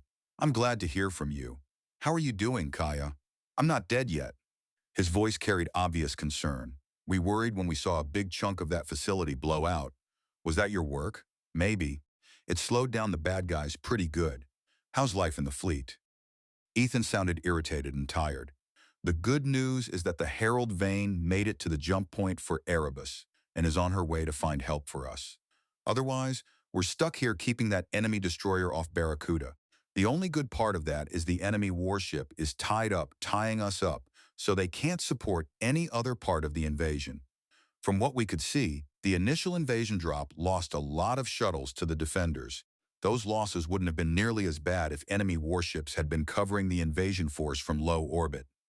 Kaia let that settle, then answered. So you are accomplishing something? Yeah. But I wish we could do a lot more. Barracuda will be ready in only another 23 hours, but that's a very long time under current circumstances. How are you and Commander Volkov getting along? She could not resist. We may get married when this is over, Kaia said. Unable to resist, he sounded completely thrown. What? Kidding. He's in charge. He put me in charge of the militia. Ladoga's militia? He can do that? Ethan asked. He says he can, and he made some compelling arguments for why I should agree, Kaia said. Once I did, he gave me an impossible job to do. Sort of a pattern for me. I need to change how I look for bosses. Sorry about that, Ethan said. Why do you keep looking for that kind of boss? I don't know. Maybe there's a reason why Marine and Masochist both start with map. Good luck, Kaia. Same. Out. She took a breath, reset herself mentally, and turned back to Hadley. All right. The scouts are spotting the routes the enemy will have to use to move forward. Let's set up some forward firing positions to hit them as soon as they stick their noses out. It'll take them a while to realize we're not holding any spot near the wreckage in strength. Hadley studied the damage map. Should we move everyone forward? Hadley asked, gazing at the schematic of damage to the facility. Kaia shook her head. No, Kaia said. Look at the possible routes and what's around them. We'd also be limited in our routes, so if the enemy breaks through at any one point, everyone else would be trapped, unable to withdraw to good positions in time. Realization dawned on him. Oh, yeah, so two-person teams for the forward positions? Right, Kaia said, glad to see him learning as he listened. Let me get the other two lieutenants going on this as well. Send some of your people to cover these 3 spots. The thought of leaving people exposed made him tense again. How will they know when to fall back? Hadley asked, anxious again at the thought of some of his militia being trapped. I'll make that call, Kaia said. Faith lit his expression again. Then I know they'll be okay, Hadley said, turning to get his team sent forward. Pausing to turn back and salute before rushing off, Kaia wondered how long actual combat would take to wear down Hadley's complete confidence in her. She contacted the other militia officers and got the new dispositions underway. Rest would have been welcome after that, but the bruising in her back was threatening to stiffen, so she kept moving, stretching as she walked. Hadley called to her a little later. We're getting an increase in enemy net traffic. Hadley called to her. Kaia immediately understood what that meant. They're getting ready to move, Kaia told him, alerting the other lieutenants. She checked the clock. 22.5 hours remained. Less than a day. It already looked like it would be the longest, less than a day imaginable. A soldier moving through the park woke Solana before dawn, shaking sleepers one by one. Above the dark city, stars still showed clearly in the narrow scraps of sky visible through the branches and leaves overhead. She noticed a small cluster of unfamiliar points arranged in an oddly regular pattern, and realized they had to be the enemy ships in orbit, catching sunlight that had not yet reached the ground below. When she found Lucien, he was already up. We're moving out in half an hour, Lucien told her when she joined him. Headquarters is trying to set up a counterattack in the government district. Still stifling a yawn, she frowned. Why? She asked before stifling a yawn. Didn't we talk about that yesterday? The government completely evacuated that area. There's no there. Lucien shrugged. Which is why the enemy left a relatively small force to hold it. We think we might be able to overrun them. I'll see what I can find out, Solana said, reaching for one of the surviving intelligence coordination nets. It took time, but eventually she got in through an underground landline the enemy apparently had not found. The picture the network offered was incomplete, discouraging, and oddly encouraging all at once. Poznan was no longer a city in any simple sense but a patchwork of zones, some held by the invaders and others still defended by Ladoga's forces. The boundaries between them were not clean edges but blurred transition areas, where one side's influence thinned and eventually gave way to the others. People preferred sharp borders, and given enough time they would create them. The kind where a single street marked the divide, as on Mars in so many places. But Solana could see Dane Varga's physics mind in these assessments. Too little was certain, and the situation shifted too quickly. So enemy positions, strength, and control were defined as much by probabilities and gaps in knowledge as by solid facts. She called Lucien over. Here's what we've got, she told Lucien. He narrowed his eyes at the display. It's too bad we don't have more soldiers. The enemy hasn't linked up the places they've captured. We could hit them while they're still isolated from each other. That's probably why we're aiming to recapture the government complex, Solana said. See, it's between this industrial area that's been captured and the spaceport. If we retake the government area, we'll be between those two areas so they can't link up. Then, the full consequence of that arrangement hit her. We'll be between two strong enemy forces. Lucien gave a bleak nod. Yeah, Lucien agreed. A number of other units are going in with us, but it will feel like being in a nutcracker, won't it? He hesitated. Red, why don't you? She cut him off immediately. I'm staying with you. He tried again. The attack is going to be hazardous, and afterward, the enemy is going to be hitting us hard from at least two sides, Lucien argued. It sounds like you'll need me there, Solana said. He looked at her with open appeal. Red, please? Luke, I spent my childhood fighting my battles alone, and I promised myself then that if I ever found someone I could count on, no matter what, that I would never let them fight alone. He held her gaze for a long, quiet stretch, then finally exhaled and gave in with a nod. All right, I can tell you're not going to give in. Smart man? Solana gave him a smile that she hoped looked reassuring. Get back to leading your unit. I'll see if I can find out anything else before we move away from here and I'm dependent on wireless again. All right, Lucien said again. I wish you'd never left Tucson. You'd be safe there. Safe? You obviously don't know much about Tucson. This sort of thing is just a typical quiet Saturday night in Tucson. They moved out before dawn fully broke. Lucien's soldiers advancing in small elements from one patch of cover to the next. Eyes constantly checking the quiet buildings around them, and the sky overhead, where newly deployed enemy satellites could already be observing the streets below. Solana glanced back once at the park and wondered how long the trees would survive. If urban fighting dragged on, the invaders would eventually decide that the foliage provided too much concealment. One overpressure round would strip away leaves, bark, and smaller limbs, turning the cultivated grove into nothing but naked trunks. For some reason, that thought unsettled her more than the blasted pavement and punch-through buildings. They had been warned to stay out of the subway tunnels and maintenance passages beneath the city. Those routes were too obvious for infiltration, so the invaders had quickly filled them with sensors and automated sentries. One of the people moving with Solana and Lucien voiced the question that followed naturally. Why don't they use those automated sentry robots above ground? One of those with Solana and Lucien asked. Why didn't we ever use them against the rebels? Lucien answered without ever pausing his visual sweep of their surroundings. I read up on them, Lucien replied, his eye never halting in their search of their surroundings. Even after all the work on artificial intelligence, those things still end up targeting the wrong people and getting jammed. As panicky and confused as humans with weapons can get, they're still a lot more reliable when it comes to choosing the right targets.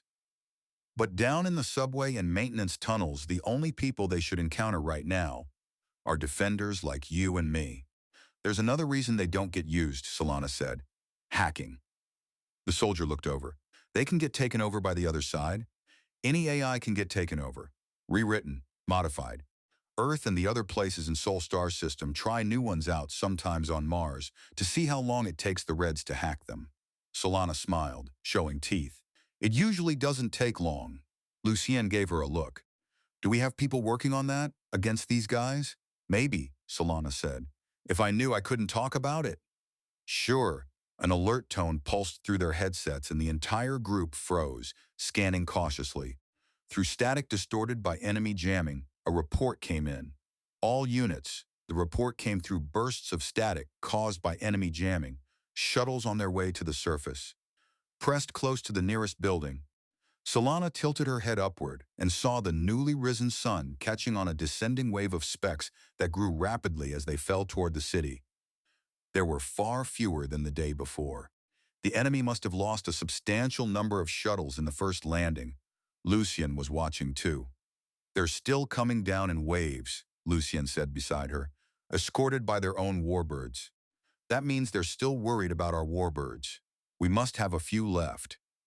As the shuttles dropped closer, they split into smaller groups and angled toward areas already under enemy control. The warbirds covering them remained above, circling in guard positions. Solana glanced at Lucien. I wonder if we're going to hit them, Solana asked Lucien. The answer came not in words but in sound, a shrill whine that rose almost instantly to a scream.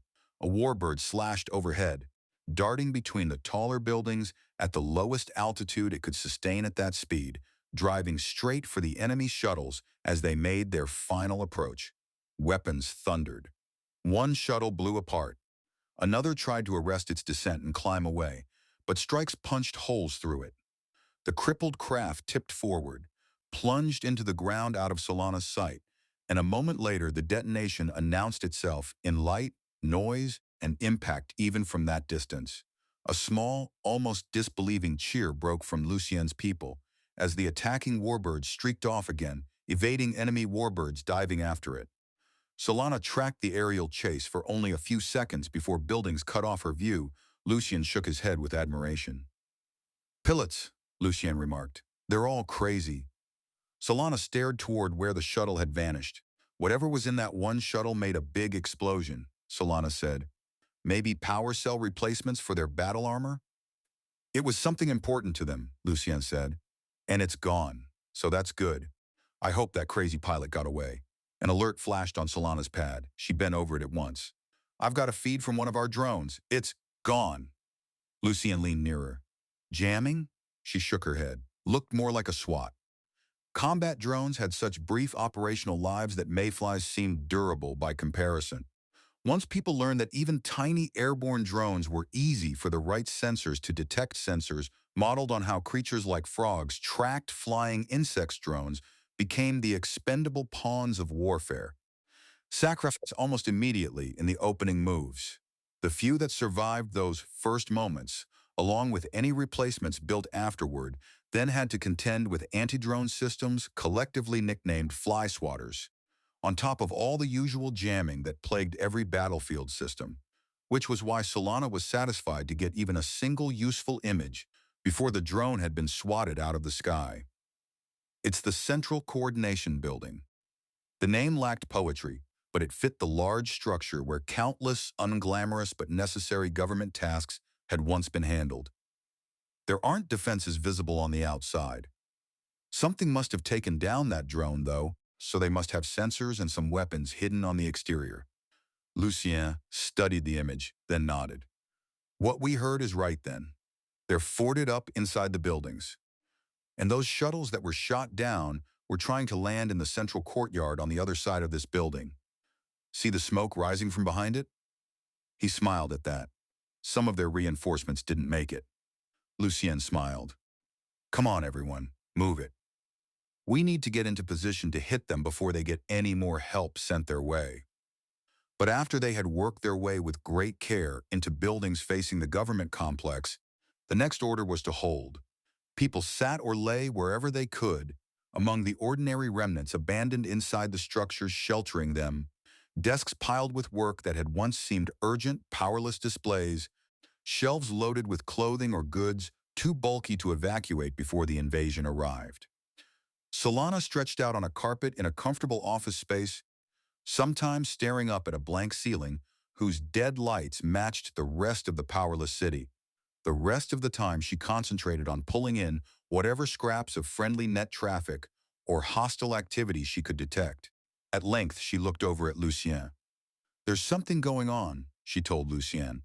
"All kinds of activity nearby on just about every frequency." He started to respond, then stopped as muffled weapons fire sounded from outside. "Any idea what?" Lucien paused as the muffled sound of weapons suddenly came from outside. "How far off is that?" Solana was already checking. "Not far at all," Solana said, staring at her screen. "It's underground." In the subway and maintenance tunnels, Lucien hesitated, listening to something on his command circuit. "You called it, Red?" He switched channels and addressed his people. "Most of the automated sentry bots the enemy placed in the underground approaches have been turned by our hackers. They've been ordered to assault the enemy forces they were guarding. We're going to give the enemy 5 more minutes to send their troops down to fight their own bots. Then we're going in on the surface. We're promised a chaff cloud cover for the assault. Everyone be ready to assault the central cord building when I give the command." Solana pushed herself upright and started getting ready, wishing she had a sidearm. Her rifle was far from ideal for the kind of close-quarters fighting that was about to begin. He inside the buildings overlooking their target, Solana and the others never heard the chaff rounds arriving. Enemy return fire aimed at the incoming munitions missed, and the rounds burst short of the hostile positions. Smoke clouds thick with glittering metal fibers and glowing heat decoy fireflies flooded the street below, as if some sorcerer had conjured an unnatural mist. Sunlight, trying to penetrate the chaff designed to scatter and confuse radiation, could do no better than a murky glow, turning the street into something like sudden twilight. Lucien's orders snapped through the command circuit. Go. Everyone go. Lucien called into his command circuit as he bolted for the nearest door onto the street. He had probably hoped the fog would separate her from him, Solana thought. If she lost sight of him in it, maybe she would lag behind and be less exposed. But she stayed glued to his side as they ran. The chaff cut off everything: pads, circuits, all their electronics abruptly blind and mute, leaving them isolated inside the luminous murk. A hostile shot sliced through the cloud and passed close enough to make Solana flinch. The invaders were firing blind into the chaff, hoping to hit someone or at least disrupt the charge. Then the far curb materialized under her boots with almost no warning, nearly sending her sprawling. The sidewalk came next, and beyond it the central coordination building, built solidly and according to the most modern methods this struggling world could manage. Strong enough to last. Not meant to function as a fortress. The broad, low ground floor windows, many already shattered by earlier fighting, gave Lucien's troops and the other Ladoga defenders easy entry. Chaff had drifted inside through those openings, blinding both the invaders and the defenders. Solana came through one of the windows into a burst of unaimed hostile fire and recoiled instinctively. But luck stayed with her and nothing struck. A few steps into the big reception space, where the chaff around her was beginning to thin, she saw shapes crouched behind a barricade improvised from a row of desks. She and Lucien threw themselves down as the invaders fired, and some of Lucien's people hurled grenades.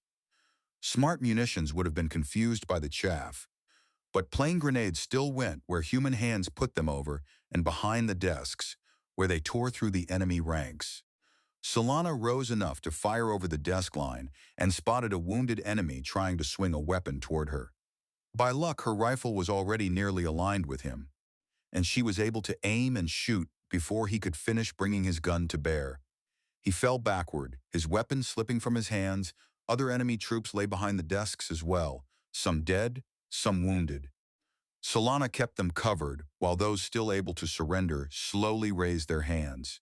She stole a few quick looks around and realized Lucien was no longer beside her. The combat sounds were moving deeper into the building now, climbing upward to the higher levels and descending toward the lower ones, where the chatter of sentry-bot weapons still sounded from time to time. Now that the rush of the assault had passed, the reaction hit her. Solana realized she was trembling, suddenly exhausted. She climbed onto an intact section of one of the desks and sat there, keeping her rifle angled toward the wounded prisoners. "When the medics get here, they'll take a look at you," she told them. "Try any funny, you dead," Solana added, deliberately reverting to Red Street speech. None of them seemed to doubt she meant it. That made sense to her. Back in Zerond, she had learned young that threats only worked when nobody questioned your willingness to carry them out. As the last scraps of chaff drifted by in pale threads and the fighting rumbled elsewhere through the building, Solana studied the prisoners. Their armor and gear were such a patchwork that she could not tell where most of them came from, but two of them had reacted when she used red talk. She fixed her attention on the nearer one. "Where from?" she asked the nearest of those two. She might as well do the part of her job that involved gathering information while Lucien and his soldiers handled theirs. As she waited, Solana found herself wondering how many of those soldiers had already died taking this building, and how many more defenders of Ladoga would die before the inevitable enemy counterattacks were beaten back. The wounded woman spat out the answer. "Calder?" the invader she'd asked spat in reply. Solana gave her the coldest smile she had. Calder, a shorthand for BNW Brave New World, the bitter, ironic, multi-purpose curse and slogan of Mars. "Not this world," she told her prisoner. "You won't bring that here." Strong words. But all around her, the scars of battle, along with the continuing sound of combat, said something harsher. Mars's fate had already reached Ladoga. The only question left was whether it could be stopped here or whether it would remain. I've lost contact with Forward Post 7. Kaia Brynn checked the position markers for the two militia troops who had either just been killed or taken. Get everybody else back, she ordered all three militia lieutenants. Withdraw them to the main defensive positions. Beside her, Lieutenant Hadley immediately started relaying the command to his own forward teams. One of the other lieutenants objected. But the rest are still holding. One of the other lieutenants protested. They'll get cut off. Bring them back now and make it quick. Kaia watched sensor returns flicker to life in corridor after corridor and tunnel after tunnel, disposable devices seeded throughout the area, now lighting up with movement. Whoever had taken charge of the enemy had made the right choice and launched a broad front assault. She would not be able to mass her people against a single main thrust, but even that had one advantage. She switched to the wider net. They're spread out, Kaia transmitted to her Marines and the militia. They won't be able to hit any point of ours with overwhelming strength. We can hold them, and the longer we hold them here, the more time Barracuda'll have to get going. Mbeki's warning came in sharply.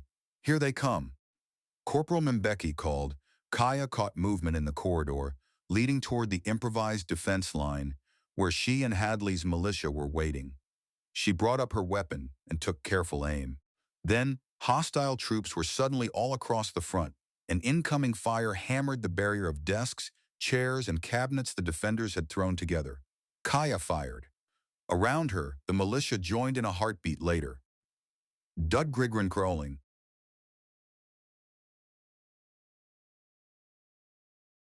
Chapter 11.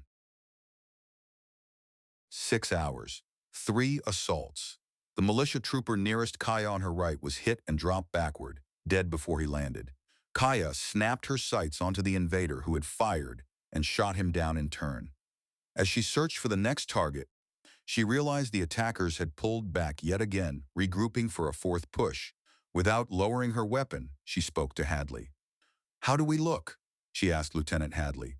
Against the usual odds for officers in combat, Hadley was still alive. But he had watched too many of his militia wounded or killed, and the damage showed in him. At times, he looked as if the losses had cut into him physically. "We're down by about a third," he said, his voice ragged with weariness and grief. Even so, they had not broken. Kaia glanced over the militia, crouched behind the barricade, their faces set and grim, and felt a surge of respect. A lot of professional military forces would break with those kind of losses, she told Hadley. "You've got some damned good soldiers." He answered only with a nod, then turned to relay her words to his people. Kaia switched channels. "How are things where you are?" She sent over the circuit, dedicated to her Marines. Beaky came back first from her position with another militia group. "Estimate 20% casualties with this bunch, Captain. And they're pretty worn out. They can't take much more. Understood. Fujita? Silence. Fujita? Ashford? Answer up." When Fujita finally responded, stress had thinned his voice to something brittle. "Ashford's dead, Captain? I got hit. Can't use my right arm or shoulder." "Damn." Kaia barked her next words in command tone, trying to jolt him out of the edge of shock. "What's the status of the militia you're with?" Answer up, Marine?" 20 or 30% casualties, Captain." Kaia wished she could lift her faceplate and rub at her eyes. But this section of the facility had been vented to vacuum through the breaches torn open by the fighting. "Hollis? I need you, Hollis?" Only then did she realize she had neither seen nor heard him since the previous assault ended. A moment later, relief came when Hollis appeared, crouch-walking toward her to keep below the barricade line. He tapped one side of his helmet. Kaia looked more closely and saw the damage. The right side of the helmet had been burned and deformed where an energy pulse had slagged it. The self-repair material had swollen outward to seal the breach. "Have you got any leaks?" He shook his head and gave the hand signal for "say again." She signed back, "leak," and then the interrogative. Again he shook his head, then signed, "comms, negative." So his communications were gone, probably burned out by the same hit. There went any plan to send Hollis to reinforce Fujita. Kaia turned back toward Hadley. "Has there been any more activity in the maintenance access shafts?" "They made one more try," Hadley said. We tossed a grenade down that shaft and sealed it. Captain, Kaia understood what he was asking before he said it. I think we should pull back, Kaia said. His relief showed plainly. Yes, I was about to ask that. My guys are hurting. They need a little time to recover. She squeezed his shoulder once in reassurance, then started issuing orders. We're going to fall back to the next set of positions. Lieutenant Corwin, Lieutenant Reinhold, Lieutenant Hadley. Designate 5 people from your units to take up hidden positions where they can cover the backside of our current locations. When the enemy forces make their next rush and get over the barricades, they'll pause to regroup. The 5-person rear guards will open fire on them while the enemy is exposed there, so the attackers will drop back to use our own barricades as cover from the rear guard. That'll slow them down. Make sure the rear guards know their job is not to hold their positions. They're to hit the enemy, force the enemy to take cover, then drop back to join the rest of us. She shifted back to the Marine net. Fujita, can you fall back with your militia? Yes, Captain, Fujita said, sounding steadier now. I'll stay with them, just fighting one-handed now. Kaia recognized the artificial steadiness of anti-shock medication, but there was nothing to be done about it. Good. Stay with them. Keep them steady when they fall back. Corporal Mbeki, do the same with your militia. Keep them steady, Mbeki replied. Will do. Hollis has lost comms, but he's not hurt. He's staying with me. Anything else she might have added died unspoken as fresh movement appeared ahead. It was the worst possible moment for the enemy to attack. The militia was in the middle of pulling back, and a hard enough shove now could turn the withdrawal into panic. More than half the survivors at this position had already left the barricade. Those still in place could not possibly hold. Everybody back now, Kaia ordered. Make sure those rear guards take their positions. Everybody else back. She had just started to rise to retreat with them when Hollis jerked and went down. Kaia grabbed for him, seeing the hole punched through his chest armor and the shock in his eyes behind the face shield. She had maybe a second to choose. Lieutenant Hadley, carry Hollis. But I'll only stay here a second. Get away. Kaia snatched up the weapon. Hollis had dropped a Springfield Armory Model 7 pulse rifle. Officially, the thing had been engineered to be tamper-proof, impossible for Marines or soldiers to meddle with in reckless ways, like boosting the power of each shot to unsafe levels. Worse still, it was supposed to be impossible to force the power supply to dump everything at once and turn the rifle into a kind of oversized grenade. Kaia had been a private when those rifles first went into production on Hancock. It had taken the enlisted Marines less than a week to figure out how to circumvent every safety lock in the controls, and how to enter just the right-wrong commands to make one blow. Her fingers raced over the rifle's controls. 1,000, 2,000. She came up from behind cover, her own weapon in one hand and Hollis's rifle in the other. 3,000. She took aim at the attackers, now crowding close to the barricade. 4,000. Fired twice into the 2 nearest. 5,000. Watched them jerk and stumble from the hits without stopping. Lifted Hollis's rifle higher. 6,000. And threw it one-handed into the center of the corridor. The assault was pouring down. 7,000. Then spun and sprinted flat out after Hadley, who was running with Hollis over his shoulder. 8,000. A shot grazed her side and glanced off the armor. 9,000. More rounds chased her as the attackers swarmed the barricade. 10 Hollis's rifle detonated, shredding the corridor, and the enemy troops packed close behind the barrier. The blast struck Kaia from behind, but this time she kept her footing, staggering rather than going down. A shard lodged into the armor over her upper left arm without driving all the way through.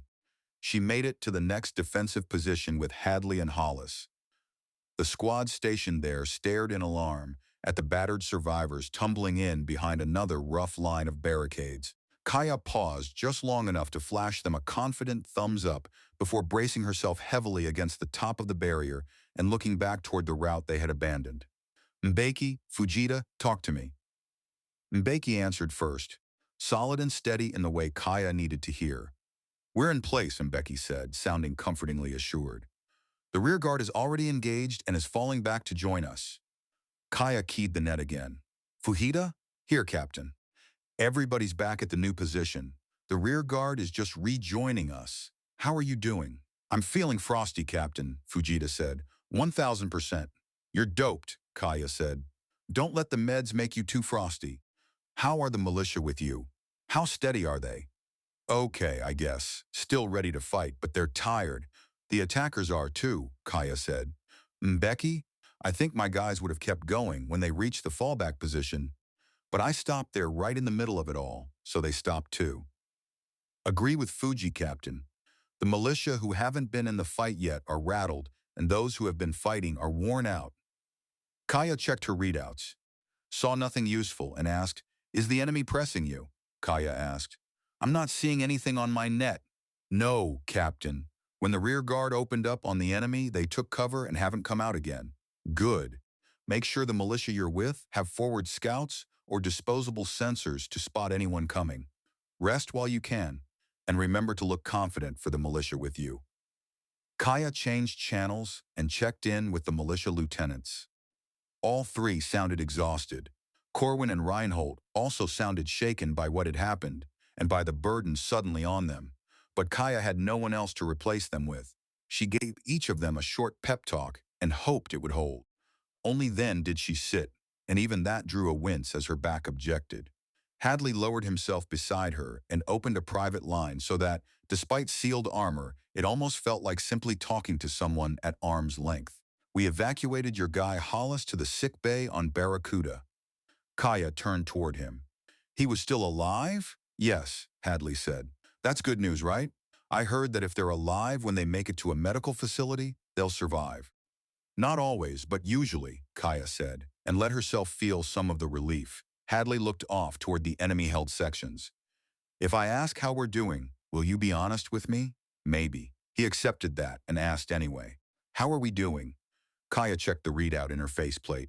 16 hours to go. Hadley sounded close to despair. We've lost about 2/3 of the facility. That's okay, Kaia told him. I mean it. When they first hit us, we had a lot of territory to defend, and they were fresh and at their best strength. Yeah, they've pushed us back, but it's cost them. They've lost more than we have, and being on the attack is physically tougher than defending. We're tired. They're more tired than we are. His voice dropped. If they hit us again soon. Kaia leaned her head back against the wall and looked up at a ceiling that seemed strangely untouched compared to the rest of the station. Then we'll face a tough situation, Kaia said, leaning her head back and looking up at a ceiling that seemed oddly clean and pristine after the fighting the rest of the facility had seen. It depends if the enemy has reserves to throw into the fight. If they've been throwing everything they've got at us and don't have any rested troops to order in now, any attacks are going to be by exhausted soldiers at the end of their strength. Hope crept back into Hadley's tone. You think we'll have time to rest some then? Hadley asked, sounding hopeful. I'm hoping we do. I think we do, Kaia amended her words. If fresh troops had hit us when we were starting to fall back, they would have overrun us. But the enemy soldiers who took that last position were worn out, and no one has pushed on to hit us before we got settled in these new positions. So I'm thinking the enemy has been hitting us with everything he has, hoping it'll break us, but we've held, and now he can't keep hitting us. Hadley still needed certainty. What if he does? Hadley asked. Kaia gave him a sidelong look. I keep forgetting you haven't done this, Kaia said. Put it this way.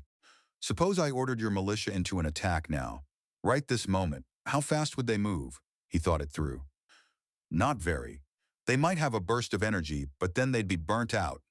Yeah, and the enemy is more tired than your guys. If their commander throws them at us now, we'll be able to knock them over with harsh words. Hadley blinked. Really? Lieutenant, Kaia said. I have my faults, but I wouldn't lie about something like that. If we talk tactics and the situation, I'm telling you what I really think. That seemed to matter to him. Thanks. That's okay to share with my guys? Yeah, sure. Kaia shut her eyes and tried to ease into rest, but it lasted only a handful of seconds before the familiar pull of responsibility yanked her back. She contacted the other two militia lieutenants, gave them the same assessment, and followed it with another round of quick encouragement. When that was done, she studied Hadley's troops. The group was a patchwork. A few survivors from the most forward defenses that had collapsed when Salazar died, Hadley's own people, the militia originally assigned to hold this position until the battle reached it, and several stragglers from other units who had been cut off during the latest withdrawal and ended up falling in with Hadley instead. She examined the men and women she could see, trying to read expressions through face shields, and failing that, trying to judge whether the droop in their posture came from exhaustion alone or from hope draining away. Either way, if the enemy had been able to hit them immediately with fresh troops, Kaia doubted these militia would have stood, but under competent direction they had fought well.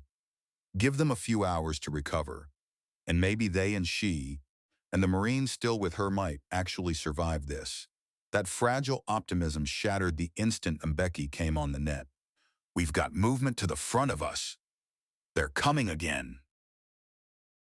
Solana flinched when the building shuddered, not with a sharp impact, but with a long, dragging tremor that suggested an entire section of the structure had just given way. From the direction and feel of it, she guessed the collapse had happened at the far end of the eastern wing. For only a moment did that rumble drown out the rest of the fight. Invader troops were still hammering at the northeastern and southern faces of the government building. Solana had helped retake that morning. Darkness had long since covered the city outside, but the battle showed no intention of stopping. She found herself wondering how many defenders had already been spent in what was feeling more and more like a fight they would lose anyway. Then one worry displaced all the others. Solana moved carefully down a dark corridor until she spotted a few defenders hunched over pads. That had to be a command element. In the glow from the displays, she recognized one of Lucien's officers. "Where's Captain Favre?" The officer looked at her with a face carved by fatigue and concern, as though it took him a second to understand the question. "Captain Favre? Aye. He got hit." "Hit?" Solana said, hearing her voice constrict around the word. The dark corridor seemed suddenly narrower, heavier. "He's down at the medical station, in the basement." So Lucien had not been dead when they sent him down there. Or at least not yet. Her own exhaustion vanished. Solana spun away, found the stairs, and charged down them so fast she nearly lost her footing. Power in the building had failed long ago. Even the emergency circuits, fed by batteries and solar cells, were gone after damage tripped them offline. The underground levels were almost pitch black, except for stick-on lights fixed here and there at long intervals.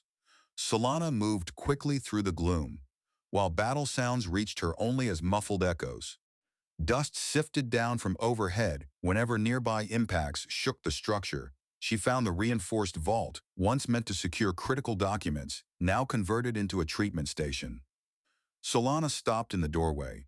Wounded people lay side by side across the floor while medics sorted and worked on them. Several maintenance carts with solid tops had been latched together to make an improvised operating table. In one corner sat a single trauma bed, probably the building's emergency unit, with one motionless patient inside while the machine fought to keep her alive. Solana knelt beside one of the medics. "Captain Favre, where is he?" The medic gave her only the quickest glance. Over there. Are you next of kin?" "What?" Solana stared at him, frozen for a heartbeat by what that question might imply. "If you're not, you can't be in here unless you're his commander." "Oh." She let out a breath and realized she had stopped breathing altogether for a moment. "We're married. That counts." The medic bent immediately back to his work, face numb and concentrated, as if he had shoved all emotion aside to leave room only for the task in front of him. She moved carefully in the direction indicated, threading through the injured. The mingled smells of blood, antiseptic, and skin-sealed dressings made her lightheaded. Lucien lay against one wall with his eyes closed. She dropped to one knee beside him, watching the deep, slow rhythm of his breathing, and knowing from that alone that he had been sedated. The reason was impossible to miss. A tourniquet wrapped tight around his left leg, above the place where his knee and everything below it should have been. Solana knew enough first aid to read the status patch on his forehead as its figures and codes updated. Stable. That was what mattered. Stable. She blinked away, the tears threatening to spill, and looked around for help. Are any of the wounded being evacuated? She asked the nearest medic. The medic, a woman who looked far too old to be serving in the middle of combat, shook her head. Too much fighting outside, and the subway tunnels are blocked. They're all stuck here with whatever we can do for them until either they die, or our side breaks the siege of this building, or the invaders come down here and shoot us all. Solana lowered her eyes to Lucien. Only then did she fully register that she was still holding her rifle. Leaning close to his ear, she spoke softly. "Hold on," she whispered, leaning close to his ear. "I have to go and help fight. We have to win so we can get you to a hospital."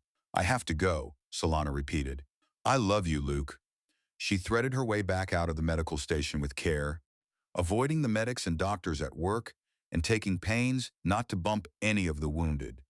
Once she was back in the dim corridor, she broke into a run for the stairs, racing through alternating stretches of darkness and weak pools of light, her hands tight around her rifle. The fight meant something different now. It was no longer about ideals like peace or freedom. Everything had narrowed to a single blazing fact inside Solana. They had to keep this building. They had to stop the attacks. If they failed, Lucien would die. Erebus was a red dwarf, and by interstellar standards it lay fairly near Ladoga, which meant the two systems were separated by only about 20 trillion kilometers, roughly 2 light-years. In a galaxy the size of the Milky Way, spanning about 100,000 light-years, that was practically next door. Even the transit through jump space had been brief enough, only 3 days. Red dwarfs were common in the Milky Way, which struck Renville Ashida as a slightly odd name for a galaxy once he really thought about it. Those stars were small, cool, and relatively dim, burning through their hydrogen so slowly they would outlast brighter, hotter stars like Sol, the sun of old Earth, by billions upon billions of years. "Why did they name it Erebus?" Renville asked the captain of the Sendai Yuki, who only shrugged in reply. Relieved to have reached the system safely and left with little to do except worry about Solana, while the freighter plodded across Erebus's reaches, Renville looked up the name for himself. In ancient myth, Erebus had been a greedy figure. The star certainly fit. A great many objects circled it, and a surprising number of them orbited close in, as if the star feared any of its possessions might escape. None of those bodies amounted to much, just rock, ranging from minor planets to asteroid belts, but there were far more of them than most systems possessed. Several competing explanations existed for why Erebus had gathered such a cluttered horde of useless stone, yet Renville had to admit the name suited it. And as for the strange, one-of-a-kind layout of the system, humanity had spent centuries learning that the galaxy did not care much for norms. With hundreds of billions of stars in the Milky Way alone, almost anything imaginable was bound to happen somewhere. It might have remained just another curiosity, one more oddity in a universe full of them, if not for the moment when one of the objects orbiting Erebus began to accelerate. A nearby passenger blurted the question first. "What is it?" One of the other passengers asked the captain. The captain snapped back immediately. "A ship," she snapped in reply. "What else could it be?" Another passenger pressed harder. "Why didn't we notice it before it started accelerating?" Another passenger demanded. The captain's irritation sharpened. "This is a freighter. We have sufficient instruments and sensors to run cargo and passengers between planets and stars. We don't invest money in warship-grade sensors that would have scanned all those rocks in search of something that didn't belong." She seemed ready to storm off, but Renville spoke before she could. "What sort of course is it on? That other ship?" She stopped and turned, glaring at the gathered passengers. "It appears to be accelerating on a vector to intercept us." Someone latched onto the hopeful detail. "It's not a warship, though?" "It's not accelerating like a warship. No, it looks like a freighter. Calls itself the Edmund Cross. But it wasn't going anywhere. It was lurking in rocks, and now it's aiming to intercept us." "What does that sound like?" A gasp answered her. "A pirate," one of the other passengers said with a gasp. Another man objected at once. "That's ridiculous," another protested. Tall and gaunt, he had already struck Renville as the sort who trusted his own assumptions so deeply that reality itself would have trouble persuading him. His next sentence confirmed it. "Piracy can't work under these circumstances." It's economically unfeasible. Before the captain could explode, Renville answered. The Edmund Cross was taken by supposed pirates about 3 years ago, at Nordry. I know because I was on the Smith. They're not really pirates. They're privateers. They pretend to be pirates operating on their own, but they're working for stars like Balor and Charun.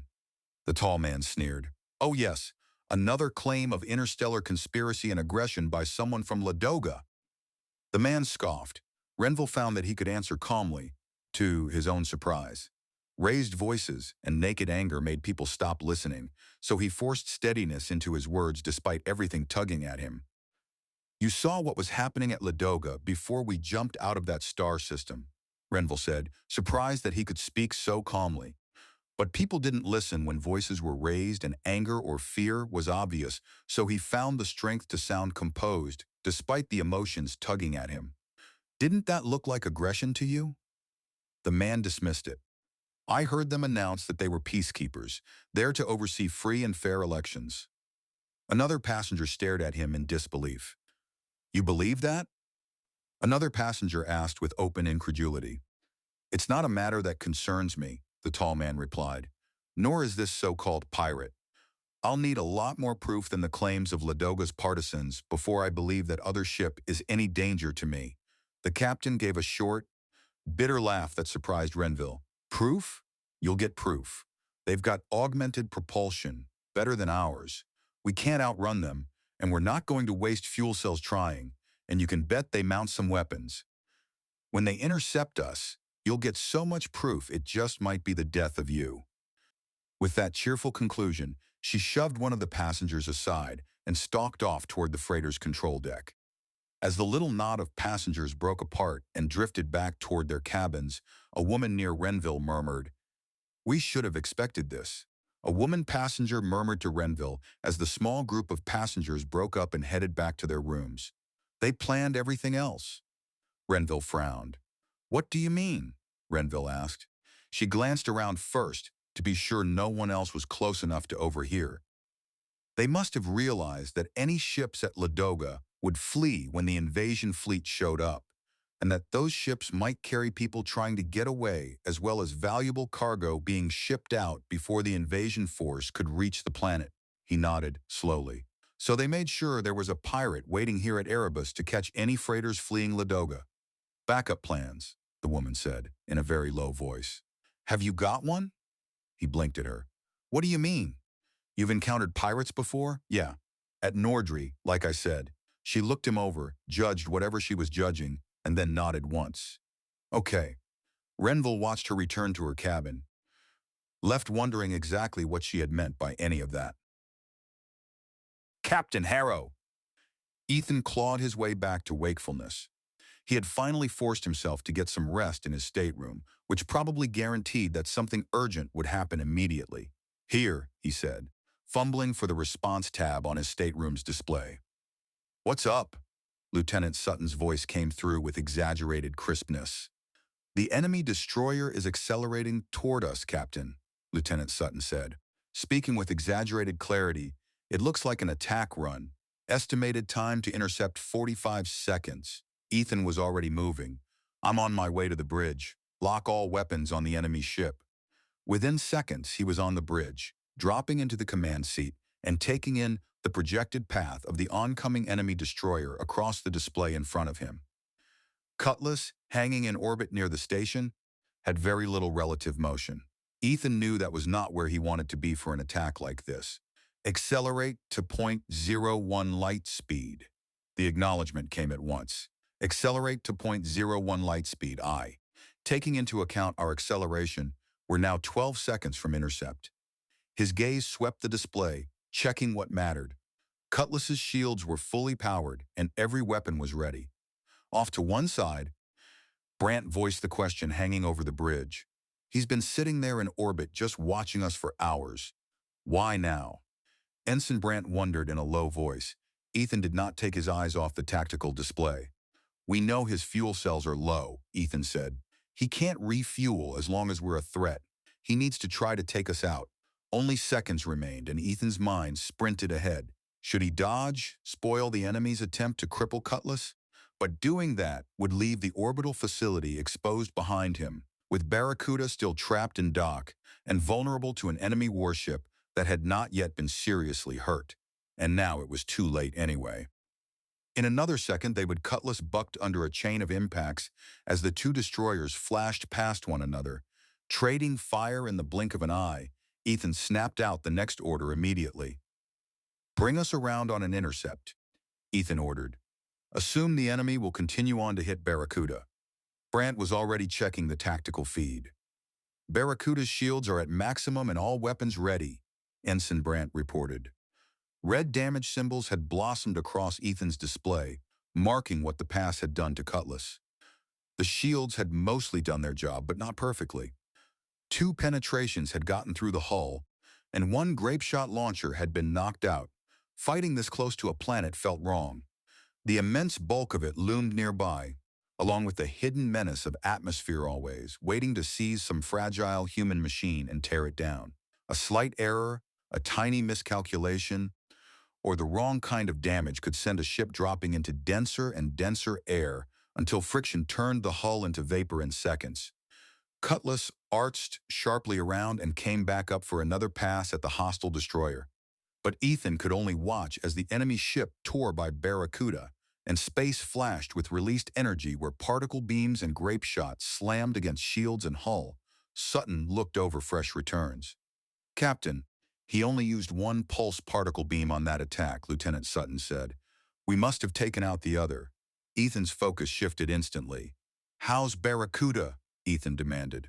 It looked like he was trying to hit Barracuda's propulsion. Sutton kept reading the feed. "Her shields suffered some spot failures, Captain," Sutton said. "Barracuda swung something between her and the attack that absorbed anything that got through. Marsden identified it first.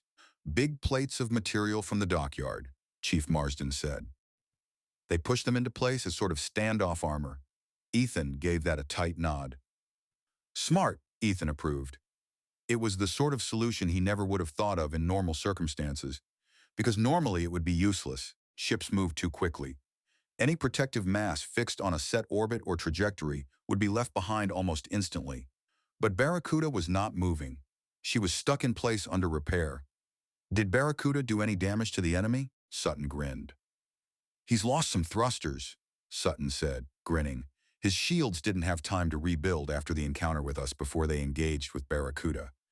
He's also lost at least 1 grape-shot launcher, and his amidship shields are rebuilding slowly."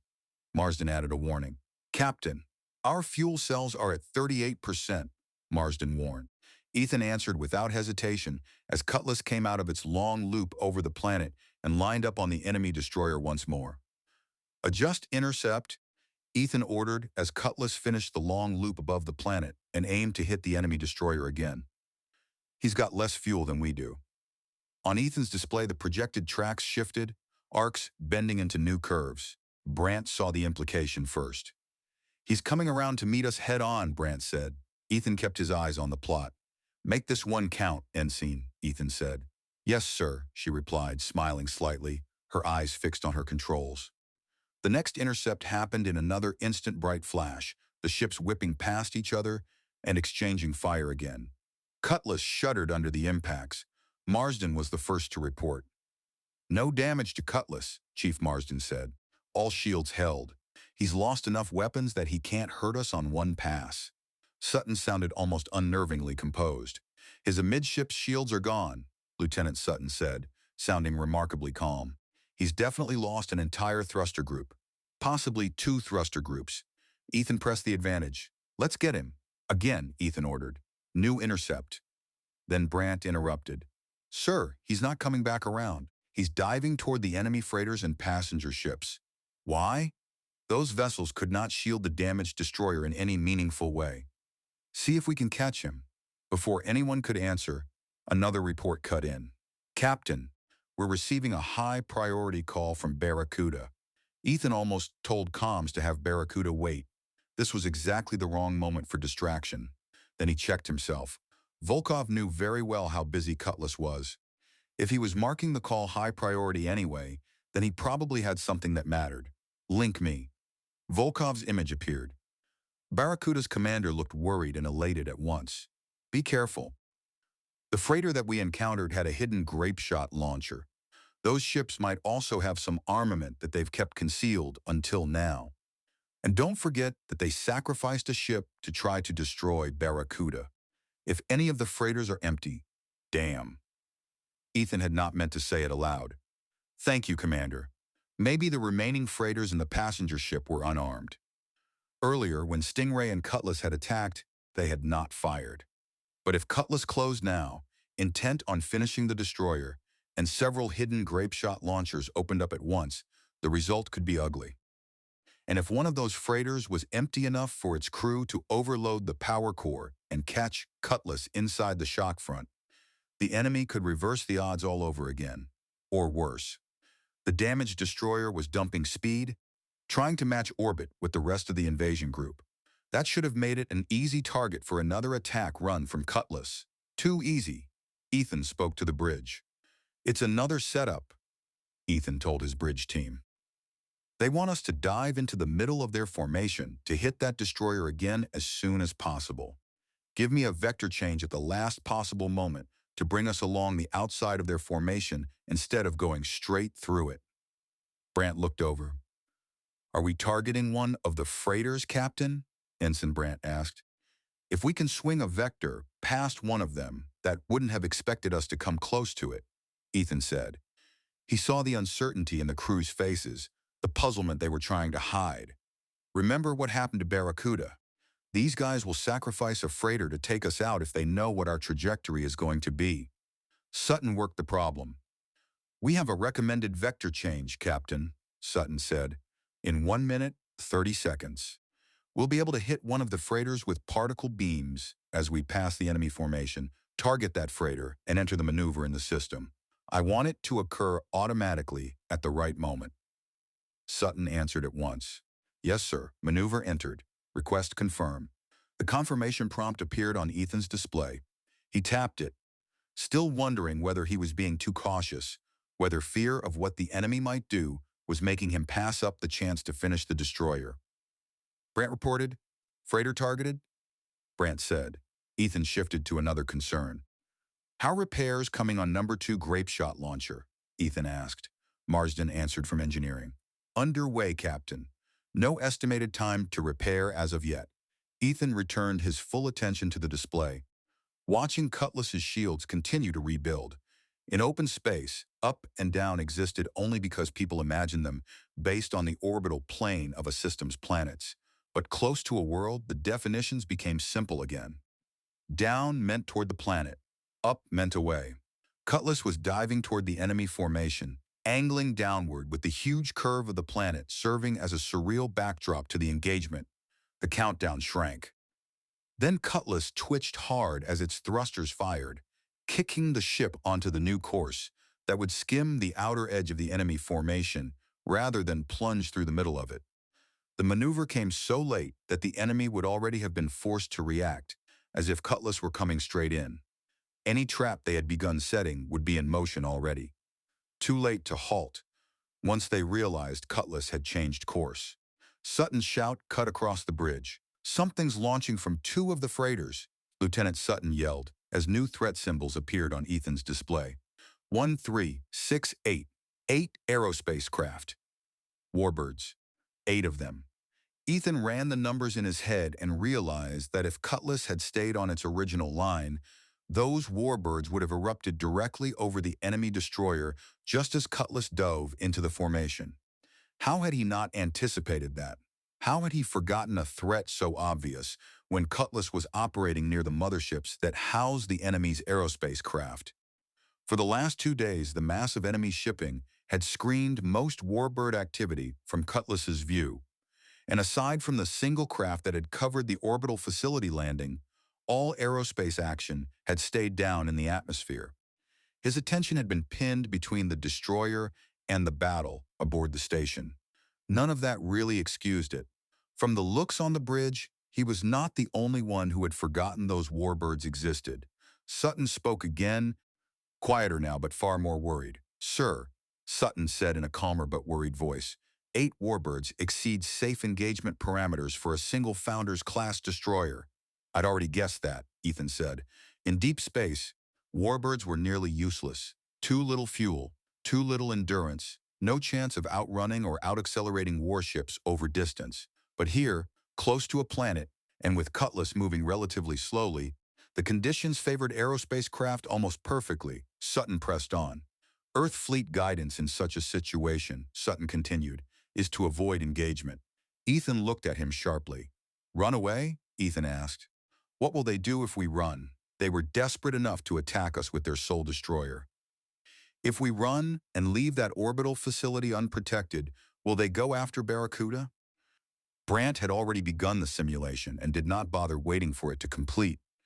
Estimate they'd lose about half of their warbirds, but with Barracuda a sitting duck, they'd inflict critical damage on her. So there it was. Cutlass would have to stand and fight. Ethan saw on his display that the enemy warbirds were already adjusting course, curving outward and upward to meet Cutlass's altered trajectory. Get me an optimum engagement vector. We need to keep those warbirds busy and take out as many as we can. Sutton complied, but the worry showed plainly on his face. Sir, Lieutenant Sutton said, visibly worried. Yes, sir, but I feel obligated to warn the captain that our chances in an engagement against 8 warbirds are less than 50%. Brant supplied the number. 42%, Ensign Brant said. If we get number 2 grape shot launcher back online. If we don't, the odds are. I understand, Ethan snapped at them. Had he already taken this as far as he reasonably could? Cutlass needed to survive. It had to make it back to Strathmore. That was his obligation. He was not actually required to sacrifice his ship and crew for Ladoga, not after everything he had already done for this system. Had they reached the point where more sacrifice would stop being noble and start being pointless or foolish? And it was not as if Cutlass could avoid the warbirds completely. Their thrust-to-mass advantage over a destroyer meant they could out-accelerate and outmaneuver Cutlass for a short time before burning too much fuel. Whatever Ethan chose, they would catch his ship at least once. His eyes drifted to the image of the orbital station and Barracuda glowing on his display. Volkov would understand if he broke away. Zhao would too. She would never want Cutlass thrown away against these odds. The duty in front of him seemed painfully simple. Run, having done enough already. And Kaia Brynn. He remembered one argument with her clearly. Marines and the fleet have to depend on each other. He'd argued with her during one conversation. They have to know they can count on each other, no matter what. She had answered with that sardonic tone of hers. Sure, Kaia had said with a sardonic laugh, right up to the point where other requirements center the picture. Then the Marines get left holding the bag. He had told her then, and meant it. That won't happen when I'm in command. Ethan had told her. She had been polite enough not to laugh again, but he had seen the disbelief in her eyes. He had sent those Marines to the station. If he abandoned them now, was this because Kaia was his friend? Or because some line had to be drawn, that fleet officers did not leave Marines stranded when things went bad? He discovered that he did not actually care which of those reasons mattered more. The whole argument inside his head had lasted less than 2 seconds. We're going to see how much damage we can do, he told the bridge crew. We have people on Barracuda and on the orbital facility. We won't abandon them without a fight. Sutton's warning came immediately. 5 minutes to intercept, Lieutenant Sutton warned. Sir, if all 8 hit us in a short interval. I understand, Ethan said. We can't avoid this encounter. Brant leaned over her controls. Captain, Ensign Brant said, they've started evasive jinking to confuse our fire control systems. Ethan frowned. How effective will that be against our fire control systems?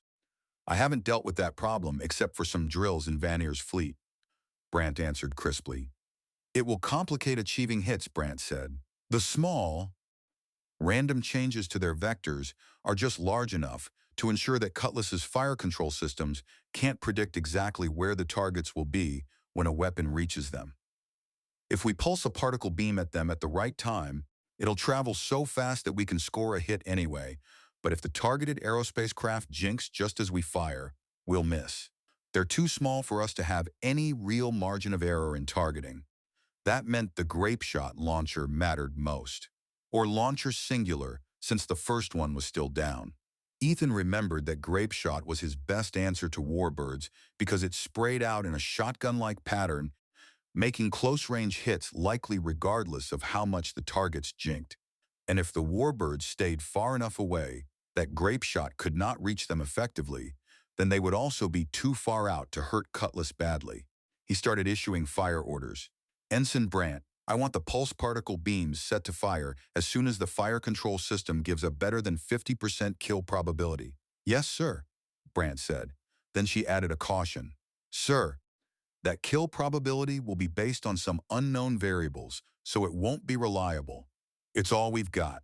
Make sure the grape shot launcher targets a different warbird than the particle beams. Yes, sir. The countdown continued. 3 minutes to intercept, Sutton reported. Recommend shutting off main propulsion and bringing our bow around to face the oncoming aerospace craft. That was textbook doctrine. A warship's strongest shields covered the bow, and the most weapons could be brought to bear on anything attacking head-on. But Ethan hesitated anyway. Lieutenant Sutton, can our bow shields hold against 8 warbirds? Sutton did not soften the answer. No, sir, Sutton said. There's a 100% probability the bow shield will collapse and incoming fire will impact the hull. Warbirds carried far lighter armament than warships and lacked meaningful shielding of their own, but at 8 against 1 they still held the advantage. Ethan leaned back and thought, aware that he had only about 2.5 minutes left to choose. Cutlass was effectively standing on its tail, accelerating straight up away from the planet. The warbirds were coming in from the aft quarter, angling to intercept as Cutlass climbed. If he held course, they would strike the weaker shields aft and amidships and tear the ship up more badly. But turning the bow to meet them would not prevent damage either, and Cutlass was already carrying wounds from the destroyer. Every option was bad. Some were simply worse than others. Sutton's voice cut in again. 2 minutes to intercept. Dusk Gremlin, Dusk Grins.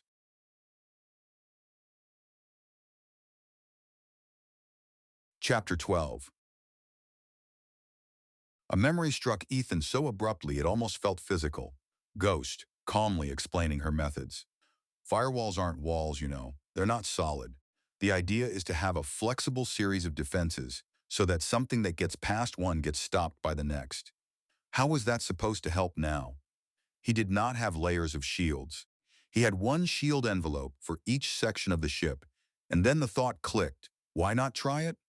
Lieutenant Sutton, cut main propulsion now. That would happen a little earlier than the incoming warbirds expected and should throw off their geometry just enough to force them to adjust their intercepts. Sutton echoed him at once. Cutting main propulsion, Sutton echoed, entering the command. As Cutlass's powerful stern propulsion went dark, Ethan traced a curving motion in the air with one finger while giving the next order. I want the pivot to put Cutlass bow onto the attack to start at the last possible moment, so we're just swinging our bow onto that vector as the aerospace craft intercept us. Sutton frowned in confusion. Yes, sir, Lieutenant Sutton said, clearly puzzled. Getting us stopped bow on at just that moment might be. I don't want us to stop, Lieutenant Sutton, Ethan said. I want Cutlass to keep pivoting as we engage the warbirds. Sir? He could feel every eye on him. Ethan kept his tone level and confident, trying to sell an idea he was not completely sure would work.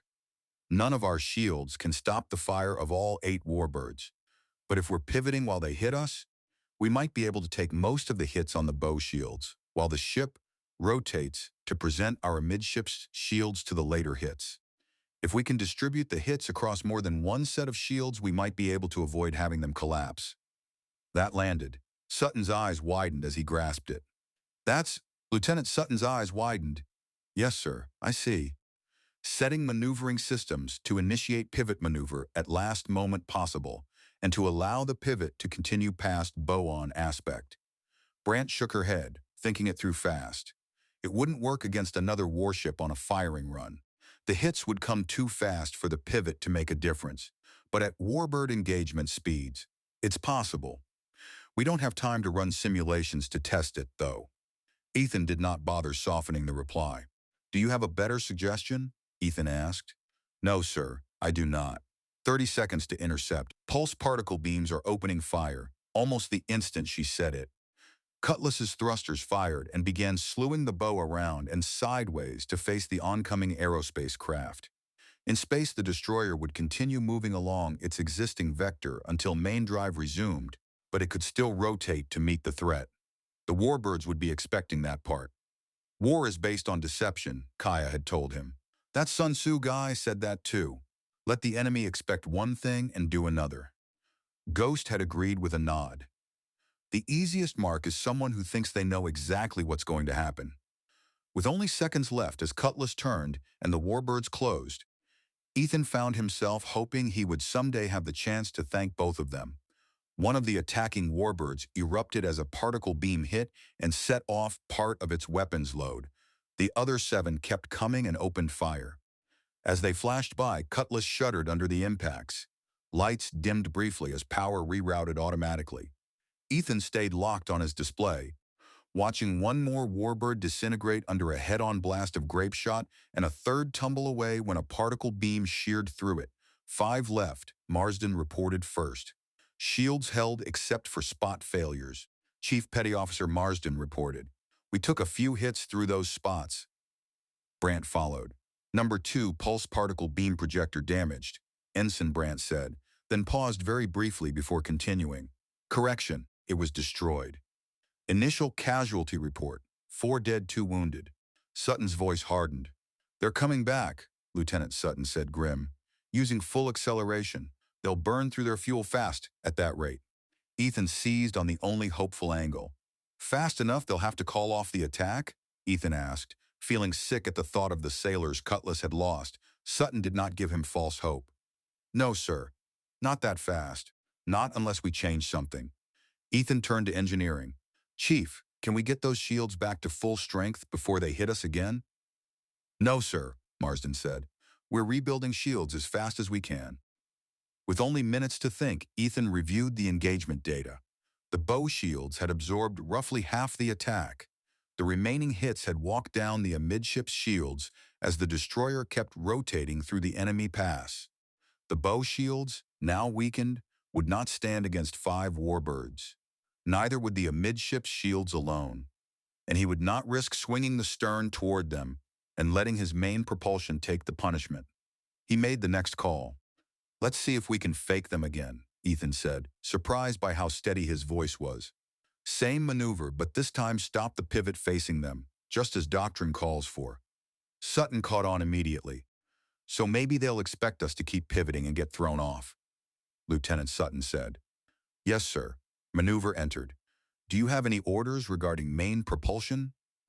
Ethan checked the one resource they could not afford to squander. Chief Marsden, what's our fuel cell status? 28%, the chief replied. I am required to recommend breaking off action and refueling. Thank you. I don't think the enemy is going to let us do that, Ethan said. Lieutenant Sutton, keep main propulsion off to conserve fuel. That'll also simplify our fire control solution as much as possible. If we can take out 3 more of those birds, we'll have a chance. The warbirds had whipped around on arcs tighter than any destroyer could manage, and were now diving back in for another attack, clearly intent on hitting Cutlass again as fast as possible. Ethan watched them come. Get us some hits? Ensign Brandt, Ethan said. Yes, sir, she replied, sounding almost absent as all of her focus narrowed onto the incoming targets. Cutlass began its maneuver again, thrusters firing, but this time counter-thrusters arrested the turn, just as the warbirds arrived on their run. Bow straight into the attack. The destroyer lurched under repeated impacts, and an alarm wailed through the bridge, Marsden reported immediately. Forward shields have collapsed. We took 5 hits forward, Chief Marsden said, losing atmospheric pressure in the bow section. Brandt checked damage and kills almost simultaneously. 1 dead, 4 wounded, estimated casualty count, Brandt said. 1 aerospace craft destroyed. A second appears to have suffered serious damage, but is coming back around with the 3 other remaining enemy warbirds. Ethan had already moved to the next decision. Lieutenant Sutton, Ethan said, pivot Cutlass this time to take the attack amidships. Sutton repeated the order without hesitation. Pivot to place amidships facing attack, Sutton repeated. Maneuver entered. Marsden gave the obvious warning. Captain, Marsden said, our amidships shields will fail if 4 warbirds hit them. We'll take serious damage. Ethan answered grimly. We can't afford any more hits forward with the bow shields collapsed, Ethan said. And we can't afford to take serious damage aft on our main propulsion. I don't see where we have a choice. Marsden accepted that. Yes, sir. Just advising you as my job requires, Captain. Another alert sounded, dragging Ethan's eyes to one corner of his display. Brant looked up. The damaged warbird came apart during their turn, Brant said. The force of his maneuvering thrusters was too much for the structural damage caused by our hit. 3 left, Ethan asked the obvious question. What are our chances against 3? Ethan asked Marsden. The chief gave a small shrug. Better. Not as much serious damage. That's all I can say. Too many uncertainties. Ethan breathed once. Understood.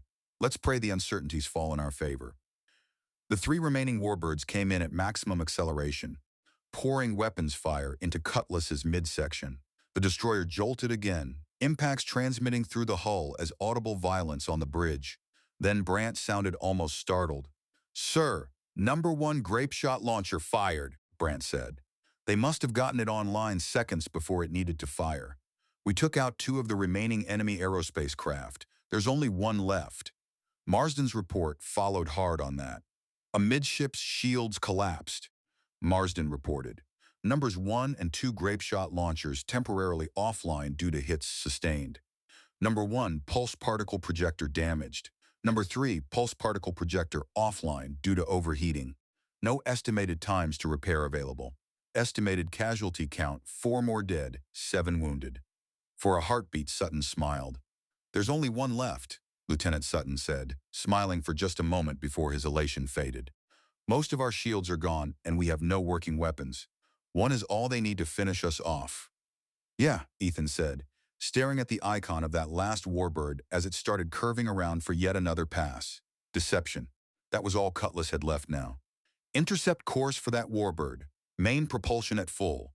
Go, Brant protested at once, while a bewildered Sutton obeyed. Sir, we don't have any working weapons.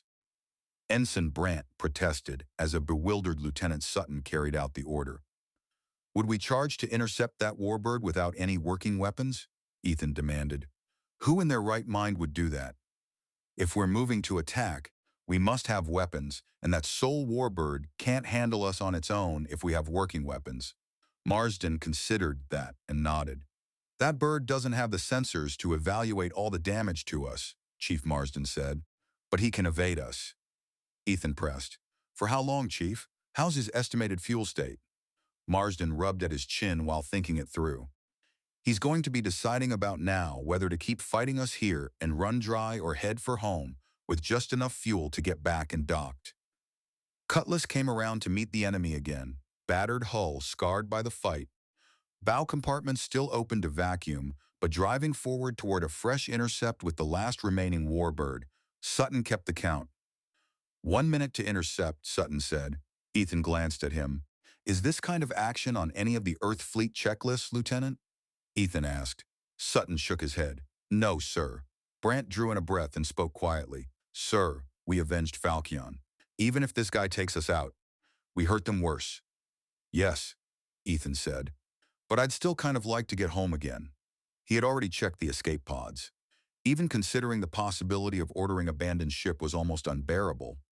But if that warbird got 1 clean pass at Cutless in its current state, he might be left with no other option. Ghost had come to believe in the ancestor reverence spreading through the far colonies, convinced that those dead forebears had saved Ethan's life 3 years earlier. He knew she had probably been praying to them every day since Cutlass departed Strathmore. His own faith was nowhere near as settled, but at that moment he sincerely hoped Ghost was right, and that those ancestors were listening. Sutton counted down again. 30 seconds to intercept. Ethan checked once more for miracles. Any repair status on those weapons? Ethan asked. Marsden did not have one. No, sir, Marsden replied. Then Sutton's voice broke sharp across the bridge. 10! He's breaking off! Sutton cried. Only then did Ethan realize he had been holding his breath. He let it out as the aerospace craft turned away under full maneuvering thrust, choosing avoidance over another pass at Cutlass. He sank back into his chair while the warbird steadied onto a return vector aimed at the invasion fleet. Reduce main propulsion to 1/3. Get us on a vector to assume station 1,000 kilometers in higher orbit above that enemy formation. I need repair estimates on all weapons in time until shields can be restored. I want us ready for action again before that enemy destroyer realizes we took as much damage as we did. Then the relief of survival dimmed under a darker thought, and a final casualty count as soon as possible. Marsden tried to offer what comfort he could. Doc Dalton knows what he's doing, Captain, Chief Marsden said. If they can be saved, he'll do it. Thank you. But Doc Dalton could do nothing for the sailors already dead. Ethan knew that, and so did Marsden Damon. At times, victory tasted almost as foul as defeat. Something had changed. Kaia knew that much immediately. But she had no idea what the change was. The enemy had suddenly driven forward without pausing for losses, and she had been forced to order yet another retreat. At least the militia was finally learning how to fall back properly, in sections, one group covering while another ran for the next defensive line. The food court, empty and silent, until then briefly became a stream of fleeing soldiers weaving among tables and chairs without slowing. The sharper ones shoved chairs over behind them as they ran, trying to foul the path of those pursuing. The space was far too wide and had too many entrances to serve as any useful defensive position, except for a final hopeless stand. The enemy came on behind them, tripping over the scattered chairs, then having to slow and find cover as militia snipers fired down the corridors from which the defenders had just withdrawn. Kaia gauged the rising panic in the militia and gave up any idea of shepherding stragglers from behind. Instead, she sprinted ahead with strength she had not realized she still possessed, determined to get in front of the retreat and halt it. It took physically knocking down a few who tried to rush past her, but with Hadley's help, she got the militia back into place behind another pile of desks, cabinets, and chairs jammed across the exits, where the attackers would have to enter the next junction before pushing deeper into the station. She keyed the net.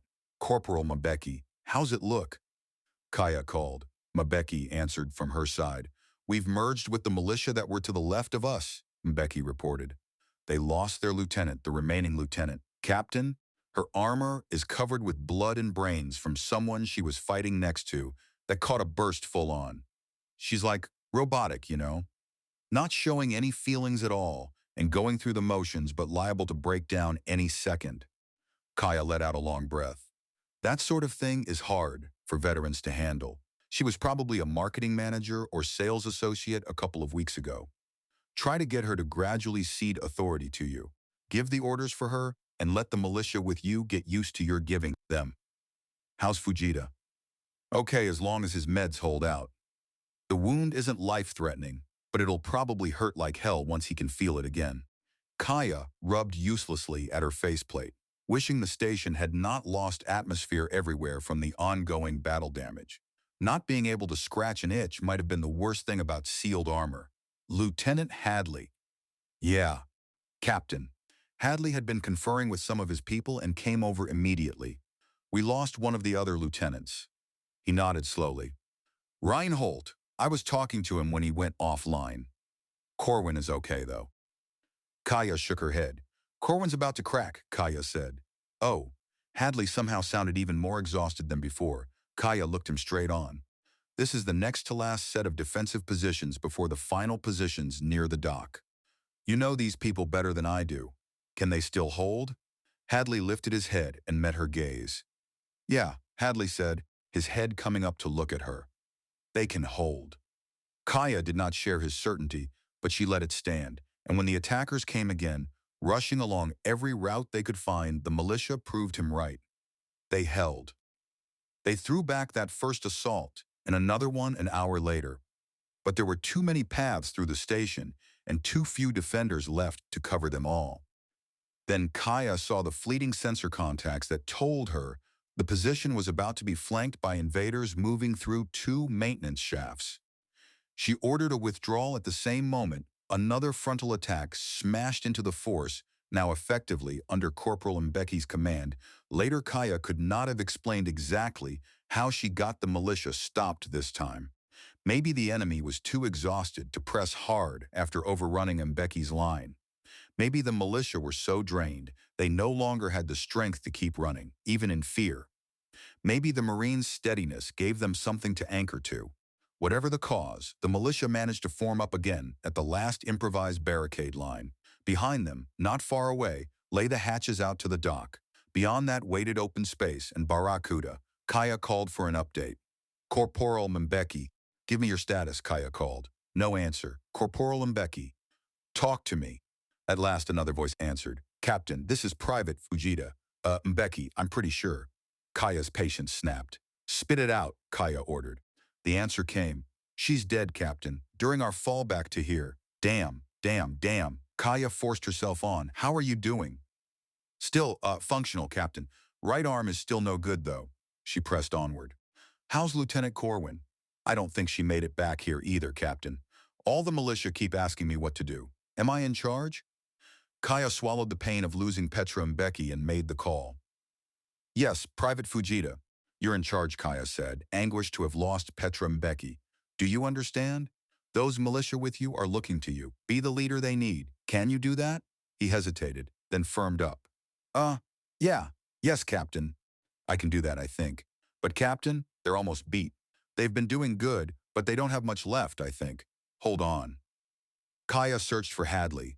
Hadley? His reply came haltingly. By the hatch. Hadley replied, his voice halting. Main hatch. Kaia keyed toward him at once. Have you been hit? Yeah, I'm okay. She cut him off. Stay at the hatch. Have your people got any portable sensors left? Stick them up to watch here and nearby areas. Maybe they could hold out a little longer from here.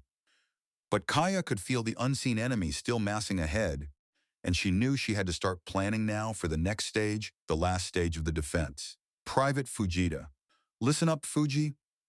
If there are any portable sensors left with your group, have the militia stick them up in good spots to watch the area leading to the dock. Got that? Good. Now I'm sending you an image from my display. See? When the militia with you fall back, on my orders and not before, take them to this area on the docks. There's a lot of heavy equipment there that'll provide cover. We're already close to you. I'll bring my own group to the same spot. Fujita hesitated, strain roughening his voice. Shouldn't we? Fujita paused, his voice wavering with stress. Shouldn't we fall back to the ship, Captain? Kaia drove the point hard. Look at the layout of the dock, Kaia said, putting force into her words. There's a clean path from the airlocks and cargo doors of the facility to the dock so they could move people and junk easily. There's no cover along that route.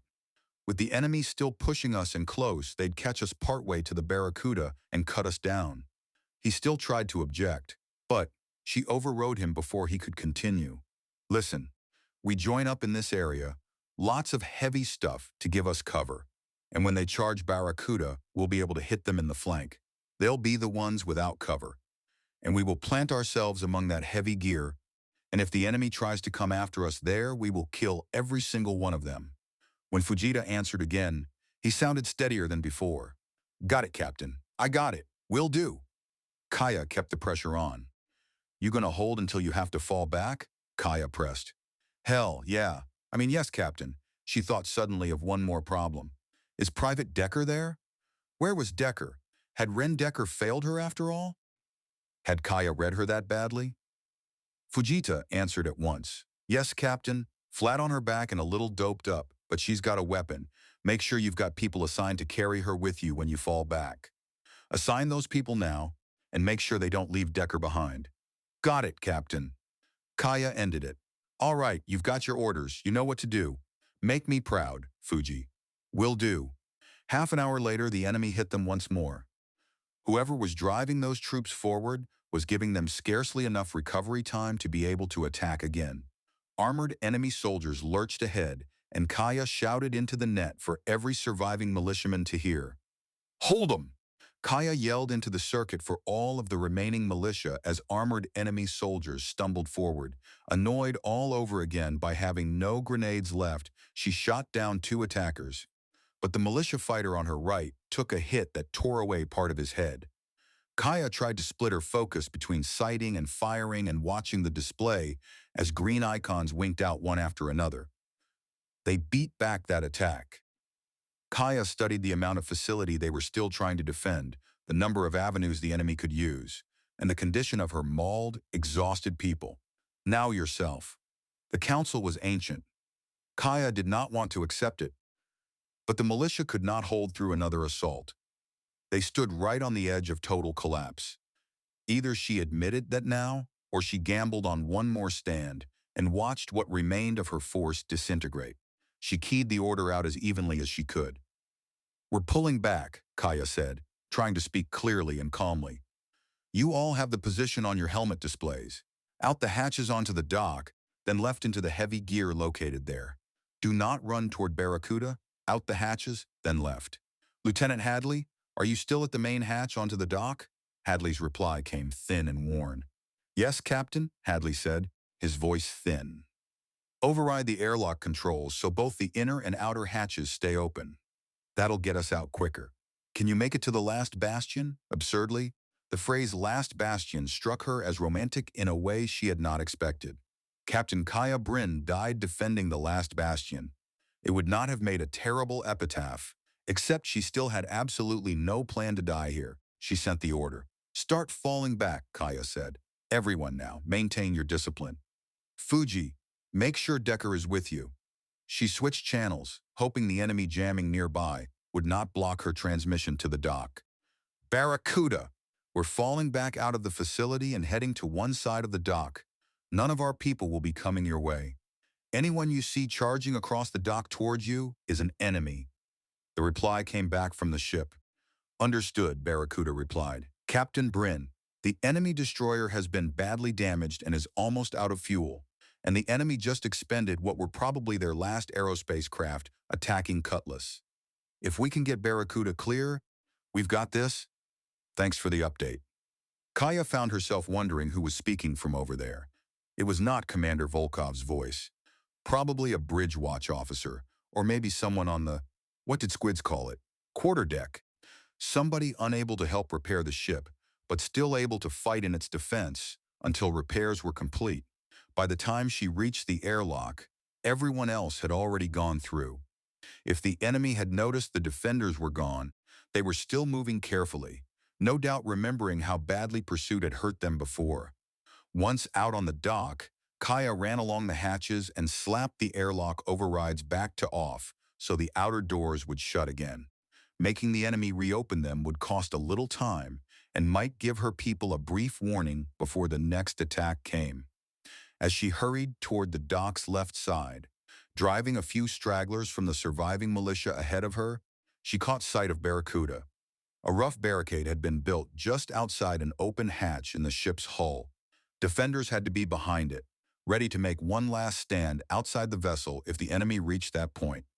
Out here, untouched by combat for the moment, the dock felt oddly calm. No atmosphere meant darkness pooled anywhere the lights did not reach directly. Sound barely carried except as vibration through the structure. Above everything hung the stars and the infinite black of space, beautiful and at the same time unbearably remote and cold. Kaia stumbled into the cluster of heavy equipment on the left side of the dock, more exhausted than she would have believed possible, and found her own militia and Fujita's people sprawled around in sheer fatigue. Some moments called for encouragement. Others required persuasion. This was neither. "Get up, you useless." Pathetic excuses for men and women. Are you waiting for your mommies and daddies to show up and rock you to sleep? We are not done.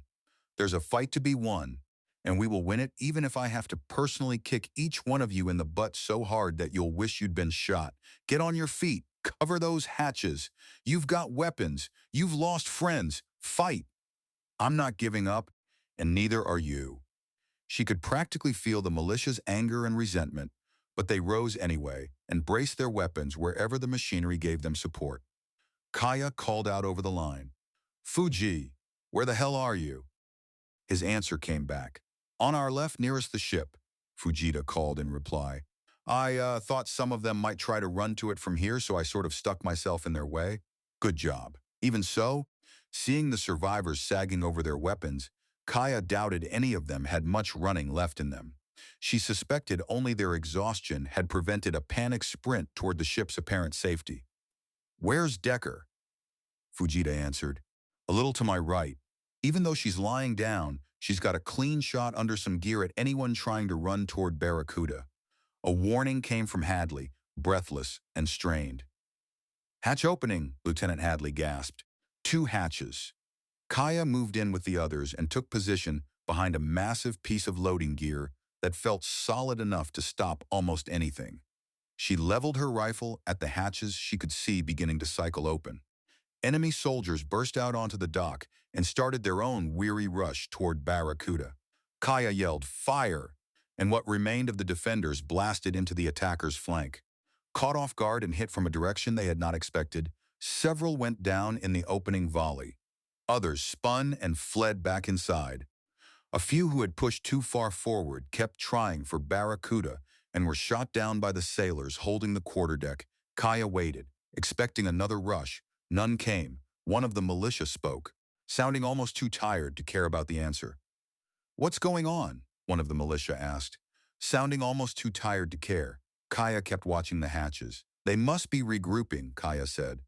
It's not over. Everyone stay sharp. The longer nothing happened, the more uneasy Kaia became. The enemy commander had driven them all the way to this point. Why ease off now, with victory practically in hand? She cycled through the handful of portable sensors the militia had managed to emplace in the interior approaches to the dock, those not yet found and smashed by the enemy. Trying to make sense of the nearly useless feeds through interference so heavy it almost obliterated them. What was that? Several enemy troops were manhandling some large piece of equipment toward a sturdy bulkhead that faced the dock. The picture was filthy with static and blocky breakup from the jamming, but Kaia thought she knew what she was seeing. Of course, they would have brought one of those specifically to make sure Barracuda could not escape. They had dragged it all the way through the facility, and now they were finally close enough to use it. Hey, Barracuda, what does this look like to you? She asked, forwarding the feed. The answer did not come immediately. We can't see enough to tell, Captain Brynn. Kaia kept watching the ruined image. To me, it looks like a portable medium anti-air weapon. Oh yeah, there's the power section being brought up. Barracuda, you can't see it because they're behind a solid bulkhead, but they're setting up a particle beam to fire through that bulkhead and into you. The ship answered at once. Can't you stop them? Negative, Kaia said. It'd be suicide to charge them with what I've got left. Can't you shoot first? Barracuda's reply came back hard with frustration.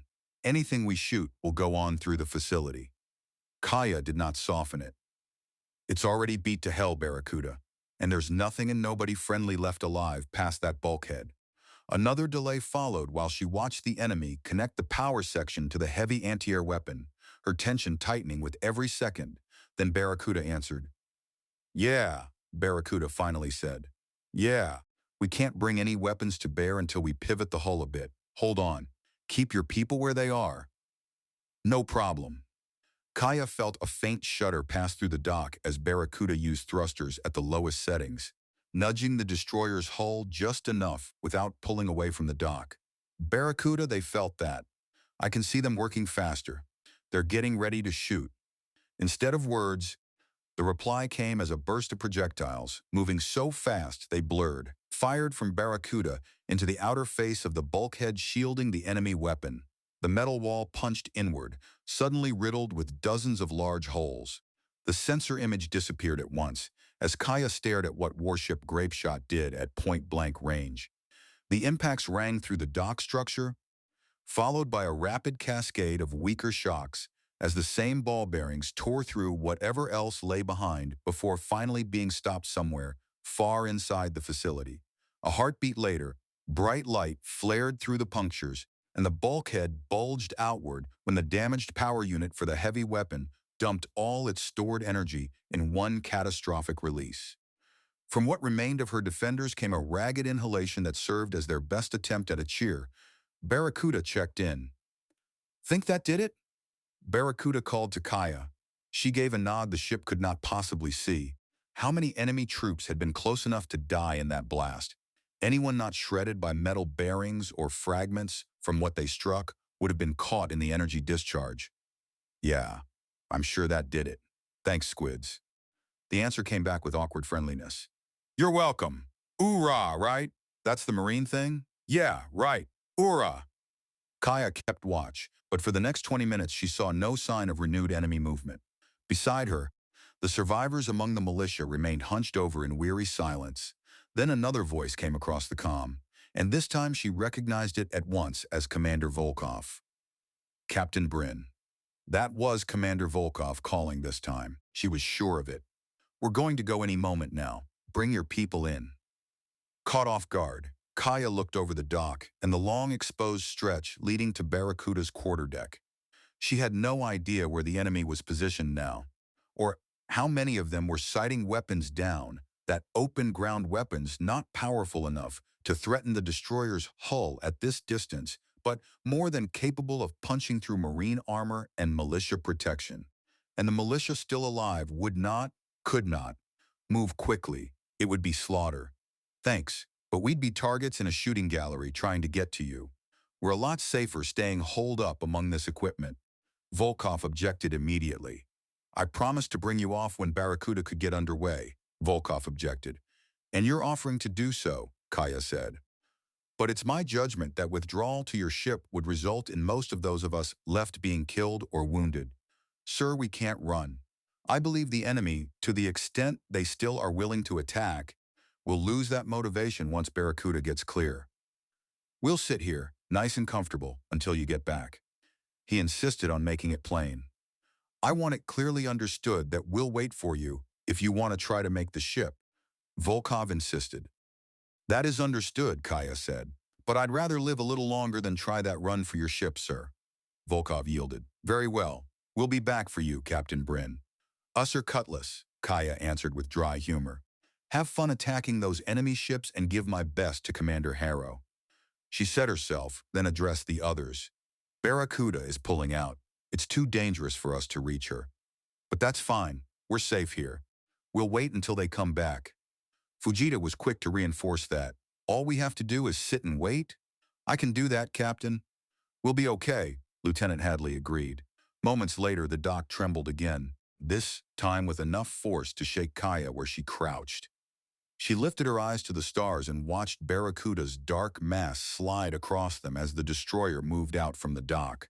She kept watching, smiling a little, surprised by how graceful and beautiful a warship could appear in motion. Then she called to the defenders who had survived. "Congratulations, you apes. The space squids got their ride going and we gave them the time they needed." One of the militia answered in a voice so drained it barely carried feeling. "So we wait now?" One of the militia called back, his voice too exhausted to carry emotion. "We're not giving up, are we?" Kaia snapped back at once. "Why the hell would we give up? We just won." "Is there anybody left who can set me up to broadcast to the enemy troops?" Hadley answered. "Samus," Lieutenant Hadley called. "You still with us? You do it." Only a few seconds passed before Kaia's comm indicator turned green. She spoke into it. "Hey," she called. "Invading troops. This is Captain Kaia Brynn, Strathmore Marines, to the invading force aboard this facility. Are you ready to surrender?" The response arrived almost choked by rage and frustration. "You're the one who needs to surrender now. You're trapped. If you want any mercy, you'll surrender now." Kaia heard laughter, then realized it was coming from her. "You got it wrong. You got it all wrong. We're not trapped. You are. Think about it. We've got 2 warships out there now. You've got 1 half-broke warship that's almost out of fuel. Your warbirds have been cut to pieces during the fighting in atmosphere and up here. What do you think is going to happen to the ships you came here on, and to any one of your shuttles that try to fly from this point on?" "It's simple," Kaia continued.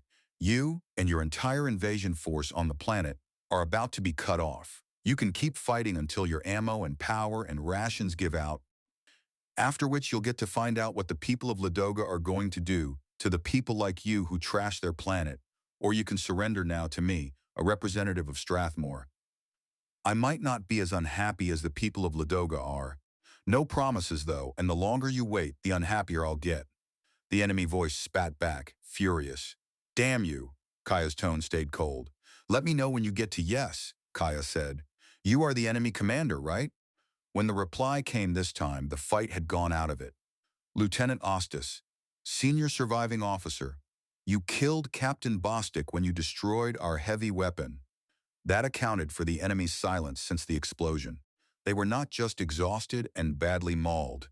They had lost yet another commander, leaving authority in the hands of an overstrained lieutenant who might have no more combat background than the militia lieutenants Kaia had been relying on. All right, you know the situation. I have no interest in wasting more lives, mine or yours. Sit there as long as you want and think about it. I'll wait for your surrender. As long as you refrain from attacking again, I won't attack you.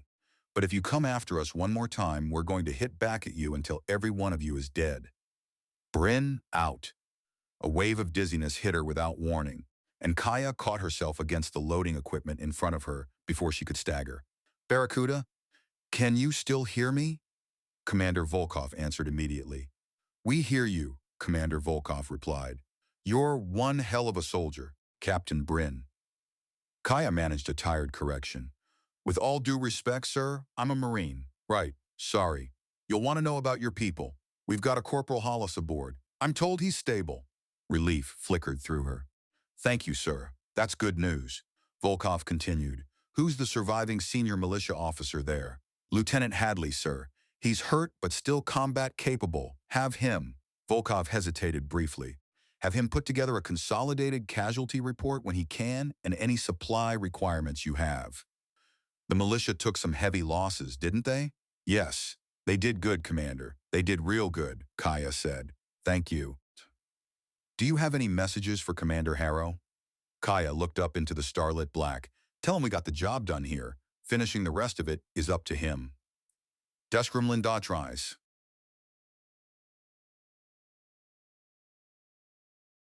Chapter 13. Forward shields are at 80%, Captain. That's the best they'll be able to do until we can conduct major repairs. Amidships shields are at full.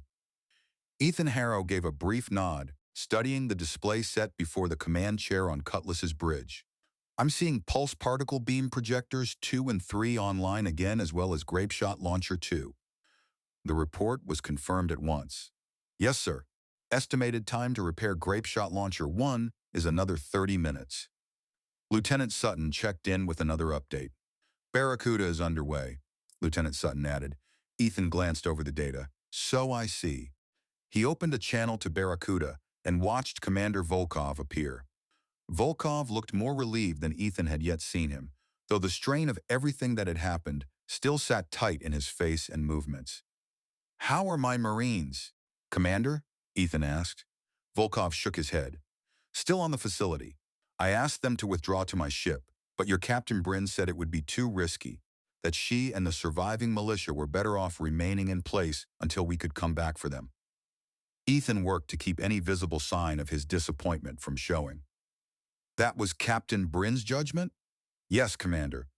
Volkov said, clearly braced as if expecting Ethan to lash out. I told her I'd wait. She said she'd lose too many people trying to reach my ship. After a moment, Ethan answered, refusing to blame Volkov for a choice Kaia had made. Okay. Ethan finally said, knowing it would be unfair to blame Volkov for Kaia's decision. She's better at that particular problem than you and I are. Is Barracuda ready to hit that invasion fleet? Volkov answered without hesitation. Barracuda is proceeding on a vector to do just that. I understand that you're concerned about attack runs through their formation because of the possibility of more surprises. I've had more time than I wanted to have to think about how to handle that, Volkov said. I recommend we approach slowly and take out the ships one by one from outside the formation. We'll work our way in like cracking open a nut. If that damaged destroyer of theirs stays in close to the passenger ship, we'll be able to eventually hit him together. If he decides to come out and fight, we can both hit him then. Ethan turned the proposal over in his mind and found no reason to reject it. I concur. Cutlass will accompany Barracuda to hit the first two freighters. The two destroyers advanced at a measured pace, holding their own orbit above the planet while closing with the invasion fleet. Ethan found himself wondering what arguments must be unfolding aboard those enemy ships. The freighters had no real hope of outrunning two destroyers. They were trapped targets, and even if they tried scattering, the warships could run them down before any reached a jump point beyond Ladoga star system. The passenger liner had better acceleration than the freighters, but once the outer ring of freighters was stripped away, it too would be easy prey. In truth, those freighters were now the passenger ship's main remaining shield. The enemy destroyer had rebuilt most of its shields, but its thruster damage still appeared unrepaired, and less than half its armament remained operational. Cutlass was scarred and hurting as well, but Barracuda still had full shields and full weapons. The next fight with that destroyer would not last long. Volkov made the first surrender demand. Hostile shipping in orbit around this planet. You are to immediately surrender or face destruction. Each ship must drop its shields. Its commanding officer must transmit his or her surrender, and all weapons must be powered down. Once you've surrendered, you'll be directed to new orbital positions. There was no reply. Ethan sent Cutlass after one freighter, while Barracuda selected another. This hardly felt like battle. It felt closer to weapons drill, Ethan thought, as Cutlass opened fire on the freighter.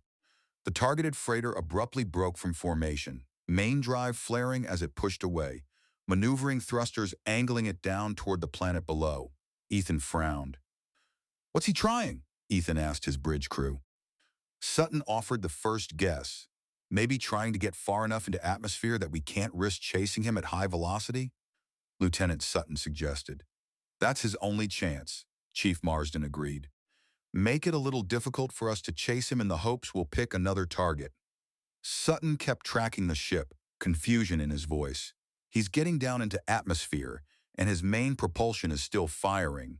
Sutton said, puzzled. Captain, he's exceeding safe speed. Brandt spoke up. We must have hit his controls, Ensign Brandt suggested. He can't stop accelerating, and he's too far into atmosphere to climb out in time. Already, the freighter's hull had begun to glow as atmospheric friction built heat across it.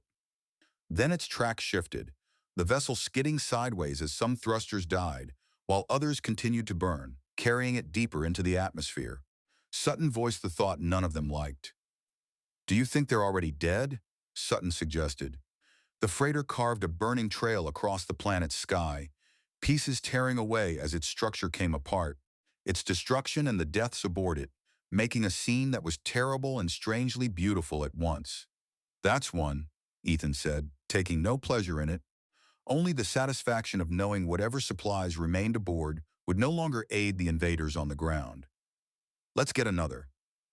Marsden checked the other target. Barracuda's target is showing power core fluctuations, Chief Marsden reported. Estimate overload or shutdown within the next few seconds. A moment later, the freighter Barracuda had been hammering, erupted in an explosion, the shock of it shivering through the rest of the invasion fleet. Then a sharp alert lit Ethan's display. The enemy destroyer is coming around, Lieutenant Sutton said. His movements confirm he still has serious thruster damage. His main propulsion is lighting off. System is analyzing vector. Captain, he's running for the jump point for Sigma. Was the enemy commander running for it, abandoning the ships under his protection?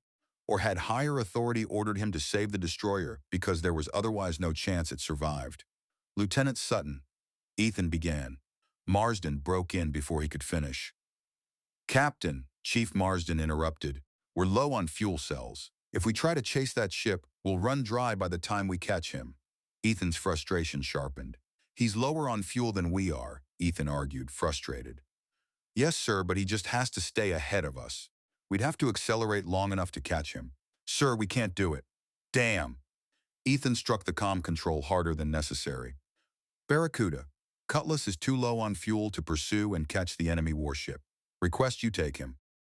Volkov looked as unhappy as Ethan felt, shaking his head.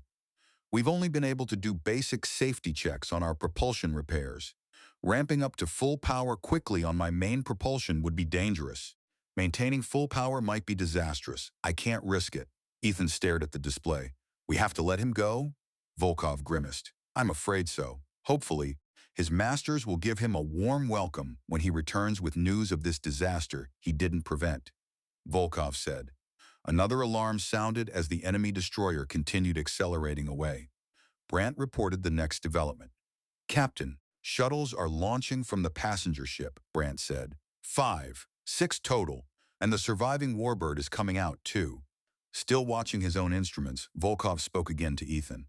Cutlass, you're in the best position to take those shuttles. If you would do me the favor of shooting them down, Barracuda will take care of that warbird for you. Agreed, Ethan said. Cutlass dipped toward the planet, passing beneath what remained of the invasion fleet, while the shuttles dove into the atmosphere as fast as they dared, and the lone surviving warbird came in on attack. Ethan already knew a single aerospace craft could not strip his ship's weakened shields in one pass, and with Barracuda closing fast, the warbird would get only that one chance. Don't engage him when he goes past, Ethan said, knowing that a single aerospace craft couldn't knock down his ship's shields on a single pass, even when those shields were weakened. And with Barracuda coming in fast, that warbird would only get a single pass at Cutlass. All weapons concentrate on those shuttles. Sutton spoke softly, the mood on the bridge as low as Ethan's own. Maybe they were hoping we'd chase that destroyer so they'd be able to get safely down to the surface, Sutton suggested in a low voice, as depressed as the others at having to let the enemy warship escape. Maybe, Ethan agreed. Marsden offered a darker possibility. Or, Chief Marsden said, maybe the real high brass transferred to that destroyer while it's been tucked in near that passenger ship, and they're sending their staffs down to get shot at to divert us from chasing the warship so the big bosses can get away. Ethan found that explanation far too believable. Cutlass shuddered twice as the warbird screamed past, firing as it went. When the last shuttle entered maximum range, Cutlass's operational grape shot launcher fired. The warbird tried to snap around for a second pass, but a shot from Barracuda destroyed the thrusters on one side and sent it tumbling into an uncontrolled spin. The pilot ejected as the craft whirled away, already starting to tear itself apart under the stress of the maneuver. The last shuttle in the line blew apart when a portion of Cutlass's grape shot ripped through it, skimming the top of the atmosphere. Cutlass angled downward and sent particle beams after the 5 surviving shuttles as they plunged toward the planet. Those beams traveled at nearly light speed, but the shuttles could not dive too fast without risking the same fiery destruction that had consumed the freighter. Brant tracked them from her display. Not quite sitting ducks, Ensign Brant said, her focus on her display. But close. Engaging farthest shuttle first. Cutlass fired, lancing the lead shuttle in the descending group. Whatever the beam struck mattered. The shuttle's careful, evasive dive instantly degenerated into a wild tumble. The pulse particle beams kept stabbing downward. Sometimes one missed when a shuttle juked at exactly the right instant, but the shot still eliminated the second shuttle, then the third. Sutton warned her before the system failed. Pulse particle beam projector beam 2 is overheating, Lieutenant Sutton warned. Projector 3 is hot and heading for overheat. Brant never looked away from her screen. Got it, Brant said, her gaze locked on her display. A 4th shuttle corkscrewed abruptly and dropped out of controlled flight. 1 to go, Ethan said. Can you nail it, Ensign Brant? Instead of replying, Brant fired again. The final shuttle rolled into a fatal spiral toward the surface. Only then did Ensign Brant lean back, grinning, sweat glistening lightly on her face. Nailed it, Captain? Well done, Ethan said. Then he turned his attention back to the display, where Cutlass's optical sensors had zoomed in on the doomed shuttles. They struck the ground one after another in an uneven sequence of impacts, carving a fresh scatter of craters into the plains outside the Ladogan city of Devon. Commander Volkov called again. Thank you, Cutlass, Commander Volkov said as he called in again. That was probably the invasion force's high command fleeing for safety before we took out their flagship. Ethan answered with the darker theory from his bridge. One of my people suggested that the overall commanders of the operation may have fled on the destroyer, and deliberately sacrificed the command staff to save themselves, Ethan said. Volkov's expression tightened. I've met people who would do that. Maybe when we recover that warbird pilot, they can sing a tune about that for us. The destroyers killed only one more freighter before the rest began surrendering, which strongly suggested that whatever force of authority had kept them obedient had now either died or escaped. A report came from CommWatch. We've got a call from the passenger ship, Ethan's CommWatch announced. The captain who appeared did not look military at all. He looked like a civilian very unhappy to have found himself inside a war zone. Ethan wondered what sort of arrangement had brought that man and crew into this job. The last of the joint Charun and Tinia command staff have left this ship. I surrender it. Do not fire on us. Please, we'll comply with your demands. Sutton noted the nuance immediately. They're surrendering to us. Lieutenant Sutton pointed out. Not to Barracuda. They probably expect Barracuda to be a lot angrier with them, Ethan said. We'll work out who gets what prizes later. For now, keep an eye on that enemy destroyer. I want to know if he turns, Marsden sounded certain. Sir, he can't, Chief Marsden said. If he tries to alter vector that much, tries to slow down to come back at us, he'll be out of power in no time. Ethan still was not ready to trust that the fight in space had truly ended. Keep an eye on him anyway, Ethan said, unable to believe that as far as the situation in space was concerned, the fight was over. Captain Brynn, this is Cutlass. How's your situation? Kaia's voice carried bone-deep exhaustion, though Ethan could still hear the hardness under it. She had more fight left if anyone forced the issue. We could use some beer. And we're a little low on ammo and other supplies. But there's no beer at all. Ethan almost smiled. I'll see what we can do about that, Ethan said. Ladoga should have some surviving shuttles hidden on the surface. They can bring up fresh troops to relieve you. Kaia had one more reminder. Don't forget the beer. We're going to have some prisoners too, Kaia advised. Is the invasion fleet a done deal? Destroyed or surrendered? Ethan said. I'll pass that on to my opponents. He asked the question he had been avoiding. How are your people? Ethan asked. Kaia took a beat before answering. I've still got Fujita with me. Mbeki and Ashford died. Hollis and Decker were badly wounded. The words hit hard. Damn. Hollis is all right on Barracuda, Kaia answered quietly. So I heard. Decker should be okay too, Kaia. Yeah, that was enough. Nothing more needed saying between them. Solana crouched beside a shattered window on the top floor of the Central Coordination Building, showing as little of herself as possible while peering down into the streets below as dawn began to come up. Now and then a shot cracked somewhere in the city or an explosion rolled across it. Both sides appeared to be running low on chaff rounds, but smoke from fires and remnants of earlier chaff clouds still drifted through the streets and between buildings. Colored red by the first light of morning, they reminded her of the fine dust that used to sweep through Martian cities, working into every seam and opening until a reddish coating like dried blood covered everything. She had always hated that dust. Yet the dawn made it seem as if that same dust had followed her here across all those light years from Mars orbiting Sol, as though Mars itself had trailed her to this world. Fine. She had beaten it once. She could beat it again. Solana brought up her rifle and looked through the scope, moving her view slowly across the streets and buildings held by the invaders. The scope was almost miraculous able, not just to magnify, but to correct automatically for distance and environmental conditions such as wind and air temperature. Even without much recent practice, the scope would let her place shots at long range. As her crosshairs drifted over a courtyard, someone came into view. A small knot of soldiers in partial battle armor stood there with helmets off, confident enough in the location to treat it as secure. Another small group approached them and stopped nearby, while the first group gestured and talked to a man positioned at the front of the second. Solana recognized the shape of a briefing immediately. A more senior officer being told what was happening. Maybe one of the top commanders who had come down overnight aboard one of the surviving enemy shuttles. She settled the aim as carefully as she could. The scope obligingly shifted the point of aim to offset anything likely to push the bullet off course. She waited through a passing veil of reddish haze that briefly obscured the target, then squeezed the trigger with slow care. The rifle's kick against her shoulder startled her when the shot broke. She stayed on the scope and waited for the result. The senior enemy officer toppled sideways. Two of the soldiers in the second group seized their fallen leader and hauled him into the nearest building.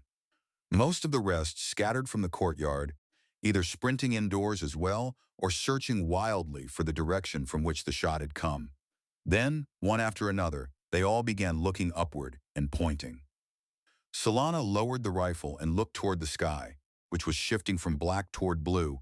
As dawn took hold, something huge was crossing overhead too fast, the atmosphere burning around it and drawing a fiery streak across the sky.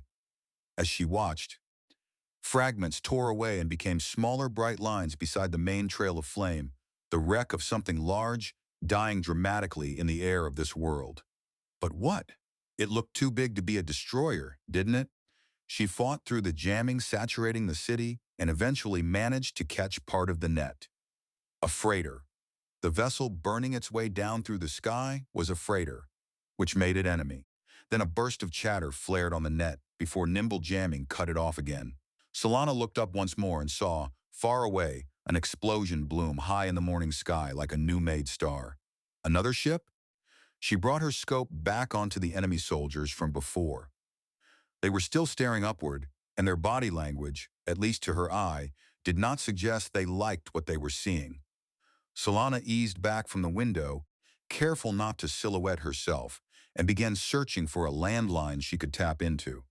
She would not let herself hope yet. "Hey, want to go somewhere private?" Renville stared in surprise at the woman standing in the doorway of his cabin aboard the Sendai Yuki.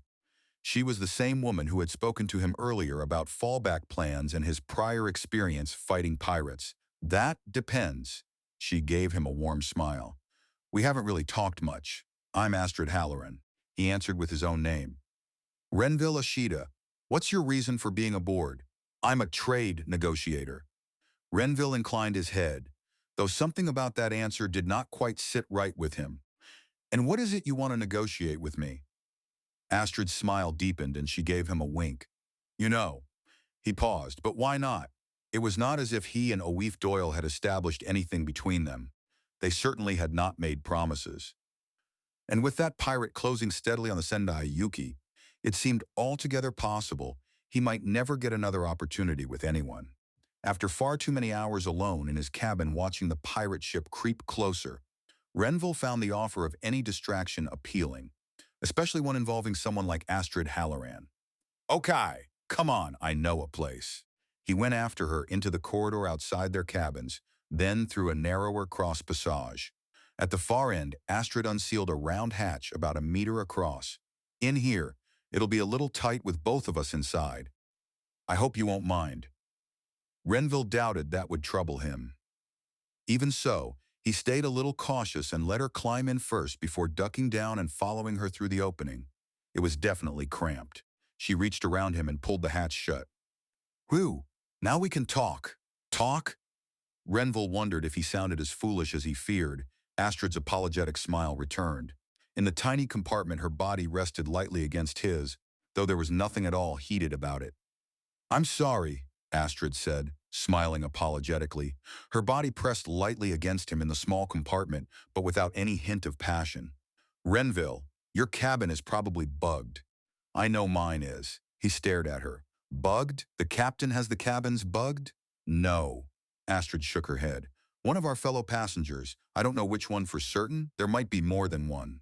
Listen, I am sorry for misleading you, but I needed a way to get you here without anyone suspecting I had any other motive." His humor arrived just in time to save him from embarrassment. "I certainly didn't suspect it." She looked contrite. "I hope you understand." Renville cut in dryly. "Ever since I came down and out, I've been meeting women younger than me who want to know me for reasons that have nothing to do with physical attraction," Renville said dryly. "This is part of the pattern. Why exactly are we in here?" "The pirates." He blinked. "You think we can hide in here when they board the ship?" "Of course not. Even if the captain didn't rat us out, which I'm pretty certain she would, They'd check the passenger manifest and search the ship until they found us. No, I have an idea for dealing with that pirate ship, Astrid said. That brought him up short. An idea involving what? Renville asked. A bomb. He studied her in silence for a beat. Exactly who are you? She answered as before. I told you, Astrid Halloran, trade negotiator for Ferrer. Renville repeated the title, waiting to see if more would follow. Trade negotiator. When she added nothing, he continued. All right, just what does a trade negotiator know about bombs? Astrid lowered her voice. A girl has to have a hobby, she explained in a low voice. Renville, I need backup on this. One person can't handle the physical aspects of it. It has to be someone I trust, and on this ship that's you. He frowned. Why? You don't know me. No. But I know people who do know you, and I talked to them when you came aboard at Ladoga. They said if I needed help, you could be counted on. That at least made a kind of sense. Thanks. The need to act made sense too. If this plan could help stop the pirates, why aren't you asking the captain for help? Astrid shook her head once more. Because that'd be a bad idea. One, because so far the captain is playing the old game of going along with demands in the hopes of minimizing her losses. And two, because it's possible the captain has been paid off to not cause any trouble when the pirates showed up. Taking that kind of bribe can just be good business, you know. And three, this freighter is owned by a company that operates out of Vesca that is now effectively controlled by executives from Balor. Renville followed the implications. So they're supposedly neutral, and maybe still thinking of themselves that way, but to all intents and purposes, they're the enemy because they know they're answering to bosses who work for Balor. But what makes you think I can be trusted to help you with a bomb? Renville pressed. Astrid answered without hesitation. Self-interest, she replied. I don't want to end up in the hands of those so-called pirates, and neither do you, right? More than that, though, I've done my research. I know your merit. He let out a breath. So you think I'm the sort of guy to help you build a bomb? He kept looking at her, wondering who Astrid Halloran really was, and realizing he had spent too much time digging into the mission and not enough learning about the other people on this ship. Why do I trust you? She met that squarely. Because I'm being honest with you on what I want to do and what I want you to help with. And it's probably our only chance to avoid a sudden detour to a secret prison at Charun or Balor. Renville added the third possibility, or Tinia. He looked at her again. Struck by the way parts of Astrid brought Kaia Brynn to mind, and other parts reminded him of Solana Reyes. Maybe the reasons for that resemblance mattered less than the fact that both were women who had earned trust. And beyond that, Astrid's case was strong. Renville knew of no other course that offered any real chance of escaping the pirates. All right, I'm in. Astrid smiled at that. Oif told me I could count on you. He jerked in surprise. Oif? Oif Doyle? Renville was suddenly very glad he had not tried to collect on the implication that had drawn him here. You know her? Astrid's expression turned knowing. Let's say that she and I share some history and similar goals. And from what she told me while this ship was at Ladoga, I think you share those goals as well. Renville thought back to Awifi's earlier hint that he might find a friend aboard if he needed one. I'm working for Ladoga, Renville said, remembering that Awifi had suggested he might find a friend on the ship if he needed one. He suddenly understood that hadn't been about hooking up but a guarded reference to Astrid Halloran if problems like a pirate showed up. Astrid denied the limit of that description with a shake of her head. You're working for us all, aren't you? He considered that for a moment, then nodded. I guess I am. Good. I'll need to set some things up. When it's ready, I'll stop by your cabin. We need to pretend that you and I are having a sudden and intense interest in playing reindeer games with each other. Trying to keep that quiet, sneaking about a little, will look totally natural to anyone who notices. Her smile came back, tinged with ruefulness. I'm sorry, I know it's tight, but we should stay in here a little while longer. Just in case someone watched us. We want it to look like what it looks like. Renville managed a grin. I promise to be smiling when we leave. She laughed softly. You are a fine one. It's too bad you've got a thing with Awif, he objected automatically. I don't actually have a thing with Awifi yet, Renville protested. Astrid seemed amused by his denial. Yeah, you do. You and Awif just actually haven't figured it out yet. Dinner that evening looked no different on the surface from the meals they had been getting for the rest of the voyage. Like most freighters, the Sendai Yuki relied on cheap bulk food with long shelf life and minimal preparation needs. And like most food of that type, the heat packs bore colorful labels and grandiose names such as beef teppanyaki multi or chicken grande ulti, while the actual contents resembled the packaging only in theory and tasted mostly like mush mixed with pieces of cardboard. Ordinarily, some of the 12 passengers ate in the combined mess and rec room while the rest carried their meals back to their cabins. Renville usually stayed in the rec room simply because he disliked having the meal's smell lingering in his cabin afterward. But he rarely did much talking with the others. Most of them seemed equally uninterested in company. He did not change that tonight, though he stole a few glances toward Astrid while she ate and noticed she never once looked his way. He did, however, catch two of the other passengers glancing at him, then at Astrid, then leaning toward each other for a whispered exchange that ended in knowing smiles. The tall, gaunt man who remained absolutely convinced piracy was not real, even with an actual pirate ship on an intercept course, for them, spent the meal murmuring to a shorter woman beside him. They appeared to agree on nearly everything. From the scraps of their talk that reached him, Renville had to work hard not to jump in with contradictory facts and opinions. When the freighter's first officer walked through, one of the passengers called after him. "How long until that other ship reaches us?" The first mate stopped, gave a shrug, and offered the briefest answer possible. 26 hours. Renville kept his attention fixed on the miserable food in front of him so he would not be tempted to glance at Astrid again. He was fairly sure that whatever she intended to do would happen during the ship's coming night. When the passengers and most of the crew were asleep, he was right. Late that night, while dozing lightly, he woke to the sound of his cabin door opening. "Come on," Astrid whispered. "I need you now." The deliberate use of words that could mean more than one thing meant to confuse whoever had almost certainly bugged his cabin-made Renville smile despite the nerves twisting in him. If the bug carried video too, he thought, a smile would look perfectly natural. This time she led him aft toward the part of the freighter that held engineering, though Renville knew that mostly because he and the other passengers had been warned repeatedly never to go there. Leaning close, he whispered in her ear, "How many are awake?" Astrid rolled her eyes with open contempt. "One's supposed to be awake on the bridge, but that one always sleeps. There's also supposed to be an engineering watch awake, but every time I checked, they were asleep too. In the crew compartment, not even bothering to stay in engineering while they sleep. They depend on the ship's systems to warn them if anything is going wrong and wake them with alerts." Renville stared at her. "No one is awake at night? Is that legal?" Her answer was flat and practical. "No," Astrid replied in a matter-of-fact voice. "But in addition to all of the other things humanity left behind at the old colonies and old Earth, we also left the kind of people and organizations who enforce safety regulations on ships like this." They stopped at a broad hatch with a smaller access hatch set inside it. Astrid carefully scanned the dark, silent corridor, then pointed above the hatch. "Security and safety camera.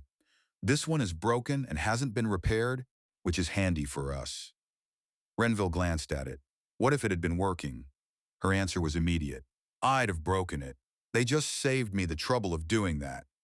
She unsealed the smaller hatch, slipped through, and waited for him to follow before securing it behind them. He looked around the engineering compartment. It too was kept dim during the ship's night cycle. There were equipment consoles and display panels, another hatch covered in warning labels and marked Power Core Access, and at the far end a short, wide passage. Astrid headed straight for that passage. By the time Renville caught up, she had located a powered multi-wheeled handling unit with grabber arms and was backing it out with the handle controls toward another wide hatch standing latched open. Beyond that lay what looked like a feeder rack, holding large rectangular objects with rounded edges, each strapped into a heavy retention system. They stood more than a meter tall and were somewhat wider through the middle. Renville frowned at them. "What are those?" Renville asked, as Astrid unlatched the straps holding the last in line of the objects. She barely looked up from her work. Fuel cells, she said absent-mindedly as she got the last one free of its holder. His calm was gone now. Fuel cells?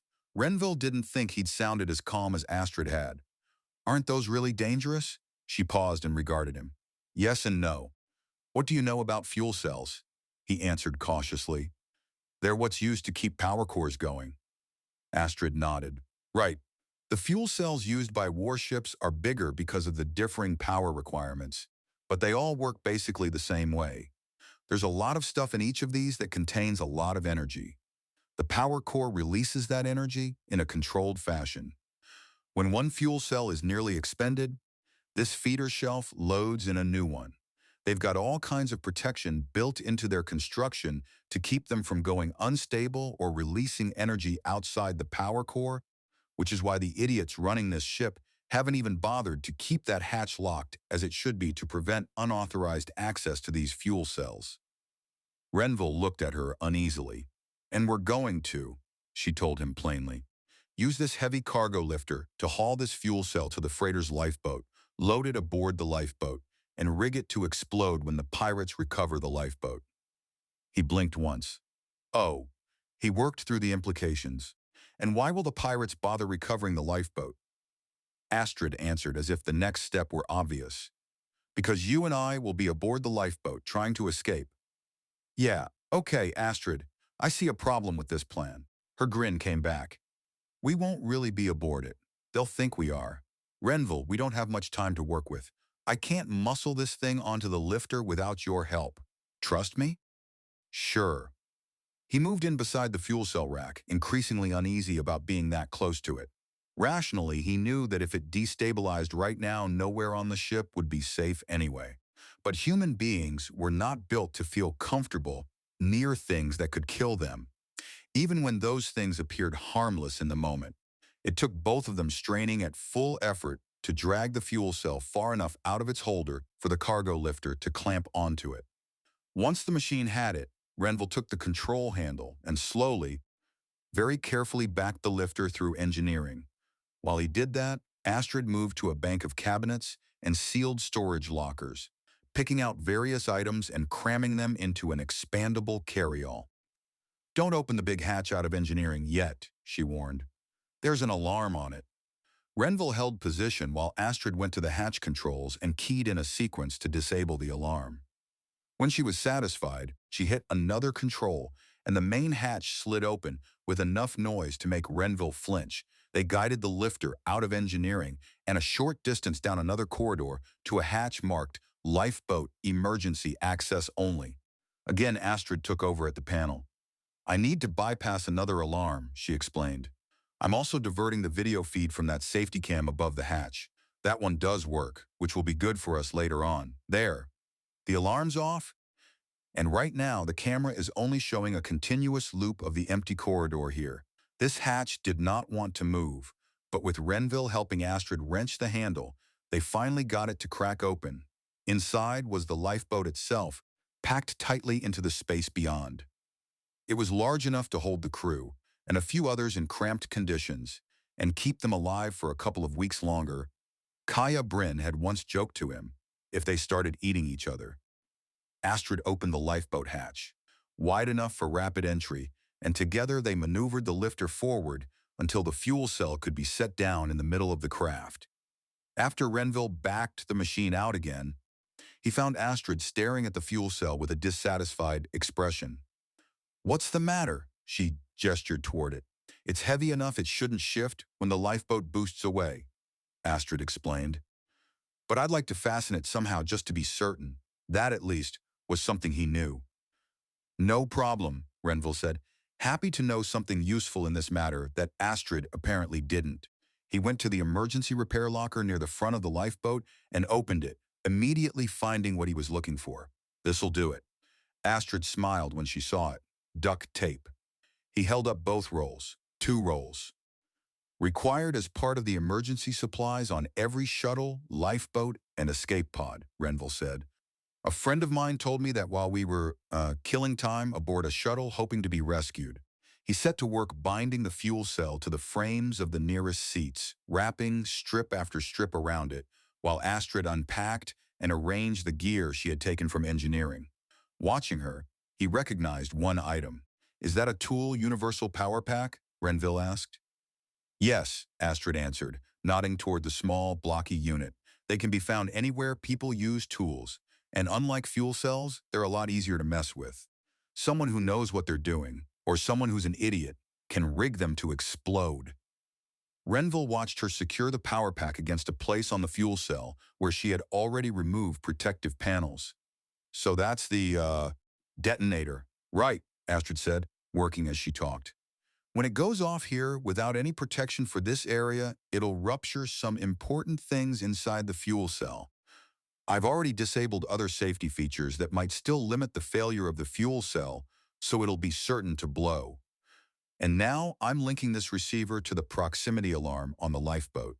When the lifeboat comes in contact with another object, such as a ship owned by pirates, it should explode." Renville caught on one word immediately. "Should?" Astrid kept moving fast, spreading wires across the lifeboat deck in the cramped space. "It's always good to have backup, right?" Astrid was laying out wires on the deck of the lifeboat, working as quickly as possible in the confined space. "Go on out. I'll be right behind you." He climbed out and waited just beyond the hatch while Astrid backed out after him, paying out wire as she moved. She pulled the hatch nearly shut, made a few final adjustments, then sealed it completely. A nice, simple, manual backup. If the proximity alarm fails to set off the power pack, opening this hatch will cross some wires, complete a circuit, and make sure the job's done. Renville regarded her in the dim light. "Uh-huh," Renville said, eyeing her in the dim light. "Ferrer certainly gives its trade negotiators interesting skill sets." Her answer was dry. "You have to admit they came in handy." Together they carefully resealed the hatch to the lifeboat compartment, and Astrid inspected it closely to make sure nothing looked out of place.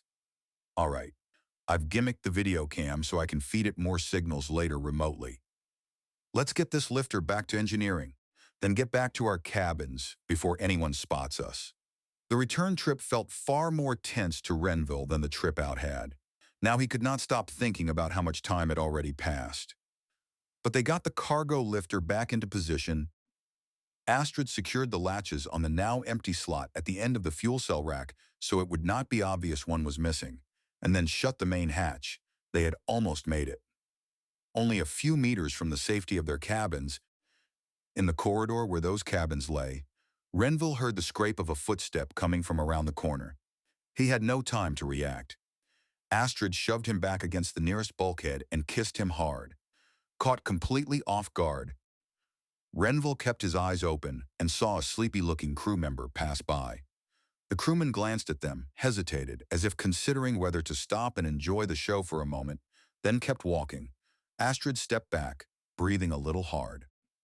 "Sorry," Astrid gasped in a whisper as she stood back from Renville. "We had to make sure that guy thought we were out at this hour for fun and games." Renville could not quite keep the truth out of his answer. "You don't have to apologize. It's been a while since I was kissed like that." Astrid gave him a wink. "I couldn't tell," Astrid said with a wink. "Be prepared at any moment with your stuff ready to go. I'll come by and we'll pretend to escape." Renville asked the practical question. "How long?" Renville asked. She did the math aloud. "It's 16 hours until those pirates catch this ship. We'll make our escape when they're close, like we're panicking." "All right?" "All right. How are we going to launch it?" Astrid answered at once. "I rigged the flight controls so I can activate the launch sequence remotely. See you in about 15 hours, Renville." One more thought struck him. "Shouldn't we be seen plotting together before then?" Renville asked. "So when this happens, the others can put 2 and 2 together and come up with the wrong sum?" She nodded her approval. "Right, good thinking. I'll see you at breakfast then." Renville returned to his cabin and lay down, but sleep never came. In the end, he rose and packed his small travel bag with care, exactly like someone who expected to be leaving soon. Disgremlins Dotscrate.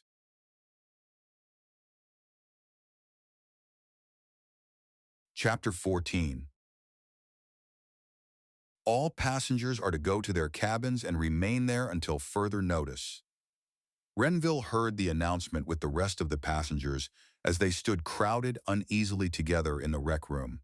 He shot Astrid a deliberately questioning look, and she answered it with an equally deliberate nod. Everyone started back toward their cabins, but only a few minutes later, Renville came out again, travel bag in hand. He ran into Astrid almost at once. She motioned for him to follow and led him down a narrow passage to a different hatch from the one they had used before, this one mounted low near the deck.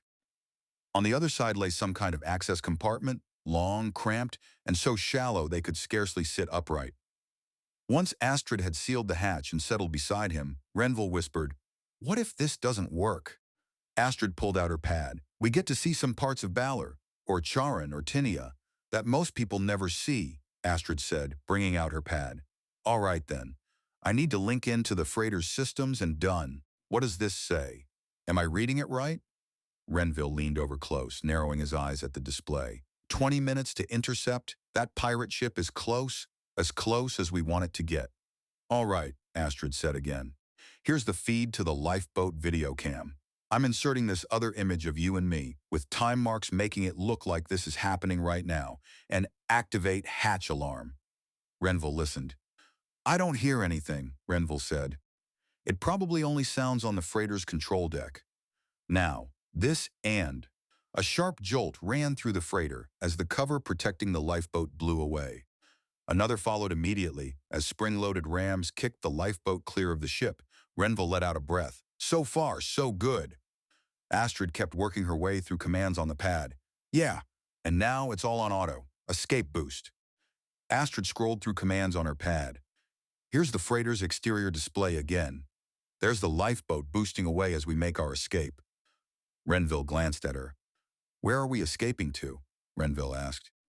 Astrid answered without looking up. "The Herald Vein. They jumped into Erebus from Ladoga a few days behind us, remember? They're following our track because they have to in order to get to the next jump point. We're trying to get to them so we can convince them to turn around and jump out before the pirates finish dealing with this ship and come after them." A wicked little smile touched her face. "I might have mentioned that someone could do that where someone else could hear me." Renville nodded slowly, wondering why he felt calmer than he thought he should. "Could that have worked? I mean, as an alternative if we didn't want to use a bomb?" Astrid bit her lip, eyes fixed on the pad. "No way," Astrid said, biting her lip as she stared at her pad. "I ran the math on my desk unit in my cabin, just to provide a little more misleading evidence. Even on the best trajectories available, we couldn't escape that way. The lifeboat isn't fast enough. But you and I are panicking, taking the only available means to escape. Most of those watching will assume we're two lovers on the lam, but there are others on this ship, and the pirate who I'm sure will see other reasons for our wish to avoid being captured and questioned by those alleged pirates. They know who you are, a representative of Ladoga's government, and they'll see I came from Ferrer, and they'll want to make sure we don't get away." Hunched awkwardly in the cramped compartment, Renville could not help smiling. "I'm a secret agent fleeing with an attractive fellow spy, eh? This is like one of those wish fulfillment simulations."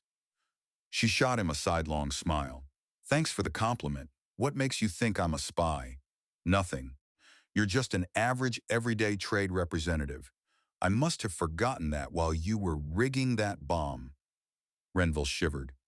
The compartment seemed to have some insulation problem, making it unpleasantly cold on top of being cramped. Astrid lifted a hand for silence. "Listen," Astrid cautioned. She kept the volume low, but Renville could hear the captain's voice. "Damned fools! 2 of them! They've launched my lifeboat!" Renville flinched as the captain's fury came over the interstellar rescue frequency. "It's not my doing," the pirate's answer snapped back at once. "2 of your passengers?" "Who?" the captain responded hurriedly. "Ashida and Halloran. We've got vid of them at the lifeboat, and they're not anywhere aboard. Ashida came on at Ladoga, and Halloran has been riding us since Ferrer. I have nothing to do with this." Then came the order from the pirate ship. "Maintain your current vector," the order came. Renville watched the relayed display from the freighter. "The pirates are changing vector," Renville said, watching the relay of the freighter's display. Astrid checked the readouts. "Yes. Let's see. The freighter's systems are showing it maneuvering to catch the lifeboat." "Excellent." Renville shook his head as he watched. It looks like an easy move for them, he exhaled. You were right. We wouldn't have stood a chance if we'd tried to run for real. If this doesn't work, Astrid replied, we still won't stand a chance. Keep as quiet as you can. If we're found now, it could ruin everything.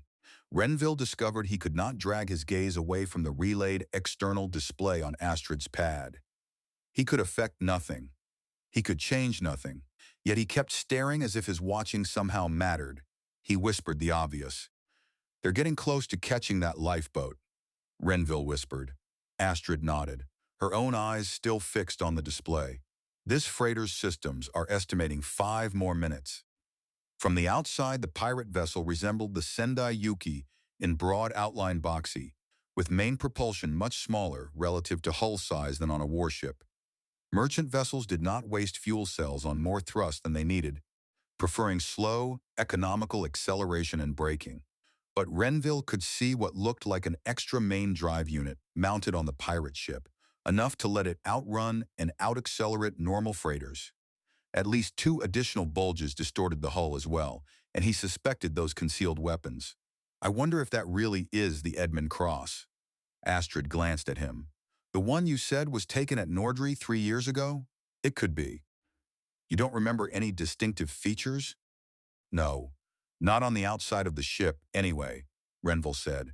And it looks like they've done some work on the outside, so anything I remembered might be wrong. But it fits, doesn't it? Using a captured freighter as another privateer. That would help prevent anyone from tracing the sales record of the ship to see where it came from. And they've had plenty of time to add weapons and more propulsion to the Edmund Cross. Astrid studied the display. It's still not much to have us all so scared, is it? Astrid said. A destroyer would take it apart in no time if anyone ever sent destroyers to patrol star systems like this and clean out pirates and privateers. Renville answered with an old line. In the Valley of the Blind, the one-eyed man is king, Renville quoted. With only us and the Herald Vane to worry about, and both freighters completely unarmed, that guy is the biggest dog in the neighborhood. Astrid gave him a sidelong look. So you're a philosopher too, eh? Astrid asked. Oif's a lucky girl. Renville began the protest on instinct. Oif and I haven't. Astrid cut him off. You will. Assuming our plan works, and we don't both disappear into those secret prisons. An alert flashed on the freighter's display, indicating that the pirate Edmund Cross was making final approach to the lifeboat, which had finished its automated boost and was now merely coasting through space. Renville squinted at the readout. Grapnels, Renville said. Is that what that says? Is that something that lets a ship grab a lifeboat? Apparently. Half a minute, Astrid read off the display. Keep your fingers crossed, and if you've anyone and anything to pray to, now's the time. The countdown ran out. Astrid's voice carried a note of disappointment. Contact, Astrid said, disappointed. The proximity detonator signal failed. Renville began to ask the next question. How long until we know if your manual backup? Renville began. A searing white burst erupted where the lifeboat had been, swallowing a huge section of the freighter. There was no sound, of course, but Renville's mind invented an immense booming detonation to match the scale of the blast, so vivid it almost seemed real. As the glare faded, several large shattered chunks of what had once been the pirate Edmund Cross could be seen tumbling away from the place where the explosion had ripped most of the ship apart. Renville stared. Do you think we got them all? Renville asked. Astrid nodded, her smile returning. Oh yeah, see? They brought the lifeboat alongside their crew section. That was completely swallowed up by the energy released when the fuel cell let everything go at once. Scratch one pirate ship and one pirate crew who've probably hurt a lot of people in the past. Her fingers flew over the pad as she waited for the commands to complete. And scratch everything on this pad that shows what I've been doing with it. But, since it's possible one of the freighter crew is the sort of hacker who can recover even triple-wiped and overwritten data. She snapped open the back of the pad, removed the memory coins, and held them up. These are pretty hard to break. Renville eyed them. What are you going to do with them? Astrid twisted around enough to reach the insulation and shoved the coins behind it. That, he looked at her. Now what? Renville asked. We have to come out of here sooner or later. Yeah. And the captain's going to be very unhappy with us, Astrid said. But they've got no evidence that we did anything. Renville thought of the one apparent problem. Those images of us at the lifeboat hatch? Astrid grinned. Show us going there, but don't show us opening it before the cam broke for reasons that won't be easily discovered. Astrid grinned. Don't you remember? We actually walked on past it, on our way to a private place where we could have one last deeply meaningful mutual physical experience before the pirates caught us. Renville played along. This has been one of the most passionate imaginary affairs I've ever had, Renville said. I hope it was good for you too. Astrid laughed. You've satisfied my every desire, Renville Ashita, Astrid said with a laugh. I wanted to build a bomb and blow up that other ship, and we did. Then the humor faded from her face. Don't forget, there's likely at least one enemy agent on this ship. All they've tried to do is spy on us so far. With the pirate ship out of the picture, they might try something more permanent before we reach Hibernia. Renville answered soberly. I'll stay on guard, Renville said. When they finally opened the hatch and hauled themselves out, no one was in sight. They were still trying to work the stiffness from their bodies as they walked, when a crew member came running down the corridor. The sailors snapped at them at once. In your cabins! What are you doing out? She rushed past them a few steps, then stopped and whirled around. Her eyes widened. Who are you? Astrid answered as though none of this concerned her. Astrid Halloran, she answered as if unconcerned. Renville gave his own name. Renville Ashita, he said. The crew member stared. But don't move, the crew member shouted at them. No! Come with me, right now! The news must have spread through the ship very quickly. As he and Astrid were marched along, Renville saw people staring at them as if the dead had walked back among the living. He did his best to look confused by whatever had supposedly happened, while also quietly watching for any sign of disappointment in the faces around him at finding him still alive. If anyone aboard the Sendai Yuki felt that, they concealed it well. The captain made no effort to hide what she felt. When her gaze landed on him, it carried such force that Renville felt almost physically attacked. She unleashed on them with a fury that rivaled the energy release from the fuel cell itself. The anger only intensified when Astrid and Renville professed bafflement about the entire affair. But Astrid had been right. There was no proof tying either of them to the lifeboat launch or the explosion. When the captain demanded to know what they had been doing at the time the lifeboat had supposedly launched, Astrid responded with a lurid, explicit account of activities Renville rather wished had actually taken place. The apparent openness of that answer only made the captain angrier, since it left no room to keep pressing in that direction. Then she pivoted to him. Why did the lifeboat explode like that? Renville kept his face blank. It really exploded? He asked, not giving away anything. Yes. He gave her an answer that was true while not answering what she meant. I don't know much about lifeboats, Renville said, having long ago learned the importance of appearing to answer one question with a completely different piece of information. The captain nearly shouted. What made it explode? Renville offered the safest version of the truth. I'd guess the pirates must have done something to make it explode, Renville offered, which was true enough since they'd tripped the backup detonator system. The captain raged on. That lifeboat was an expensive piece of equipment. Astrid cut in, sounding almost conciliatory. At least it looks like whatever caused the lifeboat to launch also took out the pirates. Astrid interjected, as if trying to mollify the captain. That only set her off again. Shut up, both of you. You'll stay in your cabins every moment until we reach our next stop. Then you'll be put off. If I catch either of you outside your cabins, or in each other's company again, I'll put you both in full body restraints and press charges for disobeying orders in an emergency situation. Get them out of my sight. As the crew escorted them back down the passageways under the stunned stares of passengers who still clearly had no idea what had happened, Astrid blew Renville a kiss. See you at Hibernia. When he heard his cabin lock engage from the outside, Renville stretched out on the bunk, weary all the way through. The unknown agent aboard still worried him, but that was only a possibility waiting somewhere ahead. Compared to the certainty that had seemed to exist only a short while earlier that those so-called pirates would seize them, It barely registered. Eventually, the crew would discover that a fuel cell was gone, but that should not be enough to connect the theft to him and Astrid. It was possible the captain might still try to bring charges, despite the lack of hard evidence tying them to the missing fuel cell or to the lifeboat's launch and destruction, but Renville doubted it. To explain how two passengers could simply walk off with a fuel cell, she would have to admit to violating a whole nest of major safety rules. His supposedly safe trip away from the fighting at Ladoga had proved a good deal more dangerous than expected. He wished he could tell Solana all about it. That feeling vanished as soon as Ladoga returned to mind. The memory of the invasion fleet descending on the planet exactly as it had appeared when the Sendai Yuki entered jump space rose up before him again. What was happening there now? Was Solana still alive? Solana stood once more at a high window in the Central Coordination Building. Her eyes narrowed as she studied the buildings opposite that the enemy now held. The sun was dropping, washing the upper levels of the tallest towers in pink and gold so they resembled something out of a fairy tale.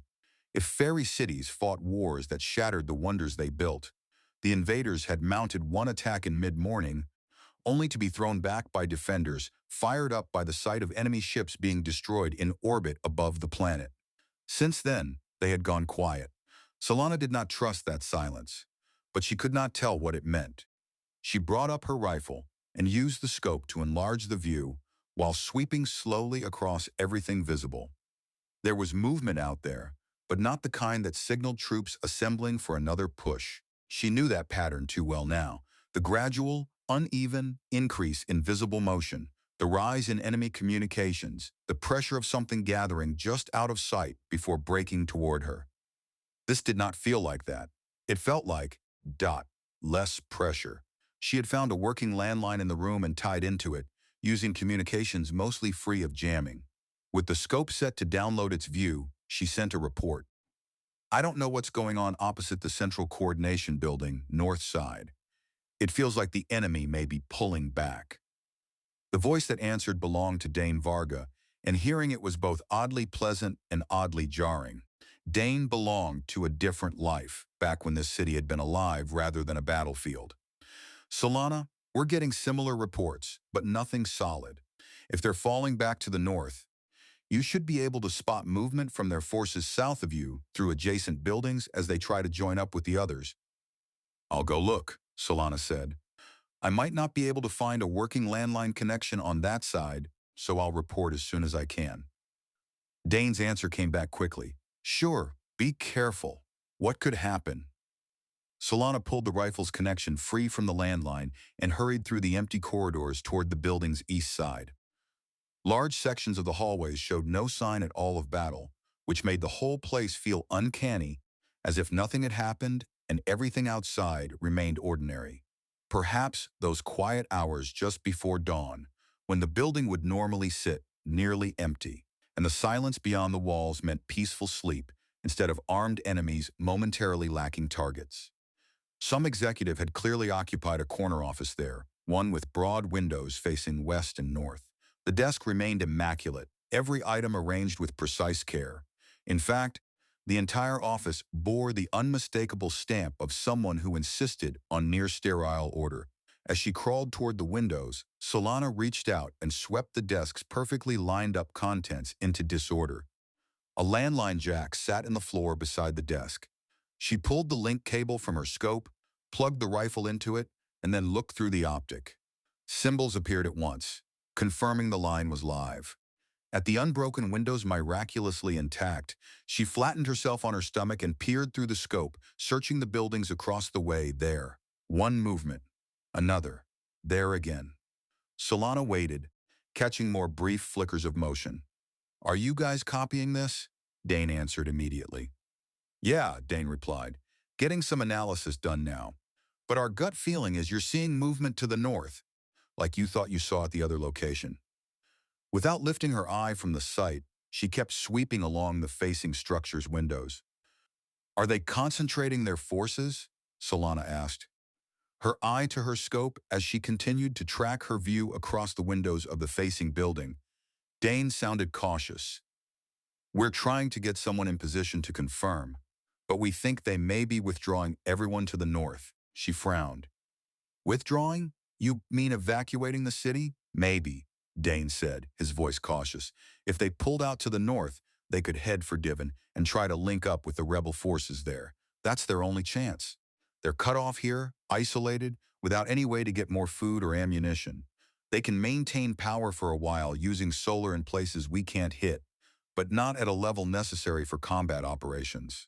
The lowering sun was now slanting straight into the opposite windows, and Solana squinted harder, increasing the zoom. Then she caught it plainly. Did you see that? Clear as day. A half-dozen soldiers running north through the building. Yeah, got it. I'll notify command. Anger rose in her at once. Are we going to let them go? Solana asked, feeling angry at the idea. Dane's answer came back blunt. Oh, hell no. I've heard the combatant commanders talking. They've been hoping this would happen. When the enemy tries to retreat across Forum under cover of darkness, they're going to find things a little difficult. Solana, I need you there. She resisted immediately. Lucien is wounded. He's in the basement of this building. Dane took a second before replying. I need you there. I need to keep an eye on Lucien. He did not back off. If we take out the enemy forces in this city, Lucien will be safe. We need good tactical intelligence to take out the enemy. I need you at Forum. Her temper flared. Damn it, Dane. I'm a volunteer. You can't order me to go there. Dane shifted just enough. I'm asking you to volunteer to go there. Solana pressed her face to the floor for a moment, teeth clenched in anger.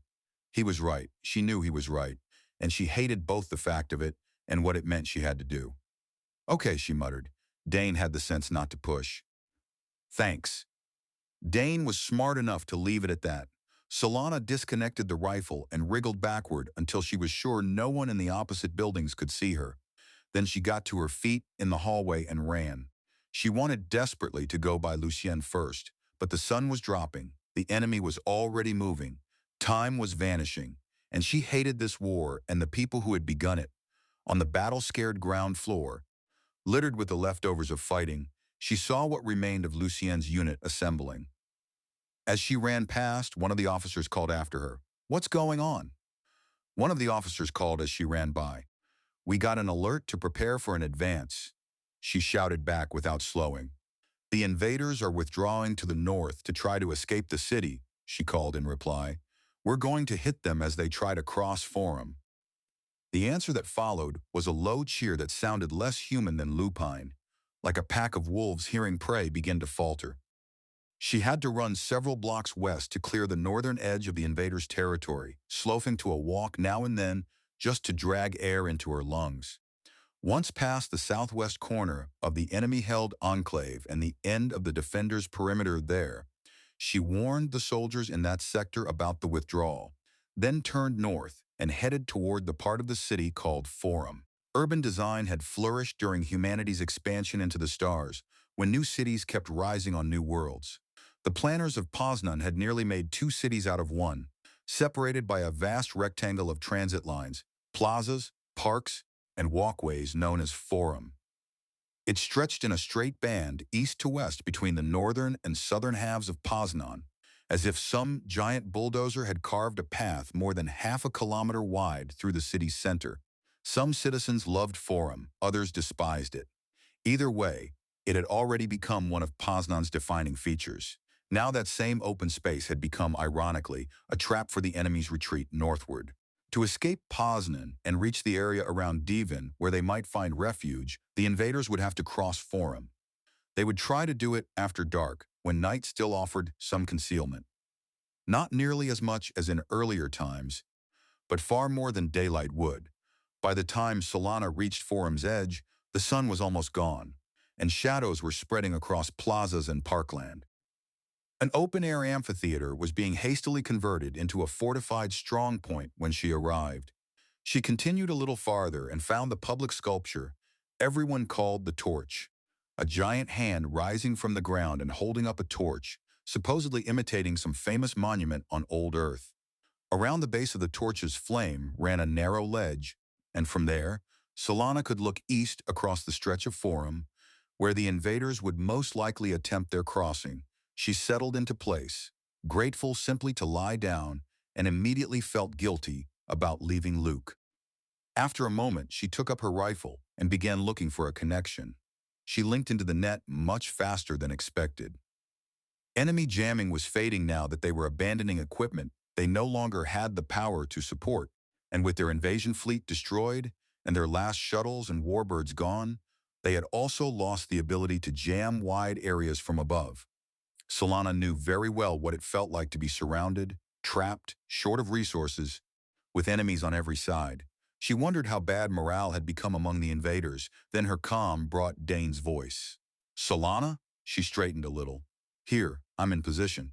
Dane sounded almost admiring. "I see. That's a beautiful observation spot, Solana. Headquarters is going to want the best feed you can give us of what's happening east of you."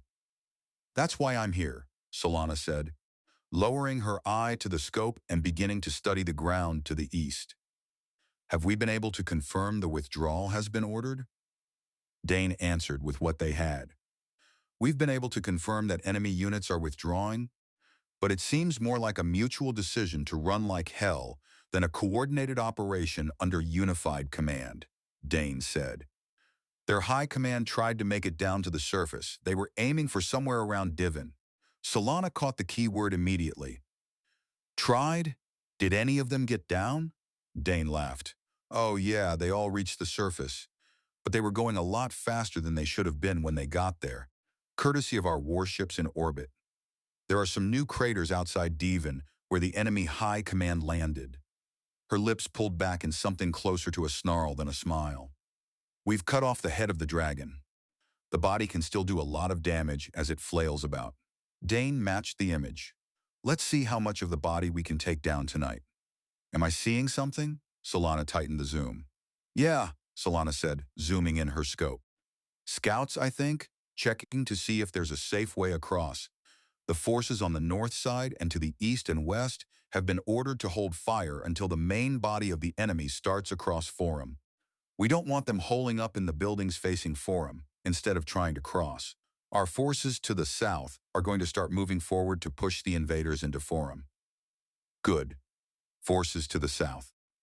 That meant what remained of Luke's unit would be among them. She felt a guilty kind of relief, knowing he would not be part of the troops assaulting an enemy that had to be growing desperate in the dark. Again and again, she caught signs of the scouts edging forward, meeting no resistance because the defenders were quietly falling back before them, careful not to alert the enemy to the trap Forum had already become. Then she saw a much larger movement. "Dane, I'm seeing a big surge of movement on the south side of Forum. It looks like they're starting across in strength." Almost immediately gunfire and the other noises of battle broke out to the south, muted and warped by the buildings lying between the fighting and Solana's position in Forum. She watched the motion increase. More movement. "The attacks to the south have spooked them, I think." "They're coming across, Dane!" He did not answer in words. Instead, the answer came as a sudden eruption of fire from the eastern and western edges of Forum, facing the route of enemy withdrawal. Solana saw dark enemy figures break into full flight, abandoning any effort at stealth in the night and rushing north toward what they believed would be shelter. A few moments later, battle thundered from the northern buildings as the blocking force there opened fire. The invaders continued driving forward. They knew there was no going back. Solana had wondered whether they still possessed any chaff grenades, but none appeared. That told her they had exhausted their concealment rounds, leaving them naked to attack. Mortars thumped in the distance. Flares blossomed overhead, throwing a hard white light over the enemy trapped in the open now frantic, scattered clusters of invaders sprinting in different directions while fire tore through them from every side. More mortar rounds dropped among them and burst, killing attackers as they surged back and forth among sidewalks, shattered benches, broken public art, and the stumps of decorative trees. Solana kept the scope moving, transmitting as much of the battlefield as she could to the viewers at headquarters. But every so often she paused, settled her aim, and fired at someone who was plainly in command, plainly issuing orders. She felt no special hatred for the ordinary enemy soldier. Given time to think, she could even feel a trace of regret at having to kill them. Their officers and leaders were something else entirely. If they had come from Mars, then they had risen out of gang bosses and their cronies, or from the Jeds of the Thark and Warhoon mobs, or from the executives and enforcers serving oligarchs and dictators. Solana had spent too much of her youth afraid of such people to pity them now as they died. And what about the rest? Were they the jobless crowds of old Earth and the old colonies, men and women whose work and lives had been rendered obsolete? Or were they people who had alternatives, other roads open to them, who had chosen this one instead? The road that led here to help enslave Ladoga. There would be time to sort the prisoners out later. For now, she kept tracking movement, shooting whenever a leader exposed themselves, and watching the others fall under fire from Ladoga's defenders above, ahead, and on both flanks. The collapse did not happen in one instant. Solana first noticed scattered individuals and little groups dropping flat and curling into themselves like children hiding from monsters. Others simply threw down their weapons and stood where they were with empty hands raised. Then it spread, sudden as a reaction racing through liquid. One moment the enemy was still trying to force its way across Forum, still straining against the defenders, and in the next, all direction was gone. The invaders milled in confusion, no longer fighting. One large body of troops visible to Solana held out a little longer. Perhaps they were professional soldiers from one of the old colonies, or from old Earth, or perhaps places like Charun had already begun producing that kind of military. But whoever they were, and wherever they had learned war, they recognized the point at which resistance meant only death. They too dropped their weapons and lifted their hands. Solana watched Ladoga's troops move into Forum, gather weapons, and herd prisoners into clusters where they were forced to sit with their hands laced atop their heads. "Dane, is it done here?" "Yeah," he answered, sounding as exhausted as she felt. "No fighting registering anywhere around Forum. If anybody got away into surrounding buildings, they're lying low, and we'll have to dig them out when daylight comes." She asked the next question at once. "What about Krakow?" Dane replied. "The same thing seems to be happening there.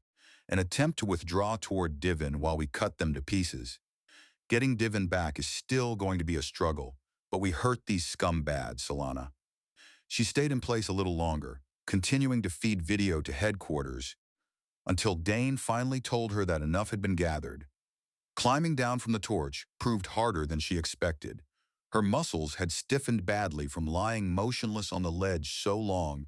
The last flares overhead were dying away, and in parts of Forum, they were being replaced by bright artificial light as some of the public lamp poles came back on for the first time since the invasion. Solana moved slowly through islands of illumination and into dark stretches between them, her thoughts dulled by exhaustion and drained emotion. Then, a low crack from an energy pulse weapon snapped her fully alert. The battle was over. Why in hell was anyone still firing? She turned toward the sound and moved fast, then heard a second shot. At last, Solana found a group of Ladogan troops standing with weapons ready. Nearby, a large cluster of disarmed prisoners sat on the ground under guard. A major stood near the seated prisoners. Two bodies lay a short distance from him. He was hauling a third prisoner to their feet. Solana broke into a sprint, rifle coming up. "Hey, halt!" The major got the prisoner upright, stepped back, and aimed his pulse rifle at the prisoner's head. "Stop!" Solana yelled, stunned that no one else seemed to be intervening. His finger was already moving toward the trigger when Solana placed the muzzle of her rifle against the side of his head. "I said stop." The major did not turn, only shifted his eyes toward her with a flat, freezing emptiness. "What?" Only the major's eyes moved, giving Solana a sidelong look whose icy emptiness chilled her. "What the hell do you think you're doing?" She did not move the rifle. "What the hell do you think you're doing, sir?" His voice remained dead level. "Cleaning house. Eradicating vermin." "Go away," the major said, his voice flat. "No," Solana said. "Lower your weapon." He tried authority instead. "I'm ordering you to drop your weapon and get out of here. You're threatening a superior officer and disobeying orders in a war zone. I could have you shot." Solana shook her head once. "I don't have to obey an illegal order or stand by and let you commit atrocities. Did I mention that I'm intelligence? This scope has been recording everything you're saying and doing. It's already been uploaded, Major. You can either turn yourself in or wait for someone to show up and arrest you. For a moment, the Major wavered, uncertainty finally showing. Only then did some of the other soldiers nearby stir. A lieutenant reached out and carefully eased the Major's weapon from his hands. The Major looked around at them all in silence, then abruptly sank down and buried his head in his hands. The lieutenant turned to Solana, ashamed and bewildered. "We didn't know what to do," he said, and she cut him off. "Lieutenant," Solana interrupted, "you all knew what you should do." He tried once more, but her answer was immediate. "We're not them." The lieutenant nodded without meeting her eyes. Solana saw officers running toward them and stepped away. As a furious colonel arrived and took charge, she turned and walked off. It would have been so easy, so terribly easy, to stand aside and do nothing. Seeing how quickly some of Ladoga's own people had slipped toward that frightened her. By the time she reached the Central Coordination Building again, another dawn was beginning to color the sky, and her thoughts had become a gray haze where fatigue and shock mixed together. The building felt abandoned as she made her way down to the basement, through long, dark stretches toward the emergency medical station. The room held no one living. Only 2 pallets remained, each with a body beneath a sheet pulled over the face. Hands shaking, Solana lifted each sheet just far enough to see the dead face beneath. Neither one was Lucien. She stumbled back out into the hallway, trembling with relief and at the same time dazed, too confused and too exhausted to think clearly. "Hey," someone said. Solana looked up to see a pair of volunteers coming toward her. "Is there anybody in there?" The one who had already spoken added. Solana swallowed. "Just 2 dead," Solana managed to answer. 2 dead. The volunteers went inside, kneeling to take identity readings and log the location of the bodies into their pads. As they came back out, the first one spoke to her. "We're going to make sure they're picked up," the first told Solana as they left the room. "Was one of them someone?" "No," Solana said. "Do you know where they went? Were taken? The wounded in here?" The volunteer nodded. "They should have been evacuated to hospitals in the city. Those are all up and working again on backup power." Relief and exhaustion left her almost hollow. "Thank you." Solana leaned her back against the hard, cold wall behind her, unable to remain standing. The volunteer hesitated.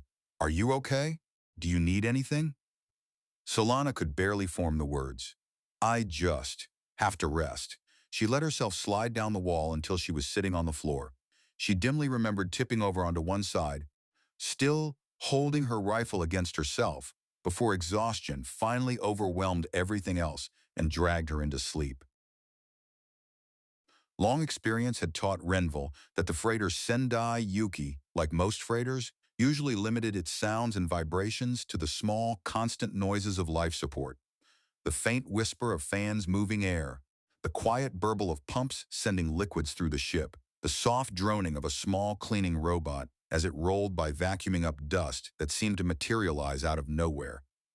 Every so often, louder disturbances intruded: scrapes, bangs, rattles, often with distant curses and angry shouting from crew members working on some malfunctioning equipment.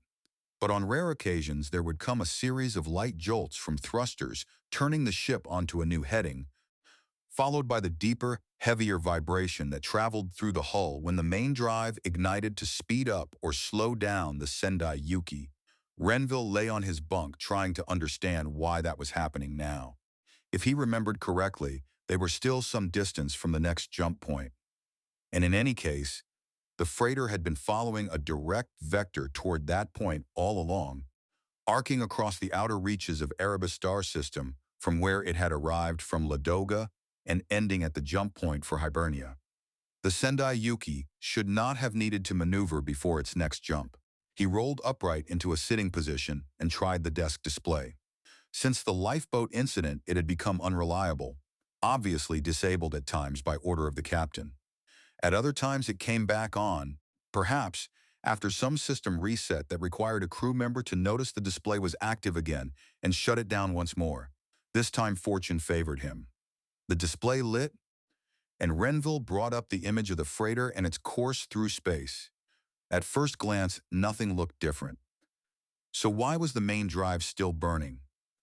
Had he felt maneuvering thrusters before the main propulsion? Was that what had woken him? Yet on the display the freighter still appeared aligned along the same vector it had held since arrival. Puzzled, Renville scratched at his head. Maybe the projected course would show what the display itself did not. The line stretching outward from the Sendai Yuki, the one showing both direction of travel, and by its length, present velocity still, followed the same curve as before. But it was getting shorter. The freighter was bleeding off speed. Why? There was nothing nearby to justify it. Aside from the scattered wreckage of the former pirate ship still tumbling through empty space, the only other human-made objects shown were this vessel and, far behind on the same route, the freighter Herald Vane. The Herald Vane's path matched the Sendai Yuki's because the most efficient line between the two jump points was the same for everyone. Every ship took it. Every navigation system calculated essentially the same vector, differing only by tiny margins. Renville sat on the bunk, staring in bafflement, while the ship's main propulsion continued its deep rumble, and the line representing velocity shrank further and further. Eventually, it reached zero. The main drive did not cut off. The line began to lengthen again, backward. Same course reversed. They were heading back toward the Ladoga jump point. And then, Renville realized, if this ship could no longer hand him an Astrid over to the invasion fleet, it would likely jump for Vesca instead and deliver both of them to Balor there. Discrimblant Dusk Grinds.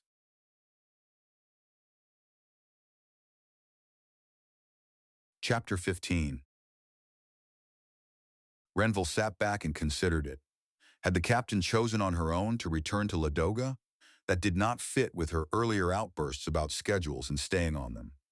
Far more likely, she had received fresh instructions, possibly through the same agent Astrid had warned him about.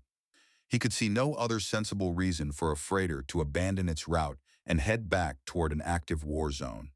From the last information he had seen, the invaders probably still held space around Ladoga. And even if the defenders had somehow won, would they have the ability to stop an apparently harmless freighter merely transiting Ladoga on its way to Vesca? One way or another, it looked to Renville as if he and Astrid were again staring at the prospect of unwanted journeys to Balor or Charun. He had never imagined himself important enough to justify this much effort, nor had he, so far, been notably successful in securing help for Ladoga. But perhaps Balor, Charun, and Tinia knew things he did not.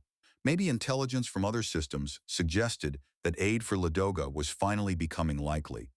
Or perhaps the empire builders feared their invasion would provoke a response if someone like Renville remained free to gather support. Then again, maybe the real concern was not him at all, but Astrid Halloran. Ladoga was already fighting for survival. Ferrer, as far as Renville knew, had not yet suffered direct attack. Keeping Ferrer isolated and vulnerable might matter greatly to Balor, enough to justify serious effort to prevent Astrid from reaching Hibernia or any other star systems. So what now? What could he and Astrid possibly do? Renville knew perfectly well that nobody would mistake him for an action hero. Astrid, on the other hand, clearly possessed talents rarely included in a trade negotiator's resume. But they were trapped aboard this ship in a system with no permanent human presence. How were two people supposed to seize control of a freighter and hold it long enough to reach Hibernia? Nothing else was available to alter the Sendai Yuki's course. And with the lifeboat gone in pieces, escape that way was no longer an option. Axa to where? Anyway, the only conceivable refuge left was the Herald Vane, sitting several million kilometers behind them, though not for long. Renville realized as he glumly watched the desk display. If both ships had continued toward Hibernia, the distance between them would have stayed relatively stable. But now the other freighter was still bound for Hibernia, while the Sendai Yuki had reversed course toward Ladoga, same vector. Opposite directions, they would not actually collide, of course. Renville was no pilot, but even he knew ships in space kept separation for safety. The Sendai Yuki would offset its track slightly from that of the Herald Vane, and only slightly, naturally, since any deviation from the cheapest path between jump points meant wasted time and money. In space, however, slight still meant a few hundred kilometers. Too bad he and Astrid couldn't jump ship and, could they? Renville frowned at the display, reminded of a story Solana had once told him. Something Kaia Brynn had told her about some stunt that Ethan Harrow had pulled. The deep rumble of the Sendai Yuki's main propulsion ceased.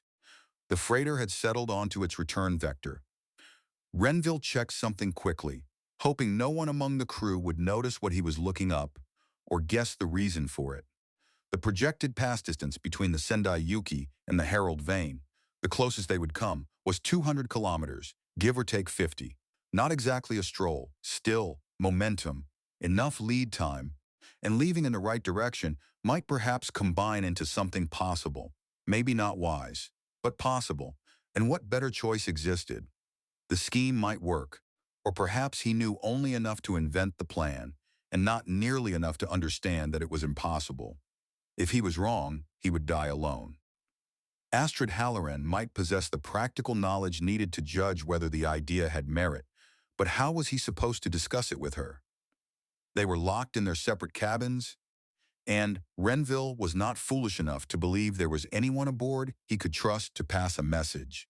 His options were reduced to waiting and hoping Astrid contacted him with a better plan, or working this out alone and going to find her when the moment came, whatever the risk. He had learned long ago, back before he left Hancock, that waiting for someone else to solve things usually meant nothing got solved. His pad carried programs that could handle the calculations without putting them on the ship's systems where someone might notice.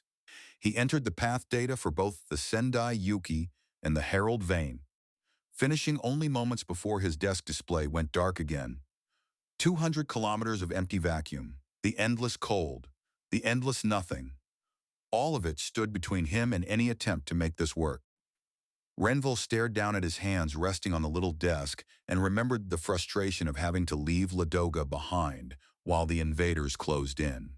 He remembered wanting to do more, wishing he were the sort who could fight the way Solana could. But that was never who he had been. Where Solana would react instantly, doing whatever was required to stay alive, Renville knew he would pause, think, and try to determine the smartest move. More than once Solana had told him not to be ashamed of that.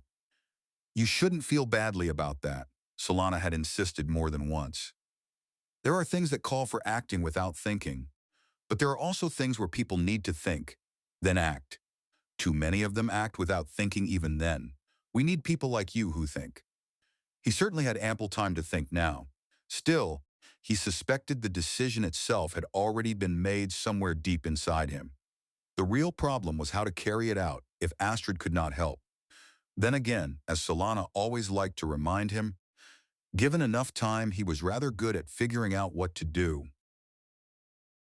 Solana woke in the afternoon feeling as if every inch of her body had turned into one giant bruise. Her thoughts, however, were clear enough to remember what she had been told that morning, so she set out for the nearest hospital to look for Luke. Once inside, she became acutely aware of how filthy and ragged she seemed against the hospital's sterile corridors. Her fatigues and her skin smelled of too many unwashed days, her hands and face were still streaked with grime and smoke, and the rifle she carried looked brutally out of place among machines designed to save lives. But she was not the only soldier there. Some military personnel were on security duty in case stray enemy fighters appeared. Some were visiting wounded friends. Others were bringing in fresh casualties, and far too many were patients who had already been treated. She approached the information desk. "Captain Lucien Favre," she asked the information desk, dreading what reply she might receive. The desk bot answered mechanically. "Identification," the desk bot asked in reply. Her heart lifted at once, taking that as a good sign. Solana pressed the implanted ID chip in her lower arm against the bot's sensor. The bot processed it. "Volunteer Officer Solana Reyes," the bot commented. "Registered next of kin. Access authorized. Floor 5, Section 4, Bay 9. Luke was here, alive." "Thanks," Solana said. People still thanked bots, even though the machines did not notice or care. She had never been sure why. Still, it did no harm. She rode an overcrowded elevator upward beside two exhausted doctors who looked as if staying awake had become an act of will. Solana glanced at them. "Can I get you guys anything?" Solana asked. "Coffee?" One of them gave her a quick look. "Thanks, but we've got some waiting." one of the doctors replied with a quick look at Solana. Her eyes lingered on the rifle. We're not expecting any more trouble here, are we? No, Solana said. I'm visiting my husband. The doctor blinked. Oh, good. I mean... Solana gave a small nod. I understand. She gestured slightly around them. They didn't damage this place? The second doctor answered. No, the other doctor said. They probably wanted to be sure it was completely intact when they took over. Didn't work out that way, though. The elevator stopped on 4, and both doctors moved to step out. Solana called after them. Thank you, Solana called after them. One of them smiled as he left. Just doing our jobs, the second doctor said, but he smiled at her as he left. Thank you. Solana stepped off on the 5th floor and followed the posted signs instead of bothering to pull out her pad for custom directions. There were several patients in Bay 9. All but one appeared either asleep or under sedation. Lucien turned his head when she entered. Then he grinned. She half stumbled to his bedside, scrubbing away tears that had appeared without warning across her grimy face. Hi, Luke. Hi, Red. He reached up and took her hand. Good to see you safe. We got lucky. Sort of. You lost a few pounds. Lucien gave a small shrug. Yeah, Lucien said. Nothing I can't live without. It might take a little while for them to set me up with a prosthetic. Sudden high demand for those, you know? And eventually they can try regrowing the part of my leg that's gone. I hear knees are still a little tricky. She lowered herself onto the edge of the bed and just looked at him. I seem to be more upset than you are. I'm probably still numb and realizing how lucky I am. The way he looked at her made Solana feel unexpectedly self-conscious. Hey, Red, I'm going to have some time off. Convalescing, you know. Maybe we could find something to do. She snorted and shook her head. If you don't have half a leg and there's no prosthetic, Solana said, shaking her head, you're going to be stuck in bed while you're convalescing. His expression turned mischievous in a way she had not expected. Maybe we can think of ways to pass the time while I'm stuck in bed. That pulled a laugh out of her. Maybe. Then Lucien's smile faded away. Seriously, though, what would you think of starting a family? Solana blinked. We're already. You mean have kids now? She gestured around them. We're in a city that's half wrecked. There are still the remnants of an invading army on the planet. You're lying there with half a leg gone, and you want to knock me up? That's what seems like a good idea to you? What have they got you on? He looked wounded by the suggestion. It's not meds talking, Red. Lucien looked away, upset. I could have lost something more important than my leg, you know, she answered briskly. If that's what's worrying you, we can have a bunch of your little guys frozen, Solana said, available in case of need. That's not it, really. Red, it could have been you, or either one of us could have been killed. I've been talking to some of the others in here, Lucien added earnestly, gesturing to the other beds. There's going to be a pause now, a break in big hostilities, because we hurt them bad. They can't come back in strength tomorrow. But in another year or so, maybe a couple of years, they might come back. Solana stared at him. And you want me walking around nursing a baby when that happens? Solana asked. Lucien held her gaze. If it's ours, he said. She looked down and sighed. She did not want to dismiss the idea outright, but too much inside her recoiled from it, rooted in her own childhood. Luke, you're being romantic. Thinking of something that doesn't just symbolize the future, but is the future. And I'm being practical, seeing all the problems. I guess that's how men and women think of children. The men are all about the promise and the potential, and the women worry about what can go wrong and all the demands. Here I am, the person who gives speeches about not losing hope, and I'm afraid to risk something that's all about hope. Let me think about it. You might have second thoughts as well, you know. I might. Red, something tells me that Ladoga is going to need more Favres. She gave him a sharp look. And why are you certain they won't be Reyeses? Lucien brightened a little. Good point. We haven't discussed that. How about if the girls are Favres and the boys Reyeses? She considered that. Turnabout? All right. But that doesn't mean I'm agreeing to starting anytime soon. Not yet. He accepted that easily enough. Fair enough. Lucien sank back against the bed as if even that short exchange had exhausted him. Solana fussed with his pillow. Look at you, overstressing yourself, Solana chided, fussing with his pillow. Do you need anything? Stop talking strategy with your fellow wounded and get the rest you need. Lucien smiled again. Hey, you know what else I heard? The government is thinking about creating a royal family. She stared at him. A what? You mean like a queen? For Ladoga? Yeah, because what do we look to that makes us all Ladoga? There are political parties and stuff, but those divide too. If there was a royal family that had no political power but served as symbols of Ladoga, they'd be something everyone could rally around. Can you imagine if the call to arms had come from Ladoga's prince or princess instead of First Minister Brenner? Solana gave a short, skeptical laugh. That's crazy, Lucien persisted. Red, you've told me that one of the problems on Mars was that there wasn't anything to tie everyone together. It was lots of different groups with different agendas, and when that all fell apart, no one knew what to turn to. Right? Solana answered reluctantly. Right, Solana agreed reluctantly. He spread a hand. Maybe it's not a bad idea, Lucien added. As long as they don't have any real political power. She let that sit for a moment. Maybe. Where would we get a royal family from? Lucien shrugged. Import one from old Earth, maybe. Or just pick someone who seems right. That's how all royal families started originally, right? I suppose. But none of that will matter unless we get help, Solana added. We would have been in a hopeless situation if that ship from Strathmore hadn't shown up and helped. A royal family might make a nice symbol, but what we need now is for Renville to make it to Hibernia and convince others to finally offer some real assistance. Lucien nodded. Renville's a lot tougher than he looks, Lucien said. I mean, in ways that matter. He is, Solana agreed, worrying about her friend and hoping he was safely almost to Hibernia by now. I'm glad that you see that too. How long are you going to be in here? Lucien grimaced slightly. They're already talking about moving me out, but there's a shortage of undamaged beds at recovery facilities. I heard they're using hotel rooms. That drew a smile from her. I got to stay at the Ladoga Grand Forum for a while after I first got to Ladoga. That'd be a nice place to spend a few days. I'll see if I can talk to somebody. It looks out over Forum and where, look, sudden tears rose in her again.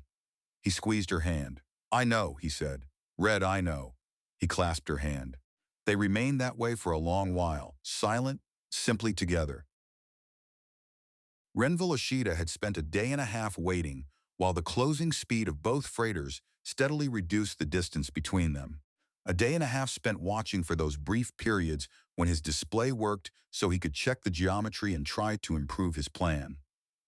A day and a half hoping Astrid would somehow manage to contact him. He knew perfectly well that he had no claim to special expertise in plotting intercepts in space. But the equations themselves were simple enough for any computer, and at these speeds, ordinary Newtonian physics was apparently sufficient. The calculations had given him a moment when it had to happen, an estimate of how long it should take, and a projected arrival time. Beyond that, things were much blurrier. Perhaps Astrid could supply whatever he was missing. The best time to try would be early in the ship's day. Fortunately, the captain had decreed that Renville, and he assumed Astrid as well, would receive only one meal daily, delivered around noon. If everything went perfectly, he could get out of his cabin, find Astrid, and both of them could be gone long before anyone noticed. Now the time had arrived. The ship's clock read well past midnight. He could act, or he could abandon the idea entirely, and his nerves were so tight they nearly locked him in place. Oddly, what finally pushed him into motion was not the thought that Solana was depending on him, but the memory of Kaia Brynn telling him to trust his own mind and judgment. Renville went down on one knee by the cabin door. He could hear nothing outside. The crew had not bothered to post a guard. After all, where was he supposed to go? At this hour, he doubted much risk existed of running into anyone.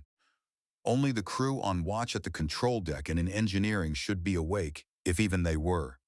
He had once owned a company that, among other products, made locks. That business had collapsed because of Renville's own errors, not because the locks or anything else it sold had been poor. The lock on his cabin door was close enough to the cheapest models he had manufactured back then that he knew exactly how to bypass it. Cabin locks on freighters were a luxury more than anything else, so nobody wasted money on premium designs. If the door stayed shut, that was considered sufficient. At his last meal, he had quietly palmed a thin strip of what was allegedly meat, though Renville could not have said from what sort of creature it had come. Trying to pocket the spork would have been noticed immediately, but who counted slivers of mystery protein? Once the slice had cooled and dried beneath the weight of his pad, it hardened into a stiff blade about as long as his thumb and apparently nearly as tough as iron. It would not have defeated a good lock in a properly set frame, but it was more than enough to slip between door and jamb and trip the cheap lock holding him in. Outside, the corridor lay quiet beneath dimmed lighting. Bringing his carryall with him felt faintly ridiculous, but he did it anyway, moving as silently and quickly as possible toward Astrid's cabin. Her lock gave way just as easily, though every imagined sound of someone approaching made him jerk with worry. What surprised him was that Astrid did not stir when he opened the door. She lay motionless on her bunk. Renville crept closer and nudged her from as far away as he could manage, unwilling even to whisper in case her cabin was still bugged. Nothing. He nudged her again, harder this time. Still no response. Had he not heard her deep, steady breathing, he might have feared something far worse. At last he crouched over the bunk and used his pad as a light to illuminate her face. Astrid still did not react when he pried open one eyelid. Her pupil was unusually wide, shrinking only slowly under the pad's glow. They had drugged her. Probably through her food, he guessed, because they regarded Astrid as much more dangerous than him. Before about 3 years ago, they would have been right. He hoisted Astrid across his shoulders, awkwardly maneuvering in the cramped cabin. With one hand, he grabbed her bag along with his own and shuffled back out. Because one arm had to keep her balanced across his shoulders, he had to bend and set both bags down just to close her cabin door behind him. Then, hauling the bags up again, he headed for the place he had noticed while moving through the ship with Astrid days earlier. The hatch was clearly marked. Personnel airlock. He remembered entering through it and seeing, on one side, lockers containing survival suits. On the opposite side had been something equally important, a strap-on maneuvering unit that would let someone in a survival suit control their path through space. Renville stopped for a moment, breathing hard under Astrid's weight. He had expected her to identify any alarm here, but she remained deeply unconscious. He studied the hatch closely and saw no obvious sign of alarm systems.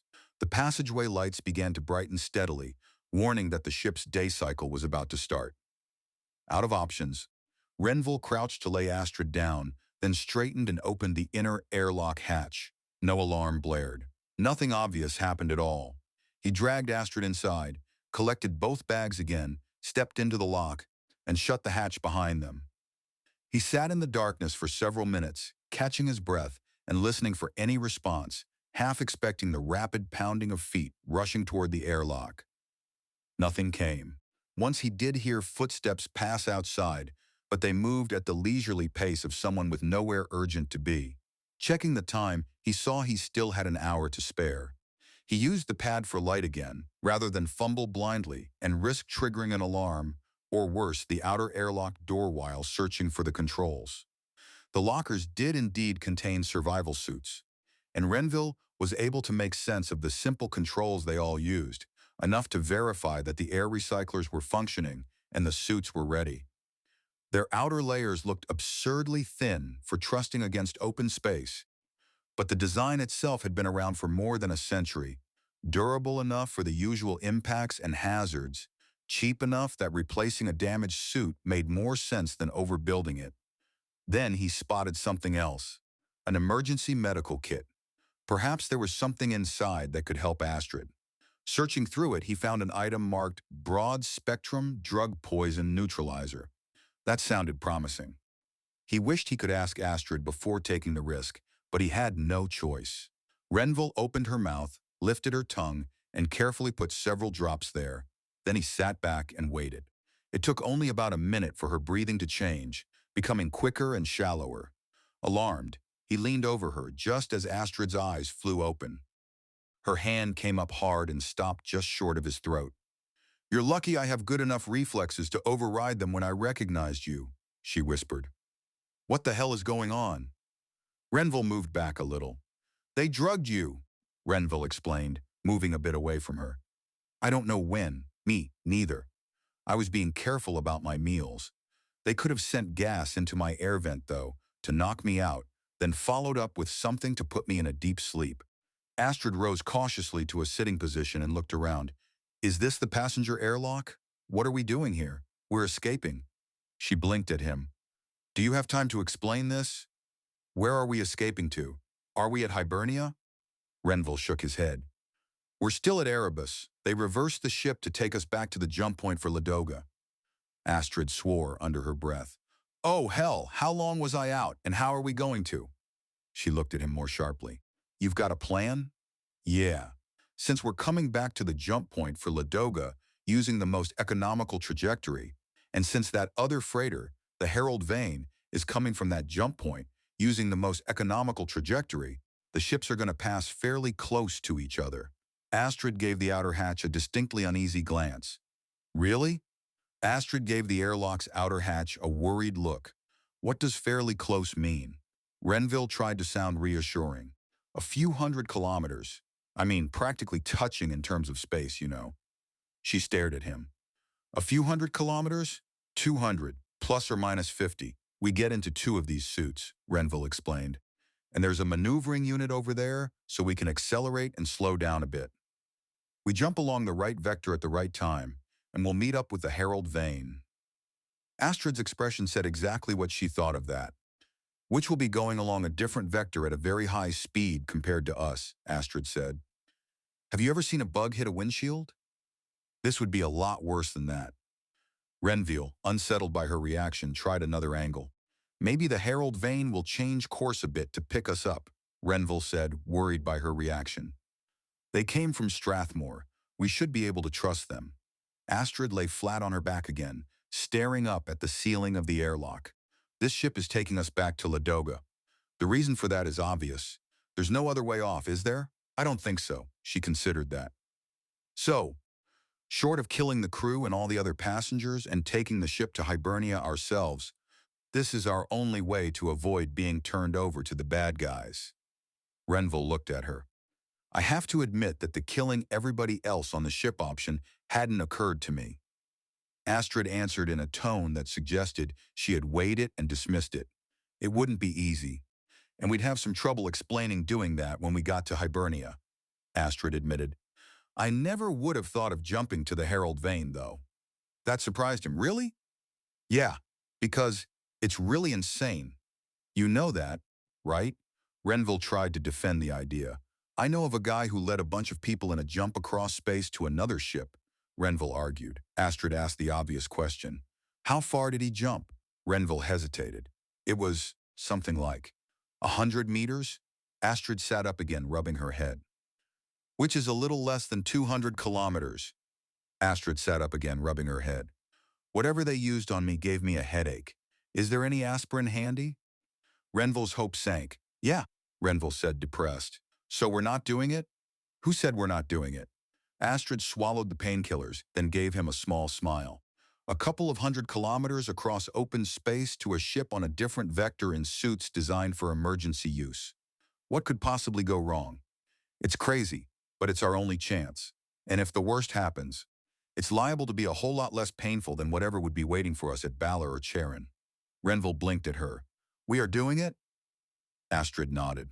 We're going to try. Amazing idea if I didn't say so. Crazy enough to maybe work. When do we have to jump? Renville checked his pad. 32 minutes. That's enough. Astrid was already moving into the problem. Plenty of time. Let's make sure everything on those suits works, especially the comms, and see if we can figure out how to use that maneuvering unit. And Renville, thank you. You've given us a chance. They climbed into the suits, leaving the hoods open for now to stretch the air recyclers as long as possible. As Astrid worked, she glanced at him. Why didn't they also drug you? Renville gave a helpless shrug. I guess they weren't worried about me, Renville said with a shrug. Astrid's answer came back flat and certain. They were wrong. It was unexpectedly good to hear. She found an alarm rigged to the outer hatch and disabled it. They might not even realize we've left, she told Renville. Like I said, this is crazy. No one who really understands space would think we could do this. Renville checked the time again. 8 minutes to go, Renville said, checking his pad. I've got a bearing we're supposed to jump out on, and this pad should show where we need to go to meet the Herald Vein if that ship keeps going where it has been going. Astrid eyed the maneuvering pack. Good. Astrid eyed the maneuvering unit. Do you mind if I take that? I don't have much experience with that sort of thing, but be my guest. You've got more experience than I do. We tie ourselves together? Yeah, use 2. No use 3 lines. We've got plenty. Leave about 3 meters slack between us. No. We need to tie ourselves together to form a single mass for the maneuvering thrust to direct. If you're on the end of a tether, your mass will swing all over the place and will veer all over space. Renville hesitated, suddenly awkward again. Tie ourselves together? Renville asked, feeling awkward again. Astrid frowned down at the line in her hands. Tie ourselves tightly together, Astrid said, frowning down at the line in her hands. The maneuvering unit fits on my back. I'll strap that on, then you'll have to go in front. Put your back to me. Come on. Press in. I know it's a little weird, but just think of it as that sort of kinky date you never really went on. Renville stepped back until her front was pressed against his back, the thin survival suits making the closeness feel even more obvious, her head just behind his. Passing line back and forth between them, they lashed themselves together firmly. They shuffled toward the outer hatch and stopped only long enough to pull their hoods up and seal them. Inside Renville's helmet, the small display came alive with a neat row of reassuring green indicators. He switched his comm over to the private circuit they had agreed on. Hello? Astrid answered at once. Hi, she called back. You're loud and clear. How am I? It sounds like you're right behind me, Renville said. Good. Do you have your pad fastened to something so you won't lose it? Annoyed with himself for missing something so obvious, Renville pulled a tether from the suit belt and clipped it to the pad. Now I do. Astrid answered with practical satisfaction. All right, I've got both of our bags strapped to my belt, so we shouldn't lose those. How's the time? 2 minutes. Her answer came calmly. Let's open that hatch. Renville reached out and touched the control that cycled the airlock. Through the suit's external mics, he heard the atmosphere being pumped out, the sound fading as the air thinned and disappearing completely when vacuum took over. Then the outer hatch opened, revealing nothing but endless space, and fear surged through him so sharply that for an instant he wondered whether he could move at all. Could he really step into that, or would terror simply freeze him where he stood? Behind him, Astrid's arms tightened around his body. We can do this. Renville's breathing had gone shallow. Are you scared? Renville asked, his breath feeling short. Astrid gave him the truth. Hell yeah. You? Yes. Her answer came immediately. I'll jump if you do. Tied together as they were, the line made him laugh despite everything. Knowing that she was frightened too, somehow made his own fear easier to bear. Deal. The final seconds ran down. Keeping his gaze fixed on his own feet, Renville shuffled forward until he stood balanced on the lip of the airlock, hands gripping both sides, an infinity of emptiness yawning beneath him. 5, 4, 3, 2, 1. He shut his eyes hard and jumped. His stomach lurched as they left the freighter's artificial gravity, and weight vanished at once. It did not feel quite like falling. There was no downward pull, no rushing air, no sensation of speed. When Renville opened his eyes, all he saw ahead was endless black sown with stars. Those stars were rotating slowly across his view, and that was how he realized his push-off had been uneven and had sent them spinning. Astrid's voice came over the comm. Let me see the pad, Astrid's voice urged. He raised it, wiping the screen with one gloved hand as moisture on it flashed almost instantly into ice crystals. Astrid studied it. All right, Astrid said. I can see the maneuvering system controls slaved to my suit. We need to. Let's finish turning around, then I'll light off the unit along the right vector. Renville waited while the stars slid by, doing his best to suppress the bursts of panic that kept trying to take hold. Eventually, the dark mass of the Sendai Yuki came into view, blotting out part of space. He and Astrid were still coasting away from the freighter on the force of Renville's initial jump from the airlock, but aside from that they remained on the same vector as the ship they had left. Conservation of motion. He found himself wondering what Isaac Newton would make of seeing his laws displayed so clearly in the emptiness far beyond the world Newton had never left. No sign of alarm showed on the freighter's dark exterior. No evidence at all that anyone had noticed two passengers, supposedly locked securely in separate cabins, had left the ship. Astrid warned him. "Hang on," Astrid cautioned him. There was not much to grab with one free hand, except the line crossing his body that held them together. His other hand remained outstretched with the pad, so Astrid could keep watching the vector they needed. Then acceleration hit. The maneuvering unit fired, and the false sensation of gravity slammed back into him as it hurled them away from the freighter. And if they were lucky toward the Herald vein, the stars stopped sliding and steadied in his view. Renville looked around, startled by the unmistakable feeling of acceleration, even though none of his senses could detect motion in any ordinary way. The Sendai Yuki had been the only nearby reference point, and he suspected that by now the freighter was already shrinking into one more dim mark in the dark while he and Astrid shot away from it. Then Astrid cut the thrust. The illusion of gravity vanished, and Renville's ears and stomach lurched unpleasantly before settling into a milder, lingering revolt. Astrid sounded cautiously satisfied. "We should be on track, Renville," she said. He swallowed. "Now all we have to do is hang here," he asked. "We're moving pretty damned fast. But, yeah, it'll feel like that. I'm going to call the Herald vein in about half an hour. By then, the Sendai Yuki will be far past any meaningful turnaround point to catch us again, and the Herald vein will have time to prepare for changing their own vector to pick us up. We're actually going to travel a lot more than 200 kilometers, because we're on a vector to intercept the Herald vein as it approaches, crossing the 200-kilometer separation between the ships and leading the Herald vein by enough to meet up with it." Renville asked the question he had been avoiding. "What if the Herald vein doesn't maneuver to match vectors?" Renville asked. Astrid answered with grim humor. "We'll have two choices, bug on the windshield or wave as we go by," he admitted the truth. "I'm still scared," he admitted. Her answer came softly. "Me too. There's someone back on Ferrer I'd like to see again. Have you got anyone besides IFA?" "I don't have IFA, but Solana. She's a friend. Just got married." Astrid was quiet for a beat. "On Ladoga?" "I hope she's all right," Astrid said. Renville answered with equal sincerity. "I hope you get back to Ferrer. Is your whole family there?" "Such as it is out here," Astrid said. "My parents stayed back on Lagrange 3, orbiting Earth. I've got a brother who went far out, so who knows if I'll ever hear from him again." Renville turned that over. "Far out? You mean one of those corporate colonies that went out as far as they could?" "That's right." A thread of older anger entered her voice. "To get away from interference and unleash their full potential," they said. "I told him that he was crazy. That out that far, there'd be no one to make the corporation owning the colony follow through on their promises to people like my brother and his family. But I was told I didn't understand and effective corporate governance would ensure all agreements were honored. Why is it people who are so cynical about some things are so willing to idealize other things?"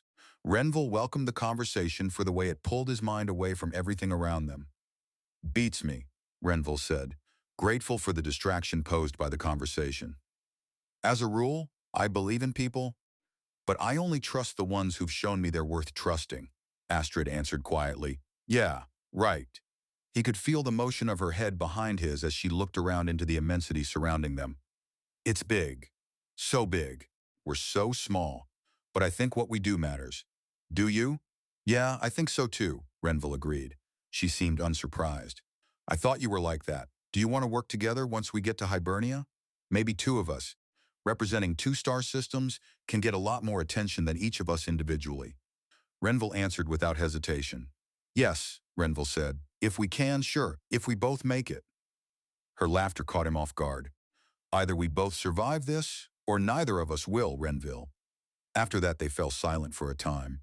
To his own surprise, Renville began drifting towards sleep. Weightless and hanging in nothing, with no change at all outside the suit, he felt as if infinity itself were cradling him. Was this what it would be like if the suit's air recycler eventually failed? That did not sound so terrible, did it? But he still wanted to see Solana again. And Aoife. and he wanted to get Ladoga the help it needed. Astrid's transmission snapped him fully awake. Freighter Harold Vane, please respond. This is a humanitarian emergency. Please respond. When she paused, Renville spoke. Will the Sendai Yuki hear that? Renville asked when Astrid paused. They will if they're listening, she said. I had to use the emergency circuit that everyone is supposed to monitor full-time, so I'd be sure the Harold Monroe would hear us. Astrid sent the call twice more, while Renville waited with a steadily worsening sense that the whole plan was failing. Then a reply suddenly came through. This is the Harold Vane replying to unknown caller on all ships' emergency frequency. Are you on the Sendai Yuki? Your signal doesn't seem to be coming from there, Astrid answered immediately. We are two individuals in open space, Astrid replied.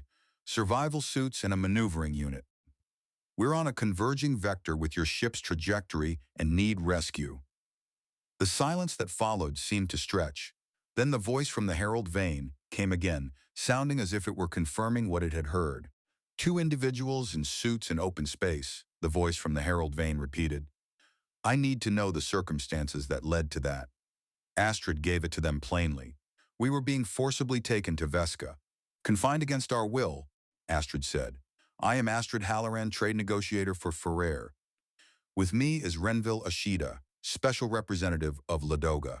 They were still waiting for the next answer, when another voice cut in on the circuit, one Renville knew far too well. Those two are criminals. This is the captain of the Sendai Yuki. Those two are saboteurs and thieves, responsible for the destruction of valuable property and the theft of items from this ship. They are in league with the pirates. Do not pick them up, Astrid answered the instant the captain finished. Harold Vane, this is Astrid Halloran. The captain of the Sendai Yuki is lying. She is in league with the pirates and is under the control of Balor. I promise you that the government of Ferrer will compensate you for any expense involved in matching vectors and rescuing me and Renville Ashida. Renville's pad had no sensors, and the survival suits were designed only for close work, useless for anything at serious range. They had no way to know what either freighter was physically doing, while the Harold Vane and the Sendai Yuki began arguing over the emergency channel. Was the Harold Vane signal growing stronger? It ought to be, since the distance between them should be closing, and the transmission energy would be spreading less by the time it reached them. If the Harold Vane failed to spot them visually, track them, and maneuver close enough to match vectors for recovery, how much warning would they get? Would there be a split second of awareness as the freighter loomed suddenly near, followed by an impact that would not do the ship any favors and would end their story at once? Or would they only catch a brief glimpse of something far off, blotting out a few stars as it flashed past, leaving them to wait for the end afterward? Astrid's voice came quietly. Hey, Renville, Astrid said, her voice low. Yeah, she answered with surprising warmth. Thanks, we got this far. You know how to show a girl a fun time. Renville played along. You're welcome. I've had a great time, too. We should do this sort of thing again. Her laugh sounded almost wonderfully ordinary, free of the strain he expected to hear. No, thank you. Then an incoming transmission hit so loudly that Renville flinched. Citizen Halloran, Citizen Ashida, this is the Harold Vane. We are matching vectors and rigging the emergency recovery net. Stand by. If you have any remaining power in your maneuvering unit, try to shift your vector up 3 degrees and 80 degrees to starward. Be advised there's a risk of physical injury during recovery under these circumstances. Astrid murmured the key phrase, then laughed again. A risk of physical injury, Astrid murmured, then laughed again. Renville felt the maneuvering unit shove at them once more as Astrid tried to make the course correction the Harold Vane had requested. He started laughing too. We could get hurt? He asked her, before he started laughing as well.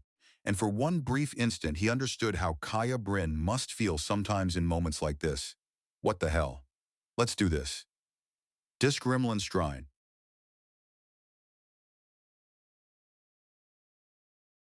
Chapter 16. The recovery net had been woven from specialized synthetic fibers with extraordinary elasticity, capable of soaking up and spreading force far better than any natural material could have managed. Even so, when Renville and Astrid hit it, Renville felt as though he had fallen face first off a rooftop and landed on pavement.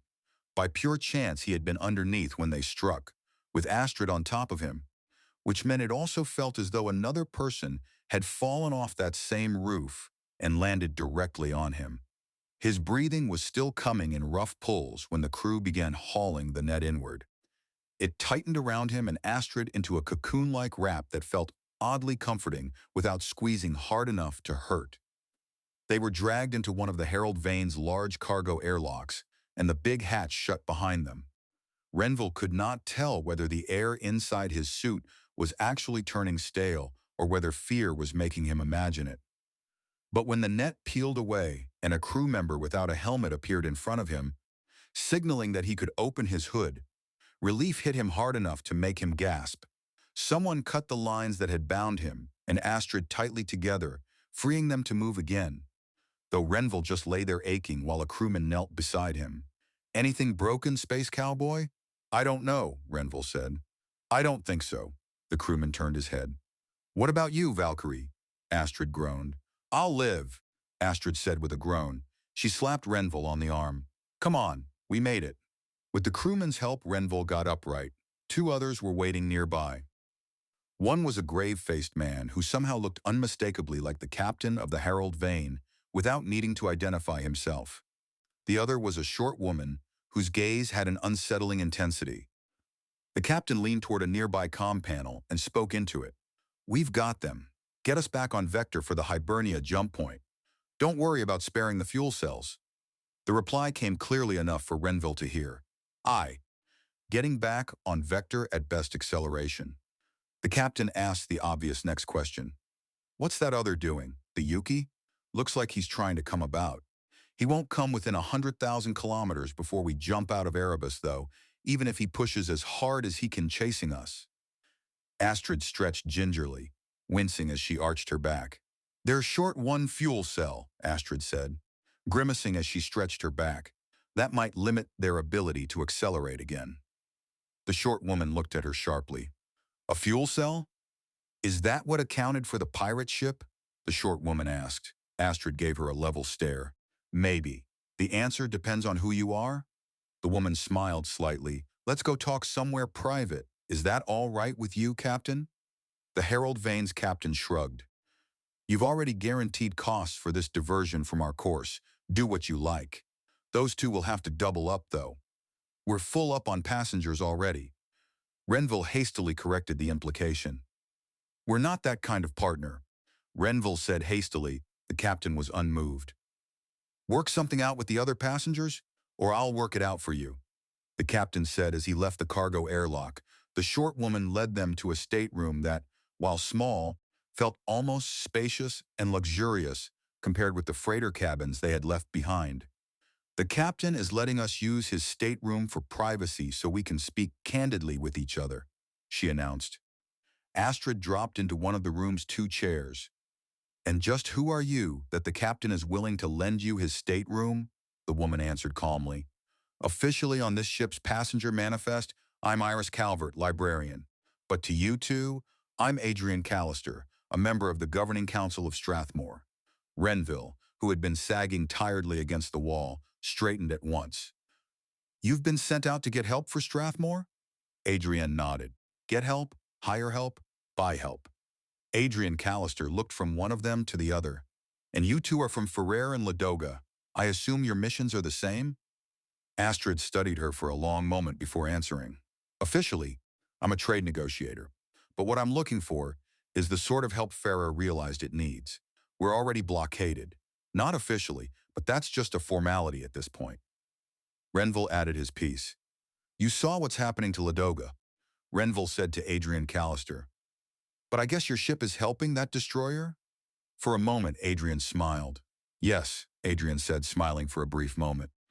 "You got lucky because that ship is commanded by someone who might be able to save the day if anyone can, but we have to assume the worst, that Ladoga might fall." Astrid picked up the implication at once. "Leaving both Ferrer and Strathmore isolated deep inside space, controlled by three-star systems that want to start their own empires," Astrid commented. I take it you're arguing that we have the same mission and the same priorities? Yes, we all need the same thing.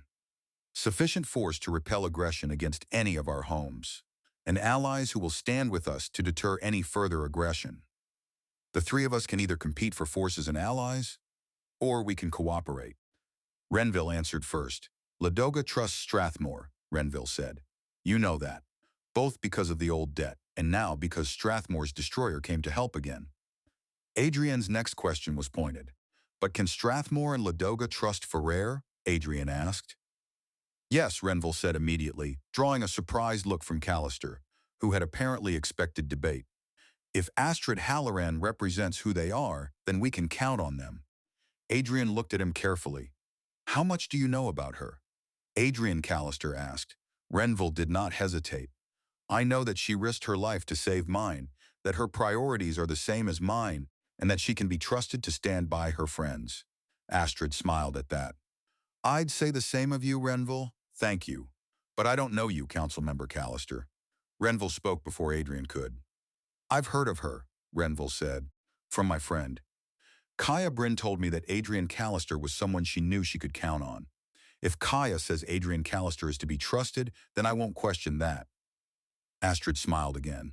So you're the go-between in this relationship? Astrid asked, smiling again. We don't all know each other, but we each know enough, it seems. Adrian inclined her head. All politics is personal, Adrian Callister said. For my part, Renville Ashita, anyone like you with Kaia Brynn's approval, which is not easily won, has my trust, and clearly Brynn approves of your judgment, so I will accept it in the case of Ferrer's representative. So, here we are. The representatives of three-star systems. Can we work together? Astrid narrowed her eyes a little. This is about more than the current emergency, isn't it? Adrian answered at once. Yes, we need something there when the next emergency happens. Something that lets free peoples live without the fear of constant attack or predation. If we work together, we might be able to lay the foundation for treaties that will bind star systems to help each other without binding their peoples otherwise. Renville put it into simpler terms. You're talking about some kind of alliance, Renville said. A long-term set of mutual security agreements. Yes, I suppose so, Adrian Callister said. Do you think we can sell that to Hibernia and other star systems, and do it in time to make a difference in the fate of our homes? Renville answered carefully. We can try, Renville said. Nothing about agreeing to work together binds us to accept the final product if we think it's bad for the interests of our homes. Astrid nodded. All right, as long as it's understood that we'll work together on a final product, but I'm not bound to it if it comes out wrong for Ferrer, I'm in. But there's something else we need to think about. Adrian frowned slightly. What's that? Adrian Callister asked. Astrid leaned forward, looking from one to the other. Balor and its friends not only had a privateer waiting in this star system for us, they had an agent on the Sendai Yuki who nearly forestalled our mission, Astrid said. She leaned forward, eyeing Renville and Adrian. How certain are you that there isn't an agent of our enemies aboard this ship, perhaps waiting to act until other attempts to stop us fail? Renville turned toward Adrian. She shook her head, expression bleak. I can't be certain that there's no one aboard this ship working for our enemies, she said. That's why my real identity has been kept secret, and why our plans involving Cutlass weren't divulged to even me or the captain of the Herald Vane. Renville nodded slowly. So we're still on guard, Renville said, and still in danger until we reach Hibernia. Astrid gave a humorless little shrug. I'm not relaxing at Hibernia, Astrid commented. I have old friends there, but I might have some new enemies as well, Adrian agreed. I understand, Adrian said. I'm not relaxing, either. Renville looked at both of them. In that case, Renville said, I suggest we practice being allies starting now. We can watch out for each other and watch for trouble. I'm not going to fail Ladoga or my friends. Astrid answered first. You're on, Astrid said. Agreed, Adrian Callister said. Now let's figure out your sleeping arrangements since you two say you're not that close. It'd be easier to protect each other if you were. Astrid answered first. I couldn't do that to Ife, Astrid said. Adrian blinked. Ife? It's a long story, Renville said. I guess we'll have plenty of time to tell it while we're watching each other to make sure none of us gets poisoned, drugged, kidnapped, or knifed in the back. Cutlass drove back toward the jump point for Garuda at .08 light speed. She had taken aboard additional fuel cells from Ladoga's badly damaged orbital facility, but Ethan still worried about reserves. Whether there would be enough to carry them through Garuda and on to Strathmore if any further trouble arose en route. Yet speed mattered too much for caution. He could not afford delay if he meant to get home in time. He had also brought Lieutenant Commander Sokolova over from Barracuda, together with 2 wounded Marines, Kaia, the one other Marine still able to walk, and the bodies of the 2 Marines who had spent everything they had for Strathmore and for their comrades in a transmission sent up from the planet an hour and a half before. First Minister Brenner had looked tired rather than triumphant. Considering how badly Ladoga's cities and infrastructure had been mauled, Ethan found it easy to understand why nobody there was celebrating in the streets. And the war was not wholly over anyway. Enemy forces were still active near the 3rd city, Divin, promising more fighting on the ground. Brenner spoke with the weight of that still on him. "I'm attaching to this transmission," Brenner said. "A message for your government, Commander Harrow. It's long past time we made a formal commitment to each other, though Strathmore might be forgiven at this point for wondering when Ladoga will start coming to your aid. Nonetheless, we mean to do it when we can. You need not worry about the 3 badly injured crew members from Cutlass who were sent down to intensive care facilities on the planet's surface. They will be given the best care we can, taken care of afterward, and returned to Strathmore along with the 2 captured freighters. Ladoga is yielding to Strathmore as thanks for its assistance. It may take a while to put together trustworthy crews for those ships, but Ladoga will get them to you." Brenner paused, then managed a small smile. "We're still fighting. We hope you'll have the chance to visit Ladoga someday when we're not facing imminent attack. May your ancestors watch over you as you journey back to Strathmore." Brenner, out. When the transmission cut off, Tessa Zhao made a derisive sound. 2 freighters? There were 5 ships captured, including the passenger ship that surrendered specifically to Cutless, and they're giving us only 2. Ethan glanced at her. "Do they know the role you played in getting Barracuda operational in time to make a difference?" Ethan asked her. She gave a small shrug. "Commander Volkov said he'd keep telling people until someone acknowledged it," she replied. Ethan nodded. "According to what Kaia heard, Volkov is catching a little heat from his government for placing Ladoga's militia on the orbital facility under her command." Tessa sighed. "Some people are idiots," Tessa Zhao said with a sigh. "I owe Kaia Brynn, too. None of us on Barracuda thought that the militia could hold off the invaders long enough. But she did it. She'll never bring it up," Ethan said. "Kaia doesn't work that way." Zhao's expression hardened with intent. "I'm going to keep thanking her anyway." Ethan motioned toward the compartments aft. "I'm going back to visit the wounded. Want to come along?" They found Kaia in the small compartment holding the bunks for the Marines. 2 of those bunks were empty. 2 others held Corporal Hollis and Private Decker. Zhao addressed the wounded first. "Is Doc Dalton taking good care of you?" Lieutenant Commander Zhao asked. Hollis answered dryly. "Yes, ma'am," Hollis replied. 3 hots and a cot, and nothing to do all day but lie in my rack." Decker added her own agreement. "Living the dream," Decker agreed. Kaia immediately undercut that. "As soon as you're well enough, you'll both be out of those racks," Kaia warned them. Private Decker looked toward Ethan. "Is there going to be a space burial for Reese Ashford?" Private Decker asked. "I'd like to be there." Ethan glanced at Zhao. "Ashford would want a space burial?" Ethan said. Decker nodded. "Yes, sir. He's one of those star believers, that new thing spreading out from the old colonies." Zhao picked up the explanation. "They prefer burial in space. Not drifting, but launched on a trajectory toward the nearest star." Ethan looked at her surprised. "That's taking cremation to an extreme." Zhao shrugged. "They say everything came from stars, including everything that made up them, so it should all go back to the stars when they die," Zhao explained. "It makes sense, actually." He considered that. "No grave marker?" Zhao laughed. "Captain, it's a star. Can you imagine a greater grave marker?" Ethan had to concede the point. "When you put it that way, no," Ethan said. Do we have the right materials aboard for a burial service in accordance with Ashford's beliefs? Yes, sir. One of the sailors we lost, Petty Officer Ibori, was also part of that belief system. We can do their burials together before we jump. Good, Ethan said. Then he looked toward Kaia. Are you okay, Captain Brynn? Kaia gave a brief nod. Been worse. Oh, I need you to confirm some battlefield promotions. Hollis to Sergeant, and Decker and Fujita to Corporal. Mbeki posthumous to Sergeant, and Ashford posthumous to Corporal. Ethan saw surprise flash across Hollis's and Decker's faces. I won't have any trouble approving those promotions. Kaia kept going. And I'll have my after-action report to you this afternoon so you can see it and approve transmitting a copy to Ladoga's government. Kaia continued.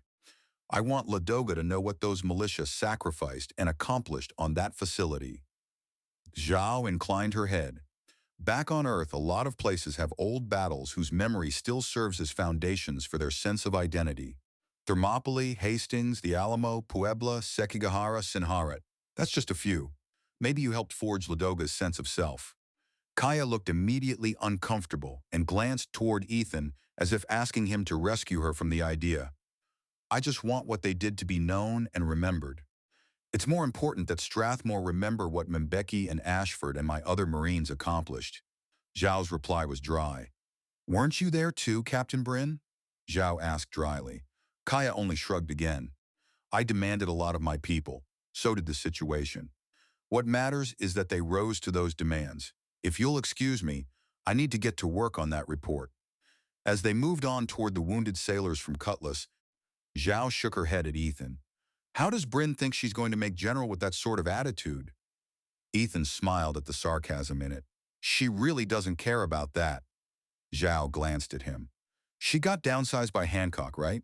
Any idea why? Ethan gave a crooked smile. Ask her and she'll tell you. She made a lousy private. He smiled a little more. There are few things worse than a private who really ought to be a general, or a general who really ought to be a private. Zhao turned the question back on him. What about you? Zhao asked. Before you left Veneer? It was Ethan's turn to shrug. I got tired of beating my head against walls trying to accomplish things. They had reached the bunks where the wounded sailors lay, and Ethan smiled at them with genuine relief that they had survived. How are you guys doing? They smiled back at him. And for a moment, Ethan could rest in the knowledge that the losses might have been much worse. He had not done everything perfectly, but Ladoga had held. Falchion had been avenged in part, and Cutlass was on her way home. The voyage back turned out to be uneventful, which suited Ethan perfectly. Garuda showed no indication that any ship had come through after Cutlass and the Herald Vane. The destroyer sprinted across the system without detours, following the curved but most direct path between the Ladoga jump point and the one leading to Strathmore. For Ethan, jump space was harder than usual this time. The need to get home quickly, to find out what might have happened while Cutlass was away, and the fear that he had underestimated the danger to Strathmore made every day there worse. He sweated through the transit and tried not to vent his nerves on the crew. The final minutes before emergence felt endless. Brant peered at her display. There's another light, Ensign Brant commented. Way off to the right. Sutton frowned. Is it way off? Lieutenant Sutton asked. Brant sounded uncertain. Hell if I know. I've tried tweaking our sensors, but they still don't show anything except the image of the light. It's like it's there, but nothing is generating it. Sutton shifted back to the immediate business. Preparing to leave jump space, Sutton said. From engineering, Zhao's voice came over the circuit. The ship is at full combat readiness. Then the endless gray of jump space vanished and was replaced by the endless dark of real space, strewn with stars around Cutlass. No alarms went off. As Ethan's mind cleared from the transition, he saw no immediate sign of danger in Strathmore star system. Comms reported next. The communications we're picking up are routine, the comms watch reported. Ethan breathed out slowly. Stand down from full combat readiness. Go to standard ship's routine. His fingers moved to transmit the action report to the government, hesitated over the control for a heartbeat, then pressed it. The first sign they would have of Cutlass returning would be the light announcing her arrival, and his report would follow immediately behind it. He had spent a long time refining the wording, working to make it restrained and formal, trying to avoid any suggestion that his own conduct deserved special credit. Instead, he had highlighted the contributions of others, especially Kaia Brynn and Tessa Zhao. Knowing senior officials were most likely to read only the brief opening summaries, Ethan had packed those first paragraphs with every point that truly mattered. After destroying the enemy warship at Garuda, I made the decision based on intelligence discovered at Garuda to continue onward to Ladoga instead of immediately returning to Strathmore. Full responsibility for that decision rests with me. Once at Ladoga, we discovered an invasion underway. I made the decision to support Ladoga's sorely pressed defenders, judging that our mutual enemies could not have enough forces to simultaneously assault Ladoga and Strathmore. After sustained combat, the enemy invasion force was crippled, with 2 more warships destroyed. In addition, 4 ships of the enemy invasion force were destroyed and 5 captured. Fighting was continuing on the ground near one city on Ladoga when we left, but the invasion force had sustained severe losses and no longer posed a threat to Ladoga's control of its primary world. The combined forces of Balor, Charun, and Tinia have taken a major blow and lost many military assets. Balanced against that, Cutlass sustained damage, and we lost a total of 10 personnel from ship's crew and the embarked Marines. Responsibility for these losses is mine. I made the command decisions involved. The freighter Harold Vane was seen to jump safely for Erebus en route to Hibernia. I must single out for praise the actions of Captain Kaia Brynn, Strathmore Marines, who led the defense of Ladoga's orbital facility against grave odds and ensured that Ladoga's warship Barracuda was not captured or destroyed by the enemy. Sergeant Petra Mbeki and Corporal Reese Ashford died in the engagement, while Sergeant Victor T. Hollis and Corporal Ren Decker sustained serious injuries. Corporal Gary Fujita received a less serious injury. All behaved in exemplary fashion and deserved the highest praise. Lieutenant Commander Tessa Zhao risked herself to join Barracuda and use her expertise to accelerate their propulsion repairs, thus saving Barracuda. The importance of her actions in contributing to victory over the invasion cannot be overstated. She has demonstrated exceptional command skills and personal courage. The crew of Sabre carried out their duties with perfect skill and professionalism, never flinching and rising to every challenge. Strathmore can be justifiably proud of her fleet and the men and women who crew it. Tessa Zhao looked over at him. "What do you think they'll do?" Tessa Zhao asked him. Ethan lifted both hands in a gesture as old as doubt itself. "Maybe they'll give me a medal, then shoot me." Kaia Brynn gave a small nod. "Or if they're really unhappy, they'll shoot you before they give you the medal." "I don't want command of Cutlass," Zhao said. "Thanks," Ethan said. "You might get it anyway." The report of outgoing transmissions came a moment later. All the personal messages from the officers and crew to their families have been sent right after the official messages were done being transmitted. Good. Let me know if there's any trouble receiving the replies. I'm sure there are going to be a lot of happy people in Strathmore today. The answer to his official report did not arrive until nearly half a day after the minimum round-trip communication time between Cutless and Strathmore's inhabited world. Whatever judgment awaited him, Ethan took some comfort in the delay. At least they had read what he sent and argued about it, instead of firing back a reflex response. He was mildly startled when Council President Hartwell appeared on the display. Was that a promising sign or a grim one? She looked out from the screen with such focused intensity that she seemed almost present rather than recorded. During the brief silence before she spoke, Ethan searched her face and eyes for any hint of what was coming and found nothing useful. "Commander Harrow, welcome back," Hartwell began, delivering the phrase in a tone that managed to sound both relieved and reproachful at once. "Needless to say, your return to Strathmore is a very welcome event. The circumstances regarding your extended delay in returning led to considerable debate among the members of the Defense Subcommittee." She paused, and though it looked thoughtful, Ethan was certain every word had been prepared in advance.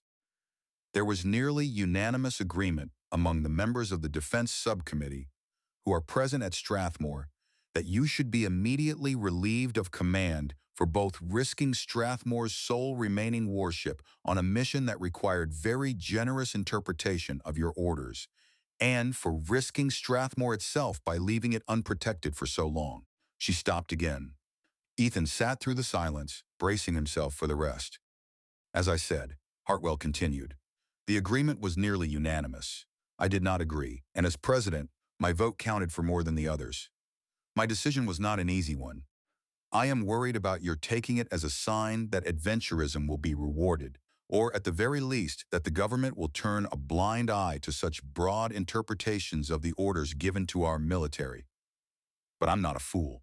Your reasoning, that the forces arrayed against us could not simultaneously assault Ladoga with such strength and also attack Strathmore, was sound. Your account of the events at Ladoga, supported by the records from Cutlass's combat systems that you forwarded, and by the message from First Minister Brenner of Ladoga, show that Cutlass's presence there and your decision to act in conjunction with Ladoga's forces made a decisive difference. I can't ignore that. The forces that would have subdued Ladoga would surely have regrouped and headed next for Strathmore, vastly overmatching our own defenses. Instead, we now have a firm commitment from Ladoga to contribute forces to our defense if we should call for them. There may be a fine line between a hero and a fool, between someone who accurately perceives what must be done despite the risks and someone who stretches their neck out until it is cut off.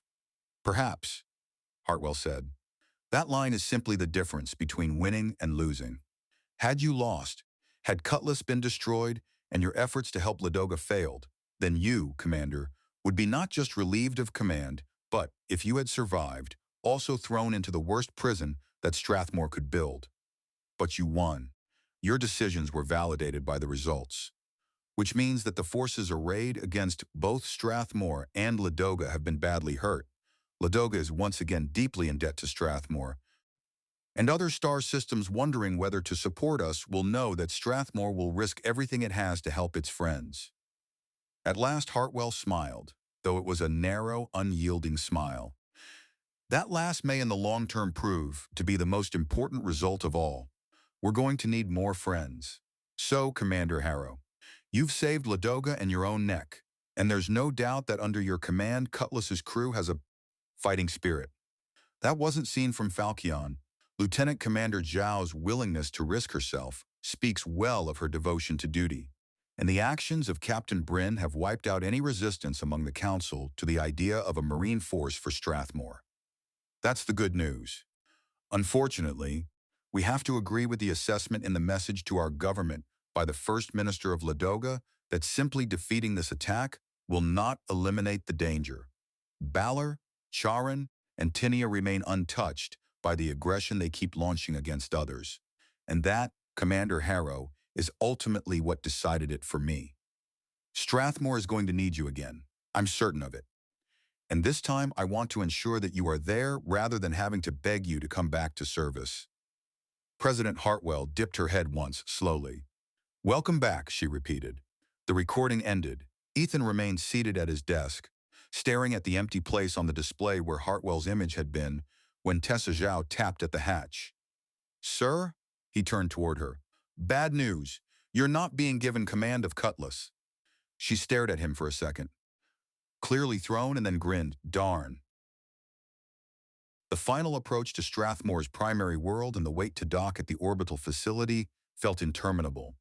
Ghost had already answered his personal message, her reply bright with smiles. I knew you were okay, she said. I knew I'd feel it if something happened to you, and it didn't. I can't wait to see you in person again. He stayed aboard long enough to let nearly everyone else disembark ahead of him, offering thanks one by one as they hurried off. Some ran straight toward waiting family, lovers, or friends.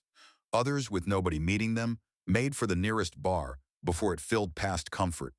At last, Ethan came down from Cutlass's quarterdeck, crossed the access tube into the station, and stepped into the entry hall.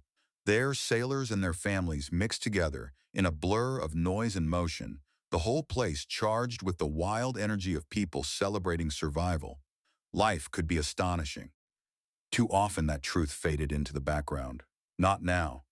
Then he saw Ghost, and for an instant his heart seemed to stop altogether. She turned toward him with a smile, and everything in him lurched back to life. One moment he was standing apart from her, the next she was in his arms, and they were kissing. And little Ghost came dashing up to throw both arms around his leg. The world, which had felt tilted and wrong for so long, suddenly slid back into place. He had been vaguely aware, counting days and weeks, of how much time had passed, but it was only when he saw how far Ghost's pregnancy had advanced, how much more rounded she was, that the full length of his absence struck him. At last she pulled back, still smiling. "Hey, sailor? New in town? And looking for a place to shack up tonight," Ethan said, grinning. "I know a place. Kaia, come here, girl." Ethan stepped aside while Ghost wrapped Kaia in an embrace. "Thanks for bringing him back, Kaia." "I did promise," Kaia said. Ghost lifted her voice. "Hey, little Ghost, look who's here." Little Ghost released Ethan's leg and sprinted to Kaia. "Aunt Kaia!" "Oh, Aura!" Ghost rubbed at one ear. "She's been practicing for when you got back." "Aura!" Kaia agreed with a laugh as she picked up Ethan's daughter. "How's my little Marine?" Watching them, Ethan felt a familiar tug of sadness. "Kaia, at times like this I always feel a bit sad that you don't have a family or other loved ones to greet you." Kaia shot him a reproving look. "Who says I don't have a family?" Kaia chided Ethan. "Hey, little Ghost, who am I?" "Aunt Kaia, are we family?" "Aura!" Ethan dipped his head. "I stand corrected," Ethan said. "How about coming for dinner tonight?" Kaia set little Ghost back down and shook her head. "I imagine you and Ghost have a few things to catch up on. How about tomorrow? Tonight I'm going to meet my guys at the bar so we can drink farewells to our missing friends. That's one tradition I'm going to set in stone." Ghost's face sobered. "Make one round on us. And thank you again." Kaia returned the nod with a smile. "Thank your guy there. He came through for me. Speaking of traditions, the fleet's always there for the Marines, right?" "Right," Ethan said. "And the Marines are always there for the fleet. Be careful tonight," Ghost added. "I hear that the new security chief here is pretty tough on rowdy parties and bars." Kaia made a show of being aggrieved. "Now you made it a dare." Kaia pretended to complain. "See you around." Then she raised her voice until it carried through the hall. "Marines, muster in the Planet View Bar at 1800. Farewell to absent friends. 1800, Planet View Bar." The reply thundered back from various places.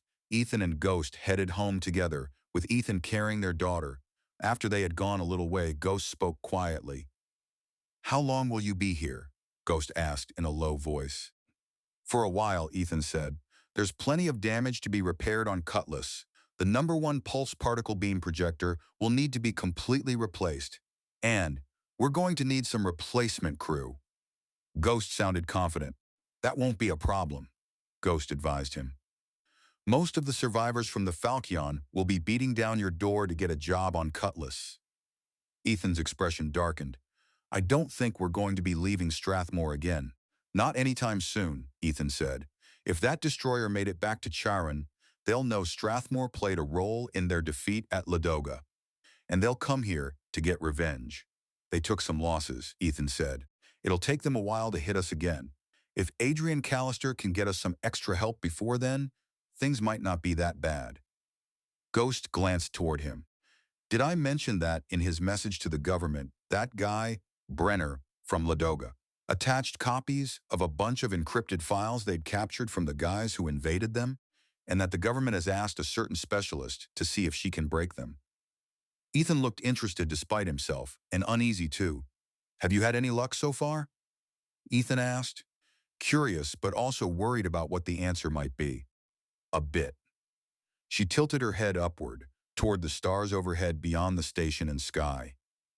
"They are planning to hit us again, and I think there are some data in there on how many warships they'll have left after the fight at Ladoga.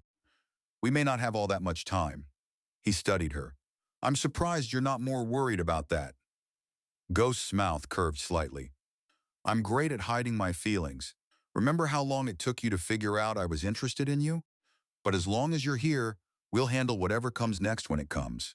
And I hear you made some new friends out there." "I guess." "Ladoga finally committed to a formal defense agreement with us." Ghost gave him a sidelong, curious look. "Did I also hear you met Quiroga out there?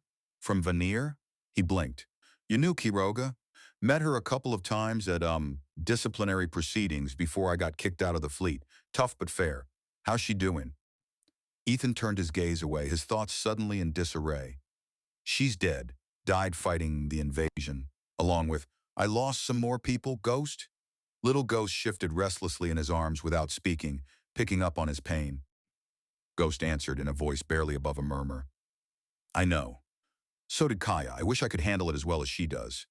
Ghost looked at him steadily. Kaia feels it as badly as you do. She just doesn't show it the same way. He shook his head. I don't want to do this. Ghost stopped and drew him close. Hey, if you don't do this, who's going to save us next time? Ghost, I know. He hesitated, then forced out the thought that had been eating at him. What if little Ghost does decide to become a Marine? What if our son decides to join Strathmore's fleet? That made her laugh. It's not like there's this long tradition in our families of military service, Ethan. But if they do, there are worse ways to make a living, right? But, hey, that's tomorrow. So is whatever else Balor and its ugly friends are planning. Tonight, you're back. Can we have one night? Welcome home, sailor. Ethan smiled at her and tried not to dwell on what might come after. On what Balor would do once that destroyer reported that Strathmore had disrupted their plans at Ladoga. Tomorrow lay under a vast gathering shadow. His comm pad chimed. He glanced down and found a brief text from Kaia Brynn. Tell Ghost I've got your back, Space Squid. He sent an answer at once.